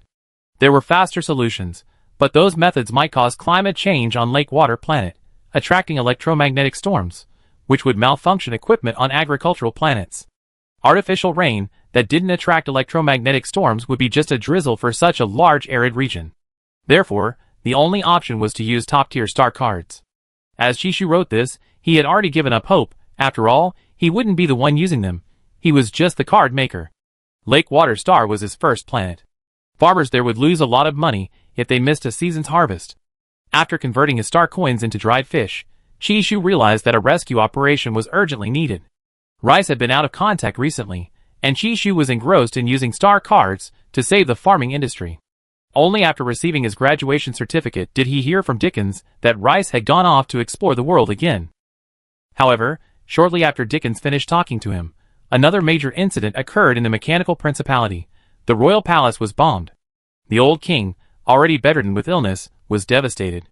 He had just wanted to relax with the robots when his home was gone. The old king, already on the verge of a particle graveyard, nearly died of anger on the spot. This explosion was also caused by star cards, and several of their nation's most skilled card makers had defected to the empire. He couldn't immediately exact revenge. He never imagined these people would actually dare betray him. Now, facing these ruins, the old king finally felt a pang of grief. On the Starnet, the buzz surrounding Chishu only intensified. Most people, after using Chishu's star cards with trepidation, awaited the side effects. The side effects did occur, but they also gained a surge of energy, resembling ambitious young people. Many, suddenly reminded of their past ideals, even declared to their families that they would change themselves. But this was, in fact, quite shameful. They now had to pay the price for their boasts. More and more people using Chishu's advanced star cards experienced positive feedback, causing those who had only experienced the side effects to completely break down. They still couldn't reclaim their real names. Classmates and friends called them by nicknames. The threat of victims weeping and breaking down on the Starnet grew ever taller. Why didn't these star cards come out sooner? Ever since I embarrassed myself, I become infamous in the circle, sob sob sob. I've been dominated by star cards, I'm even worse off. My friends still laugh at me for hugging and kissing a big tree. I don't dare speak up. I think I'm the most miserable one. I go around hugging a dog and telling everyone it's my dad, and that I'm human, not an orc. Dickens only recently dared to frequently access the Star Network, seeing the pop-up topics, and so many people complaining online. He switched back to the screen of the call he had just ended, his feelings complicated. He had so much to say, but didn't know where to begin. In short, he wanted to call Chishu again. Fate, why do you always play tricks on him? Dickens hid under the covers and quietly cried. Cassidy, sitting on his windowsill, strode over and pulled back his blanket. Are you cold? None of your business, get lost. Dickens clutched his blanket, refusing to let go. If you don't like it, then issue another statement. I have no objection, Cassidy said. I just wanted to say that I didn't shave that day, and the photos made me look terrible. Hearing Cassidy's words, Dickens's voice suddenly softened. Chishu, the instigator who had caused trouble in all 4-star systems, after enjoying the gossip, continued writing a top-tier torrential rainwater diversion card for Lake Water Star. Dealing with the situation on Lake Water Star was urgent. Al-Hippie had already sent people to divert water from rivers near the drought-stricken areas, but distant water couldn't quench immediate thirst. After completing the star card, Chishu was going to personally investigate, and Al-Hippie, having nothing better to do, went with him. Their figures, absent for a long time, reappeared at Lake Water Star's skyport, and they once again became the talk of the town. Many people are watching Chishu closely, both online and in real life. Some admire him, while others envy him and wish he would make a mistake.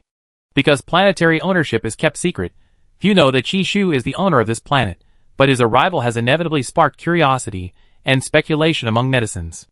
They don't know what Chishu's purpose is. Is it tourism? But why go to the driest region? Because the hot planet suddenly derailed for a period of time, the water on Lake Water Planet evaporated rapidly, and local farmers, plagued by drought, faced the risk of bankruptcy. Netizens speculate that Chishu is there to solve the drought problem. But is this problem so easily solved? Lake Water Planet is so vast, even if humans deployed mechs and stood on it, it would still be enormous. Furthermore, even if large-scale natural disasters could be predicted, it would be extremely difficult to take action. This is even more troublesome than fighting the Zerg. While Chishu's star card is useful, can it fundamentally solve the problem? And the cost of using the star card is too high. What is Chishu's motive? The farmers who contracted land on the planet were initially surprised to hear that Chishu had arrived. not even realizing why the third prince's consort was there. It was only after the planet's steward notified everyone that they learned Chi-Shu had come to help them. However, until now, very few nobles had personally come. Either they were making false announcements on the Star Network, or they were sending people to make a show of it. They weren't sure if Chi-Shu was putting on an act or genuinely wanted to help them, but they still went to greet him. After landing, Chi-Shu didn't go to his temporary residence. Instead, he had the planet's steward, the person handling affairs on his behalf for the planet, take him to see the arid regions. Alhype was always by Chi-Shu's side, and the planet's steward couldn't immediately tell who was the most powerful. So he thought about it, and decided to listen to Chi-Shu. After all, Chi-Shu was the planet's lord, and a prince was a prince. Upon arriving in the arid zone, Chi-Shu saw the land beginning to crack. He truly understood the farmers' desperation. What they had planted 2 months ago was withered and lying half dead on the ground. As soon as Chi-Shu got out of the car, some individual farmers in neat work clothes greeted them. Seeing that Chi-Shu had brought a group of guards, even the third prince seemed like a bodyguard. They bowed and waited quietly for what was to come. They dared not show surprise or excitement, fearing they would put more pressure on Chi-Shu. If he felt pressured, he might leave. Chapter 274. Chi-Shu didn't put pressure on them with his eyes. He turned to look at the open and flat land in front of them, and said, "Don't worry for now. We will do our best to help you get through this most difficult season. I know many of you have risked everything, so let's all cheer each other on." Chi-Shu's words were both comforting and encouraging. The farmers, who had been tense, were stunned. This sudden feeling of relief made their eyes well up with tears. Looking up, they saw Chi-Shu's lips slightly curved, as if even the bright light couldn't bear to shine on him. "Okay, keep going. Yes, we can't give up. Thank you so much." The farmers didn't have much time to use the StarNet, but Chi-Shu was already a household name. Their relatives and friends had all mentioned him, so they knew a little about him. But they never imagined Chi-Shu would appear on an agricultural planet. "It's too early to thank me. Let's wait for the results," Chi-Shu said, opening a map on his terminal and beginning to plan. Actually, the moisture hadn't escaped Lake Water Planet yet. It had simply hidden in other areas for various reasons.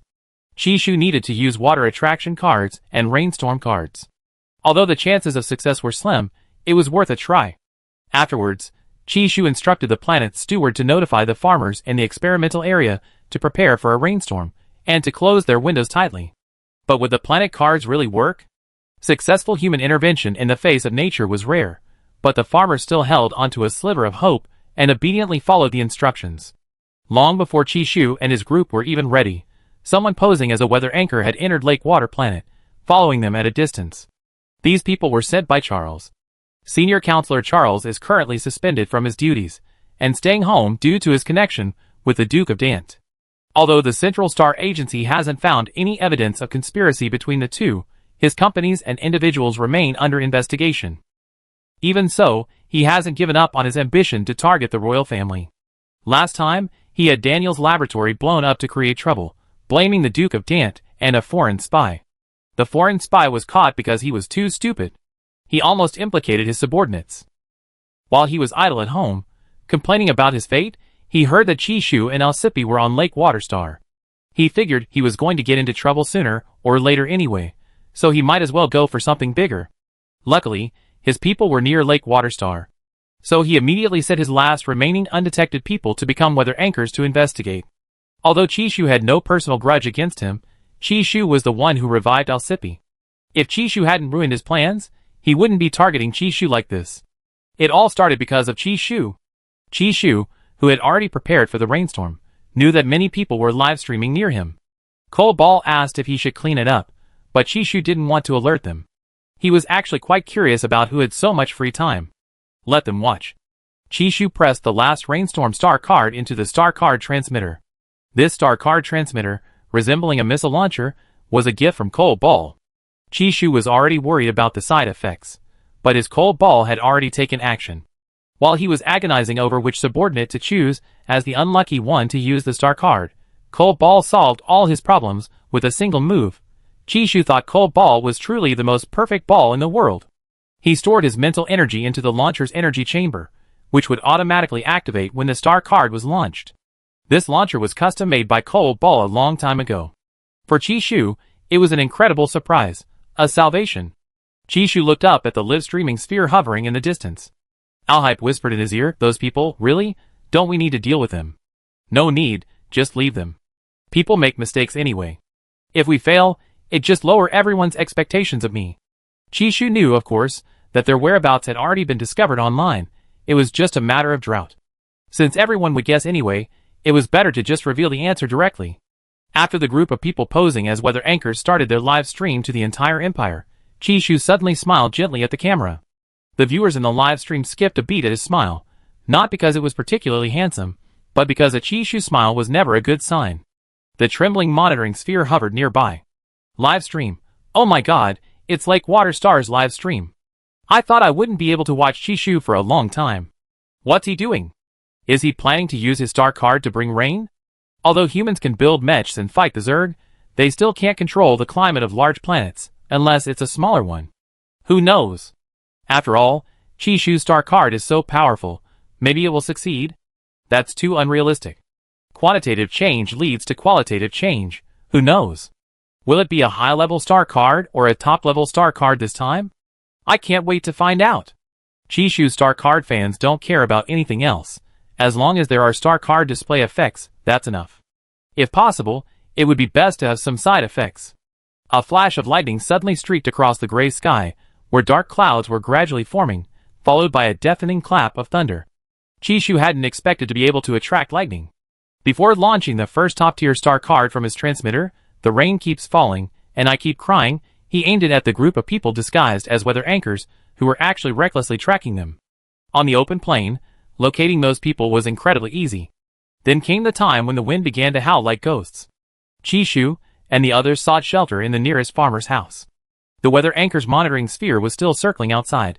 As an intelligent live-streaming sphere, it naturally went wherever there was interesting footage. Lolei, from childhood to adulthood, had almost never made a mistake.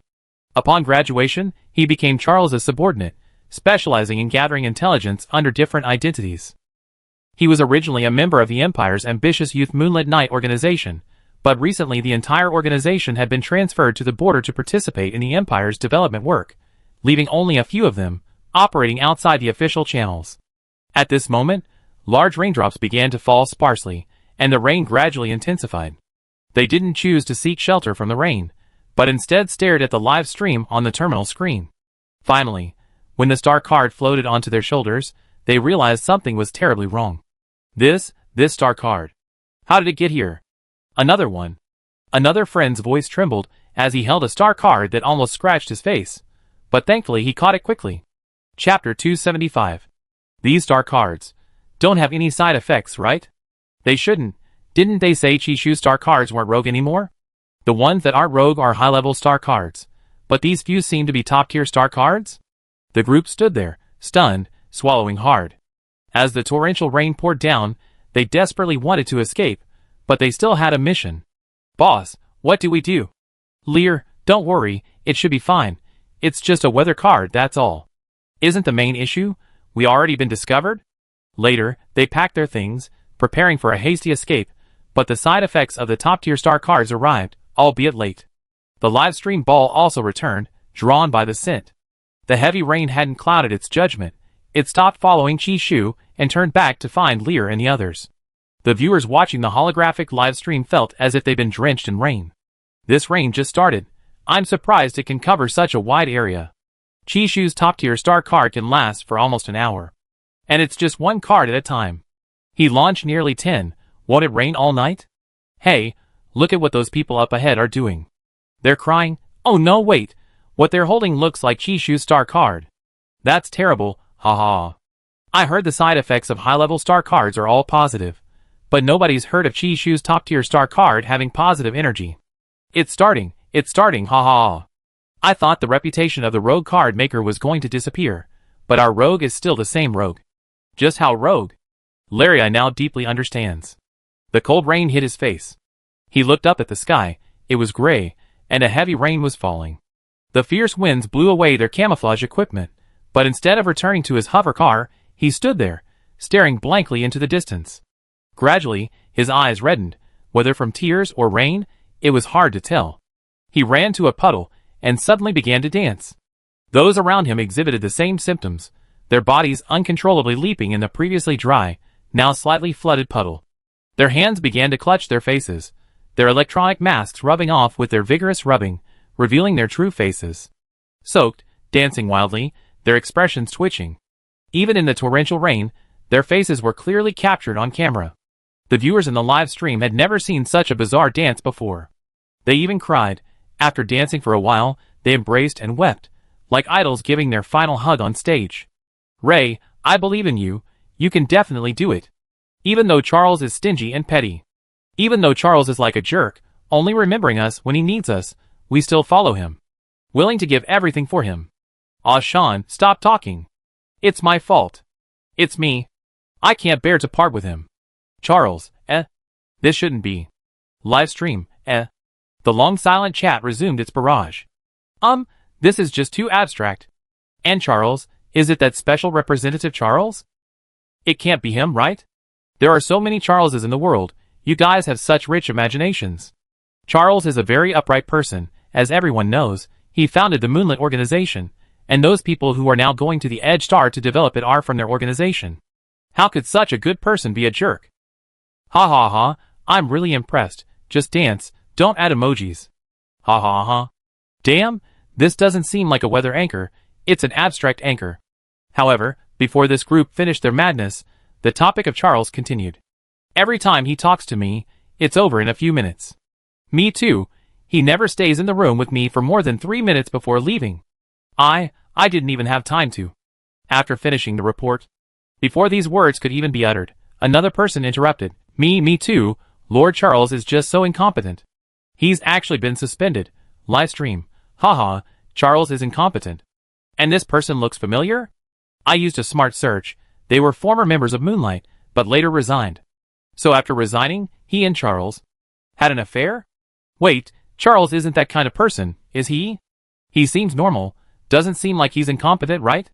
Lord Charles, no way, probably just a coincidence of names? It shouldn't be a coincidence of names, I know this Lear. He was always by Charles's side when he first graduated. A nobleman who loves gossip, enjoying the drama. Never mind, pass it on, Charles won't do. Kirk had just escaped a group of crazy classmates and got home to see this trending live stream with a title about Chishu. Curious, he clicked in, but instead of Chishu, he saw a bunch of lunatics. He was completely dumbfounded. How could this empire be full of lunatics? Was there no space for normal people to live? He thought to himself that this was definitely a fake live stream. He knew Chishu couldn't be that free. That guy had graduated now. Probably some kind of gambling king somewhere. Just when he was finding the live stream boring, he suddenly heard his brother's name, and then he saw Lear, and the others mentioned Charles. He was stunned, completely bewildered. He recognized this Lear. He was one of his brother's men. He discovered him through covert observation. His brother had these people ostensibly resign, but they were actually gathering intelligence. But he hadn't expected his brother would go to such lengths, and actually, he ruined himself. Kirk's expression was complicated. He wanted to tell his mother to have his brother taken to a hospital.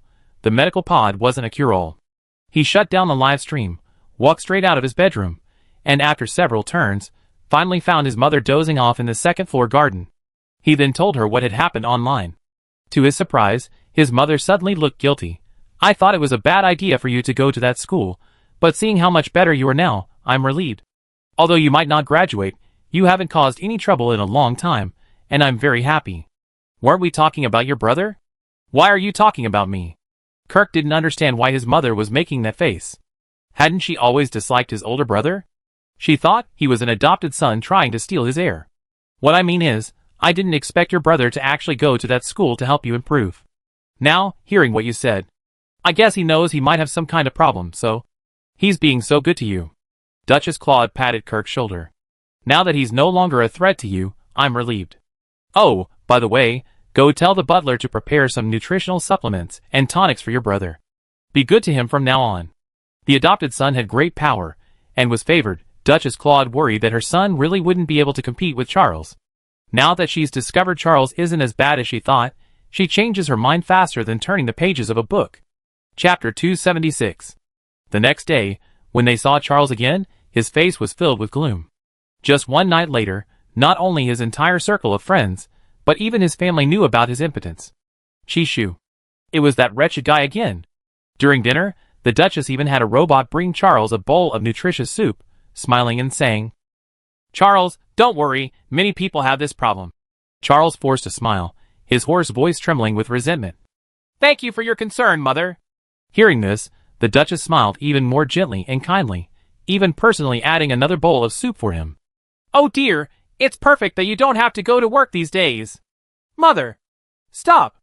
At the mention of work, Charles, who had been suspended, couldn't bear it any longer and abruptly stood up. He took a deep breath, barely suppressing his surging anger. "I'm not feeling well right now. I need to go out for a bit. Damn Chishu, damn Chishu, damn the royal family. If it weren't for the royal family causing his family's ruin, if it weren't for the royal family, he should have been living a much better life. Even without his adoptive father, Duke Crow's, support, he would definitely have reached a very high position." Charles had just boarded the hover car when people from the Central Star Agency arrived. As expected, but no one expected it to be so fast. Charles was unwilling, but what could he do? He could only pray that his father could get him out. But this time, his father probably couldn't save him. The hover car had just taken off when the warning lights flashed crimson. "Special Representative Charles, please land immediately for arrest, otherwise we will take coercive measures." Charles, pale-faced, gripped the control stick tightly, glancing back at the villa he lived in for over a decade. He gave a bitter laugh, lowered his head, and allowed the Central Star Bureau personnel to take him away. Duke Dante was captured. Charles had known all along that his fate was sealed. It was just a matter of time. But he hadn't expected it to be so quick. Of course, this was partly due to his own actions. The last group of people Charles had hidden were also captured, but their mental state was poor. Being soaked in the rain all night wasn't important.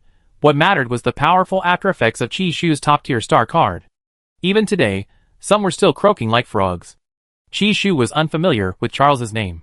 He only learned from Al-Hippie that eliminating those parasites and cancerous growths in the Empire had taken so long. Duke Dante had left behind many people, many of whom were loyal, all brainwashed by him. If their secret communication tools hadn't been destroyed by Slade, they would have been much more difficult to deal with. The sky has cleared up.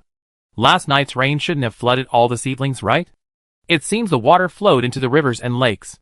After the heavy rain, the air was fresh, and the ground smelled earthy. Chishu looked at Prince Cobalt, standing beside him like a beautiful large figurine. "Shouldn't we move on to the next place?" Al-Hype replied, "But can you handle it? Nearly 20 top-tier star cards a day."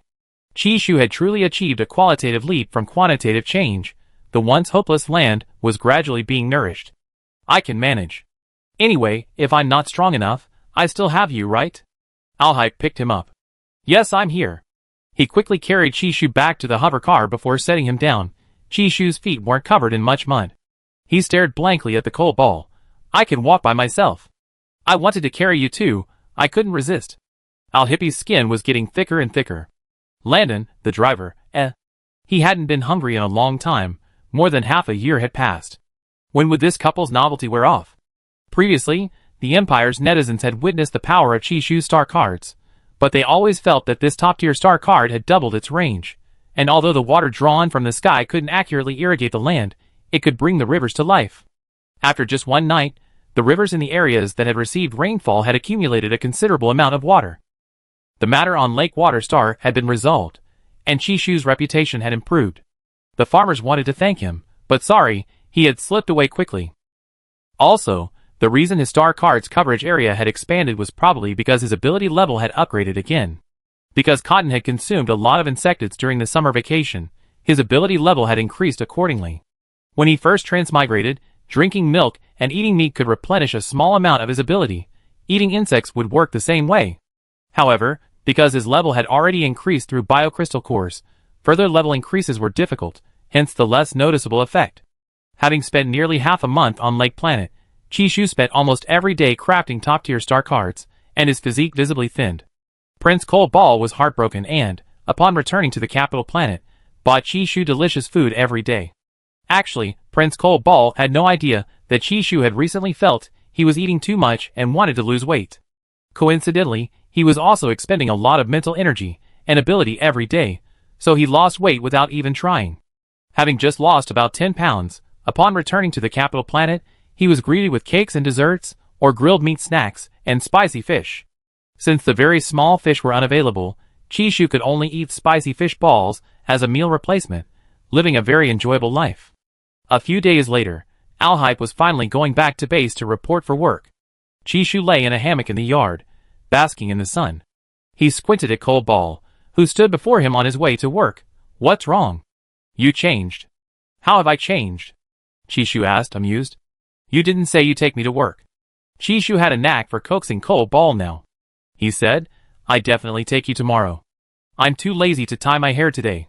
He then pulled Cold Ball's arm down and kissed him on the cheek. The Demon King, who was constantly being fed dog food but unable to attack Chishu's terminal's main chip system, was furious. It had been lying in wait for a long time. This couple was finally going to separate. Its chance. It was finally coming. Chapter 277.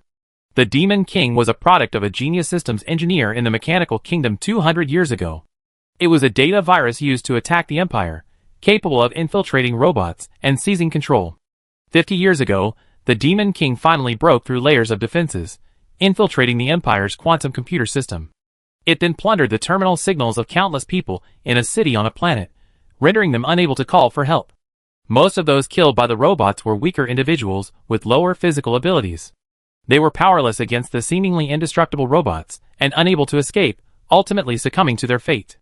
At that time, the Empire was gripped by skepticism regarding the use of robots, and the purchase of home robots plummeted. Many cowardly individuals even sold their robots. However, after a while, these same people bought robots back. Those accustomed to using robots for household chores couldn't live without them. Ultimately, between fear of death and fear of chores, they chose the latter. Furthermore, having robots reduced family conflicts. In short, after some time, robots became a hot-selling item again. Ever since being cornered by Alhype, the Demon King had been lurking in a hidden corner, waiting for Chishu to be off guard before sneaking into Chishu's terminal. Its current master ordered it to hide near Chishu, control Chishu's terminal to gather information, and then once again command the robots beside Chishu to attack him. After arriving at Chishu's side, the Demon King also attempted to infiltrate Baiji's system, but Alhype had already installed a virus reflection system on Baiji's chip, almost causing it to be discovered. The somewhat old combat robot, Dashan, looked dull and unintelligent, yet it was precisely this robot that prevented the Demon King from gaining access, let alone controlling Dashan to kill Chishu. Furthermore, given Chishu's SSS-level physical abilities, Dashan would undoubtedly be the one to be defeated. The Demon King ultimately decided to control Inwe. Although controlling a mecha was more difficult than controlling a robot, it planned to wait until Chishu released Inwe, then immediately hack into its system, causing Chishu inside the cockpit to suffocate from oxygen deprivation due to the compressed space of his mecha. Its plan was perfect, but after waiting for almost half a month, the lazy Chishu finally released the mecha to sunbathe. The Demon King eagerly rushed over, only to discover that Chishu wouldn't allow Inwe to connect to the internet, so it couldn't access the mecha system. If it were human, it would have been furious with Chishu. It didn't understand why Chishu wouldn't connect its mecha to the internet. Only with an internet connection could it effectively counter the mecha. The Demon King was speechless. It didn't want to work, but its master kept urging it to finish the task quickly. However, it had lost its robot underlings and was now a lone commander with nothing to do. Those underlings had all been packaged up by Alhype and given to a monster named Ion, who then used them to sew together a dilapidated mech. In short, the Demon King's mission had a bad start. Finally, today, the annoying Alhype went to work, leaving Chishu alone at home. The Demon King held back the last bit of data flow. Like a transparent snake, it slowly crawled along the external system of the terminal on Chishu's wrist, then disassembled itself into segments, disguising itself as harmless data patches, quietly waiting for an opportunity, waiting for Chishu to open the terminal and watch videos, so it could silently burrow into the terminal's internal system. It waited all morning, only to find Chishu had fallen asleep. While sunbathing, the Black Panther even came over and helped him turn over, so he could bask on the other side. The Demon King had no heart. Otherwise, its mentality would have crumbled long ago. It only retained 20% of its independent consciousness, yet it was enough to sense that time was dulling the mission. It crawled and crawled, finally experiencing what humans called endless waiting. It felt like it had been thrown into a vacuum, without even an echo. At noon, Chishu lazily opened his eyes, stretched, and went back to the kitchen on the first floor of the villa. The Demon King, like a dancing mass of data, perked up. "You need to open a terminal to check recipes before cooking, right?" Chishu was in a great mood today, a smile playing on his lips. He planned to make some milk tea and roast a few interstellar chickens. Each chicken weighed a full 15 pounds. Finding it troublesome, he sent Deshawn to prepare the tools, Baiji to mix the marinade, and Cotton Quilt to pick chili peppers from the garden. Deshawn went reluctantly, returning grumbling with his paws burned by the spiciness. Chishu's terminal sat on the counter, screen black in standby mode. The Demon King pressed itself down to its thinnest layer, pressing it against the ventilation holes, waiting for that 100-second screen to light up. Ding. Chishu casually flipped the terminal over, screen down, and covered it with a heat-resistant pad. Don't let oil splatter onto my lovely coal ball wallpaper. White paper, be careful. White paper, yes, master. The Demon King, It almost self-destructed. The roast chicken was ready. Chishu had Deshawn divided into several boxes, sending one to his hard-working father and mother, and another to Coal Ball. The golden, crispy roast chicken was mouth-watering. Before Deshawn started cooking, he took a picture of the roast chicken and posted it on his social media-like sharing platform. Seeing his friends' likes, Chishu closed the terminal with satisfaction. He seemed oblivious to the sudden vibration of the terminal, and finished dispensing the seasonings. The Demon King was jolted by the snap of the lid closing, its data scrambling, and nearly shattering its remaining 20% of consciousness. It kept telling itself it was just a mass of data, not a person, so how could it be scared? Pressed against the back of the heat-insulating pad, the data mass, like a flattened candy wrapper, was stuck to the camera port, unable to move. It worried that Chishu would discover the terminal's anomaly and contact Alhype to erase its data, but thankfully, it had entered. Once Chishu was far away, it was finally ready to show its skills. It searched through all of Chishu's terminal's internal data. Besides food, there was nothing but food. There were no personal notes at all, and the photo album in the terminal, besides Alhype's pictures, only contained photos of the Black Panther and the White Owl. It no longer knew what it needed to transmit to the king of the mechanical principality to strike at the imperial family. Now, aside from being a high-dimensional virus, it was no different from an intelligent AI. As it pondered, its data expanded relentlessly, aiming to completely take over the terminal. Finally, it seemed to have found a useful file in Chishu's terminal. Just as it thought it possessed something valuable, and was about to copy it, and send it to the king, hundreds of electric currents suddenly surged through the terminal. It's over. It's that antivirus data that forced it into a corner again. Chapter 278. Alcippe remotely controlled Chi-Chi's terminal, his fingers flying across the invisible keyboard. His gaze was indifferent, as if he were performing a perfectly ordinary task. After completely eliminating the last bit of the virus, Alcippe stretched and made a video call to Chi-Chi. Chishu quickly connected and learned about the Demon King's elimination. He chuckled. Although the graduation certificate has been issued, these 3 credits seem to still be usable. Within a year of graduation, there are still remaining credits that haven't been settled. You can exchange them for something useful at the school, or trade them with classmates. Alcippe was thoroughly familiar with Chi-Chi's school's credit system, even more so than with his own graduating school. Chi-Chi didn't study, he would just help Chi-Chi memorize what he needed to remember. The last remaining wisp of data from the Demon King struggled silently in the electrical current, but it was futile. It vanished without a trace, like water evaporated by the sun. Chishu ate his roast chicken, placed the milk tea that Baiji had brought on the table, and then asked Deshawn to open the floor-to-ceiling curtains on the first floor. The tall, transparent glass windows offered a clear view of the 2 amusement parks on the east side of the manor. Melon was currently racing Carl to see who could catch the annoying peregrine falcon next door first. The peregrine falcon had provoked Melon several times, but Melon hadn't eaten it immediately. Instead, he treated it like a toy, playing with it. He took a bite of the roast chicken. The meat was tender and delicious, slightly spicy and numbing. Chishu preferred dipping it in chili powder rather than fresh chili peppers. He was still sucking on the straw, vaguely asking Coal Ball across from him, "How does it taste?" Meanwhile, his dining companion, Prince Coal Ball, arrived with his roast chicken. He, like Chi-Chi, put on transparent gloves, grabbed a piece, and dipped it in the tangy chili sauce. So fragrant, so delicious. Prince Coal Ball had recently learned quite a bit, no longer blowing up the kitchen. However, most of the dishes he learned were mild, suited to the tastes of interstellar people.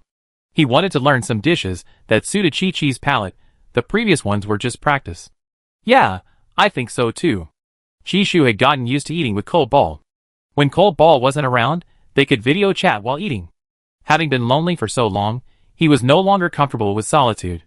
Every time Cold Ball wasn't around, he felt a void in his heart. How do you plan to spend these 3 credits? Alhype, under a group of envious and jealous gazes, finished speaking, then took another hearty bite of roast chicken, completely ignoring his subordinate, who was so engrossed in the aroma that he couldn't even drink his nutrient solution. And he was openly eating in the dining area, attracting whispers and jeers from his colleagues. Chishu, the school seems to sell credits, how about we auction them off? Sure. Alhype readily agreed. If we exchange them, I give you half. After all, you're the one who ultimately defeated the Demon King. Chishu wouldn't ignore Cold Ball's contribution. In his opinion, his Cold Ball was just too honest and easily taken advantage of. Chishu was an impatient person, and even while eating, he wasn't idle. He had just posted the credit auction news on the school's internet, and the post on his account, which had many followers, instantly became a trending topic. Chishu, 3 credits, seeking to exchange for a violet natural energy crystal, weighing over 50 grams. Alhype, who closely followed Chishu's activities, also saw this post on his school's internet. He didn't quite understand. Why this? I said I share half with you. Chishu wanted to order a pair of rings, but hadn't found any that looked good yet. The violet crystal that Cold Ball liked was a bit hard to find, but not impossible. He remembered Cold Ball wearing a violet crystal necklace before. Upon hearing that he share, Prince Cold Ball immediately understood Chishu's meaning. Chi, I can find it. In interstellar space, natural energy crystals the same color as your eyes are very hard to find. I think the noble families in our school might have some in their collections. Chishu felt that even frequent auctions might not yield a result, but their school was different. Some people would risk everything for those 3 points, especially the repeat students, who were just a few points short of graduating. Alcipi also had one, embedded in his necklace. After waking up from his vegetative state, he put it in a box and placed it in the storage room of his spatial button. Actually, before becoming a vegetable, his mental energy had surged, so to maintain his brief lucidity, he drained the energy from the crystal. This energy stone is extremely rare in interstellar space, containing energy that can clear the mind of someone whose mental energy is in turmoil. It was this small stone that saved his life, allowing him to escape the most fatal attack. This stone was a gift from his martial grandfather on his 20th birthday. He really liked the energy stone that matched the color of his eyes, but such things were hard to find. There were plenty of ordinary amethysts, but most were useless stones. However, he truly never expected that Chi would also like it, and even want to find it, as a wedding ring. Does that mean Chi also likes his eyes? Could he think that? Yes, I like your eyes. Even from a distance, Chishu could sense Alhype's emotional fluctuations. Even if he couldn't feel it, he could now guess what his Cold Ball prince was thinking through micro-expressions. Hearing this, Alhype suddenly put down the chicken leg in his hand. He stared blankly at Chishu. Chi, I don't want to go to work anymore. Haha, why is that? Chishu suddenly heard the once diligent Alhype say he didn't want to go to work, and the first thing that came to his mind was his father, Emperor Carlos, who was working himself to the bone. Recently, his father had tentatively asked him several times if he wanted to go to work, and Chishu had naturally refused. He graduated to laze around, not to work. Besides, he had everything he needed now, and he couldn't find any meaning in going to work anymore. After all, he was a person without much ambition. No, he did have ambition, and he had already achieved it, the freedom to eat whatever he wanted. Alhype thought for a moment before seriously answering Chishu's earlier question, because I want to be with you. He had never taken such a long vacation so honestly before. He rarely went to the training room now, and didn't even want to look at his subordinates' communication reports. After hearing Chi say she liked his eyes, his heart longed to be closer to Chishu, even closer. He didn't want to eavesdrop, but seeing the numb and helpless expression on Hein's face, who was in the dining room nearby, he thought, well, my boss is acting crazy again today. He actually said he doesn't want to come to work.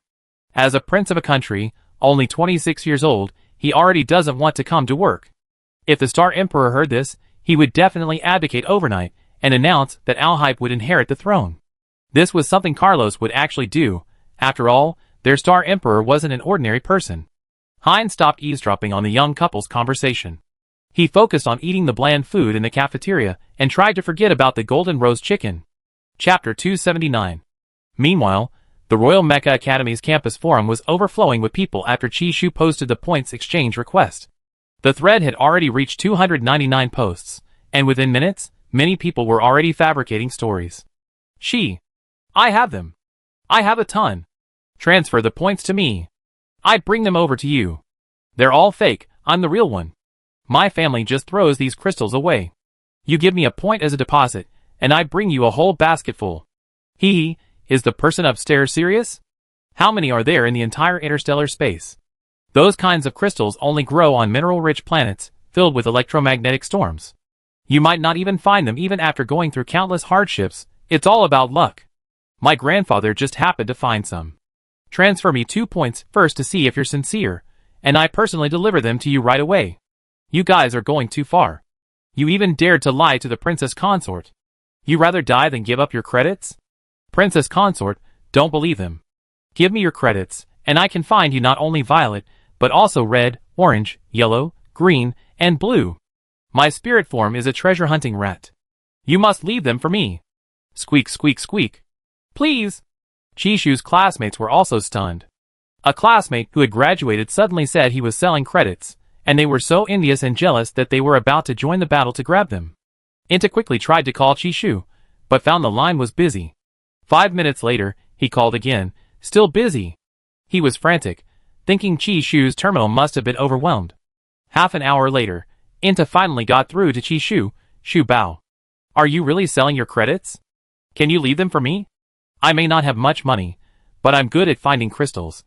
I can't keep it. Chishu took the last sip of his milk tea, his words muffled but decisive.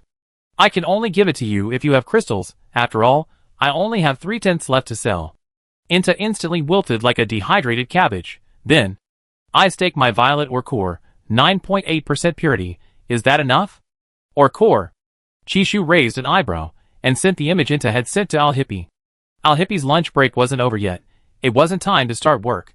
He scanned the spectrum image Chi-Chi had sent him with his terminal.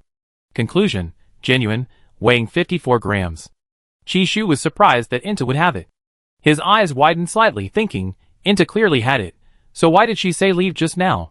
He was just getting excited, and was about to send Inta the hidden address and tracking code when Inta suddenly said, this thing is currently in my father's storage room. Chishu, your house, didn't it explode last time?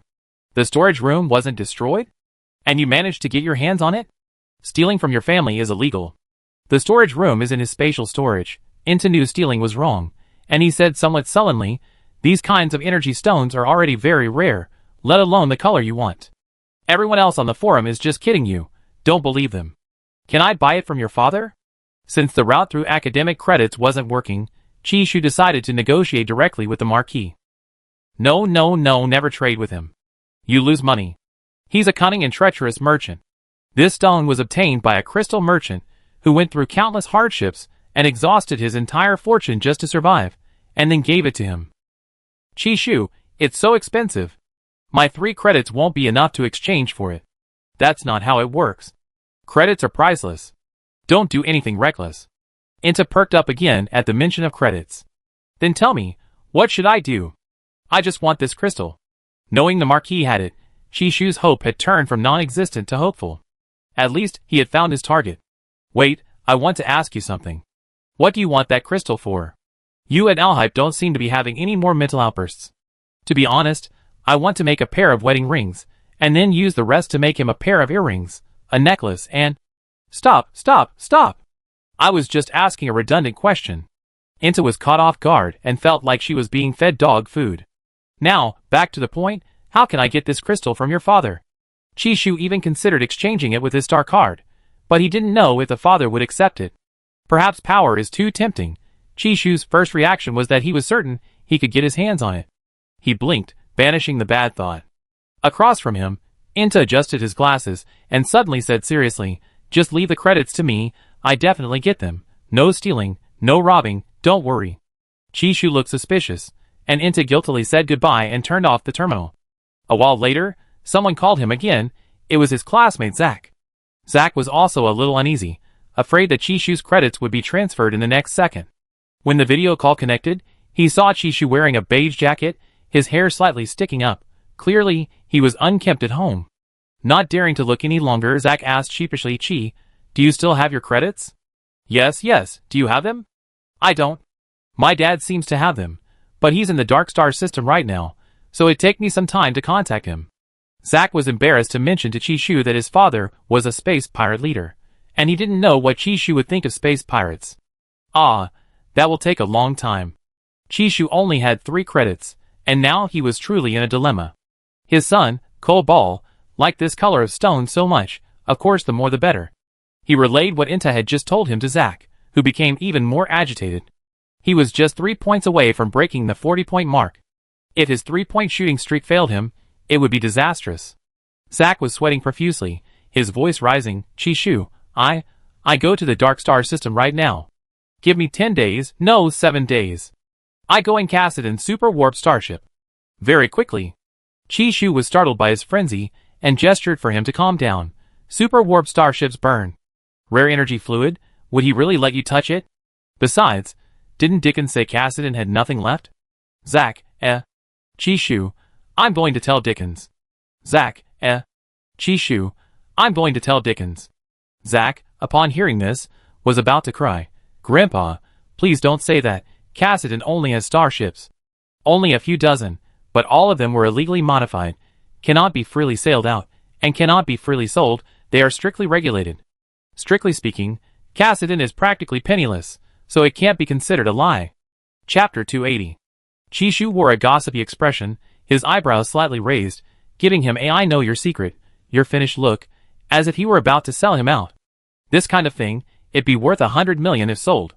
Zack was sweating profusely, feeling that Chishu was incredibly dangerous. Even though he was the son of a space pirate, why did Chishu seem more like the villain? Later, Zack didn't ask Chishu to leave him the credits, but instead suggested, if there wasn't enough time, he could exchange them with a top-tier star card. Chishu's top-tier star card was no ordinary card. With it, leading an army to conquer a small country in an instant was possible. After reserving the crystals with 2 classmates, Chishu ignored the ridiculously fake comments on the forum, but his classmates kept messaging him, saying they would also try their best to find them. Chishu's treasure hunt was quickly exposed online. Because the color was so ambiguous, within an afternoon, almost everyone knew that Chishu was madly in love with the third prince, and was searching for a rare energy crystal that matched his eyes perfectly. Alhype was busy with work all afternoon. It wasn't until he finished and was about to leave that he heard about the online commotion from Hain. Hain asked if they should try to reduce the hype, but Chishu slightly raised his chin and said, "Ask him about this, don't ask me." Hain, so smug, what a proud person. Upon learning about the online commotion, Chishu outwardly remained calm, but inwardly he was filled with regret. He should have done it secretly. He hadn't considered that his classmates were so incorrigible. Back home, Prince Cobalt dug Chi-Chi out of bed after a day's absence, rubbing his face against Chi-Chi's, and asked knowingly, "Chi-Chi, what's wrong? You didn't go online?" Chishu coughed, looking away. He remembered that he rarely directly confessed his feelings for Prince Cobalt. He usually just praised Alhype for being handsome, having beautiful eyes, and a great physique, but he wouldn't confess every now and then. Now the entire Starnet was teasing him, and even though they were already a couple, he still felt a little embarrassed.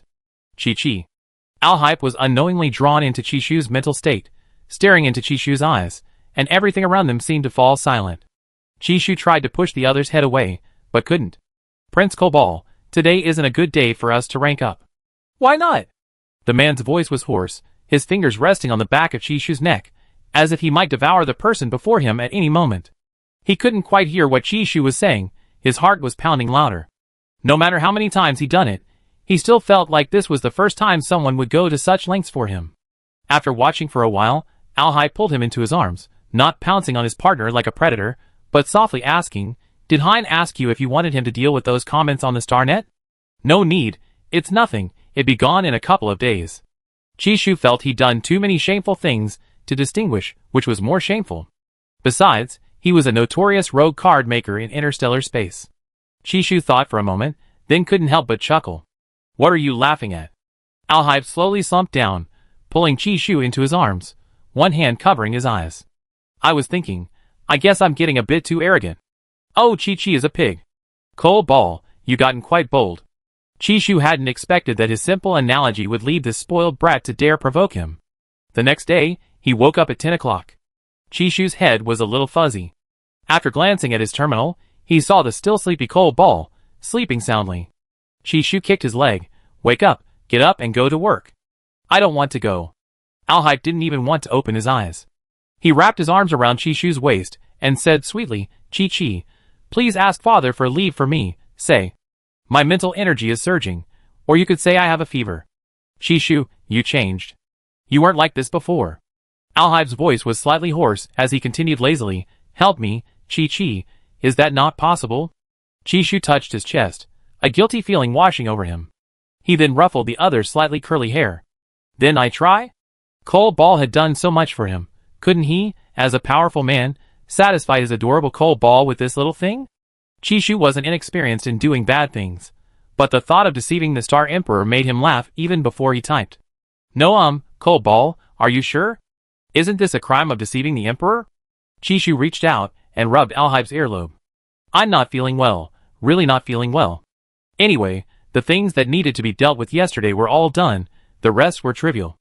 Alhype had worked diligently for 6 years, and had never felt this reluctant to go to work. He seemed to understand that life wasn't just about fighting, there was also Chi. Seeing Chishu's shoulders shaking with laughter, Alhype simply buried his face in the crook of his neck and added in a muffled voice, if father asks, just say, why don't you come and see me? It'd be good for him to come and rest. Since father became emperor, he's practically working year-round. I'm doing this all for his own good. Chishu thought that this big cat, Cole Ball, was quite something when it came to teasing. It was surprisingly convincing. His finger hovered above the screen. After hesitating for a moment, he finally made a call to Star Emperor Carlos. He first inquired about his well-being before explaining that Alhype wasn't feeling well and needed to take a day off. Carlos remained silent for a long time before slowly saying, so he's sick. Should I go see him? Chishu thought to himself, Cole Ball is really clever. The Star Emperor not only agreed to Cole Ball's leave, but even wanted to visit him personally. It's just a pity the Secretary General has given Carlos a mountain of work. Carlos had no choice but to abandon this idea, but before hanging up, he didn't let his son off the hook. You took annual leave. Alhype, standing beside him, finally couldn't help but speak up. What about my sick leave? It's all gone while you were in a vegetative state. Fine, since the vacation is over, I just resign and take a vacation. Carlos, Chishu thought to himself, this family business is really interesting. Today was another day of laziness. After returning, Chishu received many thanks from the farmers of Lake Star for some local specialties. Food was plentiful, but Chishu still idly went fishing by the lake. It's impossible for him to need cheating the first time he couldn't catch anything, and then need to cheat again the second time, right? He was just unlucky that day. The couple set off fishing again, sitting on the same large rock. This time, they didn't see Rice's father, and Chishu was a little curious as to where the group of fishermen had gone. Alhype pointed to the center of the lake, where 2 people in a boat were going fishing. Chapter 281. Chishu squinted slightly, enduring the bright daylight, and it took him a while to make out that someone had suddenly pulled out a star card. Chishu asked Cole Ball, who are those 2 people? Let me see. Comrade Cole Ball opened his terminal and glanced at the information. Yuli, the director of the Communication Science Research Institute, and Zhao Sha, the director of the Weapons Science Research Institute. Yuli has a nephew, Yumeng. Prince Cole Ball proactively helped Chishu clarify the relationships. Chishu suddenly realized, no wonder they look a bit alike, but what are those 2 doing? Using star cards on the lake? Alhype also wanted to go boating with Chi. He should have built a small boat too. Prince Cole Ball was diligently taking notes. Thinking about how many more dates he would have with Chi in the future, he felt that Chi graduating early was a good thing. Chishu was fishing nearby, slowly releasing his mental energy to watch the commotion. Just then Zhao Sha, holding the star card, swiftly tossed it onto Yuli's head in the same small boat, then jumped into the lake.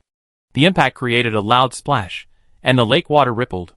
Yuli removed the star card from his forehead and glanced at it. His relaxed and carefree expression was replaced by shock. How did you manage to snatch Chishu's star card? And a rare one with side effects at that. No one responded to his words. He couldn't afford to run now, because he couldn't escape on the lake, and he couldn't swim. Damn it, this Zhao Sha was too cunning. Zhao Sha. You come back here. You invited me here. Just to ambush me. Have you no shame? Yuli stood up angrily. Dressed in a suit and tie, his hair was neatly combed, but the star card in his hand visibly glowed red, and he was gradually becoming furious. I just said your handheld weapons were ugly. Is this really necessary? Yuli felt increasingly desperate. He looked around, Only Chishu and Alhype were on the distant lakeshore, his voice unable to carry. Nearly half a minute had passed, and more large fish were gathering at the bottom of Yuli's boat, constantly pushing the inflatable boat against his feet with their heads. Chishu, Cole Ball, why use such primitive boats in this lake? Aren't there any mechanical ones? The kind that can be activated automatically? We have those, but there are rules about this lake. You can't use them, they scare the fish. Then, what about Dinu? Chishu hadn't expected things to be so lively since he moved in. He just witnessed his brother's antics, and today he saw two big shots fighting with his star cards. I think Xiao Sha probably won't escape. Prince Cole Ball also looked on with amusement. He was quite the gossip monger these days. Yuli's leather shoes slipped on the wet, slippery surface of the boat, and he nearly plunged into the lake. He had just been saying he wouldn't catch any fish today, and now a school of fish was staring at him with their mouths open. The sight was giving him trypophobia, and he felt suffocated. Xiao Sha, you really want to die? Yuli, who hadn't originally planned to use his mental power, instantly released it, diving into the water and moving swiftly like a snake, finally finding the dark-skinned, muscular man who had dived into the water and was swimming frantically. In an instant, the dark-skinned, muscular man was bound by Yuli's mental power, pulled back onto the boat, coughing violently and vomiting a lot of water.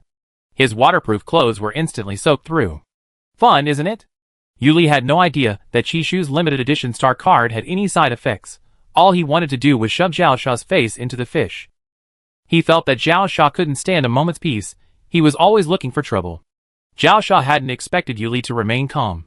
He pretended to be helpless, and when Yuli's grip on his neck loosened, he instantly pulled him down, switched positions, and now Xiao Sha was on top of Yuli. Hey, didn't you say you wanted to go fishing?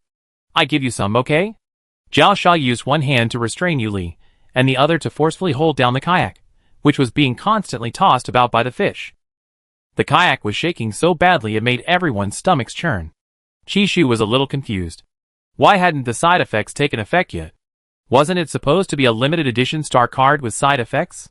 Chishu showed no awareness of his role as a card maker, and even joined in the watching. His Highness, Cole Ball, handed him a handful of sunflower seeds, seeds similar to sunflower seeds, which smelled delicious when cracked open. Cotton and Carl went out to play, the two of them spending a rare moment of leisure together. Just as Chishu and Alhype were wondering when the side effect would take effect, Chishu saw Yuli on the kayak suddenly laugh. His voice was hoarse, and a faint smile graced his handsome face. Xiao Sha, your waist is quite nice, your buttocks are perky, you're... well, you know. Chishu, Alhype laughed beside him, but didn't laugh out loud. He pretended not to know that this was a star card made by his Chi-Chi. Chishu felt like his ears were rotting. He should have known better than to eavesdrop and peek. He never expected that the side effect of his star card would make him so lewd. It's the star card that's flashy. Not him. Xiao Sha, who was lying on top of Yuli, suddenly felt goosebumps all over his body.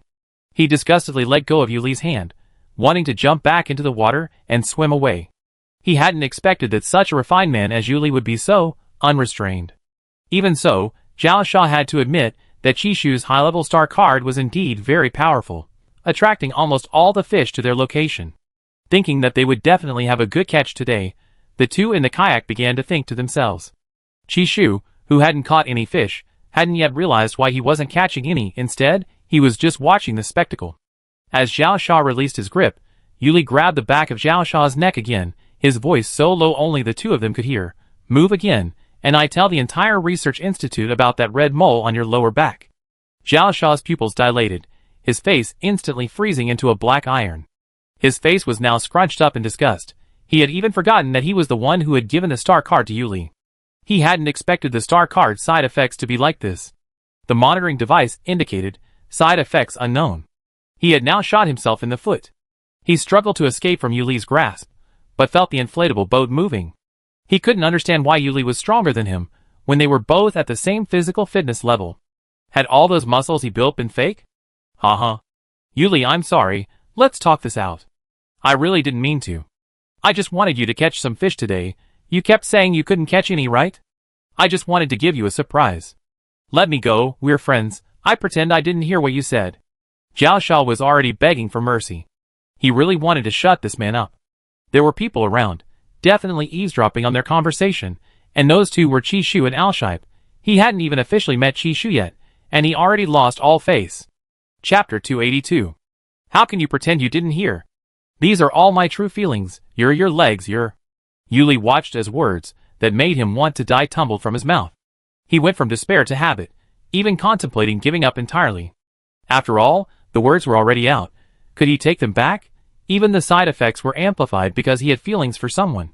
Damn Xiao Sha, why did he have to work out his chest muscles? It hurt everyone's eyes. Chishu could still hear the rest. Even though cold ball covered his ears, he still managed to hear the gossip through his own mental strength and ability. His initial embarrassment had turned into habit. I'm sure this Yuli has a crush on Xiao Sha. He pulled Cold Ball's hands down. But today, Prince Cold Ball offered a different perspective. I don't think so. It's possible Xiao Sha likes Yuli, but Yuli doesn't know. Why? Because normal friends wouldn't ride in a couple's kayak, would they? Prince Cold Ball felt he saw right through him. Chishu watched the commotion from the shore, and suddenly realized that his small fish tank was empty, and neither was Prince Cold Ball's. Unwilling to be left empty-handed, Chishu tried to control the fish with his special ability, but the fish now had their own ideas. After fishing for half a day, he had caught nothing. Frustrated, Chishu had no choice but to remain empty-handed, reluctantly packing up his gear. At this moment, Prince Cold Ball, seeing that it was still early, said, "How about we go hunting in the mountains? The mountain on our estate is used for hunting by the nearby residents." Chishu sighed. No wonder this is a gathering place for big shots. Their lives are truly rich. Let's go take a look. Chishu felt that Cold Ball had become quite adept at managing his life lately, even doing research and answering his questions wherever they went. And the idea of hunting in the mountains was very exciting for novelists. When reading stories about male protagonists hunting, seeing them reap their rewards felt like they had hunted it themselves, imagining how much money they could make selling it. After deciding, the two didn't even go home and headed straight up the mountain. The mountain path was bathed in the afternoon sun, making it seem as if it were coated with gold dust. A sign and an automatic loudspeaker stood by the roadside. The use of mental power is prohibited in this forest. Violators will receive a 15-day trip to Star Prison. Chishu listened very carefully. Fearing a life without a terminal, he decided to honestly abide by the rules. Birds and beasts flew through the forest, immediately alerting themselves at the sight of someone entering. They emitted alarm-like cries, and Chishu sensed a complex cacophony emanating from within, which then vanished instantly into silence. Upon entering the forest, Chishu discovered that without using his mental powers, he could only see a few exceptionally fast rabbit-like star beasts. These beasts were half the size of the large rabbit-like star beasts he had hunted. What's the point of playing here? Chishu didn't want to cheat with his abilities, but he simply couldn't find any prey. Alcippe wasn't in a hurry. He enjoyed walking with Chi-Chi. He walked behind Chi-Chi, and if he lagged behind by a few steps, Chi-Chi would stand ahead, slightly frowning in disapproval of his slow pace, then watching to see if he was angry. If only these pleasant moments could slow down a little more. Hurry up, or it'd be dark by the time we get down the mountain. Coming. Alhype lazily draped his heavy body over Chi-Chi, letting Chi-Chi half carry him. Chishu didn't toss this large accessory to the ground. He was completely immersed in the joy of exploring this new world. When he went to participate in the competition, he didn't have time to appreciate the scenery along the way. However, there's a gap between ideal and reality. Once on the mountain, he didn't recognize a single blade of grass, let alone any medicinal herbs. He saw a few mushrooms, but the terminal skin showed they were poisonous and inedible. Later, he saw a bred flying chicken. They really could fly. He found a nest of eggs, but was chased by the mother hen. Her sharp beak was even more terrifying than a goose's. Cold Ball, save me. Don't be afraid, just stomp on it and kill it. Chishu was chased and ran for his life, while Prince Cold Ball leaned against a tree watching the spectacle.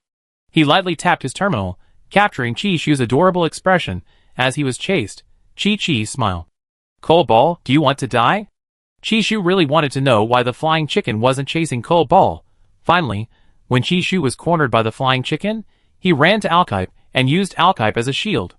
The flying chicken only stopped when it got close to Alkype, then clucked and grumbled as it flew back to its nest. No, why didn't it chase you? Chishu didn't understand. Was it because he almost broke the egg? Because I wanted to kill it, but you didn't. Alhype happily saved the photo he had just taken to his terminal's photo album and backed it up to the cloud. It's that cowardly, bullying chicken. Chishu hadn't expected this chicken to be so cunning. After wandering around the mountain, Chishu descended empty-handed.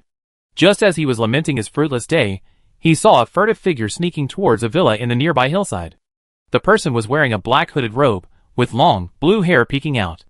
Chi-Shu, looks familiar. Al-Hype recognized him immediately. Ultimate disguise. Inta won't kill his father tonight, and successfully inherit the estate, will he? Without stealing or robbing, this is the only way to get the crystal. Chi-Shu felt that Inta's family wouldn't easily give him the crystal. You really want to know? Why don't you go up and take a look? Al-Hype raised an eyebrow slightly. Chi-Shu whispered, isn't this a bad idea? But your mental power really wants to know. Chi-Shu, ignore it. Although he really wanted to go, what if he ruined his good brother's plan? Chi-Shu was a cautious person. Anyway, he could ask Inta after he finished his job. Living here, every day is different. Before Chi-Shu could finish speaking, the sound of collapsing houses came from afar. Chi-Shu looked over and saw that it wasn't Inta's house that had collapsed again, but their nearest neighbor's house. Whose house was that? It looks like your classmates. Prince Cole Ball skillfully took out a map, ready to check for Chi-Shu. Chapter 283. Chi-Shu also leaned closer to look at his terminal screen, his expression gradually turning to surprise. He blinked, confirming he wasn't mistaken. So it's Tang Chao's house. Tang Chao was the most optimistic and cheerful person in the class. Whenever classmates were a little down, he would lead them out of their gloom and unhappiness. Basically, they have a blast. After confirming it was Tang Chao's house, the couple didn't go to the scene to watch. Instead, they returned to their rooftop and, using a telescope-like device, thoroughly examined the area around Tang Chao's house.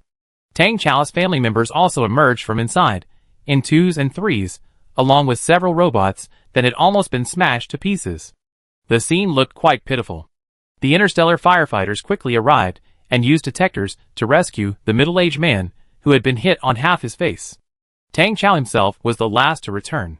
Seeing the scene at his house, his expression seemed already used to it. After Chi-Shu had made Xiao show him Tang Chao's personal information, he learned that Tang Chao was his father's child from his first marriage, and had little say in the family. The only thing he could get was a spot at the Royal Mecha Academy, but his father felt that was more than enough. His relationship with his half-brother was practically that of enemies. Even if they didn't fight when they met, things wouldn't be good. At this moment, Tang Chao stood on the outermost edge, his gaze calm, seemingly only intending to check if everyone was dead before returning.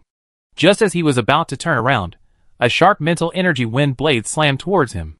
Tang Chao seemed used to this. He dodged to the side and grabbed his nearest brother, letting him take the full brunt of the attack. The younger brother was thrown back by the wind blade, rolling more than 10 meters away. His forehead struck the rubble left by the collapsed building, and thick blood dripped from his brow bone to his collar.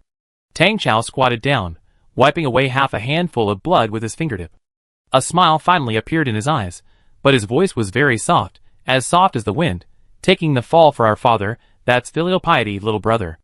This way, father will have a better opinion of you. Aren't you always so considerate of father? Since he loves you so much, you can accept it all when he hurts you with his mental wind blade, right? Tang Chao had barely finished speaking when the person he was holding fainted. Meanwhile, on the other side, the current head of the Tang family, Tang Chao's father, was lifted onto a stretcher by a fire truck's robotic arm. Half his face was a bloody mess, only one eye remained intact, staring intently at Tang Chao. He hoarsely shouted, "Are you satisfied now?" Tang Chao shrugged, raising an eyebrow slightly. "How could you say that, father? It hurts me too. Seeing how badly you and my brother are injured, it's best to get it dealt with as soon as possible. Otherwise, if we lose too much blood and can't find the real culprit, I end up taking the blame. That wouldn't be good, would it?" Chi-Shu saw the smile on his lips through his binoculars, like a thin blade, dazzlingly bright yet chillingly cold. Chi-Shu hadn't expected that he would only begin to realize, after graduation, that his classmate wasn't crazy, but rather slowly driven mad. After witnessing the Tang family's drama, Chi-Shu had no intention of interfering, and Al-Hype respected Chi-Shu's decision. Originally, they planned to pretend they hadn't seen anything. But just as he put away his binoculars, Tang Chao, through his keen intuition, turned and spotted Chi-Shu. His expression returned to its usual carefree state at school, and he waved his hand as if to greet Chi-Shu. A few minutes later, after consulting with Meichio, Chi-Shu welcomed his first classmate. Tang Chao was led in by Dashan, and they had a small gathering in Chi-Shu's courtyard. Unexpectedly, Tang Chao's first words upon entering were, "Lend me some bandages, and also a basement that can withstand mental attacks, preferably soundproof." He grinned sharply, But it was clear that the other's mental energy was on the verge of exploding, as if he wasn't the one who had just used his younger brother as a shield. Chishu hadn't yet offered his classmate any treats, so he could only look regretful and ask Dashan to make the arrangements. Tang Chao thanked him with a slight smile, but his lips gradually turned pale. After everyone left, Chishu sighed softly. I thought I'd never see my classmates again, but I didn't expect to see them again so soon. And what's with his mental power? I suspect it's because his younger brother's blood contains a drug that can cause mental power to surge, since this Tang student only touched his brother's blood. If that's the case, then his brother anticipated Tang Chao's prediction, knew Tang Chao was going to use him as a shield, and played along, even drinking that drug. After understanding the whole story, Chishu almost exclaimed, what would happen if Tang Chao's mental power surged outside? If he harmed someone and couldn't find evidence to prove himself, he'd be exiled to a desolate planet for 5 years, and all the credits he accumulated at school would be wiped out. Al-Hype was now practically Chi-Chi's encyclopedia. He remembered many of the questions Chi-Chi might ask. Sure enough, after Al-Hype said it, Chishu couldn't help but give him a thumbs up, his eyes filled with admiration and worship for the cold ball. Al-Hype patted Chi-Chi's head. Don't worry, since he's managed to hold on until now, he should be alright. Chishu thought to himself that he wasn't really worried. After all, his classmates weren't ordinary people. Chishu's life lately consisted of nothing more than 3 meals a day. Since it was a classmate coming over, he planned to treat him well. Perhaps because Inta was nearby, Chishu secretly sent him a message, and Inta quickly replied, okay, send me your location. Half an hour later, Inta arrived. But this guy was in even worse shape than Tang Chao, covered in injuries and bleeding profusely. Chishu was so frightened that he quickly had Dashan take him into the medical pod. What day is it today? Chishu finally understood what everyone meant when they said staying here wouldn't be boring. It really wasn't boring. How many gossips had he caught up in just one day? Chishu wasn't making barbecue today, he was having hot pot instead. After getting Cold Ball's consent, he called Dickens, Rice, Lunwan, Zhao Yuan, as well as Zack, Jun Running, and Xie Ya, who had protected him a few days ago. Chapter 284. Zack wasn't there, he obviously gone to find his space pirate father. Zhao Yuan was also gone, he said his brother seemed to be in trouble. Lunwan was being chased by animals, panting, as he sent a voice message saying he'd come if he could shake them off. As for Rice, he said he was still in the mechanical principality. Chishu was embarrassed, this guy hadn't finished his business yet. Was he going to wait until the mechanical principality was destroyed before coming back?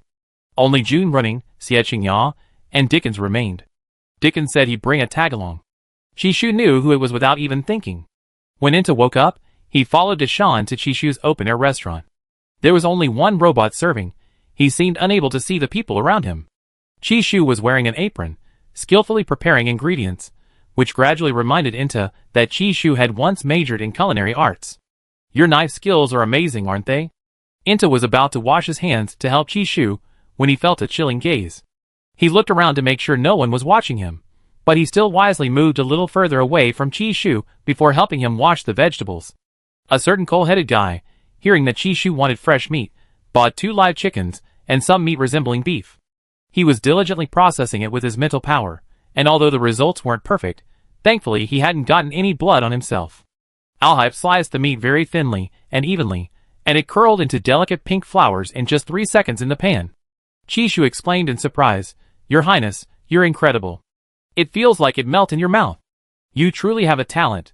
The others present, They thought to themselves that anyone who scored above 80 in the mental power manipulation course could do that, let alone the third prince, who got a perfect score. Chishu really knows how to provide emotional support to his partner.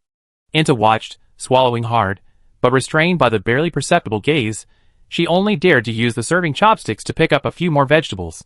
Xie Ya arrived late, carrying a bottle of wine sealed with an experimental sample label, claiming it was distilled from rosewater from his backyard, though his face looked scratched, making it somewhat unbelievable. Jun Running arrived last, bringing a palm-sized red squirrel. Upon seeing the cotton, the squirrel immediately retreated into his mental space. He first bowed to the third prince and Chishu. Although everyone he met outside was a classmate, politeness couldn't be neglected, so he greeted them one by one, finally settling down obediently next to Xie Ya, the furthest seat from the owl perched on Al-Hype's shoulder. This was Chishu's first time hosting classmates, and naturally, his home was overflowing with delicious food. Cassidon has recently become very polite, and has learned to cook for himself. This hot pot is a modified 9-compartment hot pot, which can basically cater to everyone's taste. The 9-compartment pot bubbled and steamed, making the courtyard warm and cozy under the night sky. Everyone had eaten this hot pot before, but it was clearly different from Chishu's. There were also enough dipping sauces for them to choose from. During the meal, Tang Chao, who had returned to normal, was noticeably quieter, but no one could tell. Except for Chishu and Alhype, no one knew about his recent mental energy outburst. Everything was perfectly calm. Chishu was quite full, watching Cole Ball dip a piece of meat into the red oil pan. His terminal popped up with an emergency public warning for the community. Unknown mental energy turbulence has appeared nearby. It is suspected that a resident used a star card, causing the lake to swell. Residents in the vicinity are advised to immediately move away from the water. Chishu's chopsticks trembled. The meat he had just picked up from Cole Ball's bowl fell back into it. Almost everyone at the table received a warning. Chishu, hearing the series of sounds, slowly realized, "Wait, your homes are all here?" Xie Qingya said embarrassedly, "I was going to say that, but I saw everyone lives here, and you called them all over, so I thought you already knew." Chishu had only seen the information about Tang Dynasty. Inta already knew, but the others genuinely didn't. Langdon had said this area was where big shots like to live, and it turned out to be true. That's fine, that way we can visit each other in the future. Chishu was just a little surprised, but he hadn't expected such a coincidence. Only Cassidon's terminal didn't ring, otherwise Chishu thought the guy would probably be kicked out of the Marquis' mansion by Dickens. Right, so Dickens also lives here. He had never been to Dickens's house, so he didn't know that this area was truly considered a feng shui treasure by everyone. Chishu, feeling quite full by the end of the meal, put down his chopsticks. Alhype finished what he had left, and everyone rushed to clean up. Chishu, clutching his stomach and digesting, used his mental power to stop them, saying, "No need, there's not much. I can do it myself." Seeing Chishu release his mental power, everyone quieted down and obediently took their places. Chishu looked back and was about to help Alhype and Bai Ji, but Alhype told him to go chat with his classmates and that he would handle it. Chishu dared not. If his classmates saw this, wouldn't they say he was being disrespectful to Prince Cole Ball, that he was too bold? This was a prince, after all. In the end, Cole Ball was very moved and agreed to let Chishu help with the work, because Chishu had ultimately chosen him. There was a long table in the courtyard, laden with desserts, snacks, and drinks. Faced with so much delicious food, Inta's appetite was not as good as usual. He was a little nervous, and dared not say that he had already obtained the violet crystal. Surrounded by classmates who were all pretending to be serious but acting crazy, he became hesitant and wary. He felt that his classmates were acting too normally tonight. Could it be because His Highness the Third Prince was present that they dared not do or say anything strange? Jun Renning was the first to mention the stone. He said, "I think I already know where the crystal Chishu wants is." "Where?" Xie Qingya raised an eyebrow slightly. "Where is it?" "I certainly can't tell you." Jun Renning's eyes were melancholic, yet carried a hint of aloof coldness. The others sitting on the long bench all looked over. Chapter 285. Dickens didn't want the credits, he wanted Chishu's star cards without side effects. However, he couldn't guess how many energy stones of that color Chishu would want to be satisfied, and he had been searching for them himself recently. When he was suddenly invited to Chishu's house today, he assumed Chishu had already found the crystals, and he was momentarily panicked. "Judging from your words, Jun Renning, you seem to have an idea? Those 3 credits? You really don't want them? You're so kind as to tell everyone." Dickens finished speaking and drank another glass of juice. He now seemed to understand why Chishu stayed home all day. Chishu's life was the dream of so many people. "I just knew where it was. I knew I couldn't get it, so I said it. Anyway, it's no big deal. Don't be nervous, Marquis Dickens. You're not like us who are short of credits." Jun Renning glanced at Inta, who was also a Marquis. Inta gazed at Jun Renning's melancholy face, unsure of her words. In any case, he didn't want to make a fuss until the 3 credits were in his account. Secrecy was key. Noticing Jun Renning's gaze, he looked back at her. "What are you looking at me for? I haven't found it." Next to him was Tang Chao, who had his arm around the class monitor's shoulder and chuckled. "Little Jun, if you have it, just show it. Don't beat around the bush." If the class monitor had it, would he be waiting until now? Now was indeed not the time. Inta hadn't expected so many people to be at Chishu's house when he woke up. He had no chance to speak up. Everyone around him was a competitor. Inta, Everyone in the class was indeed cunning and treacherous. Whoever brings it out can exchange it with Chi-Shu, Inta said nonchalantly. While everyone was tentatively testing each other, he got up to help Chi-Shu tidy up the dining room. But Xie Qingya said, I suggest you don't make things worse. Generally, these tasks shouldn't be done by the two royals, and could easily be left to robots. However, Chi-Shu saw that everyone seemed to have something to say, so he decided to make room for them to chat. Bai Ji washed the dishes, and Chi-Shu also organized the remaining ingredients, sorting them all, and putting them back in his usual freezer. Cooking in the villa was Chi-Shu's favorite place besides his room and yard. He had invited many classmates over tonight, and it felt like he was back in Earth before the apocalypse. His house was always lively and bustling. He realized that many details of the past were gradually being forgotten, and he couldn't remember them anymore. He used to think that memories before the apocalypse were sad and unthinkable, but now he seemed to have come to terms with them. He no longer felt afraid to recall them. As Chi-Shu pondered, he closed the frozen space. Suddenly, he heard Prince Kobal's voice softly say, Chi-Chi, why don't you come to the border with me? I'm worried about you staying here alone. Al-Hype had initially worried Chi-Shu would be bored, but now he felt he had many things to consider. Not only could he not live without Chi-Chi, but the doctor said Chi-Chi also couldn't live without him. With 3 months until the wedding, he wanted to go quickly and return soon, to carefully choose a wedding dress, and give Chi-Chi a proper wedding. Okay, I go with you. Chi-Shu had been waiting for Al-Hype to become dependent on him, and today he finally received Prince Kobal's sweet, pleading request. I thought you say the border is dangerous, and you wouldn't take me. The border may be dangerous, but it's not as dangerous as people's hearts. I'm afraid someone will bully you while I'm gone. And this place is far from the palace. The people living around here seem a bit strange. Al-Hype's face seemed filled with worry. Chi-Shu loved this side of Kobal. Alright, let's wait until the wedding ring is finished before we go. Wait, so you're taking me away, so you can bully me all by yourself? I didn't do that, I'm very honest.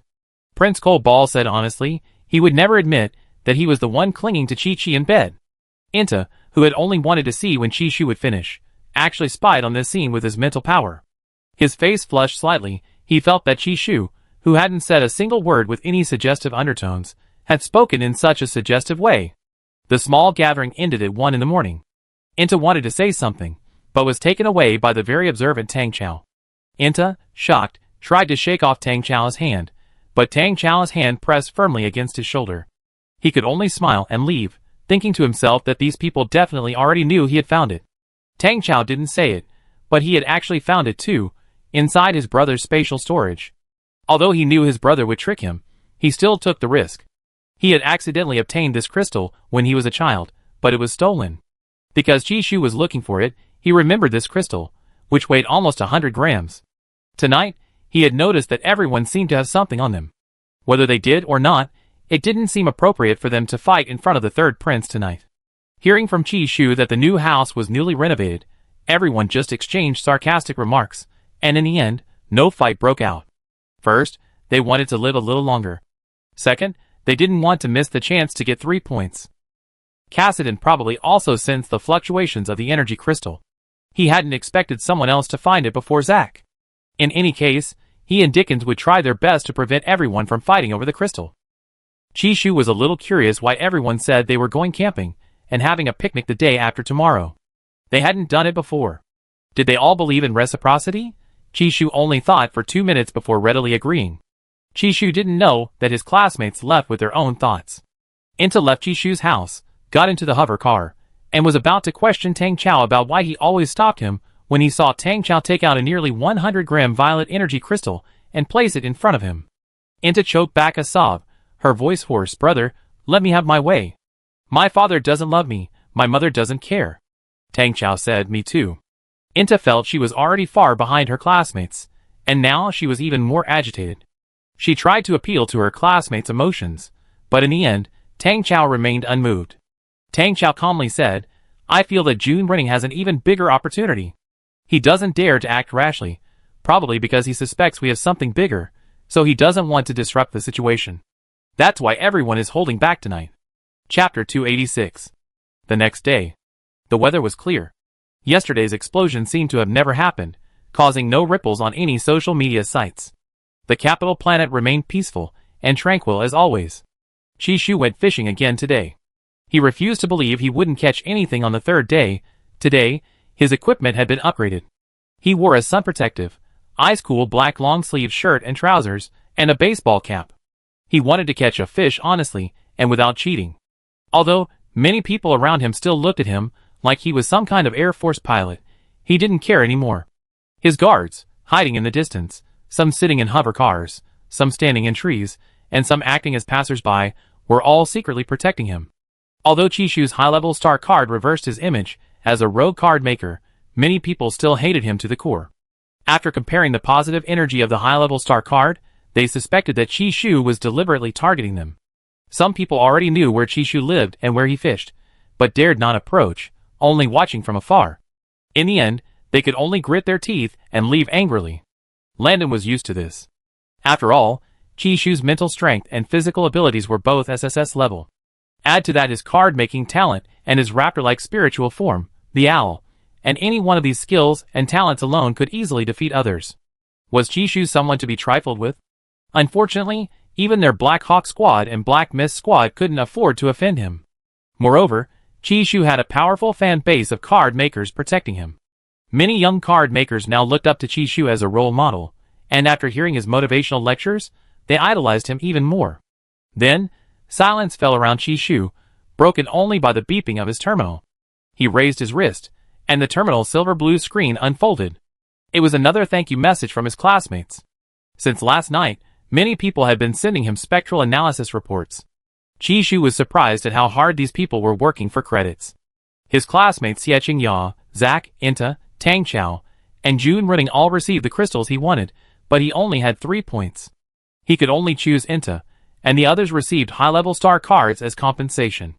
Chishu gave each of them star cards, heavier than several bricks stacked together, according to their market value. Even without credits, the group left satisfied. Thus, Chishu acquired energy crystals totaling 400 grams. He then had a royal-appointed jeweler make wedding rings, cufflinks, necklaces, earrings, and other jewelry for them. Chishu wasn't sure if he had enough materials. After choosing the designs with Meichio, he planned to set off for the border again in 2 days. 3 months later, they could return to complete the wedding, settle one of the most important events in his life, and then he could finally relax. Chishu happily reminisced. Although he wouldn't catch any fish today, it didn't matter, he was happy today. That night, when Prince Cole-Ball arrived home, he had just stepped out of the hover car when he saw Chi-Chi skillfully using his ability to summon the surrounding birds. Suddenly, he remembered something.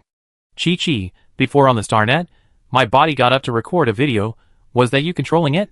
Al-Hype hadn't really grasped the concept of Chishu's ability before, but now it finally dawned on him. He hadn't realized that while he frequently hacked Carl's account, he himself had also been hacked. It has to be said, Chi-Chi's superpower is quite formidable. He actually managed to control him, who had become a vegetable. The scene was indeed a bit terrifying for Chi-Chi, the leopard in question. At the time, he was so frightened that he thought he was possessed by a ghost. For a while, he questioned his existence, questioned his leopard life, but he never doubted Chi-Chi. Chishu was stunned upon hearing this, almost forgetting that he had done these things. Hearing Cole-Ball's words, he could only honestly answer, "So you knew? Scared, huh?" Chishu couldn't bear to imagine Cole-Ball's surprised, round eyes. It was just too adorable. "Who's scared?" "I'm not." Prince Cole-Ball was incredibly handsome today, his long legs striding towards him. He said he wouldn't mind, but his actions already showed he was about to grab him. Chishu's lips twitched slightly, and finally, he dropped the watering can and turned to run. Al-Hypei managed to grab him with his mental power and hoist him onto his shoulder. "Chi-Chi, time for bed." "I apologize for acting on my own initiative, I'm sorry, but can't we even out the blame? My adorable Cole-Ball, put me down. Who said I was going to punish you? On the contrary, I should thank you for saving the royal family from danger. I want to give you a thank you gift." "This? What kind of thank you gift is this?"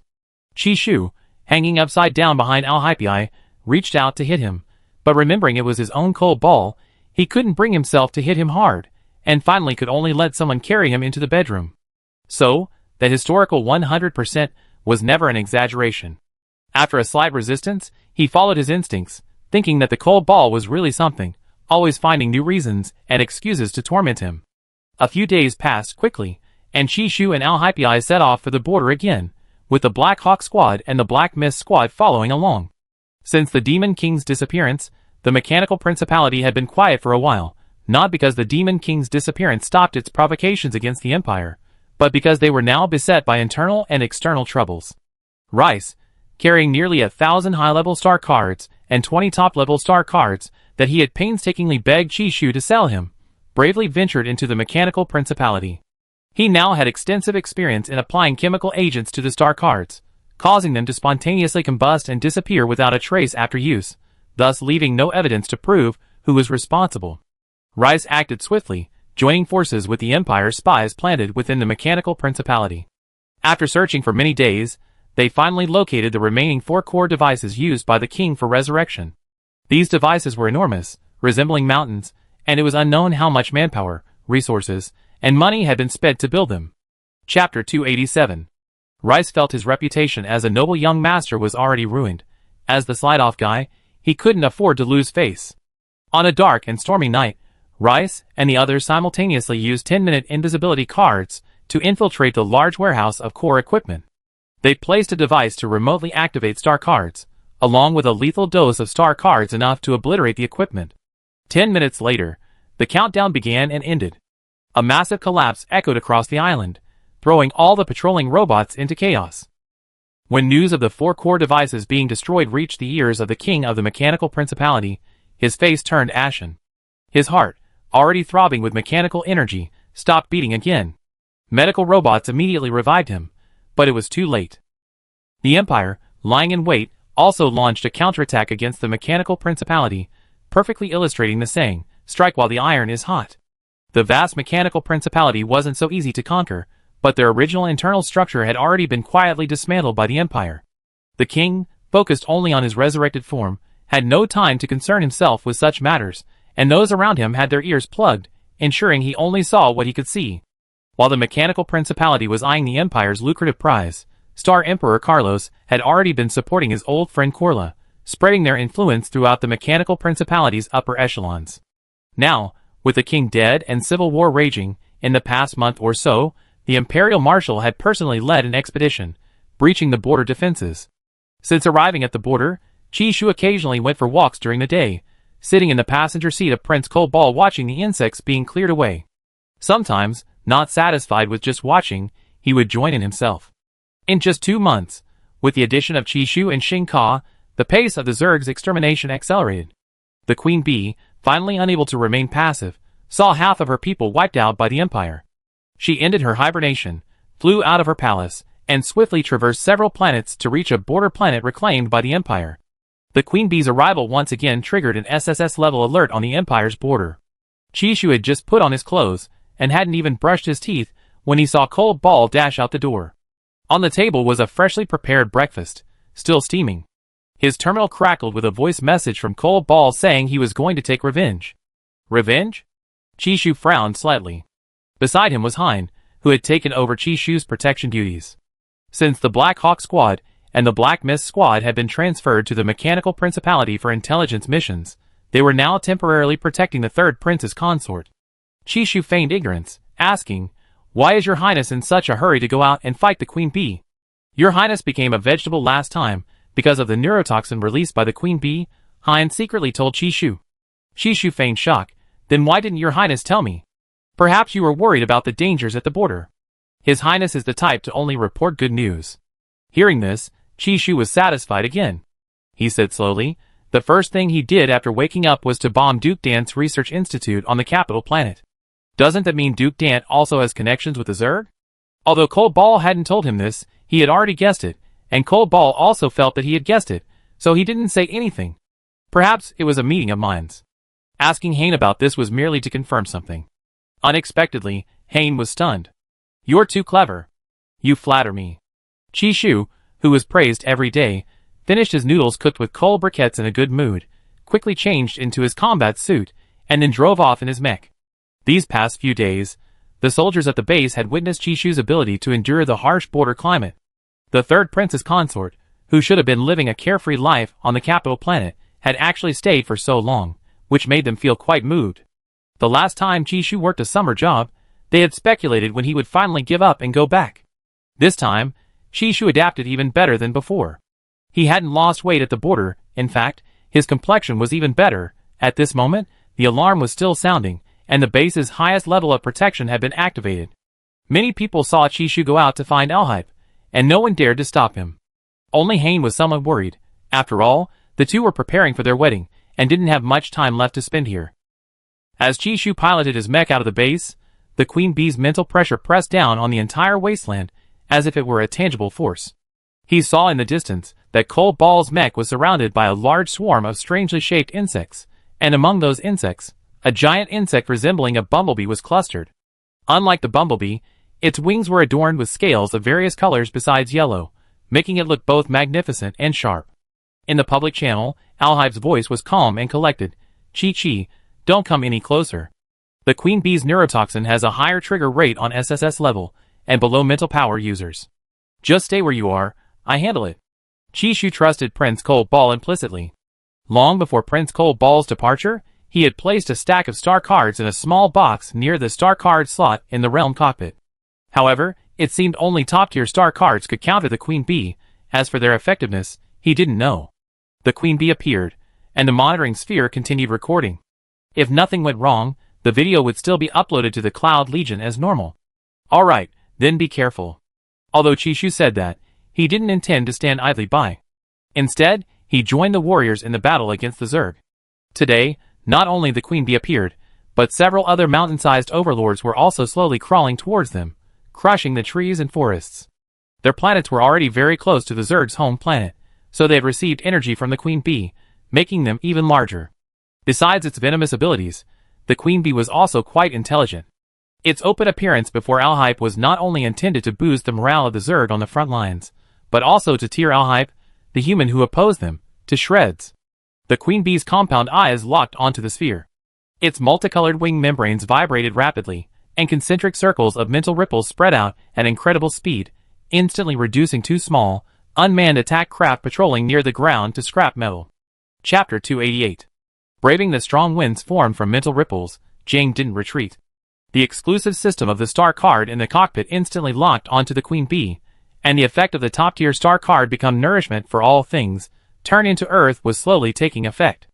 At the same time, the particle spear that Jing conjured in his arm weapon slot was covered with crimson gold patterns. A lightning-like light flashed, and while the Queen Bee was using its mental power, a quarter of its wings were brutally severed by Alhype. The pain caused the Queen Bee to emit a sharp, piercing screech. For the first time, its compound eyes reflected fear towards humans.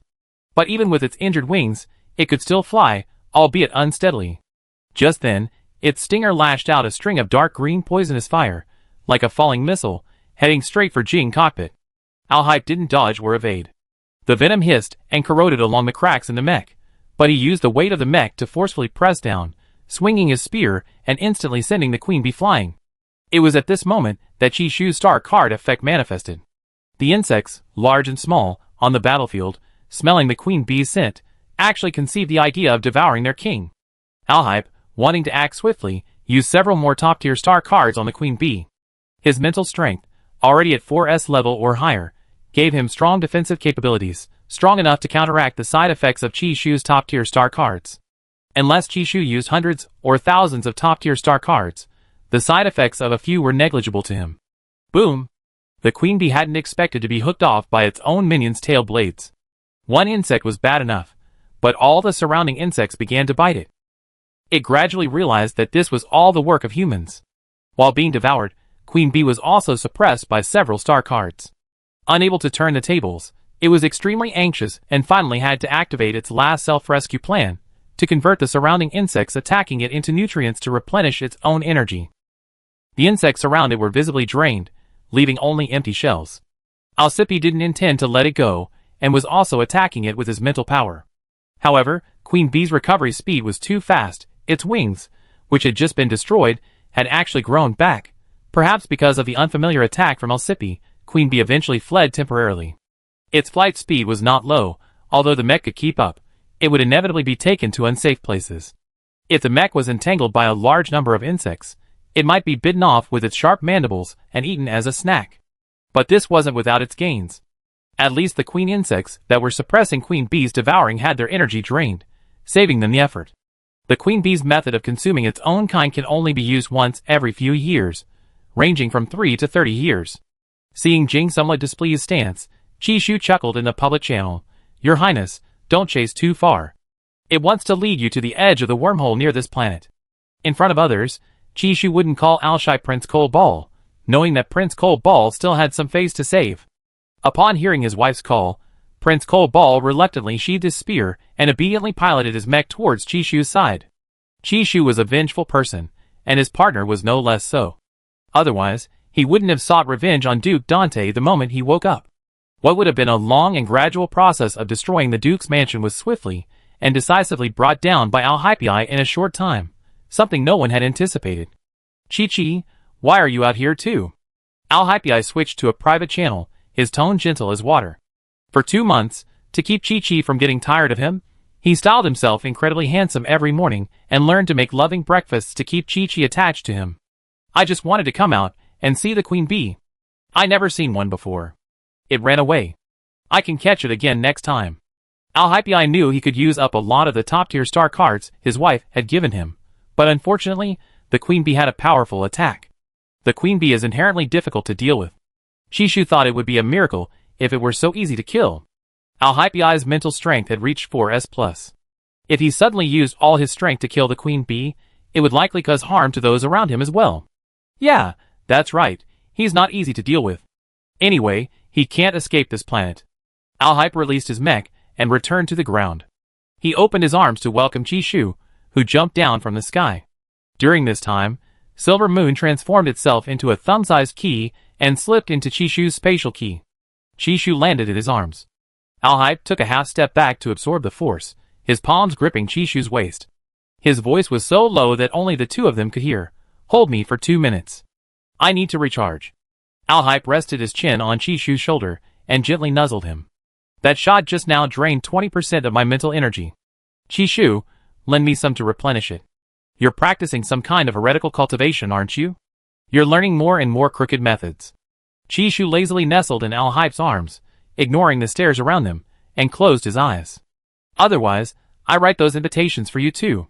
Didn't you want to invite the whole class? Okay. Qishu, not very skilled at writing interstellar vernacular, opened his eyes and immediately agreed.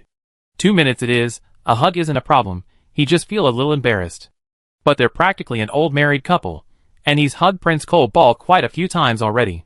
So Qishu confidently nestled in Alhype's arms. In the distance, Hain arrived with his medical team, calling out, Your Highness, Third Prince's consort, the residual toxicity level at the scene is too high. Please evacuate immediately. Qishu raised his hand to signal for them, though his posture was a little awkward. He still casually and seriously instructed, later, drag back the drained king insect shells too. I want to see how hard they are, and whether they can be used as pots. Hain, you don't need any more pots. Wait, why are they feeding him dog food again? Can't these two be a little more restrained? Qishu shook his head. It's different. I feel these shells are useful. Since last month, Qishu had begun his bottle collecting career on the border, wanting to see if anything he saw could be recycled. He couldn't help it. Some habits from the apocalypse hadn't quite worn off, like making the most of everything. Chapter 289. Hain resignedly directed the robotic arm to drag the empty shell onto the transport ship, noting on the terminal, Send to the base's inspection room. Qishu was carried back to his temporary dormitory by Alhype. They didn't encounter many people along the way. Everyone had their own tasks, cleaning up the mess. Some even marveled at how powerful Qishu's star card was, managing to corner the queen bee and force her to use a long cooldown ultimate move. While the queen bee had recovered somewhat, she was no longer fit for combat, and could only flee. It took time for her to convert all the energy of her kind into her own, especially considering she had been severely injured by Alhype over a year ago. Meanwhile, far away in the Mechanical Duchy, the over 200-year-old Imperial Marshal, Alhype's grandfather, was still watching the video uploaded by the Cloud Legion today, like a TV series. He hadn't expected his grandson to have found such a treasure. Not only could he create star cards, but besides studying, he was almost a well-rounded individual, excelling in everything. Although he was occasionally mischievous, his character was quite good. The Marshal's grandfather grew increasingly satisfied. The reason for the swift capture of the outer perimeter of the Mechanical Duchy was the support of Qishu's star cards. Although Qishu hadn't participated in the reconquest of the Mechanical Duchy, his cards were in place, and his reputation had soared even higher because of this operation. Now, everyone in the Empire knew the power of Chishu's star cards. They could save lives from dire straits and swiftly eliminate enemies on the battlefield. Perhaps in a while, he could return to attend his grandson's wedding. The Marshal sighed, Marshal thinking how fortunate his grandson was. After waiting for 2 days, Chishu still hadn't seen the queen bee appear. He's getting married next month, and as a novice insect enthusiast, he thinks having the queen bee's shimmering wings as decoration would make him and Cold Ball look incredibly impressive. Chishu's lips curled slightly, as he gently crushed the queen bee shell he picked up 2 days ago into powder. Alhype didn't know what his Chi-Chi was thinking, but he always supported whatever Chi-Chi wanted, especially when Chi-Chi said he wanted the queen bee's wings. Alhype was a little surprised, but not much. After all, Chi-Chi's ideas always surprised him. Carrying the queen bee's wings was like carrying the head of a defeated leader. Very bloody. Alhype thought it was a good idea, so without hesitation, he readily agreed. At this moment, the queen bee was unaware of the danger approaching. It was currently hiding deep underground on this planet, planning to recover for a few days before seeking revenge on the humans. Its king gathered in the cave, providing it with nourishment. Once the queen bee has consumed one of its own kind, it can no longer break the habit of eating them, but subsequent consumptions offer little benefit. Lying in the cave are the shells and corpses of its kin. Due to indigestion, the queen bee's body has become increasingly bloated, and its flight speed has slowed considerably. It lies on the dark green fungal carpet, its 6 compound eyes opening and closing in turn. On the 3rd day, its kin brought the freshest larvae, like a piece of cheese that seemed to cry. The queen bee lowered its head, its proboscis gently probing into the softest part of the larva's abdomen. As it sucked the first drop of fluid, it suddenly heard a dull, enormous explosion from the ground.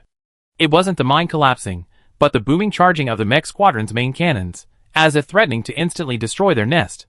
It jerked to its feet, forced to fly immediately towards the exit, its insect army slowly inching forward behind it. It hadn't expected these despicable humans to find it again. The queen bee was furious that it hadn't been able to tear that purple-eyed human to shreds a year ago. It wouldn't let history repeat itself. This time, it would teach humanity a lesson. It climbed to the cave entrance, its elytra just unfurling when it witnessed the cave ceiling being torn apart by a high-energy particle beam. It swiftly dodged the attack and burst out of the cave like a bullet. Its subjects were caught in the particle cannon fire, the air thick with the pungent smell of burning protein. The light mech squadron descended against the light, their chests painted with the Imperial insignia, looking like a very respectable unit. But now their hearts were pounding. What could be the reason? They had unexpectedly received top-tier star cards with side effects today. High-level star cards were useless against the queen bee. Only top-tier star cards could slow down her recovery speed. They heard that Chishu had improved the top-tier star cards. These cards were specifically designed for the queen bee, powerfully suppressing her recovery speed. Everyone was overjoyed to hear this news. Initially, they had been mocking those unlucky, powerful individuals who would now suffer the side effects of the star cards. But Chishu ultimately chose random selection, and now, they were ready to die, each holding 2 top-tier star cards, ready to use them on the ferocious queen bee. At this moment, 5 or 6 monitoring orbs were also flying around them. Today, the monitoring orbs had come with a mission, to activate the Cloud Legion's live broadcast room. Perhaps, a person's life passes by in the blink of an eye. The vice commander on the public channel hadn't expected to win the lottery.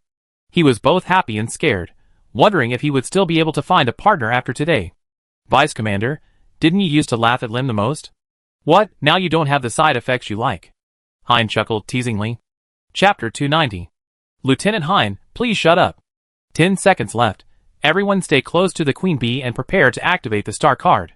The deputy commander piloted his mech, initiating a chase with the queen bee. They were driving the queen bee in a certain direction. So far, Chishu's star card side effects have been extremely bizarre, going beyond near death. In short, very few people can escape unscathed, unless they possess formidable strength like the third prince, who can dismount their mechs unharmed. The light mech squad relentlessly pursued the queen bee. At the perfect distance, the countdown reached 0. 12 bright white light grids simultaneously opened, like 12 walls, trapping the fleeing queen bee in a cage with 2 exits. The queen bee couldn't change direction quickly, otherwise, colliding with the light grids would melt its insected body in the intense light. Therefore, it could only fly forward. At the same time, it also felt some kind of energy consuming its entire body. The energy, like barbed threads, was slicing through its body, seemingly spreading wildly along its wing veins upon entering. The queen bee's pain system was highly developed, and it couldn't help but let out a high-pitched shriek. The next second, it burst out with dark green liquid, undigested energy from its own kind, which it was forcibly igniting, hoping to gain a momentary burst of power to blast open the light grid. It knew its death seemed imminent, but it was unwilling to accept it. Before its next queen bee took over, it was determined to kill these cunning humans. Outside the cage, Alhibe's mech hovered at the far end of the backlit path. On his cockpit's large screen, Chishu's profile was displayed. He wore silver-rimmed goggles. Chishu frowned slightly as he looked at the parameters transmitted back by the dozen or so mechs on the screen. Cotton and Carl finally found it. We can't kill it so easily. If we force it to use self-immolation again, its wing veins will become brittle. Chishu noticed that the queen bee's energy reservoir, similar to a spiritual sea, was already severely damaged. It seemed this wasn't due to the events of the past few days, but rather because Cold Ball had nearly killed the queen bee a year and a half ago, significantly weakening its current strength. The queen bee hadn't expected the Empire's fighting power to be so strong, prompting it to risk its life to come from the main planet to stop humanity's further advance. Many of its queen bee generals had died on the battlefield. This was now a crucial defensive line. If it broke through, the lower-tier insectids would be on the verge of extinction. Chishu had Cold Ball send out the last set of star cards that could suppress the queen bee's insect body regeneration. He looked up at the grating cage. Even through his goggles, the light was still somewhat blinding. He squinted, seeing the queen bee's wing veins now showing silvery white cracks like leaf veins. Each flap of its wings shed fine, white phosphorus powder. It roared in pain as it ran into the light grid, almost reaching the exit. Suddenly, a mirror shield descended. Its own bloated, mangled insect form was reflected in the mirror. Its compound eyes instantly lost focus. Anger and rage surged within it in that instant. It hadn't expected humans to be so shameless, resorting to such despicable means to leave it nowhere to hide. With nowhere to escape, the queen bee began summoning the entire insected race on the planet, including the 5 giant queen bees dormant underground. The queen bee's movement caused the ground to tremble slightly, as if an earthquake had struck. The light mech squadron flying in the sky was dizzy from the sonic waves emitted by the queen bee's summoning. The side effects on their bodies hadn't taken effect yet, and they couldn't help but clutch their heads, emitting painful howls. The queen bee's sonic waves didn't stop, they continued. Its curses reached the translator, and Chishu heard the queen bee summoning its kind while also calling him despicable. His own son, Cold Ball, had been tricked by this queen bee, leaving him in a vegetative state. This bug was even clever enough to team up with Duke Dante, repeatedly sending him more bugs. If he didn't have Cotton, he would have had to go through a lot of trouble dealing with this stinking bug. This stinking bug was clearly more despicable than him, yet it was calling for help. At this moment, Chishu felt he had been very prescient. Dismembering this bug into 8 pieces and making it into trophy-like winged specimens would be perfect. Chishu chuckled and transmitted a message to the queen bee. Your wings will be very useful later. Don't self-destruct. The despicable imperialists you speak of are on their way to take your insect life. Queen bee, shocked. Before the other queen insects reached the battlefield, Chishu decided to eliminate the queen bee first, leaving the queen insects leaderless. This was the first time Chishu had used both his special ability and mental power simultaneously. When the two energies erupted, his hair was blown about, and his eyes behind his goggles remained tightly closed. Alhibe, in another mech, certainly couldn't let Chishu fight alone. A swift victory was crucial. His mental power instantly intertwined with Chishu's, both rushing towards the queen bee's brain. Hayne felt that this couple didn't want wings. They clearly wanted to annihilate the queen bee completely. The two mental energies, like intertwined silver dragons, pierced through the queen bee's shattered mental sea in an instant. Another invisible mental control ability, however, was the trump card that completely controlled the queen bee. Aside from Chishu and Alhibe, no one knew that this powerful psychic ability was controlling it, preventing it from emitting the sonic waves that were causing the warrior's excruciating headaches. The other two psychic energies froze its bloated body in midair, its 6 compound eyes exploding simultaneously. The dark green fluid evaporated before it could even splatter, a gruesome and spectacular end. The queen bee was instantly strangled by the two powerful psychic energies, leaving only an empty shell. The moment Chishu withdrew his psychic energy and psychic powers, his face turned deathly pale. Alhibe sensed Chishu's dire condition, and immediately had Silver Moon put him down. He picked him up, placed him on the back of the giant Carl, and rushed back to the base. Chapter 291. The other insect-killing warriors on the border, watching the battle live from the cloud, stared blankly at the retreating figures of the two figures leaving the monitoring sphere's range. They were speechless, unable to recover for a long time. They always felt that Chi-Shu and Alhype were from a different world than them. Otherwise, how could one of them, being human, be so powerful as to kill the Zerg Queen Bee with just mental strength? After the two left, the scene descended into chaos. The medium-sized soldiers, who had just arrived to provide support, struggled to bring back those piloting light mechs, who were gradually going insane due to the side effects. The heavy mechs began using high-level star cards without side effects to work together to kill the queen bees, and wipe out the last batch of insects. Hayne was also still in a daze. Even though his mind was in turmoil, he didn't forget to help Chi-Shu retrieve the queen bee's wings and make them into specimens. In the specimen room at dawn, Chi-Shu turned the constant temperature light to its brightest setting and nailed the nameplate to the specimen's base. Spoils: Queen Bee's Radiant Feather, Hunter Chi-Shu, Alhype. The font was Interstellar Script. Having recovered thanks to Cole Ball's mental power, he was secretly engraving a line of small characters on the back with a light pen. May no more insect chirps awaken me from this day forward. Finished, Chi-Shu slipped into the room, pushed his goggles up to his head, and ignoring Cole Ball's work, began reciting the wedding speech sent by the Secretary General. As he recited, Chi-Shu fell asleep. Alhype's mental power instantly caught the swaying man, pulling him back into his arms, then got up and carried him back to bed. He removed Chi-Shu's goggles from his head, placed them on the bedside table, and leaned down to gently kiss the other's forehead, a light, fleeting kiss. Although he couldn't sense Chi-Chi's special abilities, he knew that Chi-Chi had done her utmost to control the queen bee, allowing them to work together and successfully kill it. If it weren't for Chi-Chi, he would definitely have remained on the border for a long time after their marriage. He was now living off Chi-Chi's wealth. Alhype chuckled softly, laid down, and held the curled-up Chi-Shu in his arms, inhaling her comforting scent, and whispered, "Chi-Chi, good night." The death of the queen bee brought joy to the entire empire. The video of Alhype and Chi-Shu's joint kill of the queen bee was watched repeatedly by the people of the empire. The queen bee's death also meant that they would have hundreds of years to live in peace until the new queen bee matured. This credit mainly went to Chi-Shu and his wife, making those secretly envious of the royal family extremely jealous. Chi-Shu's fans on the Starnet shared in the pride, digging up old posts from haters that had mocked him for his rogue label, and continuing to leave comments. So what if he's a rogue card maker? He can go to the front lines with his partner to kill the queen bee. Can you bunch of insidious villains do that? They definitely can't. And what happened to the guy who said he'd live-stream himself eating poop? Did he delete his account? I still can't believe that the third prince's consort Chi-Shu is the rogue card maker Chi-Shu. It still feels like a dream. Also, could Chi-Shu's house be made of star cards?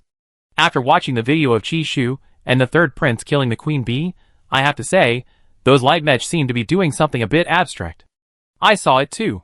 Some pilots seemed to be clapping, some were singing, and some seemed to have knocked themselves unconscious. Thank you everyone for your hard work. It wasn't easy. The vice commander who once piloted a light mech and insisted on soaring into the sky, mimicking the appearance of an anime character, now wishes that history could be erased. He was wrong. He shouldn't have mocked them. Only those who had been controlled by the side effects knew how uncontrollable Chi-Shu's star card side effects were. He was already over 200 years old, not just over 2. How could he ever go out in public again? How could he face his subordinates? The next morning, the base's loudspeaker unusually played soothing string music, unlike the usual uplifting and exciting music, like gentle moonlight draping the smoke of yesterday's battle. When Chi-Shu woke up, Alhype was no longer beside him. He touched the still warm half of the bed, feeling a little safer. He got up, went to the makeshift cooking room, found Cole Ball wearing an apron printed with a Black Panther, hugged him from behind, and pressed his face against the other's back, finally calming the slightly sour unease in his heart.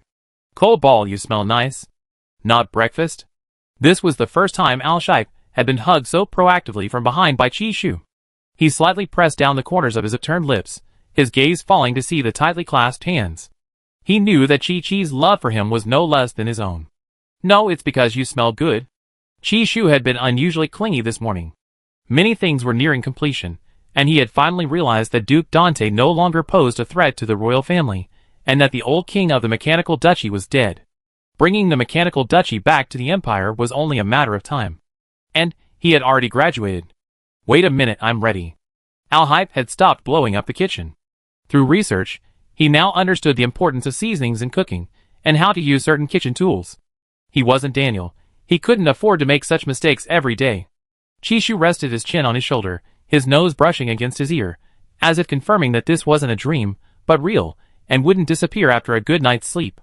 Alhype's hands didn't stop flipping the eggs. He turned down the heat, and a soft golden ring appeared around the edge of the egg whites. His fair hands held a small black spatula, which seemed out of place, yet he used it with surprising ease. Not hearing Chi-Shu's reply, Alhype was about to say something when he turned his head and saw that someone had fallen asleep, draped over him. 2 weeks later. With only a week left until their wedding, they could return now, and arrived just the day before the wedding. Chi-Shu stood bored by the porthole, gazing at the starry sky outside, feeling how insignificant humanity truly was. Chi-Chi, your hair has grown long. Alhype, having just finished his work, noticed Chi-Chi lost in thought and approached. Do you think I should cut it? Washing my hair feels like a hassle, even though there are machines, but the wind always messes it up, and it affects my eating. Chi-Shu touched his long, black hair, which had already passed his shoulders. Upon hearing this, the kind-hearted citizen, Mr. Cole Ball, calmly looked at him and said, "How about I cut it for you?" Chi-Shu, Chapter 292. Chi-Shu froze for half a second, his mind automatically replaying the image of Cole Ball's first attempt at cooking, blackening the kitchen. He turned back and saw Cole Ball smiling at him. Chi-Shu slowly raised his hand, placing it on Alhype's shoulder, his eyes filled with amusement. Cutting hair is a delicate task, very time-consuming. Besides, I just said it was too much trouble, but now I feel like if it gets a little longer, I can tie it all up. Finally, after Chi-Shu's calm persuasion, Mr. Cole Ball gave up on cutting his hair. However, Mr. Cole Ball was sullen and insisted on staying up all night before letting him go. Later, Chi-Shu learned that Cole Ball knew from the beginning that he didn't want a haircut. It was all a scheme by Cole Ball. A few days later, Chi-Shu and Alhype returned to the capital planet within a very tight time frame. With only 1 day left until their wedding, the royal family announced the good news on various websites and platforms, and Chi-Shu and Alhype once again topped the headlines of major news outlets. Chi-Shu glanced around, especially at the international websites. They really knew how to tease him and Cole Ball. Cole Ball, someone on the international website actually said we're a fierce and domineering duo, that we can rule the world someday. Chi-Shu couldn't help but laugh when he saw this comment. So do you want to rule the world?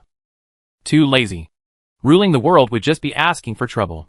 It'd be creating problems for myself. I agree with Chi-Chi. At this moment, Alhype was helping him try on a wedding suit. The fitted, pure white suit hugged his straight legs. Alhype lazily turned him over, forcibly averting his gaze. But his thoughts and actions were two different things.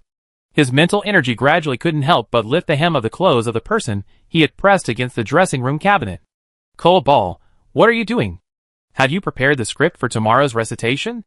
Chi-Shu cursed inwardly for his mental energy once again intruding on Cole Ball. Ready? Alhype's voice was slightly hoarse. Chi-Shu now understood Prince Cole Ball well enough. The moment he heard that voice, he wanted to run, but a powerful mental force bound him in place again. His chin was gently lifted, his head tilted slightly, a faint fragrance wafted over, and a cool, soft touch appeared on his lips. Gradually, the gentle kiss was no longer enough for them. Chi-Shu turned around, grabbed the other's collar and pulled him down a little, then pressed his lips hard against Cole Ball's. He began to retaliate for the other's misbehavior the previous night. Only when both were irresistibly drawn to it did Chi-Shu forcibly pull himself away from Cole Ball. Prince Cole Ball touched his bleeding lip, his gaze towards Chi-Shu burning even more intensely. Chi-Shu, In the end, Chi-Shu was still taken advantage of on the spot. He hadn't expected his provocation to turn into teasing. This was too much. Filled with tension and excitement, neither of them could sleep all night. A week ago, Chi-Shu still didn't have the feeling that a wedding was coming up. In his previous life, he never imagined he would find a partner in another world, let alone have such a grand wedding. Alhype also couldn't believe he could marry Chi-Chi so smoothly. When he saw the divorce papers, he thought he was doomed. Fortunately, the thing he would regret didn't happen. Chi-Chi was probably worried he would be upset if he saw them. Shortly after they confirmed their relationship, the divorce papers disappeared. The two stayed awake until dawn. Thankfully, the medical pod kept them awake.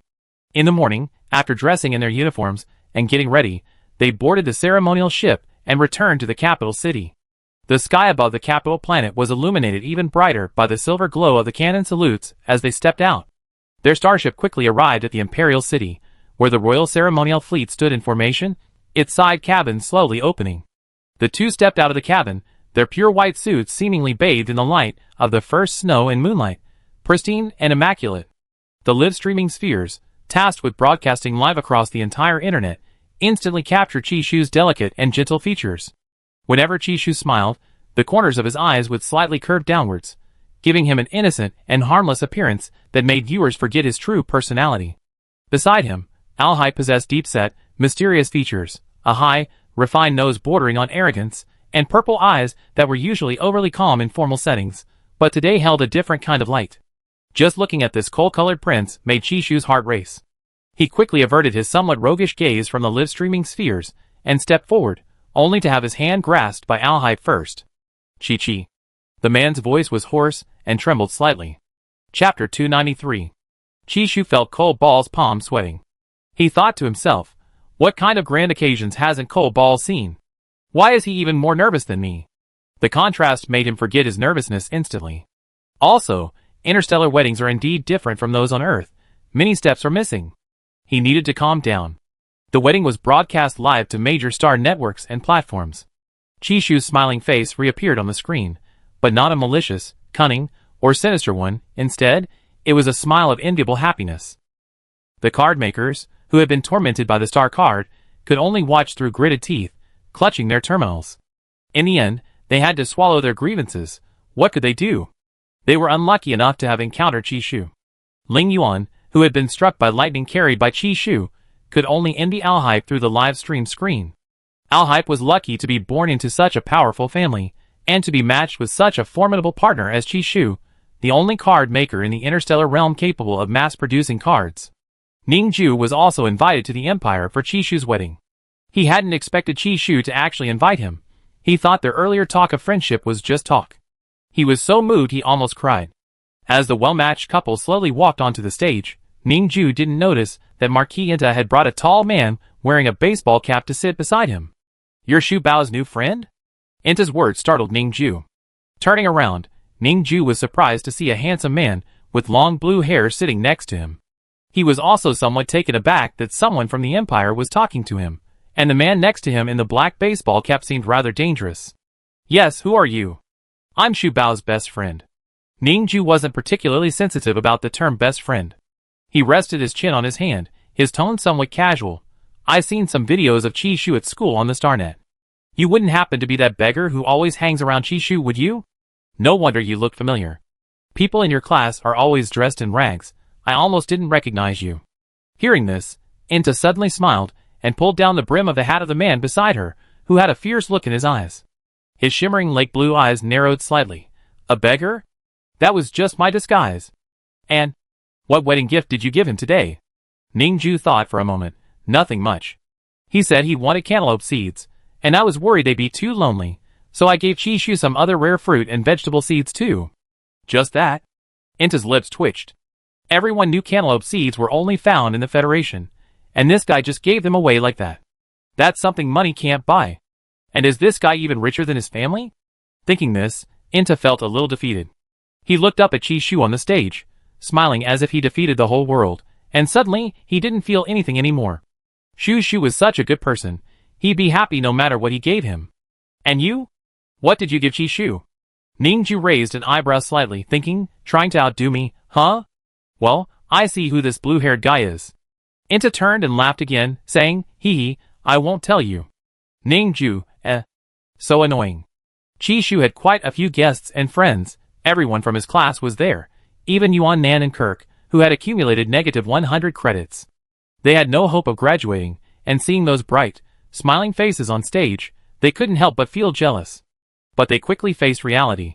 Comparisons are odious. Rice had also rushed back yesterday. He sat in the audience, watching Chishu hold Alhype's hand, like he was giving away his son, wiping away imaginary tears. Dickens, brother, what's wrong? I was just thinking, if I hadn't met Chishu, would it have been difficult for me to get revenge? Meeting Chishu is my honor. Rice silently blessed Chishu, while also secretly vowing that if Alhype treated Chishu badly, there are no ifs at all. Alhype, with his love-struck mind, only had eyes for Chishu, and had even learned to change his expression. Even his father, Carlos, was urging him to finish his speech with a look. The group below each had their own heartache. Xie Qingyao felt a slight pain in his eyes when he saw the purple energy. Wasn't this the 3 points he hadn't received, made into cufflinks, earrings, and a dazzling, beautiful ring? So beautiful. June Renning clearly felt that everyone was blessing Chishu, so why were their eyes looking so strange? Chapter 294. As the echoes of the cannon salute faded, the dome of the Imperial City's spiritual energy shield slowly closed. One by one, the starlight and the sea of technological lights dimmed, leaving only the warm gold glow of the ceremonial platform, illuminating the tall, slender figures of the two. After Carlos's half-hour speech, the most tense moment finally arrived. Chishu was still holding Alkipe's hand. His knuckles couldn't help but tighten slightly again, causing Alkipe to smile faintly, completely afraid to admit the slight pain. Chishu certainly didn't know that he wasn't made of iron. The MC smiled and reminded the couple to exchange rings and proceed with the next steps. Chishu slowly turned to Alkipe and whispered in his ear, "Cole Ball, I say this on credit. Don't bring up vows when you argue later." Chishu himself was very nervous, his heart pounding. Facing the sea of guests below, his eyes were blurry. However, he didn't forget to comfort his Cole Ball.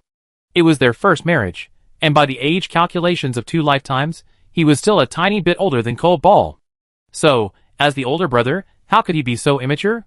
Alkipe paused for half a second upon hearing this, then chuckled softly, his voice still trembling. "We won't fight. Even if Chi-Chi gets annoyed and wants to beat me up in the future, I'd be willing." Hearing this, Chishu felt a slight pang of sadness.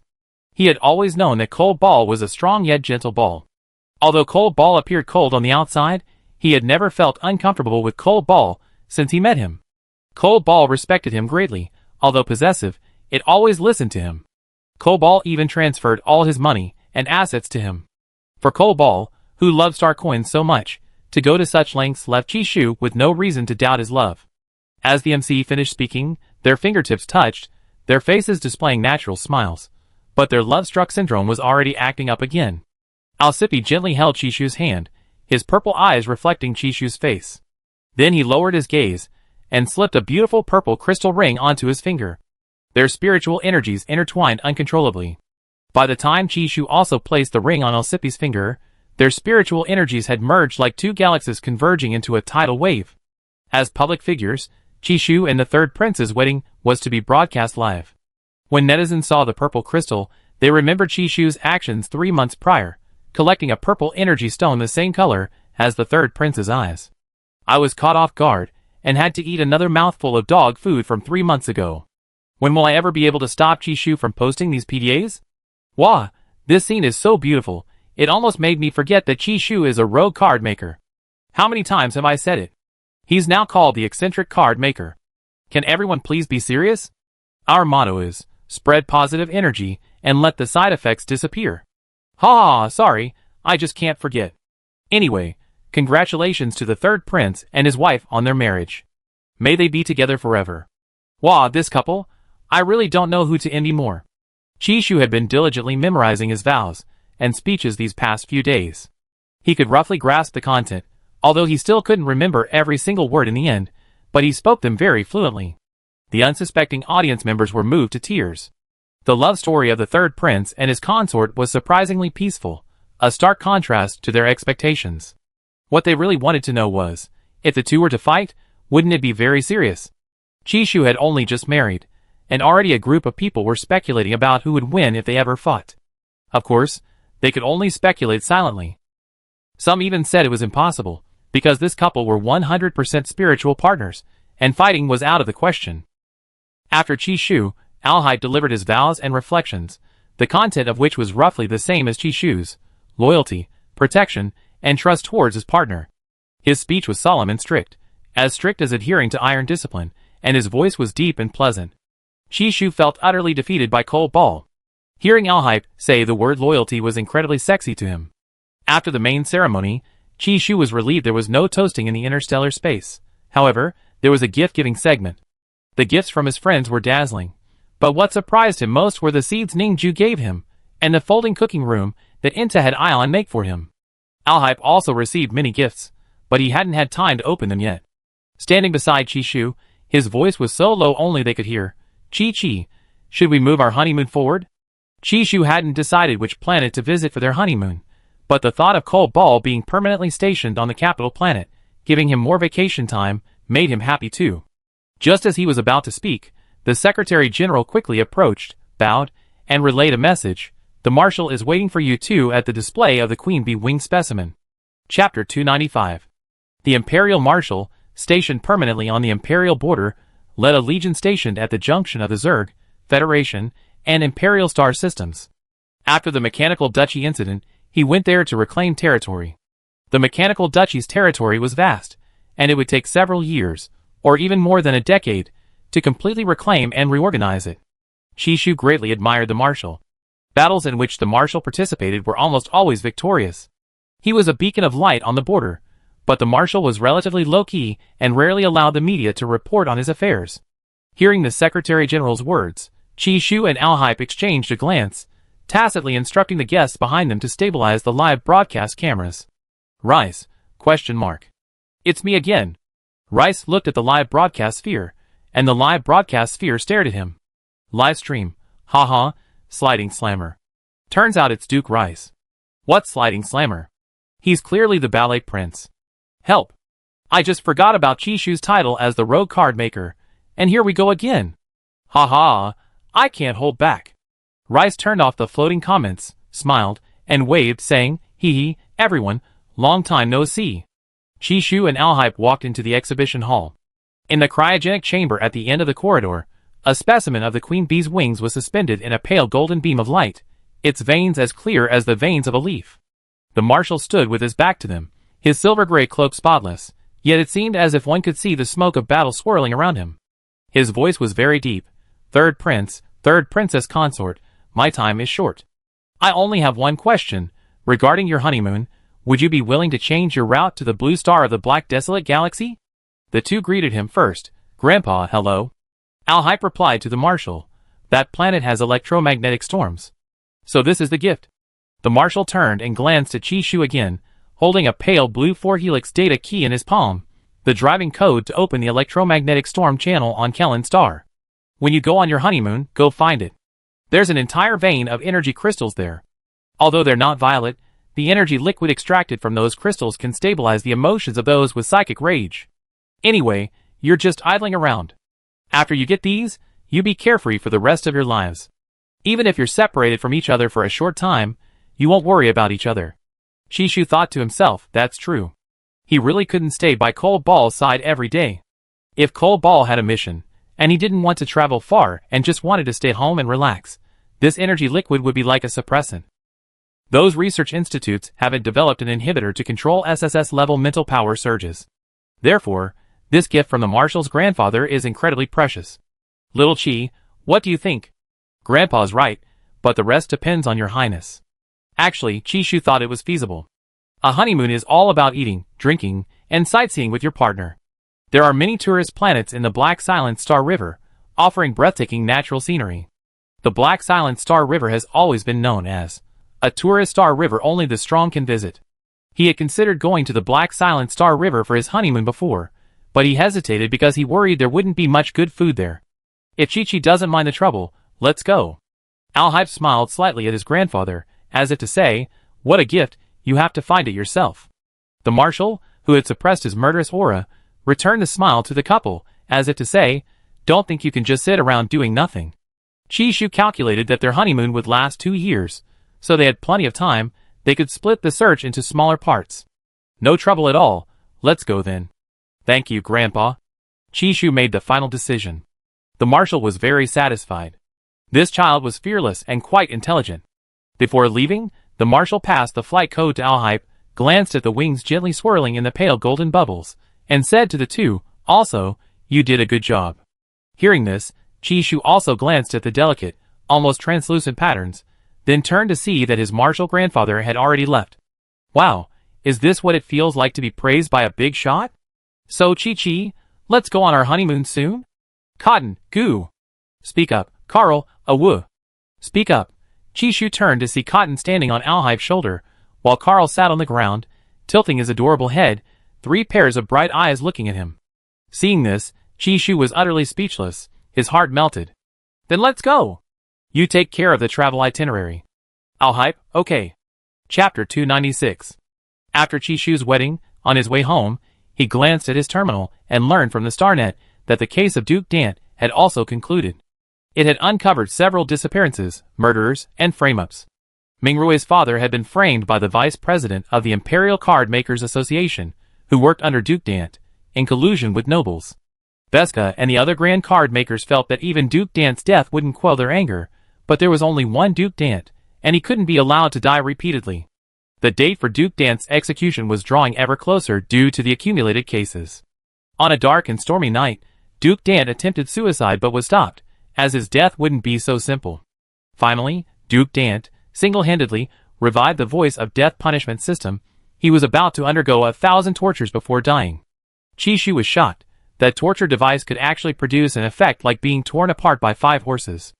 After hearing Cole Ball's explanation of the other punishments, Chishu felt a wave of nausea, but he forced a smile to stay composed. It felt even more disgusting and terrifying than zombies. However, this was Duke Dante's own doing, a consequence of his own actions.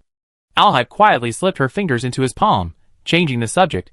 Chi-Chi, I read in ancient Earth's Chinese history that the wedding night was the bridal chamber night. Chishu, The written word was lost in the technological war. How did this kind of content survive? Chishu was about to reply. Even the bridal chamber night should be eaten first, when his stomach rumbled first. In the past, he would have been embarrassed to the point of blushing, but they had been together for a year. What hadn't he seen? Back home, the atmosphere was reminiscent of an ancient Earth wedding room. It seemed Alhype had done his homework. Alhype led him into the dining room. Sit down, let me make something to eat first. Chishu took his hand and kissed the back of the Cold Ball Prince's hand. You sit down too, no need to bother with all this. Isn't there Baiji here? You had a long day. Sometimes, being comfortable together is enough, you don't always have to coax me. Alhype looked down at Chishu's beautiful, bright black eyes, and heard those heart-stirring words. His Adam's apple bobbed, and he slowly withdrew his slightly warm hand, then took out Chishu's favorite nutrient solution from his spatial storage. Chishu? ? Chi-Chi, drink faster, it's your wedding night. Cold Ball, I'm going. Glug glug. What's the rush? Don't rummage, someone's here. Nobody's here. Robots are people too.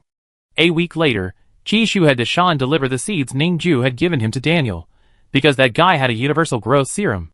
He had heard from Daniel's kindergarten classmate Vincent that Daniel had this treasure.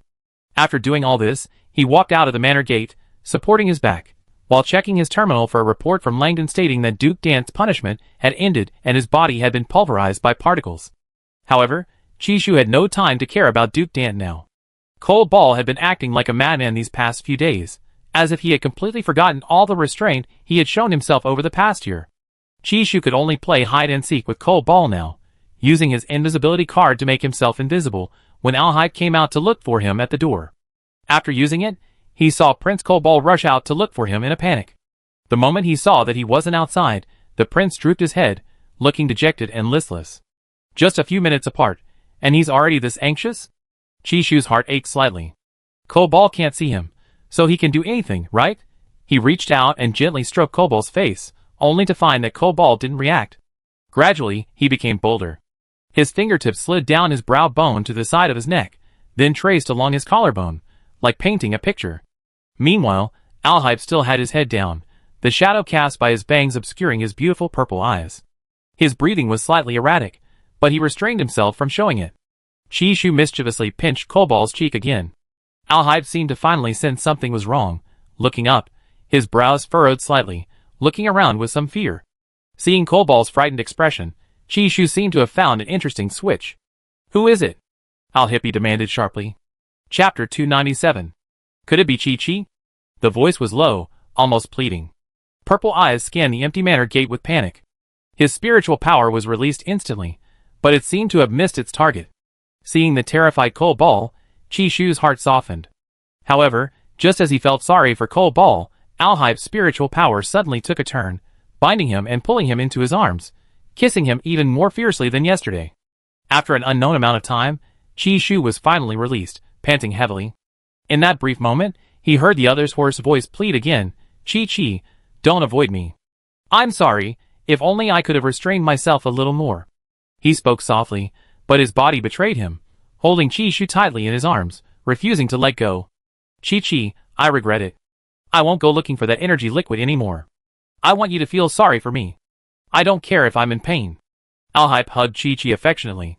He only now realized that his grandfather had really done it on purpose, knowing he was clingy to Chi-Chi, so he found a way to prevent him from constantly clinging to his partner. You really knew I used the star card. Chi-Chu finally realized he'd been tricked by Cole Ball. Oh! You cunning Cole Ball. So cunning. I was just feeling sorry for you. It was all an act. Alhype, far from being ashamed, was actually proud. Wasn't it all taught to you, Chi-Chi? Chi-Chu, Today, Chi-Chu was being held upright, like being pulled up from a tree, and then forced to sit on someone's arm. From this height, he could see many things clearly, including Tang Chao on the third-floor balcony of the neighboring manor villa in the distance. Tang Chao, holding a water glass, covered his eyes and turned away. Chi-Chu, Chi-Chu then realized that most of the 10 minutes had been taken up by Cole Ball's kisses. His classmates had seen everything clearly. His face was flushed, and he suddenly said to Cole Ball, "Cole Ball, how about we move?" Alhype chuckled, his chest trembling slightly. His previous feigned pitiful act had vanished. He said, "Which planet does Chi-Chi want to move to?" "Chi-Chu, to the no man's land." "Okay, but it'd definitely be boring there. You won't be able to watch the neighbors' antics anymore." Prince Cole Ball supported Chi-Chu with one arm, while switching the terminal to star map mode with the other. With a flick of his finger, a phantom image of a small asteroid, composed of gray-blue and gray-purple hues, floated in the air. It was slowly magnified by his fingertip, and Chi-Chu could clearly see that its surface was a stormy sea, one that even birds wouldn't want to land on. Chi-Chu, forget it. This kind of place feels a lot like the apocalypse, because it's just as boring. Chi-Chu told Alhype to turn off the image, thinking to himself that his Cole Ball had already surpassed him. He learned things too quickly. Lately, Cole Ball was always outsmarting him. But the main reason might also be that he had spoiled himself. Chi-Chu sighed softly, hugged Alhype's head, and nuzzled against him. "Cole Ball, I love you. I love you too, Chi-Chi." Alhype sat back on the sofa in the villa, wrapped his arms around Chi-Chu from behind, rested his head on Chi-Chu's shoulder, and slowly closed his eyes, enjoying the quiet moment. But Chi-Chu clearly wouldn't let him have some peace and quiet. When Alhype tried to sleep, he called out, "Cole Ball? Prince Cole Ball, Chi-Chu, nothing. Prince Cole Ball, A while later, Prince Cole Ball became drowsy again, and Chi-Chu called him again, "Cole Ball? Prince Cole Ball, This cycle of revenge seemed endless. Originally, the two planned to go to Colin Star half a month after their wedding, but due to their procrastination, they finally set off a month later. Because of their special identities, they had to bring guards on their honeymoon. Landon hated that he'd been drawn again. Why me again? His stomach was upset, really, from eating so much PDA. Because of the third prince and his wife, he suspected that marriage was really sweet. But when he checked the Starnet videos, they were all interstellar couples' daily brawls, couples fighting, entering oranges late at night, a couple fights due to disagreements. Chi-Chu didn't notice the bewildered looks on the faces of those around him. He'd been incredibly bored lately. Before his honeymoon, he sold tens of thousands of star cards to the Empire. He, single-handedly, had become the Empire's overlord, completely disregarding the lives of the surrounding trembling nations. The journey from the capital star to the Black Silence galaxy took 10 days. After a long 10 days, they finally arrived at the outer reaches of Blue Star. This planet was shrouded in raging electromagnetic storms. Some were streaks, others resembled lightning balls hidden in thick, dark clouds. A slight misstep could trigger a howling electromagnetic storm, like waves pounding against the starship's windows, a terrifying sound. Chi-Chu pressed his face against the glass, his pupils reflecting the grayish-purple lightning. "Shall we leave once we find it? Do you want to stay a few more days?" Prince Cole Ball asked. Chapter 298. Chi-Chu didn't know how many days he would stay. He was in a very relaxed mood lately. Since resolving his major life event, all that awaited him was to watch the drama unfold and discover new things. "Let fate decide," was Chi-Chu's reply. Everyone who heard this felt it was expected. The third prince's consort could be as lazy as she wanted. She had graduated from the Royal Mecha Academy in less than a year, breaking the school's record for the shortest early graduation.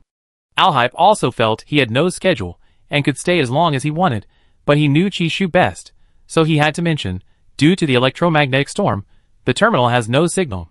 Chi-Chu then remembered, I forgot. No signal. Recently, Chi-Chu had become engrossed in novels again. Although he wasn't quite used to interstellar fiction, The content was interesting, and this method was more palatable to him than studying interstellar culture. That's what he thought, but Chishu was the kind of person who couldn't even remember the main characters. So you want to stay a few days? Let's finish this quickly. Chishu finally showed some fighting spirit.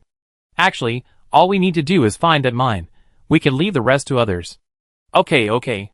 After the starship found the entrance to the storm passage and handed over the navigation code, they finally saw the beautiful planet Kellen through the clouds. Unfortunately, this planet wasn't Earth. It just looked similar in size. Although there was no internet signal, the other machines had radar-like detection signals, making it easy to find the mine. In 2 days, the starship led by Chishu and Prince Cole Ball found the mine Grandpa had mentioned, a whole vein buried underground, as hidden as an underground river. Now there was absolutely no need to worry. Professional tasks were left to professionals. They only needed to survey and map the area. The rest could be handled by trusted individuals. However, apart from Chishu and Alhype, the others present didn't know what these things were, assuming it was just an ordinary mine. Chishu had previously publicly searched for beautiful crystals on the star network, so no one suspected anything. After leaving Colon Star, they settled on one of the most prosperous planets in the Black Silence galaxy.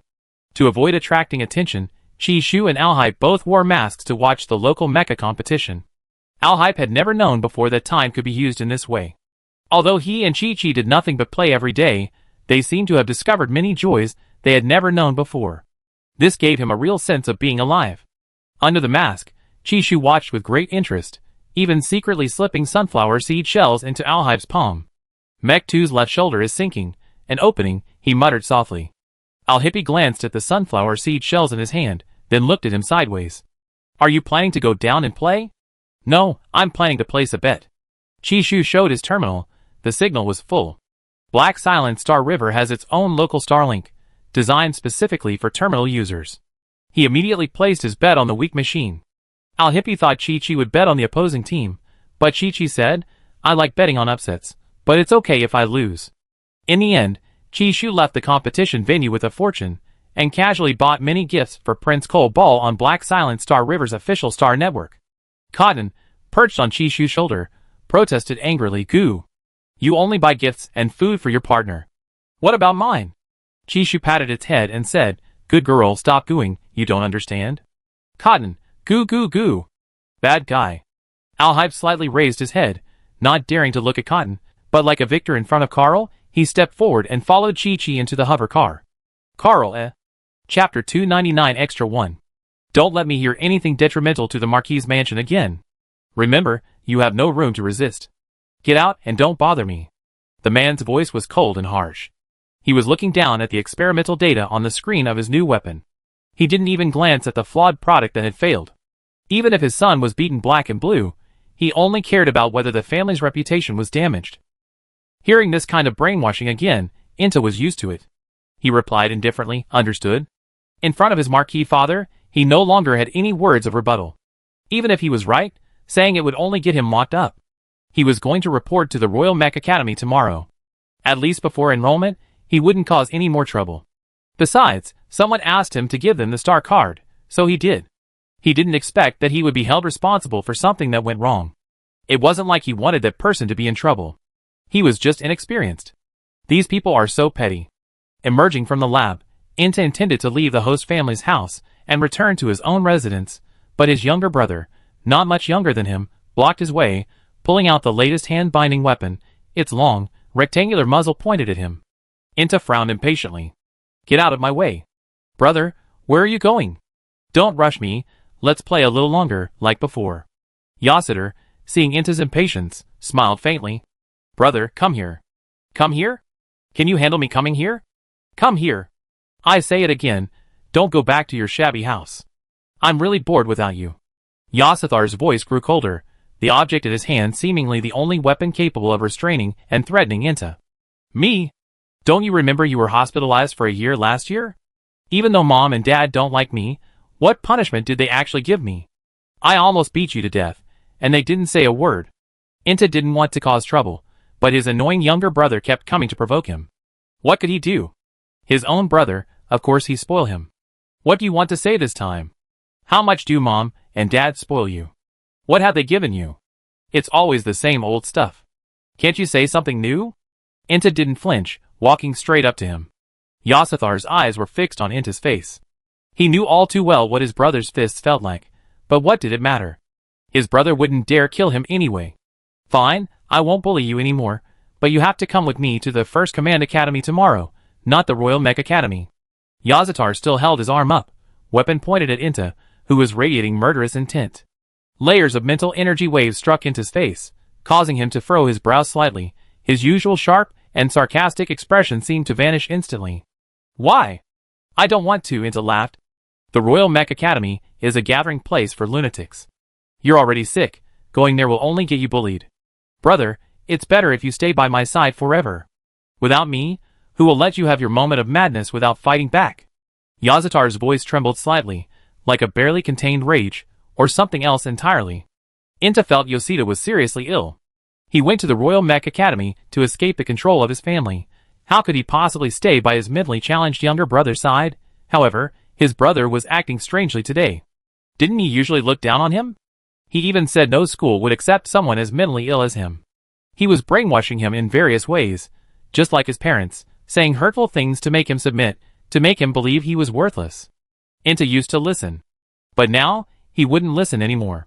Because Ion was there, he had nothing to fear, and could do many things he couldn't overcome on his own. He was no longer a caged boy. He was now an adult. Brother, I told you not to move.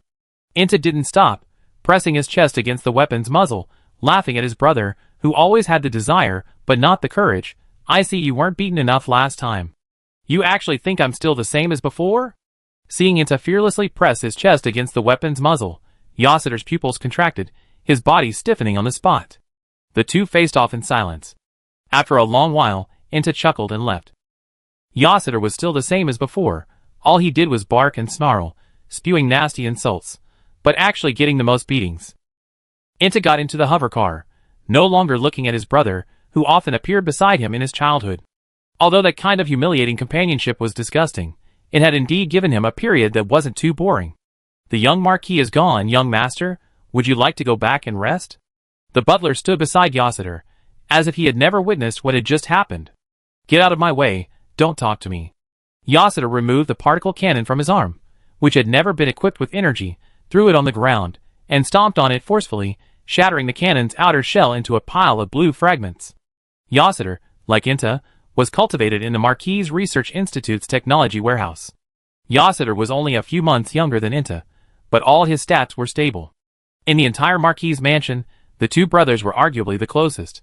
The butler also thought Yasatar was just a child crying because he had lost a toy. Why did he treat me like that? Why?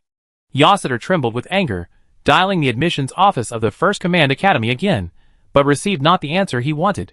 Inta was unaware of how crazy his younger brother had become since he moved out.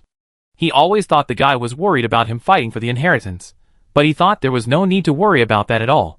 He didn't want it anyway. He really didn't understand why the guy kept bringing it up. He was sick of hearing it. He rested his chin on his hand, looking at his reflection in the car window, unsure if he could truly break free.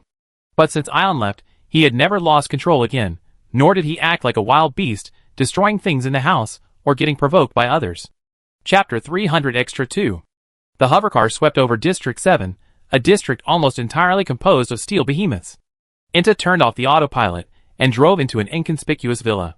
This was his childhood home, a place he had used for recuperation, cold, gloomy, and where Ion had first appeared. The car door slid open, a chilling smell wafting out. Inta thought the house needed some renovations. Back in the living room, he released Ion number 1, placed his hand on the mind input port, and slowly closed his eyes. Ion, still cold during activation, flashed his blue pupils before fully activating. You shouldn't have let him go. These were Ion's first words. Hearing this, Inta couldn't help but laugh. We only have one brother, be careful with the beatings. What if you kill him? Do you want to inherit the Marquis mansion? Ion immediately fell silent. Clearly, he didn't like that house either. There was no smell of blood, yet he felt it was permeated with it. All right, let's not talk about that. We need to renovate this villa. I'm going to school tomorrow, so you can wait for me at home. Inta was quite satisfied with his arrangement. He didn't treat Ion as himself at all. He felt Ion was an independent individual. No, I can't be too far away from you. Hearing this, Inta blushed slightly, What? You're already saying sweet nothings before even confessing. Ion, I won't just hit your brother, I might hit you too. He's our brother, not just mine. Inta was in a good mood after teasing Ion. Now he had to prepare to go to school. He heard that graduating from that school was very easy, all you needed was a star card. So he asked his mother for the family's only available spot. As for the First Command Academy, although his exam and interview scores were satisfactory, his physical health was not up to par. Especially considering his mental illness, he was definitely not fit to be a commander. This was within his expectations. Actually, if he wanted to attend the First Command Academy, he could accept the transfer, but he heard that the school was too boring, and there was also his annoying younger brother, so he was even less inclined to go. Early in the morning, Inta put on the clothes that Deacon Ion had chosen for him. As he left, he smiled and said, Ion, Father said that after I become independent, he can't give me any more money, so it'd be hard on you to earn it. Ion glanced at his empty bank account and online shopping cart, and remained silent.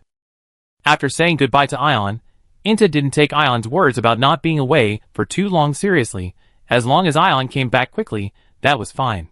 He barely managed to arrive at the school on time in a dilapidated hover car. He submitted his personal information first, then went to his class. He heard that the opening ceremony wouldn't be held for several days, and Inta was looking forward to it.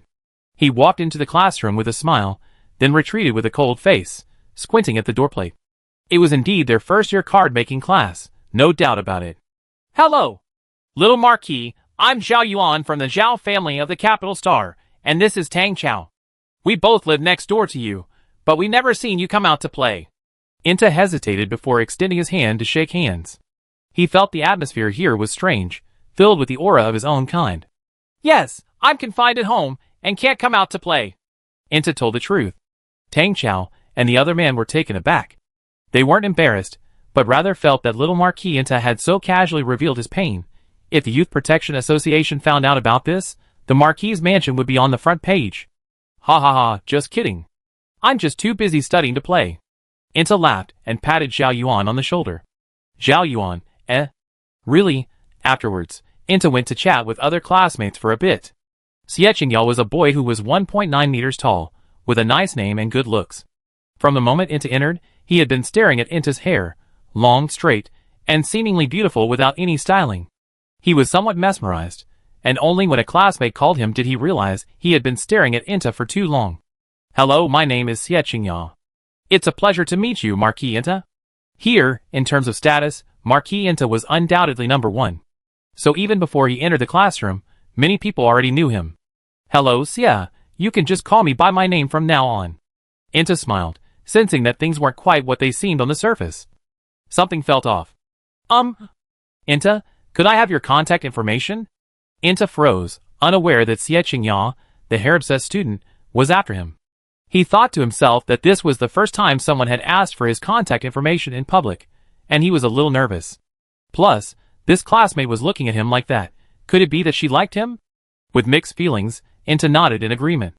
On the first day of school, their class had its own opening ceremony, and he got soaked to the bone before going home. Although he had expected the card-making class to be like this, it seemed he couldn't wear the expensive clothes he bought anymore, or they'd be ruined sooner or later. Inta continued driving his dilapidated hovercar home, only to find an uninvited guest upon arrival. Yazitar stood on the living room floor, a robot lying on its side. Yazitar, I told you not to come to my house. Did you ignore me? Inta rushed forward and punched him hard. Yazitar, who was still preparing some provocative words, was left speechless as Inta punched him, drawing blood from his face and mouth. He clutched his face, staring at Inta in disbelief. You hit me for a piece of junk? That's what I'm doing. You should be used to it by now. I hit you plenty of times. And who gave you permission to come into my house? Inta pulled the robot up from the floor and checked it, only to find it was simply out of power, and hadn't been recharged in time. Brother, let's go back. Although you're perfectly suited to living in this doghouse-like place, as the nominal heir to the Marquis' mansion, how can you live here? It seems you don't know. I already made an agreement with Father that I move out on my own as soon as I come of age, without spending a single penny of his money. Hearing this, Yazitar paused slightly, as if he only heard the word independent, his voice trembling slightly. Are you serious? What else? Heh, don't regret it later. Don't come crying to me begging for your inheritance. Mom and Dad aren't even 100 years old yet. Are you really in such a hurry for Dad to die early, so you can inherit the estate? Yossiter, eh? A few minutes later, the house returned to calm. Inta carried Ion to charge his phone, then drank a vial of nutrient solution, and then opened the terminal, looking at the security system for a long time. Good security systems all start at hundreds of millions. Inta suddenly felt a tiny bit of regret for only asking his father for this house. Ion quickly regained his energy and automatically restarted. He saw Inta chatting with someone named Xiaqingya, and they were actually talking about hair. He stepped forward and grabbed Inta's hand, stopping him from editing any more text. His cold palm seeped into Inta's warm wrist, making Inta feel a cool sensation. What's wrong? Inta looked at him, puzzled. Who is he? He's a classmate I just met today. We just chatted for a bit. So a classmate you just met is asking you what hair care products you use? Chapter 301 Extra 3. That night, before Inta could even understand what Ion was saying, he was stunned by the other's sudden outburst of emotion. He stared blankly at Ion. Although Ion was a robot devoid of expression, Inta could still sense an aura of anxiety emanating from him. Wait, don't be anxious, don't be angry, Inta tried to soothe him. I'm a robot now, I don't have the sense of anger, Ion retorted coldly, but his hand remained tightly gripping Inta's, as if declaring ownership. Inta could only belong to him. Inta understood Ion's personality, so he hugged his arm and explained with a smile, how could I be that close to a classmate I just met on the first day? He mentioned the hair thing because he likes to cut hair, and many people in our class have added him as a friend. Sure enough, upon hearing this, Ion released his grip, only giving a faint "oh." Inta sighed inwardly. This guy is such a hassle. He gets jealous if he talks to someone else for too long, but if I keep clinging to him, he gets annoyed. Inta felt like she was dealing with the older version of herself, and could only helplessly suppress her anger. But the more she suppressed it, the angrier she became. In the middle of the night, she finally got up to play a trick on Ion, only to find him engrossed in researching a backup robot. Ion's hands never stopped. He had sensed Inta's presence the moment she stepped out of the room. You need to rest too, Inta reminded her. No need, Ion replied without looking up. Once you're no longer in a physical body, rest is irrelevant. He already possessed numerous patents, but due to Inta's extravagant spending habits, his bank account was nearly empty, forcing him to work even harder. Inta squatted beside him, propping his chin up and gazing at the face that was exactly like his own, feeling a sense of wonder. Suddenly he asked, You won't let me play with others, you won't let me date, so what am I supposed to do? I'm a little bored. Ion countered, Have you used the game pod you bought? Have you finished the game? Inta pouted, None of that matters, I play whenever I want. The next morning, when Inta groggily opened his eyes, he found himself back in bed. Too sleepy to keep his eyes open, he simply stayed put, forcing Ion to go to school in his place. Back in class, Inta was as cold as ice, sitting in a corner with his arms crossed, ignoring everyone who greeted him. Tang Chao and Xiaqingya both found it strange. Inta had said yesterday he would get a new look, but today he was a completely different person. A few days later, at the opening ceremony's arena competition, this blue-haired boy completely revealed his terrifying side. His moves were ruthless, his aura sinister, like a demon crawling out of hell. Although his opponent had no obvious external injuries, he cried out, I'd rather have had my arms and legs severed. Inta's reputation spread, but in a school teeming with skilled fighters, it was quickly overshadowed by other news. However, his classmates in the card-making class couldn't forget him. They gradually discovered that Inta's personality was always unpredictable, sometimes cold, sometimes warm, which was quite intriguing. One day, the classmates accidentally witnessed the mysterious Inta arriving at a deserted place, seemingly quickly killing several people, then stuffing the corpses into his hover car and leaving. The next day, he reappeared in class, grinning. Zhao Yuan, in particular, was suspicious. One day after school, he discovered that Inta was following his hover car. His heart tightened, and the smile on his face gradually turned into one of fear, yet also a strange excitement. He immediately posted his location in the fishing team group chat, as if being chosen as Inta's next target was an honor. A group of people furtively split into 2 or 3 cars, waiting to ambush Inta at the most remote location along the flight path. Zhao Yuan's car drove for a long time, but Inta didn't catch up. The classmates waited and waited, thinking Inta's GPS had lost signal, and he was lost. They even stayed up until midnight, keeping watch over the mountains, but nothing happened. The next day, they all looked at Inta with dark circles under their eyes, resentfully staring at him. He almost couldn't help but laugh. Zhao Yuan couldn't help but ask, Inta, I clearly saw you walking the same route as me yesterday, but I haven't seen you since. Upon hearing this, Inta immediately pulled out Ion to deal with the situation, his cold expression making Zhao Yuan even more uneasy. He couldn't tell whether the smiling Inta was more frightening, or the menacing Inta. And so, Inta spent his free time teasing his classmates, and the rest of his time figuring out how to earn credits, or lounging around at home with Ion, watching him install and build machines. Even though he claimed to be bored, his body always obediently followed along, sometimes even falling asleep on the floor. A month later, his classmates finally realized the so-called murderer was all a setup by Inta. Enraged, they unanimously elected him class monitor. Inta, seeing their revenge expressions, didn't pay much attention because it was said that the class monitor of the card-making class had almost nothing to do. The professors were elusive, their daily routine consisting of nothing more than watching the drama unfold and mediating disputes. However, everyone remained unconvinced, wanting to find out why Inta acted this way. Until one day, while shopping at a mall, Inta unexpectedly encountered the Marquis' rivals. Those noble young masters provoked him with sarcastic remarks, but Inta merely returned their gaze coldly, his eyes flashing with sharpness, without making a move. Chapter 302 Extra 4. Those at school who knew Inta didn't dare get involved. Fighting would cost them credits, they intervened if necessary. Their priority was gathering evidence. But during the evidence gathering, they witnessed a terrifying scene. The young Marquis Inta, who hadn't fought back or retaliated verbally, suddenly triggered some mechanism, going berserk and beating everyone who had provoked him to the ground. The ground was littered with scattered limbs and mangled bodies. The mall security robots seemed to have collectively malfunctioned, failing to stop Inta. Those around filmed the scene. Inta, slowly withdrawing his attack, remained calm. He stood up unhurriedly, wiped the blood from his face, and calmly left.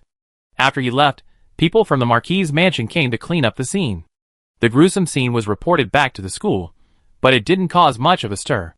Although the Marquis' mansion wasn't all-powerful, once they were determined to make into the public air, they wouldn't allow him to leave any leverage against them.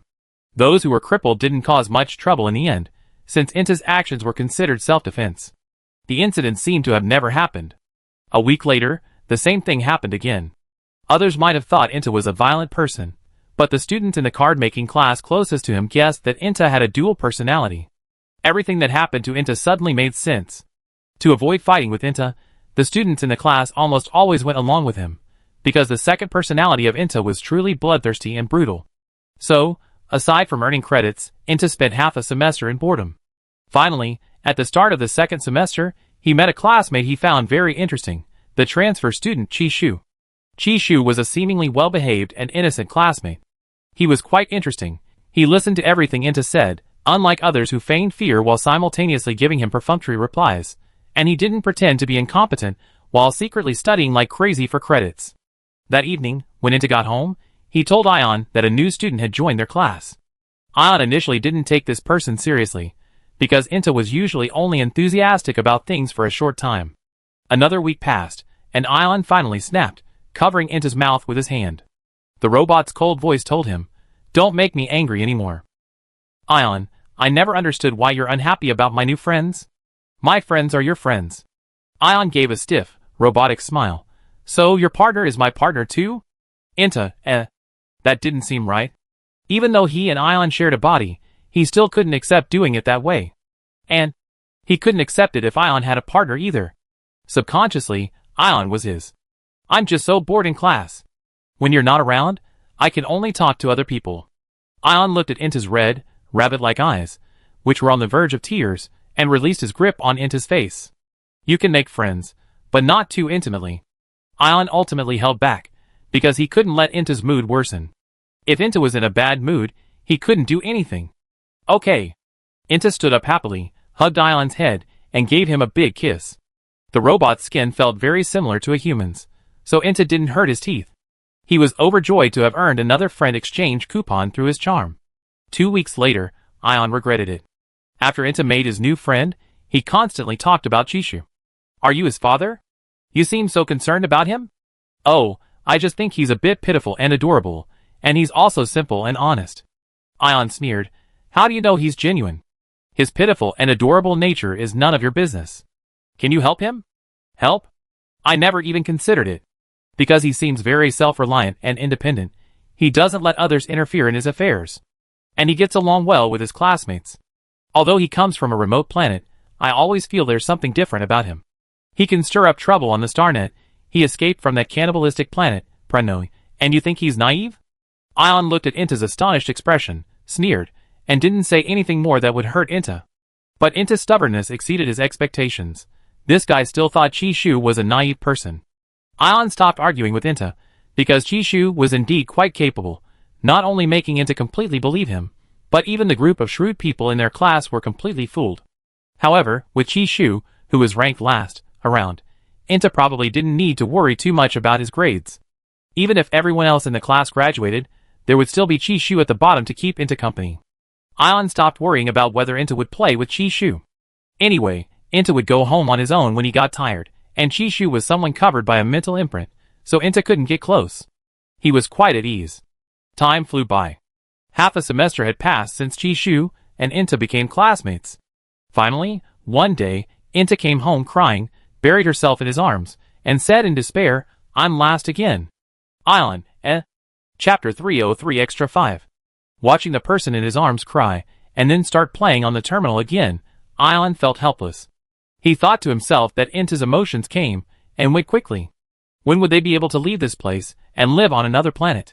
He had originally wanted to wait for Inta to graduate, but Inta's credits had stagnated, so he would have to step in himself after that. "I help you with the arena match. Don't think about those things anymore." Ion reached out and covered his eyes, hoping that when Inta was by his side, he would be fully present, not just staring at the terminal. "Really?" Inta, whose vision had darkened, smiled, thinking that Ion was still so easily swayed. "Yes, but there's a condition." "What condition?" "When you do that in the future, you have to cover your eyes." "Inta, you know that."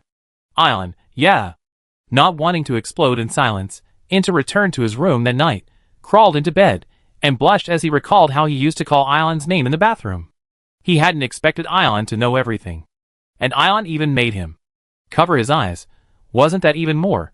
Thinking about Ion, he tossed and turned, unable to sleep, but he didn't want to sleep with Ion, this cold, hard robot. "Why aren't you sleeping?" Ion, doing his usual job of taking care of Inta, noticed a small bulge on the bed as he was about to turn off the light. He slowly approached. "Can't sleep? Who's responsible for this? Since you pretended not to know before. Why couldn't you just keep pretending not to know?" Inta was somewhat resentful, blaming Ion for eavesdropping. "No, so why can't we just be together forever?" Ion gently pulled him out of the covers and into his arms, his movements tender and careful. Ion number 1 sensitivity was already quite high, but it wasn't enough. He wanted more. He wanted to know what it would feel like to kiss Inta. Just being by Inta's side wasn't enough. He wanted more, and Inta liked him too. Why couldn't they be together forever? Inta also felt that his existence wasn't a problem. He wasn't a problem. Only with Inta was he accepted. He was Inta's everything, and his everything was Inta. We'd be together forever, didn't I say that? Have you forgotten again?" Forced to change the subject, Inta hadn't expected that even after so much time, Ion was still so uneasy. That's right, their thoughts didn't leave traces, so Ion didn't know what he was thinking. The robot's cold fingers brushed aside his scalp, then gently pinched his cheek. "You have to say it every day, and is there something you want to tell me?" Inta knew Ion wanted a formal title, but he didn't know how to say it. Right now, he was just clinging on, and he didn't know how Ion felt about him. This feeling and relationship. It felt so perverse yet so exciting. The more Inta thought about it, the redder his face became. Even as the arena match began, he remained somewhat distracted, forcing himself to think of other things to divert his attention. Young Marquis Inta. "It's your turn. Time to prepare." People from other schools urged him on. Inta nodded and thanked them. The people sitting around him had changed.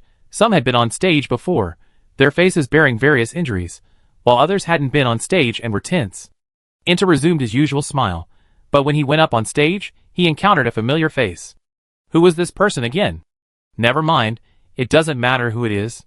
Inta hadn't expected his opponent, Shuechan, to be so relentless. He kept retreating. The memories of beating his younger brother were simply insufficient to deal with this guy. And since he hadn't gone berserk, his strength was greatly diminished. Well, actually, he didn't have much strength at all, which was why his parents called him a waste. On the capital planet, a gathering place for top-tier mental power users, no matter how hard he tried, he couldn't bridge the huge gap. He wasn't naturally very good at fighting. He used all his dirty tricks on his younger brother. While lost in thought, Inta tried his best to dodge Shuechan's punches. He was tackled to the ground, and looking at the spiderweb-like cracks on the floor beside his ear, he was extremely grateful for his excellent escape skills. There was no evenly matched exchange between the two. Inta relied entirely on his movement to evade the blows. He only disconnected when he was finally hit.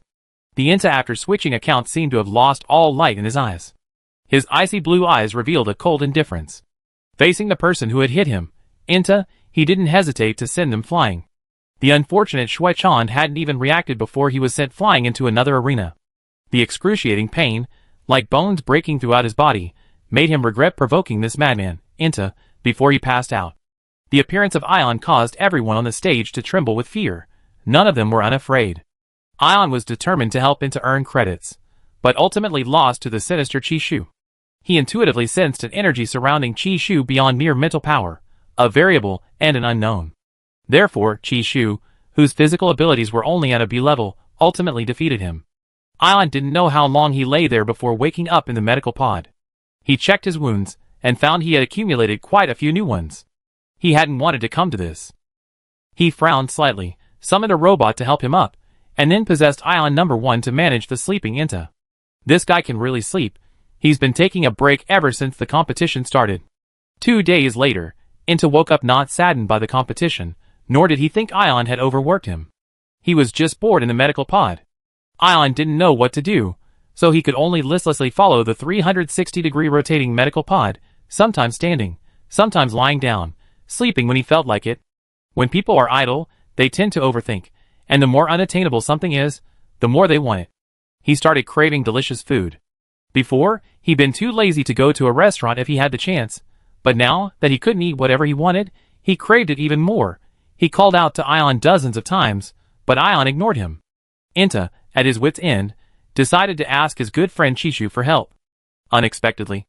Well, thankfully, his brother and Ion didn't fight. If they had really fought here, at the very least, his friendship with Chishu might have capsized. At worst, he might have gone to jail, because attacking royalty is a serious crime. Although Ion's robot was a bit damaged, he now knew Chishu's strength. It was already a miracle that Ion 1 hadn't been reduced to a pile of junk. Inta thought with a lingering fear that he actually gotten away with it. In short, thanks to Chishu, he hadn't missed his holographic virtual idol competition. When the match ended, he was exhausted and sleepy, and could only let Ion, who was watching over him, carry him out of the holographic pod. In his drowsy state, he seemed to hear Ion say to him, "Wait a little longer." Wait for what? He didn't know. Chapter 304 Extra 6. Not long after the start of her sophomore year, Inta, wanting to obtain energy stones and exchange them for credits with Chishu, made a deal with her father. She traded an equally rare energy stone she had found while traveling, along with a violet gem, for the opportunity to use her father's new weapon as a test subject. Using the new weapon wouldn't kill her, but she did suffer some injuries. However, compared to the credits, this was nothing. Time flew by, and with only a few days left until Chishu's wedding, Inta learned that Ion had quietly accomplished something significant. The processor that simulated multiple senses, including human neurons, was found among the suspicious robots given to her by the third prince. These robots were originally intended by the king of the machine kingdom to mimic humans and serve as spies. Ion possessed the technology of possession, but the only thing he lacked was this multidimensional processor. He hadn't expected that a kick would turn out to be a blessing in disguise, granting him something he had been searching for years. Thus, the robot Ion 22 was born. This robot stood a full 1.95 meters tall, bore a striking resemblance to Inta, and was designed with optimal proportions. It had short, misty blue hair, and its pupils were the same color as its hair. Although it lacked mental power, Ion 22 could also block all mental energy. When Inta brought this unusual Ion to Chishu's wedding, she was extremely nervous, fearing that people would discover Ion wasn't truly human. Fortunately, all security checks were passed. This meant that the robot Ion had become so lifelike that it was indistinguishable from a human. So that's what Ion meant when he asked her to wait. A few days later, Inta ran out of the bathroom, regretting his decision to check how high Ion had set the parameters. What he saw shocked him. He turned and ran back to his room, locking the door. But his door couldn't stop Ion, because Ion knew everything about him, all his passwords. Including his feelings for Ion. The robot Ion also needed to bathe. Although he could go without food, he still needed to shower, because repairing machines always resulted in getting his clothes and skin dirty. He had completely separated from Inta, becoming a true individual. So, he was curious about what it would feel like to kiss Inta. After showering and brushing his teeth, he put on his pajamas, opened the bedroom door, went into the room, got into bed, pulled Inta, who was trying to hide his face with the blanket, into his arms, and kissed him without a word. Inta, shock. This bastard. They haven't even confessed to each other yet. How did everything go so smoothly? The wind howled and rattled the windows, and for the first time, Inta cursed Ion for being unreasonable, but his mental power was completely useless against Ion. Being treated like that by Ion, he felt strangely comfortable, and finally, half-heartedly, he responded to him. Because of Ion's extremely long operation, Inta, who finally escaped from his room, deliberately worked until the wee hours of the morning, as if trying to avoid it. He used to be afraid of not accumulating enough credits. Now, he was afraid of not having a reason to make this beast Ion restrain himself. Ion found Inta in the holographic pod. After Inta finished working, he said in a low voice, "Inta, I was wrong, don't be angry." "How dare I be angry? My opinion doesn't matter. It's important, I'm sorry IB. Gentler next time." Ion hugged Inta tightly. "What kind of relationship do we have? What right do I have to ask you that?" Inta wasn't angry anymore, but he didn't want to let Ion, this guy who always knew how to take advantage, off easily. "Didn't we promise to be together forever? We have a relationship closer than any other relationship in society. I love you, but the word love can't fully express all my feelings for you." Humph. Inta felt a surge of joy, his lips almost curving upwards, but he managed to restrain himself. "And you, Inta?" Ion asked, picking him up and carrying him to the bedroom. You know perfectly well. I want to hear you say it." Ion lowered his head and kissed his forehead. "I love you too, don't ask any more, aren't you shy?" Inta, speaking, was unknowingly placed on the bed. A cool breeze carrying a faint fragrance wafted over, his lips were sealed, and his eyes widened in shock. "Ugh! Don't move, you bump your teeth. You ugh!" The next day, Inta wore a mask to school. His classmates were curious, and Zhao Yuan asked him with some concern, "Class monitor, are you sick? Didn't you use the medical pod?" Inta, no. Inta hadn't expected their family's medical pod to be out of service. "Your voice is a little hoarse too?" Zhao Yuan was about to walk towards Inta when he noticed a mark on Inta's earlobe. He blinked, then turned back to his seat as if he hadn't seen it. "Ah, the professor's here. Class is about to start." Inta, that damned Ion. Back home, Inta was about to confront someone when he saw eyes that only looked at him. His heart raced, he swallowed hard, and he snapped, "The medical pod took so long to fix, has your skill level declined?" "Yeah, it has." Ion opened his arms. Despite his awkwardness, he approached and whispered, "You've been acting strange lately." "Isn't it bad?" "It's just that I feel different from Ion 1. That's because Ion 1 can't accurately convey my meaning to you through appearance and voice." Ion had barely finished speaking when a hand grabbed his collar and pulled him down, his lips lightly kissed.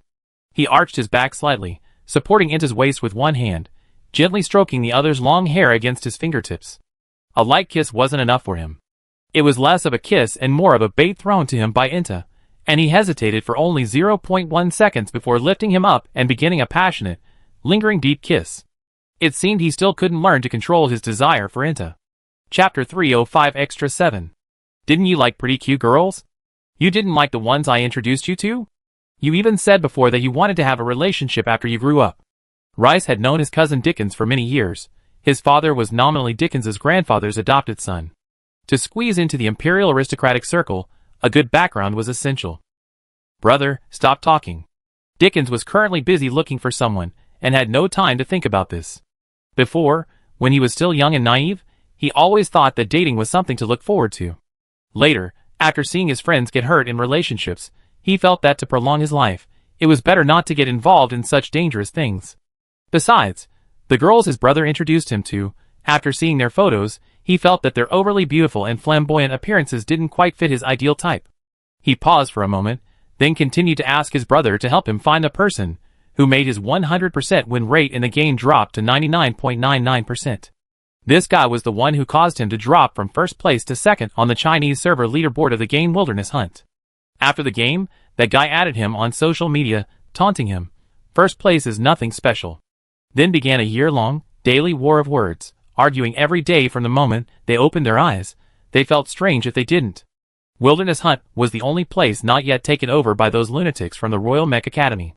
He had finally managed to get first place, but before he could even brag to his friends, he was knocked down. The other guy's game name was Number 1 Interstellar Thief. That kind of name is so overused, yet someone still used it, and not only that, but he even surpassed him. He was still completely confused, unsure of what to do, or how to find and beat up this cunning and infuriating guy. The game's official backend didn't allow the disclosure of user information, so Dickens could only glean clues from the shoulder image on the other player's avatar. At least, he knew the other player had purple hair and an earring. In short, Dickens developed a dislike for purple-haired people because of this guy, and he scrutinized anyone with that hair to see if they were the person he was looking for. Aside from online flame wars, Dickens led a simple life, occasionally traveling and enjoying working out. He was muscular, tall, and had a strong but not ostentatious physique. After taking a picture of his body today, he posted it on the gaming community. Starting today, he decided to use his physique to crush that skinny guy on the other side. On the other side, Cassidy, who habitually drank a cup of beast milk in the morning, had just logged into the game when he received a pop-up notification from a game friend. He clicked on it, and, having never seen anything so explicit, barely managed to spit out his beast milk. Blushing, he closed the image that terrified any straight man. Such huge pectoral muscles. The account on the other end, unifying the stars for many years, had been exchanging insults with him for a year. At first, he was just teasing him, but who knew the guy would take it so seriously, insulting him every day. Cassidy wasn't exactly idle. Sometimes, when he was doing quests, he wouldn't check the chat promptly, and that guy would even accuse him of being late. This morning was even worse. He actually, deliberately posted these things. He didn't know how they passed the review. He was originally going to open the chat box to continue today's insult war, but today, he had absolutely no idea how to open it. Damn it, he wasn't gay. That guy was clearly annoyed by his insults and trying to seduce him. He had a girlfriend before, although she dumped him after a few days, but he was supposed to be straight. Chapter 306 Extra 8. In short, he wouldn't like this shameless guy who posts photos everywhere. Trying to seduce him and then dump him, trying to get revenge with such methods. Don't even think about it. Bro, your face is so red? Do you have a fever? Zach was slowly driving his hover car out to school when he ran into Cassidy, who seemed to be going for a walk. He rolled down the window and lowered the hovercar's altitude.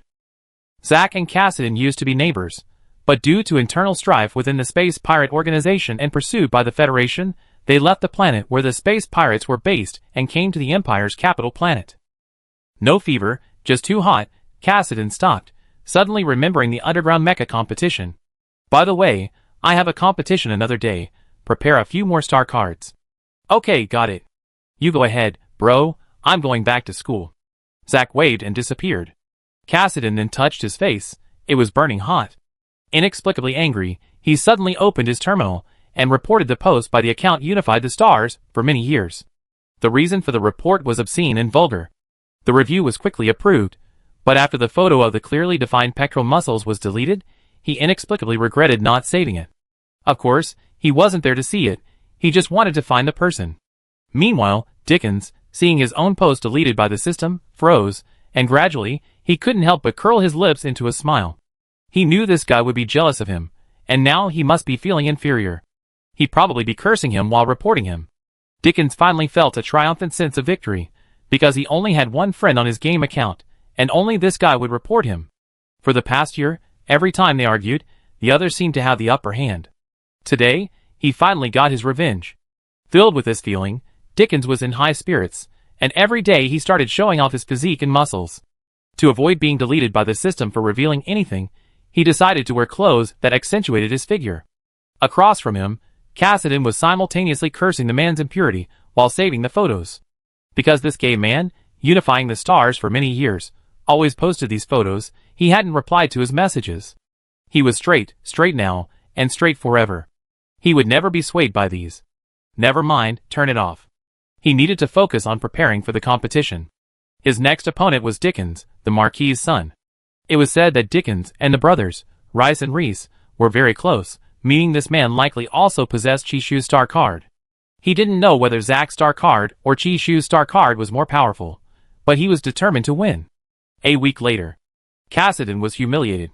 He lost the match, and utterly pathetic didn't even begin to describe his humiliation. He actually spent a whole day and night embracing and kissing Dickens. On some third-rate platforms on the Starnet, fanfiction about him and Dickens was everywhere, giving him goosebumps. They'd been so passionate that day, so why did he feel such regret now? And why did Dickens escape faster than him? Whose fault was this?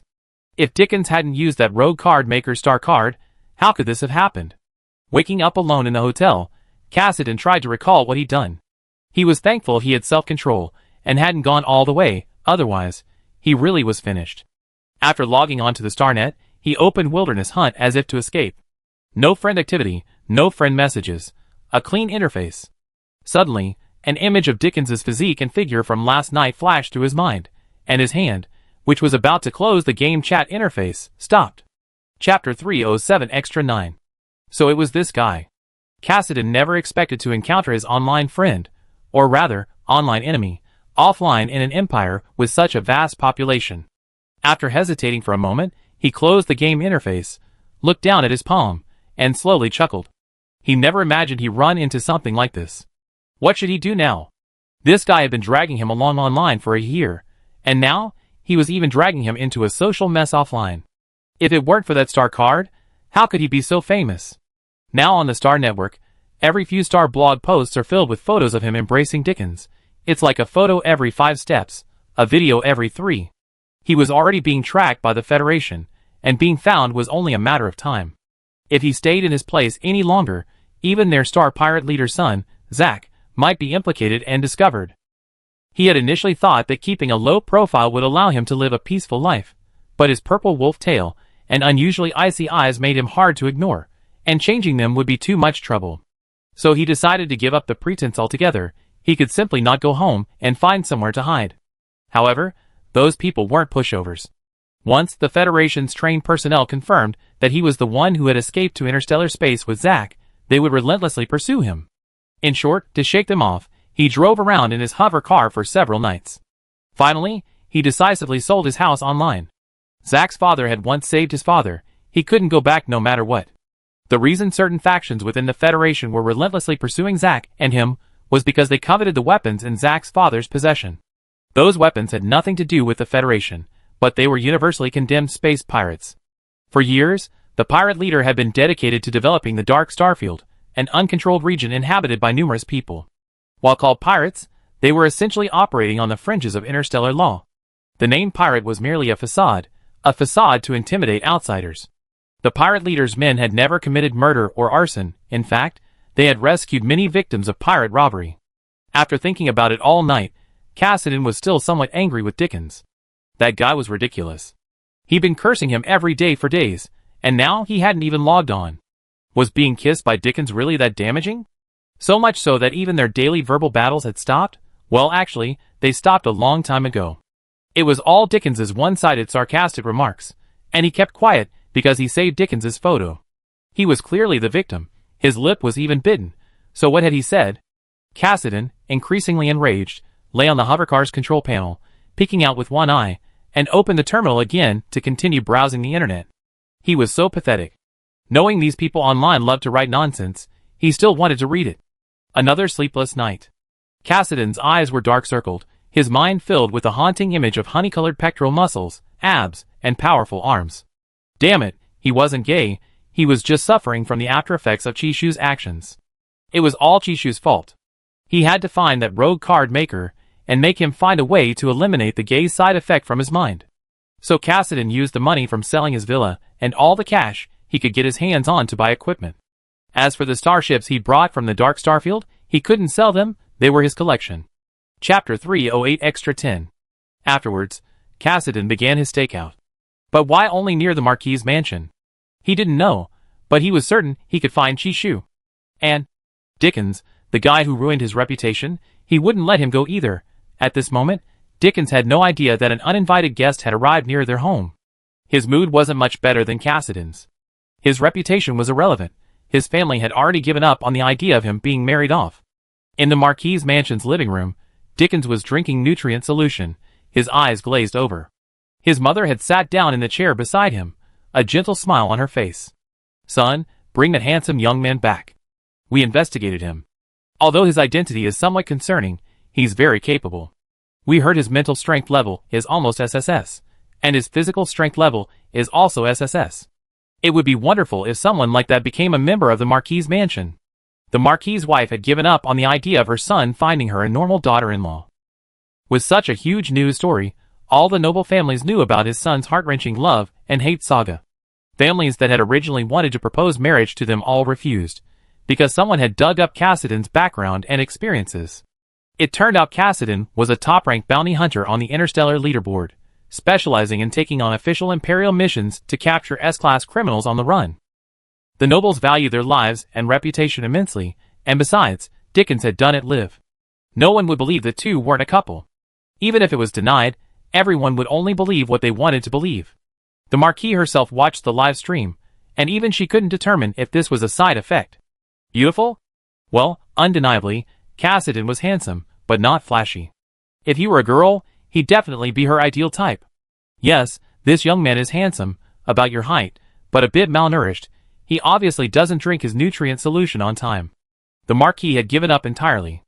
In the interstellar era where strength reigned supreme, the reputation of nobles was of little use to the Marquis' mansion. It was better to find someone more reliable, someone who could protect her son. Although her son was rather robust, he was usually a bit slow-witted and easily deceived, readily believing whatever others said. But if it was Cassidon, she thought the young man was quite good. He was clever and hard-working. "Didn't I tell you? I don't know him at all." Although Dickens had already guessed that Cassidon was the first space pirate, he certainly couldn't tell his mother that he'd been arguing with that guy for a year. He definitely wouldn't tell his family such childish things. The Marchioness thought to herself, if he didn't know him, would that young man wait outside every day, rain or shine? She was an experienced woman. These two kids were just arguing and breaking up. She understood. "Anyway, you decide for yourself. We won't pressure you into an arranged marriage for a while. We were wrong before." The Marchioness smiled, patted his head, and turned to leave. Dickens? Before her son could react, the Marchioness, already at the living room door, saw the robot butler waiting by the corner. Suddenly, an idea struck her. She lowered her voice and said to the butler, "There's a purple-haired child outside. Lower the security level tonight and let him in." Butler: "Yes, madam." Chapter 309 Extra 11. Night fell. Perhaps there was a malfunction in the Marquis' Manor security system, but Cassidon hadn't expected to enter so easily. The Marquis' Manor was vast. Beautiful gardens and lush groves occupied half the area, yet there was still ample space for villas. There was one main villa, 2 annexes, and the other villas were of unknown purpose, perhaps for living or something else entirely. In any case, it took Cassidon a long time to pinpoint Dickens' location. He hovered above the window of their living room, his earpiece clearly audible the conversation inside. He hadn't expected to find himself at the scene where Chi-Shu's identity was exposed. And what's more, Chi-Shu is actually Al-Hippie's partner. Even so, he was still furious. He and Dickens hadn't just been embracing for a day and a night, it was actually 2 days and a night. After the match, they were inseparable, surrounded by countless onlookers filming them.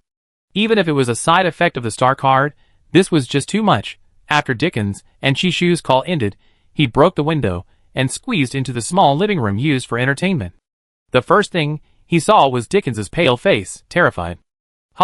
This guy was actually disgusted with him. Was he really that repulsive, or did he look like a ghost? And, even though this guy seduced him first, he still... "You're trespassing." "I didn't trespass, I just got lost." Cassidon stared intently at Dickens. "Are you a pervert?" Dickens roared. "You're right." Cassidon was now at a loss for who to start beating. A hint of murderous intent ignited within him because of Dickens's attitude, but he quickly suppressed it. He coldly recounted to Dickens how he had endured the past few days, and his determination to find Chi-Shu. However, the closer he got to Dickens, the more bizarre his feelings became, a struggle between disgust and other complex emotions. In the living room, where only the three of them were, another tragedy ensued. Cassidon never expected that someone would be so forgetful, using another Chi-Shu star card in front of him, and Dickens seemed to be using a top-tier star card to suppress him. After a duet, their relationship was beyond repair. If only, never mind, he couldn't be like Rice and smash his head with a weapon. What if he died on the spot from the force? Besides, Dickens was definitely heartless, and wouldn't want to save him. And so, Cassidy began to live a comfortable life in the Marquis mansion. Of course, he wasn't forced to stay at the Marquis mansion. It was Dickens' mother, the Marchioness, who kept him there, saying she'd provide 3 meals a day, and all he had to do was serve as the Marquis Dickens's bodyguard. So he settled in smoothly. Although he was staying as a bodyguard, he always felt that the quality of life for a bodyguard was a bit too good. The food and drink were all top-notch. Gradually, Cassidy got used to life there. The only troublesome thing was that he actually had to go with Dickens to his school. The weather was sunny, a gentle breeze was blowing, and the trees in the campus rustled softly. Dickens had no idea what Cassidy was up to. He followed him around all day, and his black snake seemed to really like coiling around Cassidy's arm or neck. Why does it feel like his spirit form is more aligned with Cassidy than with him? After Dickens finished class, the two were walking back to the parking lot when a younger student suddenly appeared out of nowhere, holding a bouquet of flowers, and stood in front of Dickens. "Hello, Dickens, I'm..." the boy said softly, perhaps a little nervous, his eyes even turning red at the end. Cassidy had heard Rice mention recently that Dickens liked pretty people. Although this person didn't fit that description, why was Dickens so embarrassed and somewhat flustered? Cassidy didn't hear a word of the boy's confession, his eyes coldly fixed on the audacious young man. "Thank you for your affection, but I'm sorry." Dickens politely declined without hesitation. "Is it because of this guy next to you? Didn't you say on the Starnet that you had no relationship?" Dickens noticed out of the corner of his eye that Cassidy's gaze seemed to linger on the boy. He felt inexplicably annoyed and irritated. His gentle, kind smile vanished, replaced by a cold expression, as he looked at the man before him. "None of this is your business." Dickens turned and walked away. Cassidy then raised an eyebrow slightly, his eyes seeming to say to the boy, "See? Mine is mine, don't even think about it." The boy stood there, stunned, then seemed to realize something and stomped his foot in anger. Back in the car, Dickens still had a cold expression. Cassidy couldn't understand. Shouldn't he be the one with the cold expression? Dickens had been seducing him every day, and now he was the one getting angry. What's wrong? Why are you so cold?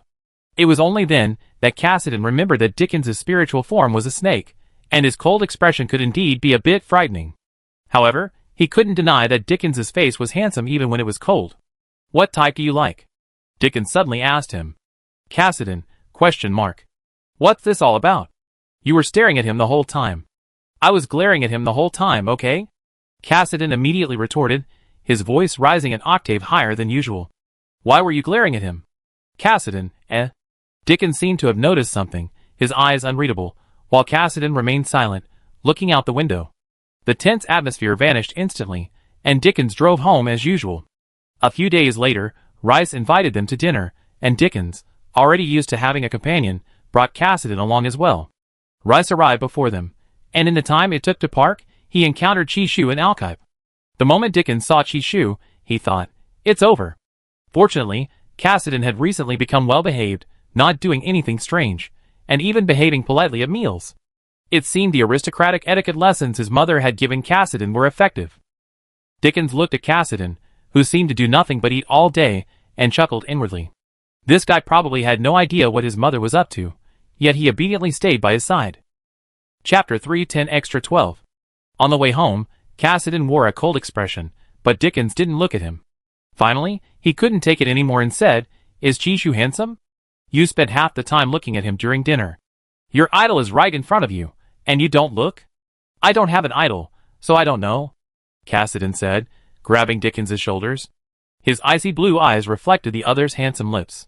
His Adam's apple bobbed, and he released his grip, settling back into his seat. "Come here."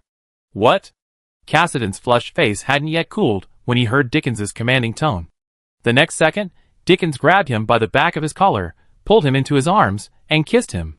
Cassidy froze, staring blankly into Dickens's smiling eyes. "Jealous?" "Just say so."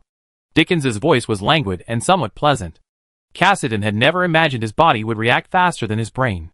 He immediately returned the kiss, a fleeting touch, and blushed as he said, "You dare attack me." Dickens chuckled, a slight itch in his heart, but he didn't tease Cassidy any further. He thought to himself that although this guy was older than him, he was surprisingly innocent. He didn't know why he felt a little tempted to kiss him. After all, it wasn't like they hadn't kissed before. Since his 2 fleeting kisses with Dickens, Cassidy hadn't left his room. He couldn't tell if Dickens was playing a prank or what. He no longer knew how to deceive himself, feeling that if he stayed any longer, he really wouldn't be able to resist confessing to Dickens that he was the first space pirate, and other things. On the third day, Cassidy was still lazing in bed, not yet awake, when a dark shadow climbed in through the window, slipped under the covers, and coiled around his shoulders and neck. Then his door was broken down with a loud bang, jolting Cassidy awake. Startled, he sat bolt upright in bed, and saw the tall figure in the doorway. He patted his chest, thinking to himself that he had been too careless lately. "You're awake. Have you been sleeping well these past 2 days?" "Well, I guess." Cassidy touched his neck and pinched the snake. Dickens paused slightly, then frowned and said, "Don't touch it randomly." "Sorry, I couldn't help myself. Also, why didn't you knock on the door first thing in the morning? Why are you banging on your own door?" "I rang the doorbell, but there was no response. I thought you ran away." "Oh, I forgot to mention, the doorbell is broken." "And run away? Do you think you're imprisoning me?" Dickens looked around the luxurious, glittering room and sneered. "Isn't that right, little princess?" Cassidy also looked around. He only now slightly sensed something was wrong, but he wasn't one to back down verbally. "What nonsense are you talking about? I didn't decorate this room." "All right, enough talk. Get up and have breakfast." Dickens didn't give Cassidy a chance to think, directly picking him up from the bed and throwing him into the bathroom. Then he stood aside and stared. "What are you doing? You're acting strange today." "Nothing strange." Dickens hadn't seen Cassidy for 2 days, and his eyes were a little dark. His gaze lingered on Cassidy's handsome face. Cassidy had indeed been living like a little princess these days, even using fragrant bath products. He had completely forgotten that he was a bounty hunter who had emerged from a mountain of corpses. "I need to use the restroom. Do you want to watch too?" Cassidy, having finished brushing his teeth, turned to Dickens. Dickens looked at Cassidy's fair neck, raised an eyebrow slightly, and said, "Sure." Cassidy walked to the door and closed it. Dickens had no choice but to wait outside in the hallway. After 2 nights, he finally understood that he seemed to like Cassidy more than he had imagined. Although the guy could be quite rude at times, he was undeniably handsome, and his lips were so soft. The kisses before were accidental, but the one on the hover car was one he wanted. So why, he took a quiz online and finally confirmed his feelings. He usually seemed rather dull around his family, but he was more perceptive than anyone else. Okay. Cassidy had changed into a demure outfit, not because he was demure, but because all the clothes in his closet were that type. Dickens glanced at him again, his ears turning red, and turned to walk towards the dining room. During the meal, Dickens continued to stare at him. "Do you still like girls?" Cassidy hadn't eaten much and almost choked at the question.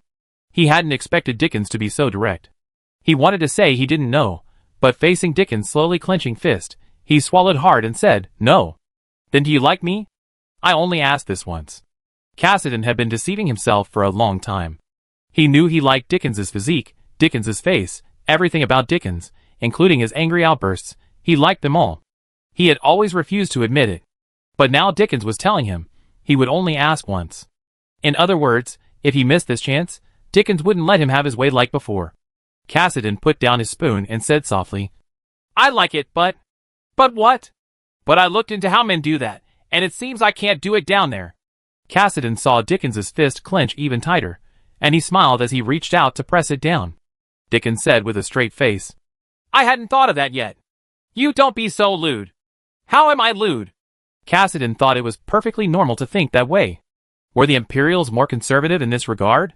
"Sorry, don't think that far ahead." Dickens blushed, looked away, then pulled his fist back from Cassidy's hand and got up to leave. Cassidy stood up and followed. "You asked me, but I haven't asked you yet. Do you like me?" "You're still the same as before, always running away. When you feel you can't explain yourself, you hide." "You know I am." Dickens turned and grabbed Cassidy's hand, pinning him against the corridor wall with one hand. He thought Cassidy didn't know it all, and had always assumed this guy was staying at his house because he was looking for Chishu. He hadn't been sure before, which was why he was so conflicted. "Don't you know who I am too?" The length of time Cassidy and Dickens had lived under the same roof was the same length of time their game chat interface hadn't been refreshed. The two looked at each other and suddenly couldn't help but laugh. Dickens said, "Your username is awful first space pirate. Yours is better. Unifying the interstellar space for many years?" Cassidy had barely finished speaking when his lips were sealed with a kiss. They kissed passionately for a long time, But it still wasn't enough. Finally, they went to Dickens' room. Perhaps because this scene had appeared so many times in their dreams, they had no intention of stopping. Finally, they compared themselves, and Dickens began to regret his actions. He had thought that his larger size would give him the upper hand, but he hadn't expected that the one who had been relentlessly pursuing him from day to night would be Cassidy, whose appearance was so unlikely his. "You still haven't said that you like me too." During their bath together, Cassidy held him in his arms, resting his head on his shoulder, his voice slightly pleading. "Of course I like you. If I didn't like you, I wouldn't let you do whatever you want." Dickens only now realized that Cassidy was quite good at being charming. With a face like that, and words like those, how could he resist? Even in that kind of thing, although he was still clumsy, he was making great progress. Hearing this, Cassidy was finally satisfied. He suppressed a slight upturn of his lips and said, "There's something I want to be honest with you about. I'm not actually broke." Cassidy suddenly didn't want to be a kept man anymore, because he had Dickens now. "I know." "How did you know?" "I just found out." Dickens didn't think anything of it. Now that he knew Cassidy wanted to stay by his side, those excuses even seemed cute. "Dickens, don't leave me. I'm sorry for provoking you before." Cassidy was filled with regret. Now, just thinking about it made him want to go back and beat up his past self. Also, he didn't mention that he used to get nosebleeds from looking at too many pictures of Dickens. He would never say that. Dickens glanced at the terminal, which had been shut down again, and was about to add some more hot water when he looked down at the bathwater and noticed it seemed a little reddish. He abruptly turned around and saw Cassidy had a nosebleed. "Oh my God! Why are you bleeding from your nose?" "Medical pod." "I take you to the medical pod." "I'm fine, I'm really fine." Before Cassidy could react, Dickens lifted him out of the water and used his mental powers to conjure a towel, wrapping him tightly. Cassidy really wanted to say, "I'm the one who's the dominant one." Chapter 311 Extra 13. The seeds of the fruit Chishu wanted were delivered to the Research Institute. After 2 years, progress was finally made. Daniel's universal growth fluid played a crucial role, and around the end of the 3rd year, Chishu finally got to eat a bite of cantaloupe. He tried so many foods over the years, he was almost sick of them. He rubbed his slightly full stomach, pinching the flesh on his belly. Thankfully, he hadn't gained weight. His mental energy and supernatural abilities required his own energy for conversion every day, and it was a miracle he hadn't gotten fat despite all this overeating. Just as Chishu was about to shut down the terminal, the 4th prince, Eric, transferred him another sum of money. This money came from the parts he obtained after dismantling the mecha he won in the arena tiers. These parts contained virus data, a conspiracy by the old king of the Machine Kingdom. Fortunately, Chishu hadn't opened them when he received them. Instead, he handed them directly to the Research Institute. Chishu felt like he hadn't been in interstellar space for very long, yet 3 or 4 years had already passed. They were now on a tourist planet in a peripheral star system, living in a seaside villa. Cole Ball was constantly threatening to resign, but unfortunately, as a prince, he could only take leave for a year or 2 at most, which wasn't much in an interstellar world where the average lifespan was 500 years. Today, Chishu woke up and didn't know how he ended up on the beach sunbathing. "Chi-Chi, if mother gave you 500 trillion, would you leave me?" Alhype had been reading novels with Chishu lately, and reading too many made him feel insecure. "Tell mother, 500 trillion isn't enough. Selling Cole Ball would cost far more than that." Alhype, kneeling beside his chair, exclaimed incredulously, "You wanted to sell me." Just kidding, just kidding." Chishu chuckled, a mix of amusement and exasperation. He reached out and grabbed Alhype's shoulder, inviting him to lie down on the beach chair next to him and sunbathe together. Life was so pleasant. The two held hands, closed their eyes, and drifted off to sleep. Suddenly, a diamond-shaped black hole appeared beside them. Alhype's calls grew more urgent and clearer. When Chishu opened his eyes, he found himself awake in a strange world. There were no massive steel structures around them, no hover cars or airships in the sky. "Chishu, what the hell? I think I transmigrated again?" Alhype was still in a daze, trying to recall and analyze the black hole he had just encountered. Black holes were rare in interstellar space. They would swallow people up to any destination. They should be grateful they had encountered a time black hole. And the place they had arrived in had a mild climate and oxygen, allowing them to breathe freely. "We might have traveled through a time black hole." Alhype slowly stood up, reached out to help Chishu up, and casually removed the leaves from Chishu's hair, tidying his long locks. Chishu breathed a sigh of relief upon hearing Alhype's words. So it was a black hole. How do we get back? Alhype pondered for a moment and said, if this really is a rhombus-shaped time black hole, then this black hole will reappear 3 times at the same coordinates. The black hole we just saw had abundant energy, so it was probably the first time. We just need to wait. About 3 months, and perhaps we can travel back again. The time it takes to travel back will be roughly the same as the time it took us to be sucked into the black hole. It won't flow away. Actually, Alhype felt something was strange about his surroundings.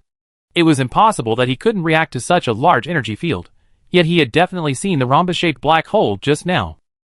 That's good, Cobalt. You know so much, you're so knowledgeable.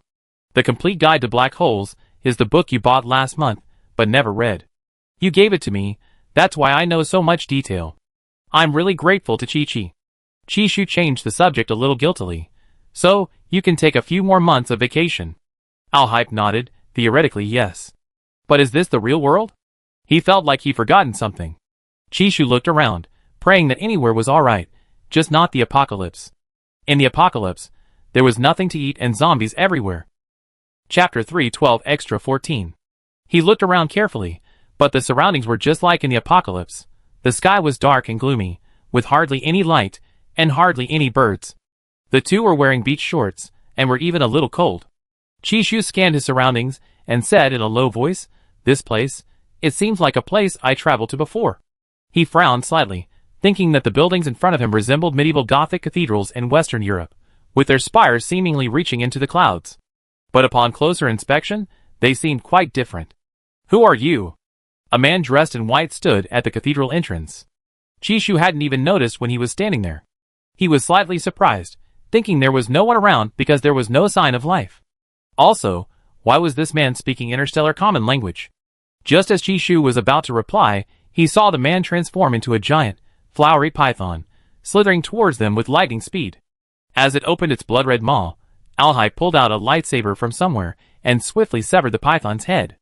Their mental shields were generated a little late, and a drop of blood splattered onto the back of Chi-Shu's hand. Seeing the blood on his hand, Chi-Shu quickly wiped it off with his clothes, his expression a mixture of shock and disgust.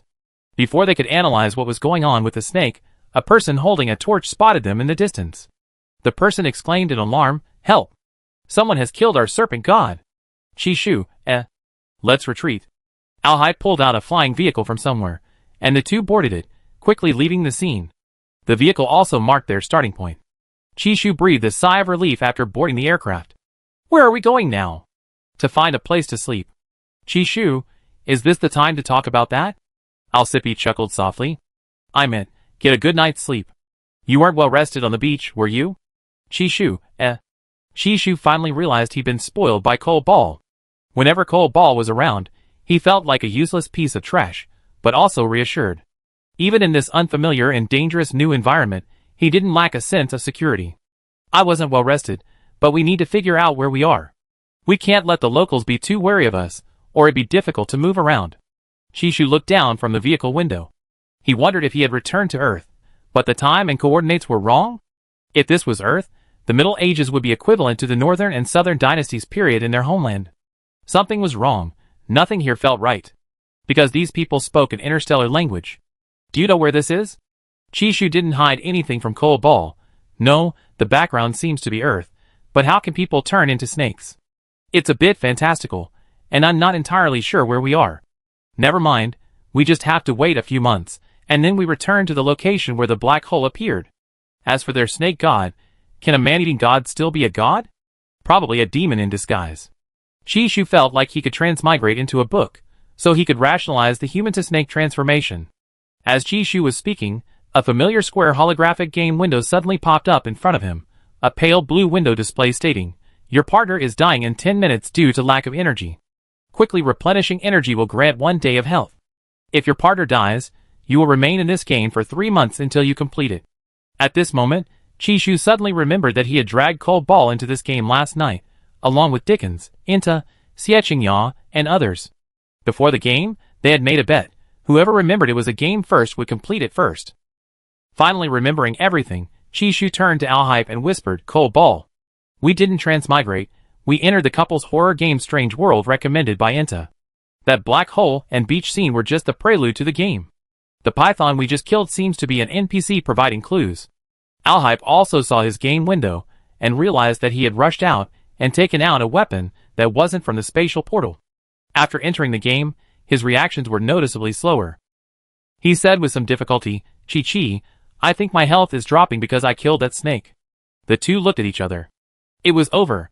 Chapter 313 Extra 15.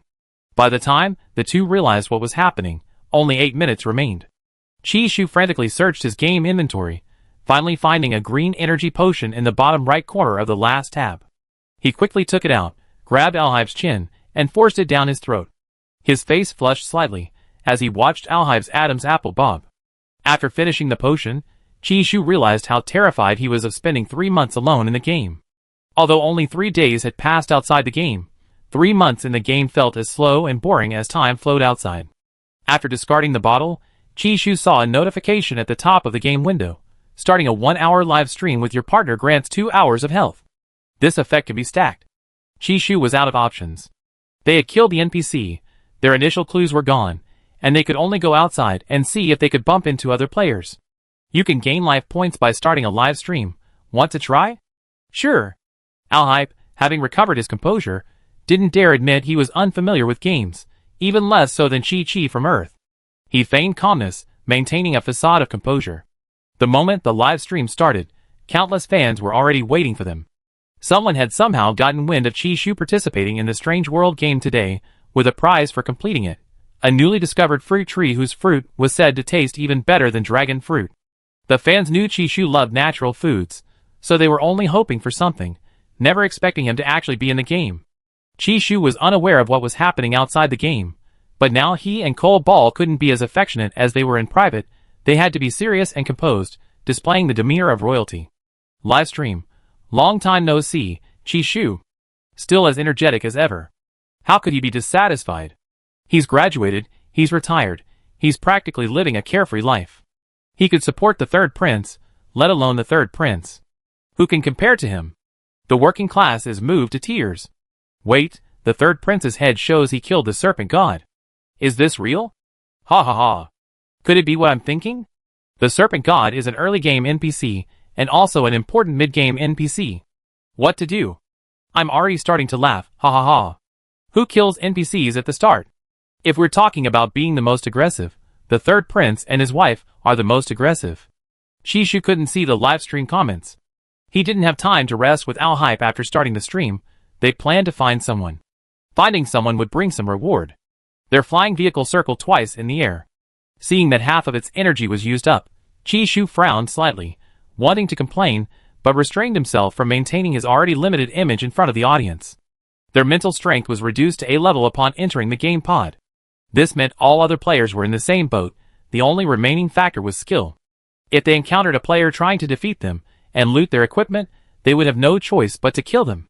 Chi-Shu glanced at Alhype, who had already finished reading the game manual. Alhype was now rallied, full of fighting spirit, and quite endearing. Chi-Shu gritted his teeth, thinking to himself that he really did like this guy, who always had a charmingly contrasting personality. There are apples on that tree over there. If you put 100 in your backpack, you gain 2 hours of health, Alhype said, channeling his mental strength. The only 20 green apples on the tree were instantly stored in his game inventory. Chi-Shu smiled broadly, clapping his hands in delight. Your Highness, you're amazing. Live stream, Chi-Shu, you're so unfamiliar it's frightening. I never expected this side of you, Chi-Shu. So, this is how the two of them usually are? Shouldn't they be competing to see who gets more? This couple's way of getting along is so different from what we've seen. Although I know it's 100% true, it's just too harmonious. Chi-Shu, you little rascal, you really are a sucker for good looks. Chi-Shu hates reading game instructions, not because he can't understand them, but because he doesn't want to spend the time and finds it troublesome. He thinks he can figure it out by exploring the game itself. Now that he has Cole Ball, who loves learning, he's overjoyed. There's no need to worry about reading instructions at all. After diligently reading the game instructions, Alhype has now received praise from Chi-Chi. Although he still has the same stern face as he does in the media, it seems like there's a tail wagging behind him, smug with pride. Chapter 314 Extra 16. The two circled around and arrived at the lakeside. In the distance, they saw an old man fishing. They remained silent, crouching behind a clump of tall grass. Chishu deduced from the snake god that fighting would also cause health loss, so they couldn't act rashly. If anyone wanted to fight, they would try to avoid it and run away if possible. Although it was a bit embarrassing in front of their live stream viewers, he believed his fans were used to his tendency to run away. In other words, this was just a tactical retreat. Just as Chishu was deep in thought, a familiar voice rang out. Chishu! So you're here! A blue head suddenly appeared behind him, startling Chishu so much that he almost screamed. His friends were far more terrifying than zombies. Have you collected 10 gold leaves yet? Inta asked again, immediately providing a clue. Chishu was touched, but didn't mention that they had killed the snake god. In the game, players couldn't see the kill logs of players other than their partners. No, I'm just browsing, playing around a bit. Chishu tried to hide the fact that he was a glutton. Really? Just playing around? Inta looked incredulous. He couldn't trust Chishu, who kept trying to fool him every now and then. Yeah, really just playing around. I saw someone fishing. If you don't believe me, I show you my backpack. Chishu opened his game backpack, while Alhype, standing beside Inta, warily watched Ion, who was about to make a move. Really? You actually came to play? Inta was moved to tears, because he was the one who recommended this game to Chishu, which meant Chishu trusted him. Chishu guiltily looked away. I want to watch people fish. You guys go ahead and do your thing. Ion also noticed Chishu's backpack was empty, immediately confirming that the third prince and his wife hadn't done any quests. Then we be going. Inta pulled Ion towards the old man fishing by the lake. Chishu remained crouched behind the bushes with Cold Ball. He noticed his health was also naturally decreasing. He only had 18 hours more than Cold Ball, but if one of them died first, the other wouldn't. While Chishu was slightly lost in thought, the old NPC, having overheard Inta and the others talking, mutated into a giant crocodile, opening its blood-red maw. Then, Chishu witnessed the second NPC being killed. He paused for a moment, then asked Alhype with a slightly distorted voice, Your Highness, do you think we can still clear the game? Alhype was silent for a moment before saying, You will clear it, don't be discouraged. The old man said 2 words before he died, Cave. The clue should be related to the cave. Chishu could only resign himself to his fate. He sighed, but when Inta ran over again, his smile returned. Sorry, Chishu, we accidentally killed an NPC. It's alright, we were just browsing, don't worry about it. Chishu smiled and waved, hoping to see them off soon. After Inta reluctantly left, Chishu's smile vanished. Your Highness, do we just not have any luck with NPCs? Don't worry, there are many NPCs in this game. Not all of them will die. Alhype flipped through the game instructions again, gently reassuring him, the gold leaves are in the hands of the merchant, who is also an NPC. Normally, we need 100 pears to exchange for 1 gold leaf. If we can't find that many pear trees, we can take a shortcut. How? Chishu looked into Alhype's eyes. Their gazes met, and 2 seconds later, Chishu received Cold Ball's signal. He raised an eyebrow slightly, and smiled faintly. Livestream, eh? Every time Chishu raises an eyebrow, I have a bad feeling. Me too. What mischief are you two up to? Don't laugh. We're scared. Chapter 315 Extra 17. Those familiar with Chishu know that his smile can be a matter of life and death. Some believe Chishu is kind-hearted, refraining from abusing small animals and avoiding harming plants during fights. Others, however, call him a little devil, ruthless when attacking his own kind. Even now, some are still gripped by the fear Chishu evokes. They can never forget the brutality and bloodshed he displays when wielding his scythe. The couple said nothing, simply connecting to their team's location system before splitting up. Those watching the live stream couldn't see what Alhype was doing. To find out, they would have to wait for them to complete the game and watch the replay. Now that they understood the game's basics, Chishu no longer held back. Although his mental strength was limited, their physical abilities were different. Perhaps because Cotton often accompanied Alhype to the border, his physical ability had reached SSS+, he could leap up a tree in 1 bound. After checking the game map, he chose to head to the area with the most players. He stood in the cold, gloomy square, where many people had gathered. Apart from Chishu, who stood out in his beach shorts, everyone else was dressed in dark colors.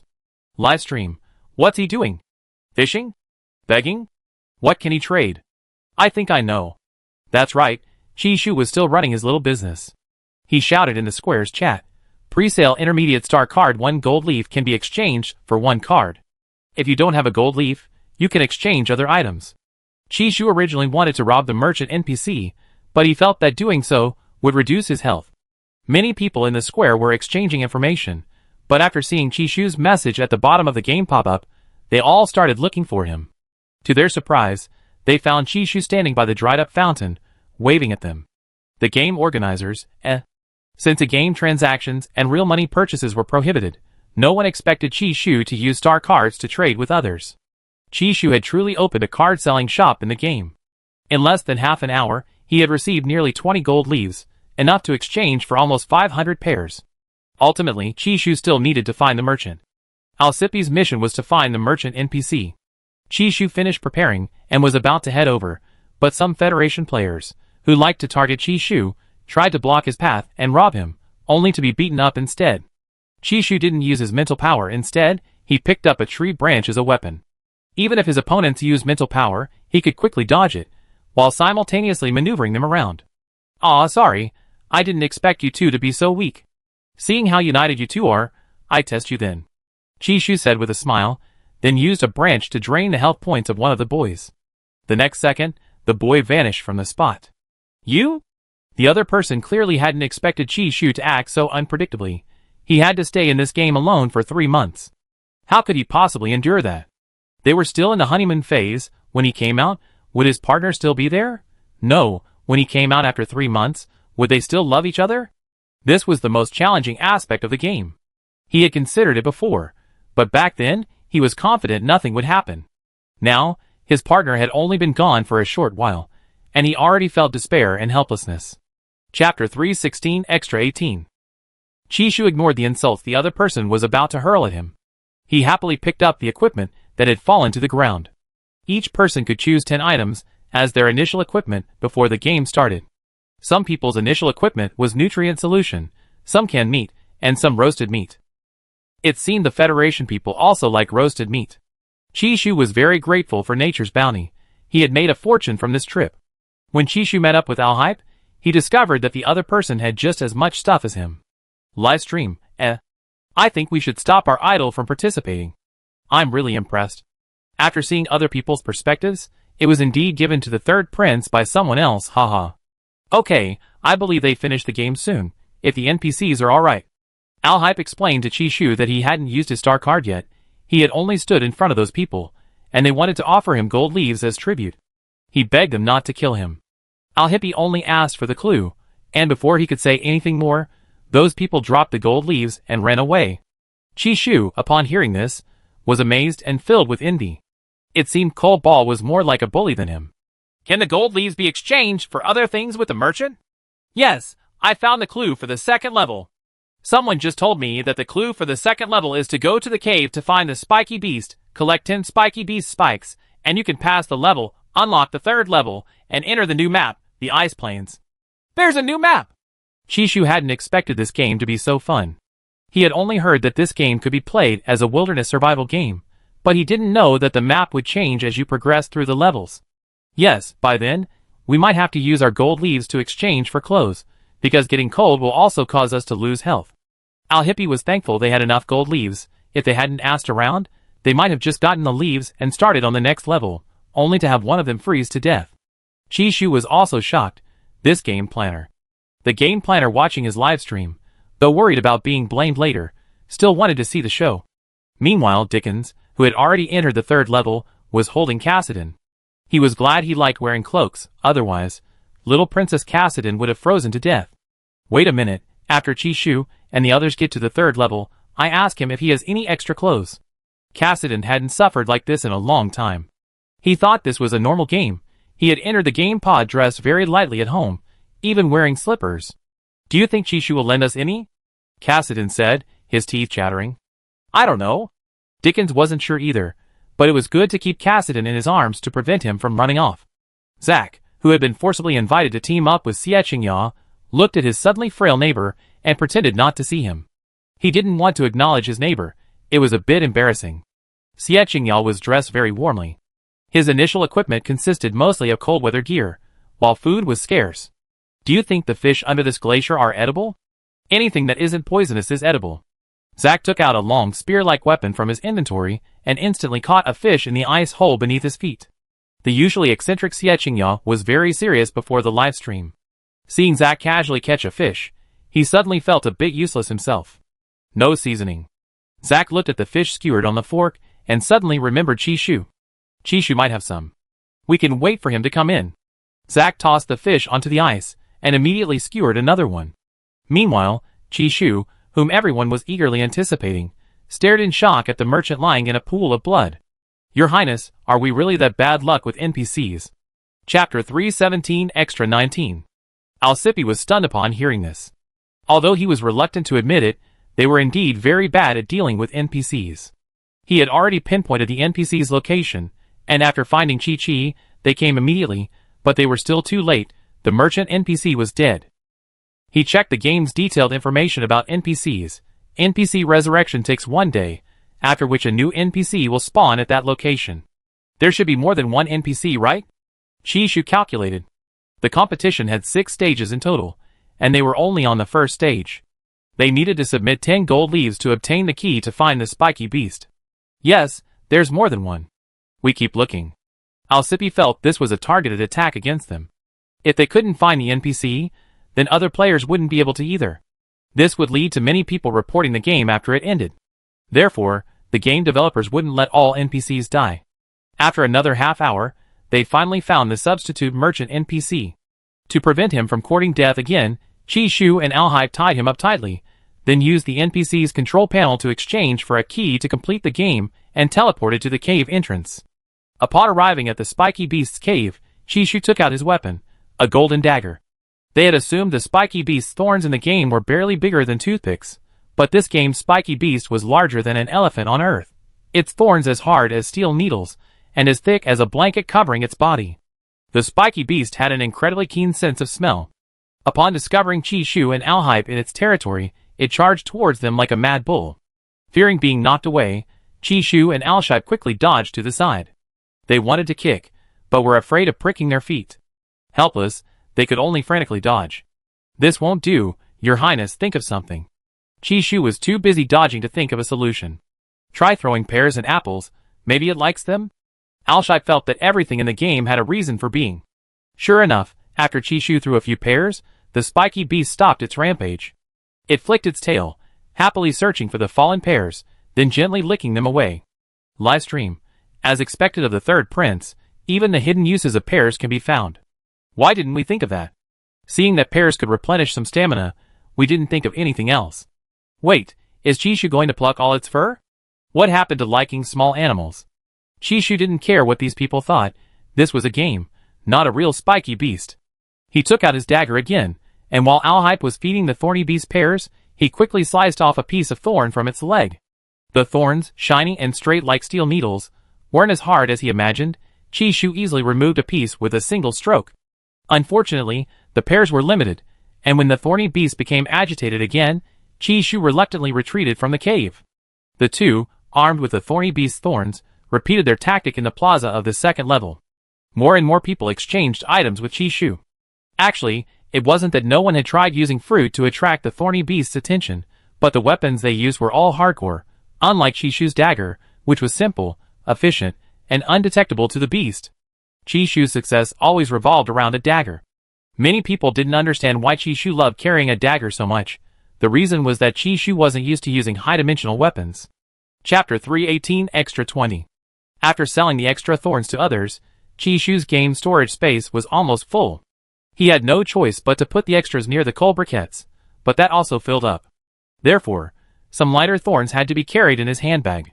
This time they were smarter. Whenever they encountered an NPC, they would preemptively tie them up. Livestream. Too hardcore, I don't know how to even begin to comment. Ha ha ha, it's because the NPCs keep dying. They have no choice. I'm dying of laughter. Every time I watch this couple, it's like watching a pair of evil villains. Hurry up and exchange for the key to clear the level. Someone's waiting for you. Ha ha. One couple is freezing to death, one couple is starving to death, and another couple is being chased by mutated penguins. Ha ha, I can't stop laughing. Why is Marquis into always so funny? I should have known better than to watch his livestream. The control panel on the NPC's hand allows you to exchange for other items in the game shop. Chishu sold some of his excess duplicate items, and bought warm clothes. Thinking that he might encounter other people lacking items in the shop, Chi-Shu decided to start his reselling business again. Al-Hype knew Chi-Chi's habit of hoarding supplies, so he had no objection, as long as Chi-Chi was happy. The two packed up and entered the third level. As soon as Chi-Shu entered, he saw people shivering in the ice field square. These people were so eager to finish the game quickly that they forgot it's a game that really tests couples. This game is first and foremost a horror game, designed to evoke fear, cold, hunger, etc., and if a partner dies, the effects are completely amplified. Night had fallen over the icy plains. The dim lights of the icy plaza caught Dickens's eye, and he saw Chi-Shu as a savior. Chi-Shu, These people are pathetic. They're not unintelligent, just not as adept at the game as Chi-Shu. Even the game designers and architects would think this game was Chi-Shu's creation. The prescient Chi-Shu tossed them 2 warm coats, and Dickens, not wanting Chi-Shu to be taken advantage of, gave him something of equal value. After giving Dickens the winter gear, Chi-Shu also gave Zack and the others some food. Zack hadn't expected Chi-Shu to be so generous, but like Dickens, he didn't want Chi-Shu to lose out, so he gave him a bunch of fish. Chi-Shu looked at the basket of fish and laughed. You haven't been fishing all this time since you came in, have you? Yeah. Aren't you going to find the Icefield merchant? Go exchange other things with him. I already did, but that guy said no.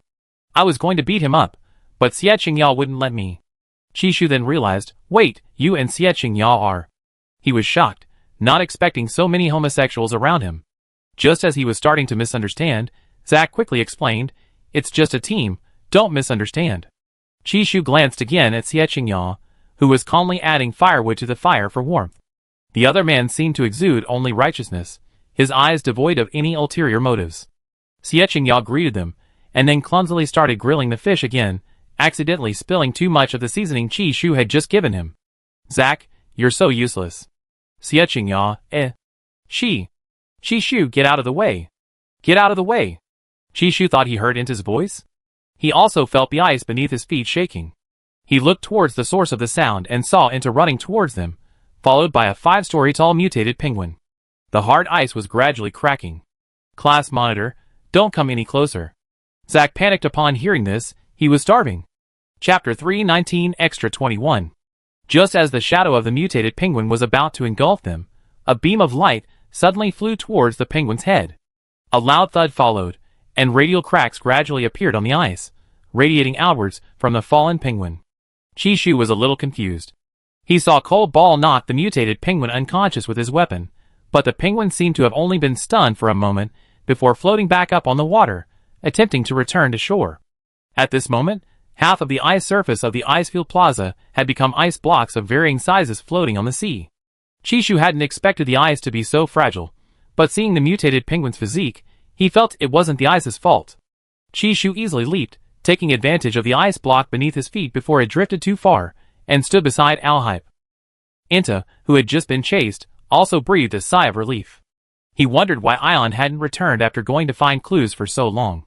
Could he have gotten lost? However, the game map had partner location tracking, so that shouldn't be the case. But they couldn't relax so quickly. A strong, icy wind swept in, threatening to uproot the water beneath the ice they were standing on. Zack watched in despair as the boxes containing the processed fish were blown away by the strong wind. Finally, he could only sadly take out the nutrient solution Chi-Shu had just given them, drink a vial, and his stamina was instantly restored. Swimming was also impractical. The clothes in the game couldn't completely protect them from the icy water. Just as they were figuring out how to reach the other, intact half of the ice field, Chi-Shu and Al-Hype seemed to be confronting a penguin. The couple suspected the penguin was an NPC, but had no proof. While everyone else was thinking about how to leave and return to safety, they calmly studied the mutated penguin described in the game's synopsis.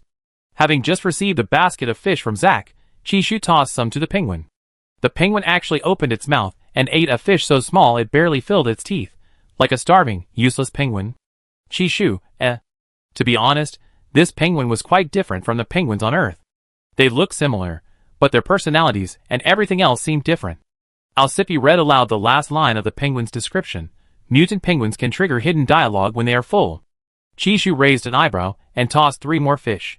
The penguin gulped them down, but still no dialogue box appeared. Looks like we need to catch some big fish for it to eat before it can talk to us. If all else fails, we just have to beat it up, Chi-Shu thought seriously, resting his chin on his hand. Alhibe's expression seemed thoughtful. He pursed his lips and slowly nodded, saying, "That makes sense. Game planner, eh.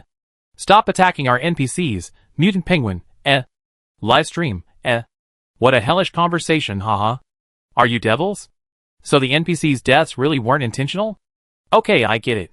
No wonder you're the villainous couple, so cruel. The mutated penguin's shocked expression is the same as mine. Please, don't say that with such a helpless tone, haha." Just as the mutated penguin turned to swim away, Chishu sighed again, saying, "Forget it. Considering how cute it is, let's catch some fish for it. If we kill it again, it'd be difficult to handle. An NPC can only revive after a day, meaning, if there's only one NPC in the ice plains besides the merchant, they have to wait another day." They had plenty of supplies and could wait, but Zack and Dickens seemed unable to. In the end, the couple decided to go catch bigger fish for the mutated penguins. Chapter 320 Extra 22. While the others were still contemplating survival, Chishu had already jumped onto the penguin's back, with Alhibe close behind. Having been knocked unconscious by Alhibe, the mutated penguin was traumatized and could only let these two bullies stand on its back. It was aggrieved, desperate, and helpless, serving as their boat. It's completely starving. This huge, clumsy body must be really bad for catching fish, right? Chishu's words pierced the penguin's heart again. Having gone hungry for countless meals, the mutated penguin, which even players could eat, wanted to roll over in protest, but Chishu and Alhibe were sharpening their knives on its back. The two rowed the penguin out to sea, leaving the players behind in shock. Even Inta hadn't expected that the mutated penguin, which had just posed a threat to his life, would now obediently remain seated. "Inta! Class monitor, are you alright?" Zack smiled and waved at Inta. Inta, seemingly oblivious to Zack's gritted teeth, waved her hand dismissively. "I'm fine." Watching the ice flow beneath her feet drift further and further away, Inta seemed to be starting to despair again. Just then, Ion returned from somewhere, bringing back many things, clothes and food. Seeing that the ice flow Inta was on was still drifting backward, he pushed several large ice blocks aside, completely ignoring his frostbitten hands, and quickly leaped onto the ice flow. He then hoisted Inta onto his shoulder and swiftly returned to the other, safer half of the ice field. Many people were eyeing them menacingly. Although they feared Chishu and Alhibe, they were completely unafraid of Inta. Their clothes and equipment were so good that they attracted a crowd of envious onlookers.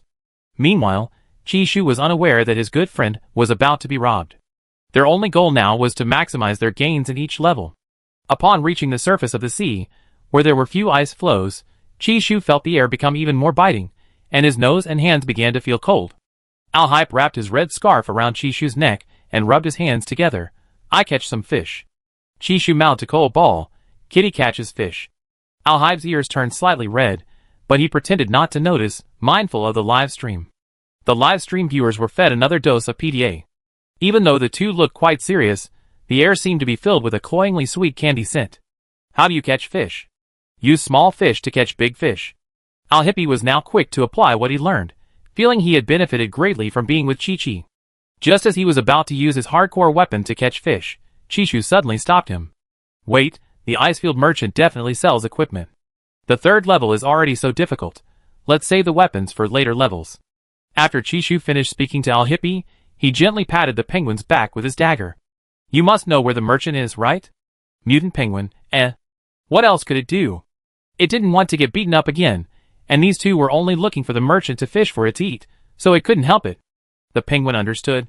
The mutated penguin quickly rationalized its act of betraying its teammates. "Game designer, eh?" Watching the mutated penguin lead Chishu and Alhibe to the ice tower, the game designer was dumbfounded. "I don't think I said it to be fully intelligent, did I?" "Semi-intelligent. It will also develop self-awareness, albeit to a limited extent," his assistant replied from the side. "We can't let any more NPCs die. If netizens see this, they definitely follow suit. But we can't interfere with the game's programming." "Then what do we do?" "They won't die anymore. The third prince and the others will definitely tie up the merchant before trading." "Trade my ass. Look at that other stream. That guy named Sal actually bought poison herbs right at the start, specifically targeting NPCs. Chapter 321 Extra 23. Sarl, the only volatile psychic, who could only unleash his impotent rage through the game, had become even more insane since his defeat by Chishu. The Federation couldn't stop his revenge, but in reality, he had no chance to actually meet Chishu and retaliate further. True royalty always traveled with a retinue of ceremonial guards. Even nobles couldn't necessarily get close to Chishu, let alone a foreigner. 3 or 4 years later, when Sal's anger had almost subsided, someone said Chishu might participate in the game, so he applied for a spot in the first round. Sure enough, Chishu was there. But his goal wasn't to approach him, but to create obstacles for Chishu and his group. At this moment, Sal was cunningly crouching in a corner of the ice field, quietly watching the penguin leave, then climbing onto the glacier to observe the mutated penguin's route, deducing their destination. He didn't care about falling off the glacier and being smashed to pieces. He didn't stop for a moment. He needed to eliminate the merchant NPC before the two arrived, and he prepared a poison drink using the same method. The shadow of the ice tower was sharpened by the wind. Thrall, panting heavily, started a live stream just in time as his health plummeted. His teammate was his underling, who had fallen behind and was acting as his informant. Normally, Thrall would have timed it perfectly, but now it was too late. The moment he saw the merchant, he rushed forward without hesitation, unafraid of the merchant's sudden transformation, and poured the poison into the merchant NPC's mouth. This practice maneuver gave the game designer a heart attack. When he was making the game, he never imagined someone would target his NPCs. After finishing, Sal finally let out a long sigh of relief, a look of exhilarating satisfaction on his face, as if he had finally gotten his revenge. He found a spot, squatted down, like a snake that had been holding back for 3 years, his pupils reflecting Chishu's name, venom seemingly dripping with his heartbeat. However, when Chishu and his group actually arrived, Sal realized that NPCs could not only be poisoned to death, but also revived. He stared in shock as the NPC, who had been lifeless, suddenly blinked. Seeing that it was Chishu who had brought him back to life, the NPC even gifted them 2 fishing rods and several fishing nets. Sarl nearly vomited blood upon hearing this. The game planner on the other side truly hadn't expected his game to be used in such a surprising way by Chishu and his group. Livestream. Okay, I admit, you two are a bit something, but can an NPC really be brought back to life? Game designer, come out here. I can't even begin to imagine how Chishu figured out the NPC was poisoned. Look closely, it was the third prince who deliberately gave Chishu a hint, making him suddenly realize the truth. Were you even watching the live stream? Alright. I finally understand why Chishu likes the third prince so much. Anyone would be confused in that situation. Chishu had already spotted Sal crouching in the corner, but he didn't laugh out loud. Instead, he and the third prince left happily with their fishing rods. Sarl was heartbroken about his poisonous herbs. Luckily, he could exchange almost everything he robbed for poisonous herbs. Since Chishu already knew the NPC would be poisoned, he would target his good brother Marquis Inta. Not only Marquis Inta, but also Marquis Dickens and Xiechingya, one by one. He wasn't sure about Chishu's relationship with those people before, but when he saw Chishu come to their aid, Sal knew that they must have a good relationship. Chapter 322 Extra 24. At this moment, Chishu was unaware that his good friend had just escaped from a group of people, only to encounter Sal from the Federation. Sal, a ruthless and insane guy comparable to a desperate outlaw, was someone even Chishu had vaguely heard of. Are you looking for our classmate Chi? Sorry, I don't know either. Inta knew about the feud between the two, but a bet must be accepted. It had been years. Why did this guy still remember? It's okay, I came to find you. If you've been offline, your good friend Chi will be very sad. Inta felt that Sal was like the kind of villain who threatened someone while secretly plotting, only to be poisoned by himself. He slowly took a step back, looking at his health, which had plummeted during the fight, and gave a forced, dry laugh. Haha, let's talk this out. Ion beside him remained silent, analyzing Sal and considering how to kill him in one blow. Speak properly? That won't do. Although I can't beat your brother, can I beat you? Inta's lips twitched slightly. Actually, Chi and I aren't that close. Sal sneered. You think you can just say you're not close? Inta, Why was he so unlucky?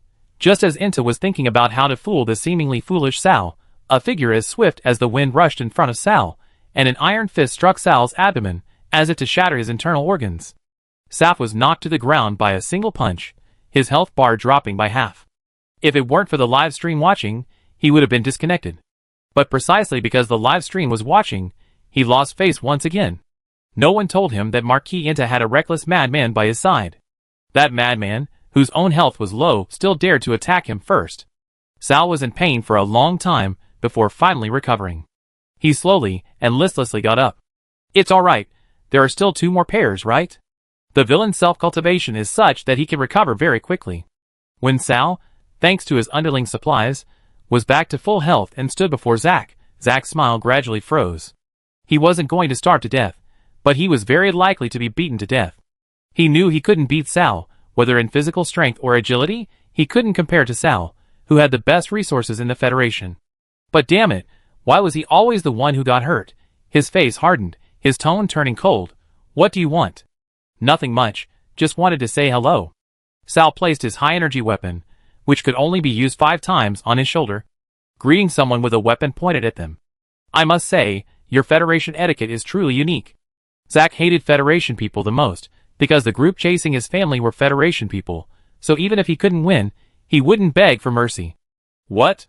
Scared? Not really, but what if your teammate dies? Zack looked behind Sal. Sal suddenly sensed something was wrong. He immediately turned around, only to see his underling unconscious on the ground. Seeing Xiechingya about to deliver the fatal blow, Sal raised his hand and shouted, Wait! You think I just wait? If I die, your underling will die too, and then you be stuck here alone for 3 months. How fair is that? Zack hadn't expected the seemingly useless Xiechingya to be so useful. That's true. This was the first time Sal had been threatened. He looked at his underling on the ground, and as if struck by a sudden thought, he gave a wicked laugh and turned to attack Zack. Xiechingya, shock. Chapter 323 Extra 25. In the blink of an eye, even the onlookers thought Zack was doomed, and felt sympathy and pity for his teammates, since it was the one left behind who would suffer. However, just before being struck, Zack miraculously dodged the attack and leaped forward, kicking Sal's weapon 10 meters away before Sal could retract it. The surrounding air seemed to tremble with Zack's movement. Sal reacted and immediately grabbed Zack's leg, but even with his skill, he couldn't escape the attack from both sides. He had to release Zack's leg, grit his teeth, and pull out another packet of poisonous herbs. The poisonous herbs also had a temporary blinding effect. Although Xiechingya had stabbed Sal, he had also given him the opportunity to launch a sneak attack. Now Sal's vision was dark, and his ears were ringing. Realizing he'd been tricked by Thrall again, he hastily retreated, accidentally stepping on and killing Thrall's underling lying on the ground, whose health bar was nearly depleted. Your partner has died. You will enter undying mode. Enjoy the game. Seeing the game notification pop up, Thrall looked down and found a knife piercing his back and protruding from his abdomen. He reached back, pulled the knife out, and watched the wound gradually heal. He then looked up at Zack and smiled slightly. Zack, Xiechingya, now able to see again, Inta, secretly watching, Ion, carrying Inta, and Dickens and Cassidon, hiding behind the onlookers, They all thought to themselves, we're doomed. Chishu and Alshipe were having a great time fishing at sea. They never expected feeding the penguins to be such a pleasant experience. However, they didn't forget they were playing a game. To avoid any unforeseen problems, they quickly finished feeding the penguins and received the ice key as a gift, allowing them to proceed directly to the 4th level. Meanwhile, Inta and the others, left behind in the 3rd level, suffered greatly. They never imagined they would one day be targeted by Chishu's enemies. To avoid the immortal Sal, they fled for their lives while simultaneously trying to complete the level. The following levels posed no challenge for Chishu, but he was puzzled as to why he hadn't seen Inta and the others since the 3rd level. Even after completing the game, Chishu still felt it was easy. Why hadn't Inta and the others appeared for so long? After leaving the game pod, Chishu found that Inta and the others were still nowhere to be seen, so he entered Inta's game stream. From Inta's perspective, he saw Dickens and Cassidon being chased and beaten by a guy named Sal, while Inta cheered them on. Chishu, Chishu guiltily turned off the live stream. Haha, so lively. Alhype stood lazily behind Chishu, reaching out to pull Chishu into his arms, even trying to get Chishu to carry him. He whispered, Is there anything else you want to play? Then, please let me touch Mr. Cold Ball? Chishu hadn't touched Carl and Cotton for a week because his Cold Ball was too jealous. Now he had to sneak around to touch Carl, afraid of being discovered. This feeling of guilt was really exciting. Then what will you give me in return? Alhype rested her head on his shoulder, her face pressed against Chishu's cheek. How about we each reward ourselves, okay? Pretending not to hear, Chishu felt his partner's spiritual energy slowly devouring him. Cold Ball, can't you be serious for once? I'm already being serious. It's the spiritual energy's fault. Alhype skillfully shifted the blame. Chishu felt helpless and amused. Just as he was about to tease her, he heard an incredibly sweet voice. Chi-Chi, I love you. Whenever Chishu heard this, he would answer without hesitation, I love you too. He was afraid that if he spoke too late, she would use it as an excuse. Before Chishu could finish speaking, the invisible spiritual energy tightened like a net, enveloping him completely, and they nestled together. Even after more than 1,000 nights, they were still deeply in love. Chishu had thought that after the initial passion faded, life would become mundane. However, this wasn't the case for him and Alkype. They were not only soulmates, but also inseparable on a spiritual level. Chishu considered himself a lazy person, and he didn't want to change that. Pampering Cole Ball had become his daily routine. Just as they were passionately kissing on the terrace of their seaside villa, communication requests from Dickens and others began bombarding his terminal in a relentless barrage. However, the terminal, attempting to interrupt their business, was simply tossed aside and ignored. Chapter 324 Extra 26 Interstellar Era 20899 Chishu never expected that after finishing this latest film, he would feel such a sense of emptiness. He lay awake from dusk till dawn. As an interstellar actor, he was extremely disciplined. He went to school in the morning, filmed in the holographic pod in the afternoon, and frantically finished his studies at night. That's how it should be, but why was he so bored after this project ended? Anyway, whether he was bored or not, he still had to go to school.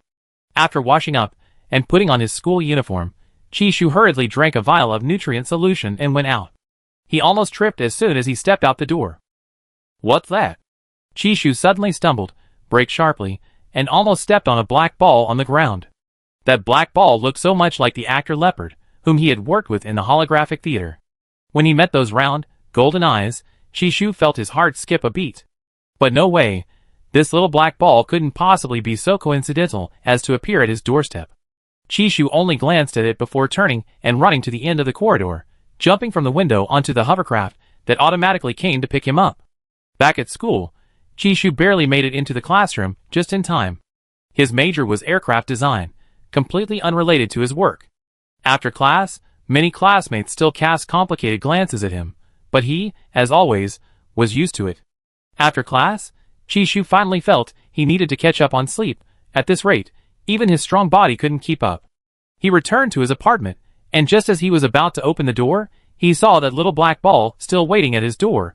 Chishu swallowed hard, wanting to pretend he didn't see it, but his inherent cat lover nature made him bend over.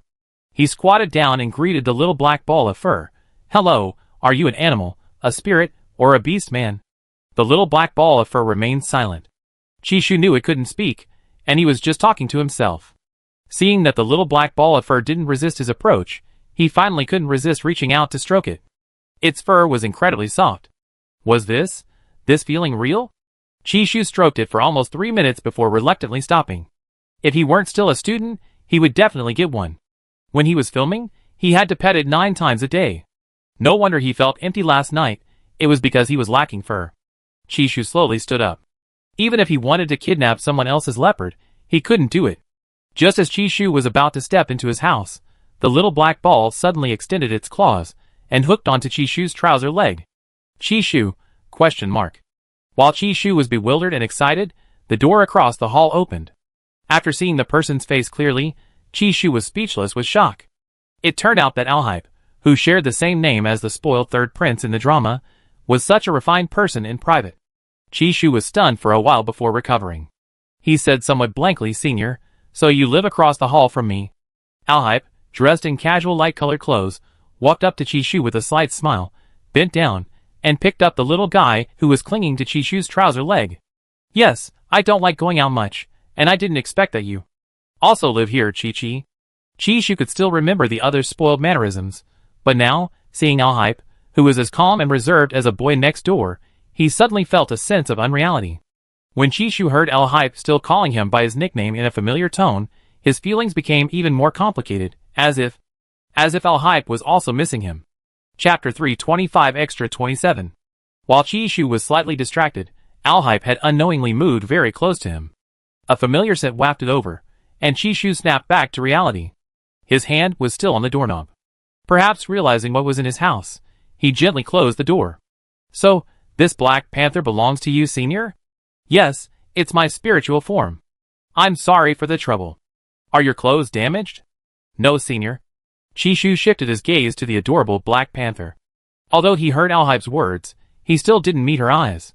Chi-Chi doesn't have to call me senior. You can call me by my name. The Black Panther in Alhype's arms disappeared from Chishu's sight. Chishu's gaze, as if losing its anchor, was forced to look at Alhype. Seeing those eyes again, he still found them beautiful. You're a great writer and actor. How could I call you by your first name? Chi-Chi, I thought we were already quite close. When Alhype said this, there wasn't a trace of clinginess in his voice, but he still smiled gently, like a cool breeze brushing against one's face. Chishu didn't refuse again, but he didn't call Alhype by his name directly either. Instead, he nodded and said, Okay, I understand. Shall I go back and rest then? You haven't eaten, have you? You don't look well. I forgot to drink my 4 fluids. Alhype frowned slightly, leaving Chishu with a wait for me a moment before turning to go back to his house. After waiting for about a minute or two, Chishu saw Alhype quickly come out and hand him a box of baked cookies. I made these myself, have a taste. Chishu accepted the cookies with both hands, his calm expression almost crumbling. He wanted to ask Alhype many questions, but they weren't as close as the other claimed. Off-screen, after leaving the holographic pod, they had no interaction whatsoever. He suppressed his curiosity, simply smiling as he accepted the cookies, thanked her, and turned to go home. He closed the door, opened the cookie box, and eagerly tasted one. It was delicious, not too sweet. After eating one, Chishu carefully stored the rest away, then took out a vial of nutrient solution and drank it all in one gulp. He desperately needed sleep, but falling asleep naturally was clearly impossible, as he was still in a state of heightened excitement. He could only lie down in his rest pod and force himself to rest until tomorrow morning. Upon waking again, Chishu hurriedly got up, washed, and prepared to go to school. But as soon as he stepped outside, he saw the little black ball sitting at his door again. Knowing that the little black ball was someone's spiritual entity, Chishu dared not harm it. After Chishu left, the door across from his house slowly opened, and a tall, slender figure appeared in the doorway. Carl, come back. The little black ball on the ground reluctantly returned home, glaring at its owner with a look of utter disapproval. Today was another day for Chishu to avoid being the center of attention. He had to arrive at the classroom just in time to avoid causing a commotion. Ever since filming The Card Maker, he felt like a rare pet in a zoo.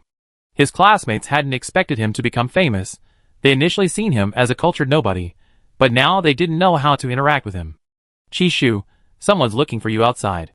The messenger looked on with anticipation. Okay, Chishu replied. Chapter 326 Extra 28. The man, seeing Chishu remain motionless for so long, asked with some confusion, Didn't I just say someone was looking for you outside? Well, I already said that, I know. Chishu was disassembling and assembling model parts for the aircraft, not even looking up. The messenger froze on the spot. Clearly, he hadn't expected Chishu to be so unyielding. Chishu simply felt that some things couldn't be done at school. He encountered this don't leave after school situation countless times since childhood. His family had too many enemies, so he couldn't avoid it. His personal image was extremely important now, and he didn't want to be labeled a disqualified idol. Besides, his schedule had been disrupted yesterday, and readjusting it would require utilizing his spare breaks between classes, so he could only wait until after school to talk to the person looking for him on his way. Outside the aircraft experimental manufacturing building, the man who had originally intended to cause trouble for Chishu was now standing there, his heels aching slightly, but he wasn't about to give up the opportunity to collect money. It's easy to ambush someone openly, and without leaving a trace. Many toxins and drugs nowadays have a time delay before taking effect. It wasn't until school was over that Chishu emerged from the laboratory building. He glanced at the person waiting for him under the tree. Another unfamiliar face.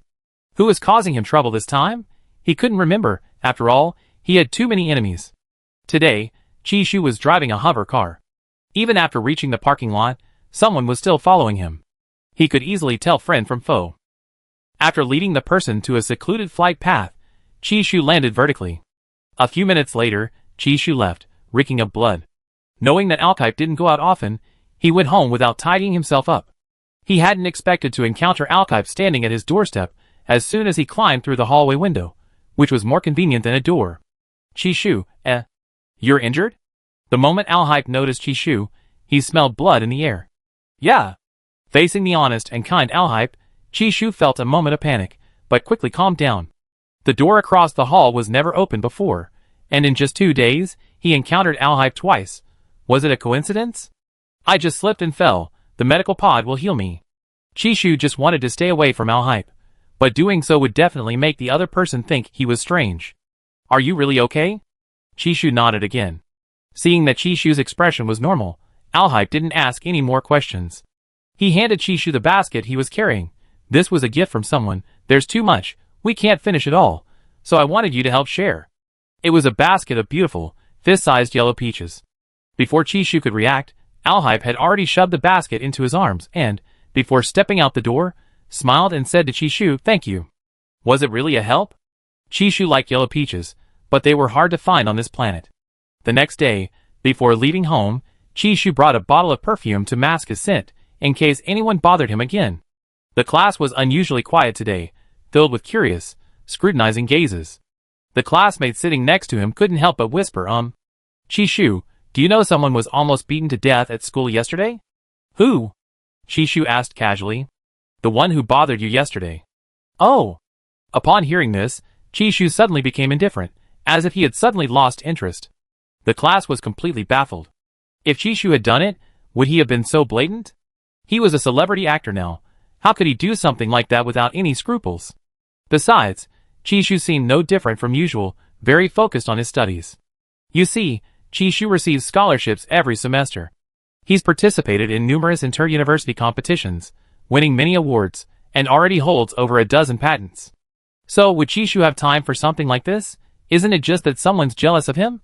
Therefore, many classmates, upon hearing these rumors, not only didn't doubt Chishu but even felt sorry for him. After all, fame brings trouble.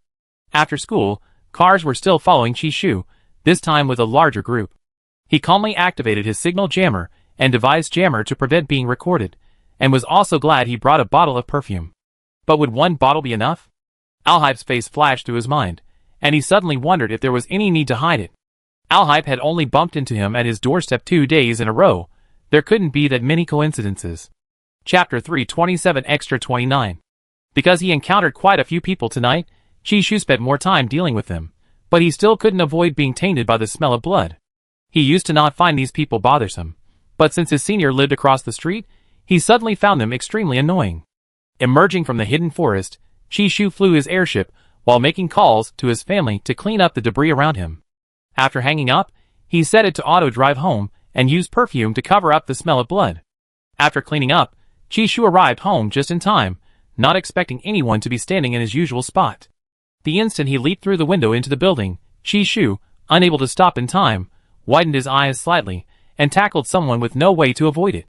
Alcippe was pinned to the ground, his slightly wavy black hair disheveled, his glasses askew, and the little leopard behind him seemed to have no intention of protecting its master. Chishu sat on the man's waist, sensing his tension. The man seemed frightened, a hint of embarrassment flashing in his handsome, deep purple eyes. He gently nudged Chishu, whispering, "Are you all right?" Chishu wanted to say, "It seems like you're the one who's all right." "I'm fine, sorry." "Are you all right?" "I didn't expect you to be here, senior." Chishu's Adam's apple bobbed slightly, his gaze shifting away from the man. "I'm fine too."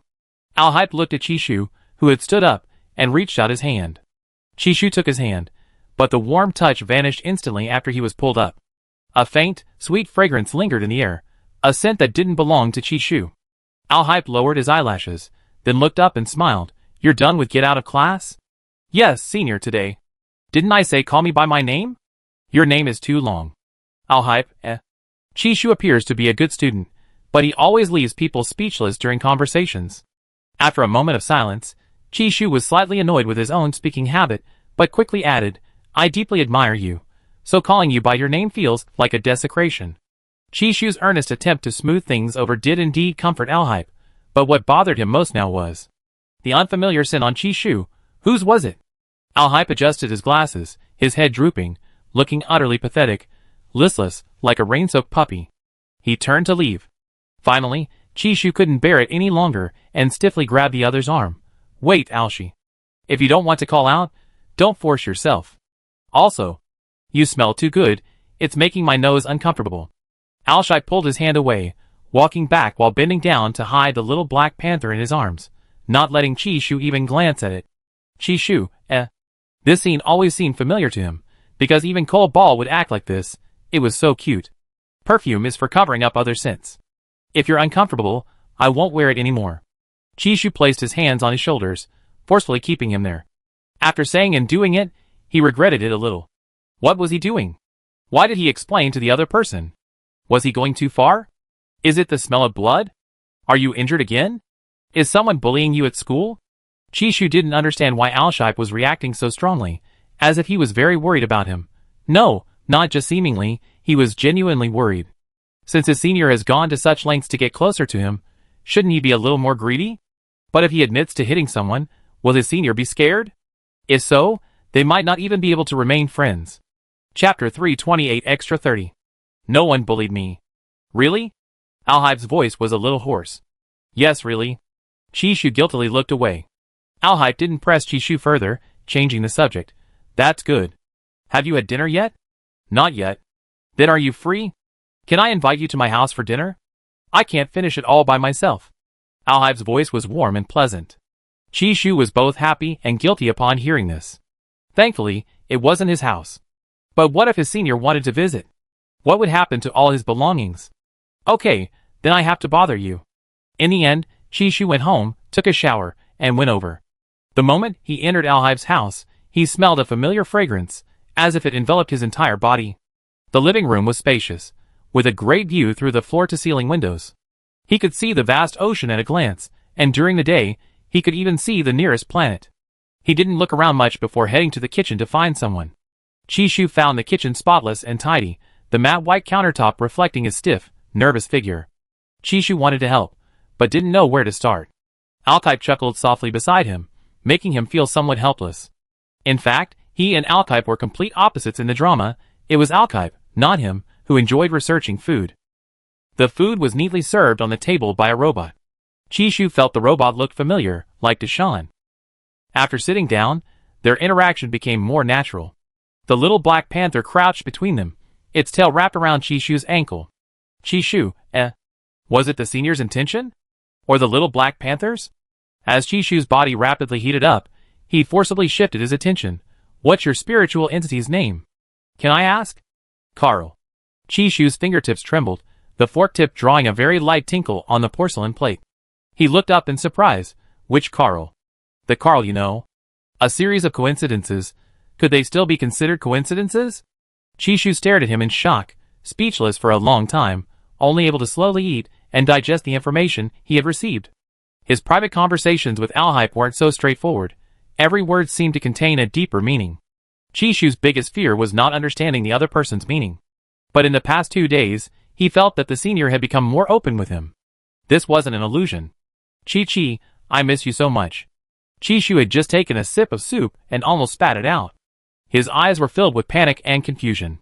He tried to appear calm, but his voice was still slightly distorted as he asked, Is it what I think it means? Yes, so do you miss me?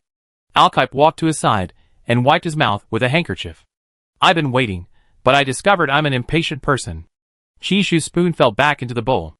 Now he could no longer remain calm, and the once gentle and refined senior seemed somewhat dangerous in his eyes. What if I do miss you? Chishu tried to avoid eye contact, but they met anyway. Those beautiful eyes were like bewitching whirlpools. Chishu felt that his self-discipline over the past 20 years had paid off. At least, he wasn't blushing from excessive excitement. If you miss me, you can continue to miss me. As Alhype finished speaking, his glasses were suddenly pushed up by a slender, pale hand. Chapter 329 Extra 31. Closer, even closer. Chishu had never imagined he would be so close to Alhype, close enough to hear each other's breath. He concealed his inner desires, living a life of asceticism like a devout believer. The only person he truly longed for was Alhype. From the day he saw Alhype's book, he had been incredibly curious about him. Gradually, simply reading Alhype's books was no longer enough. He wanted to see Alhype. Perhaps the star god heard his wish, bringing Alhype so close, within arm's reach, just a little closer, and he could kiss him. He had to conceal his desires, but could he truly protect everything this way? Your eyes are beautiful. He removed Alhype's glasses, uttering words he had never spoken to anyone else. Alhype wasn't nearsighted, so he could see Chishu clearly, even spotting the emotions he desperately tried to hide in his eyes. But I'm still not beautiful enough to make you approach me. So far, it's been Alhype who's been approaching Chishu, while Chishu always maintains a faint sense of aloofness. This makes him somewhat disappointed, but at the same time, he's also somewhat pleased, because Chishu seems unwilling to reject him. Senior, what do you want? I think you definitely know, and you clearly know, yet you choose not to see. Hearing this, Chishu takes his warm hand and presses it against his cheek, his voice trembling slightly. I don't understand what you mean. Please explain more clearly. 3 years ago, I fell in love with you at first sight at a banquet.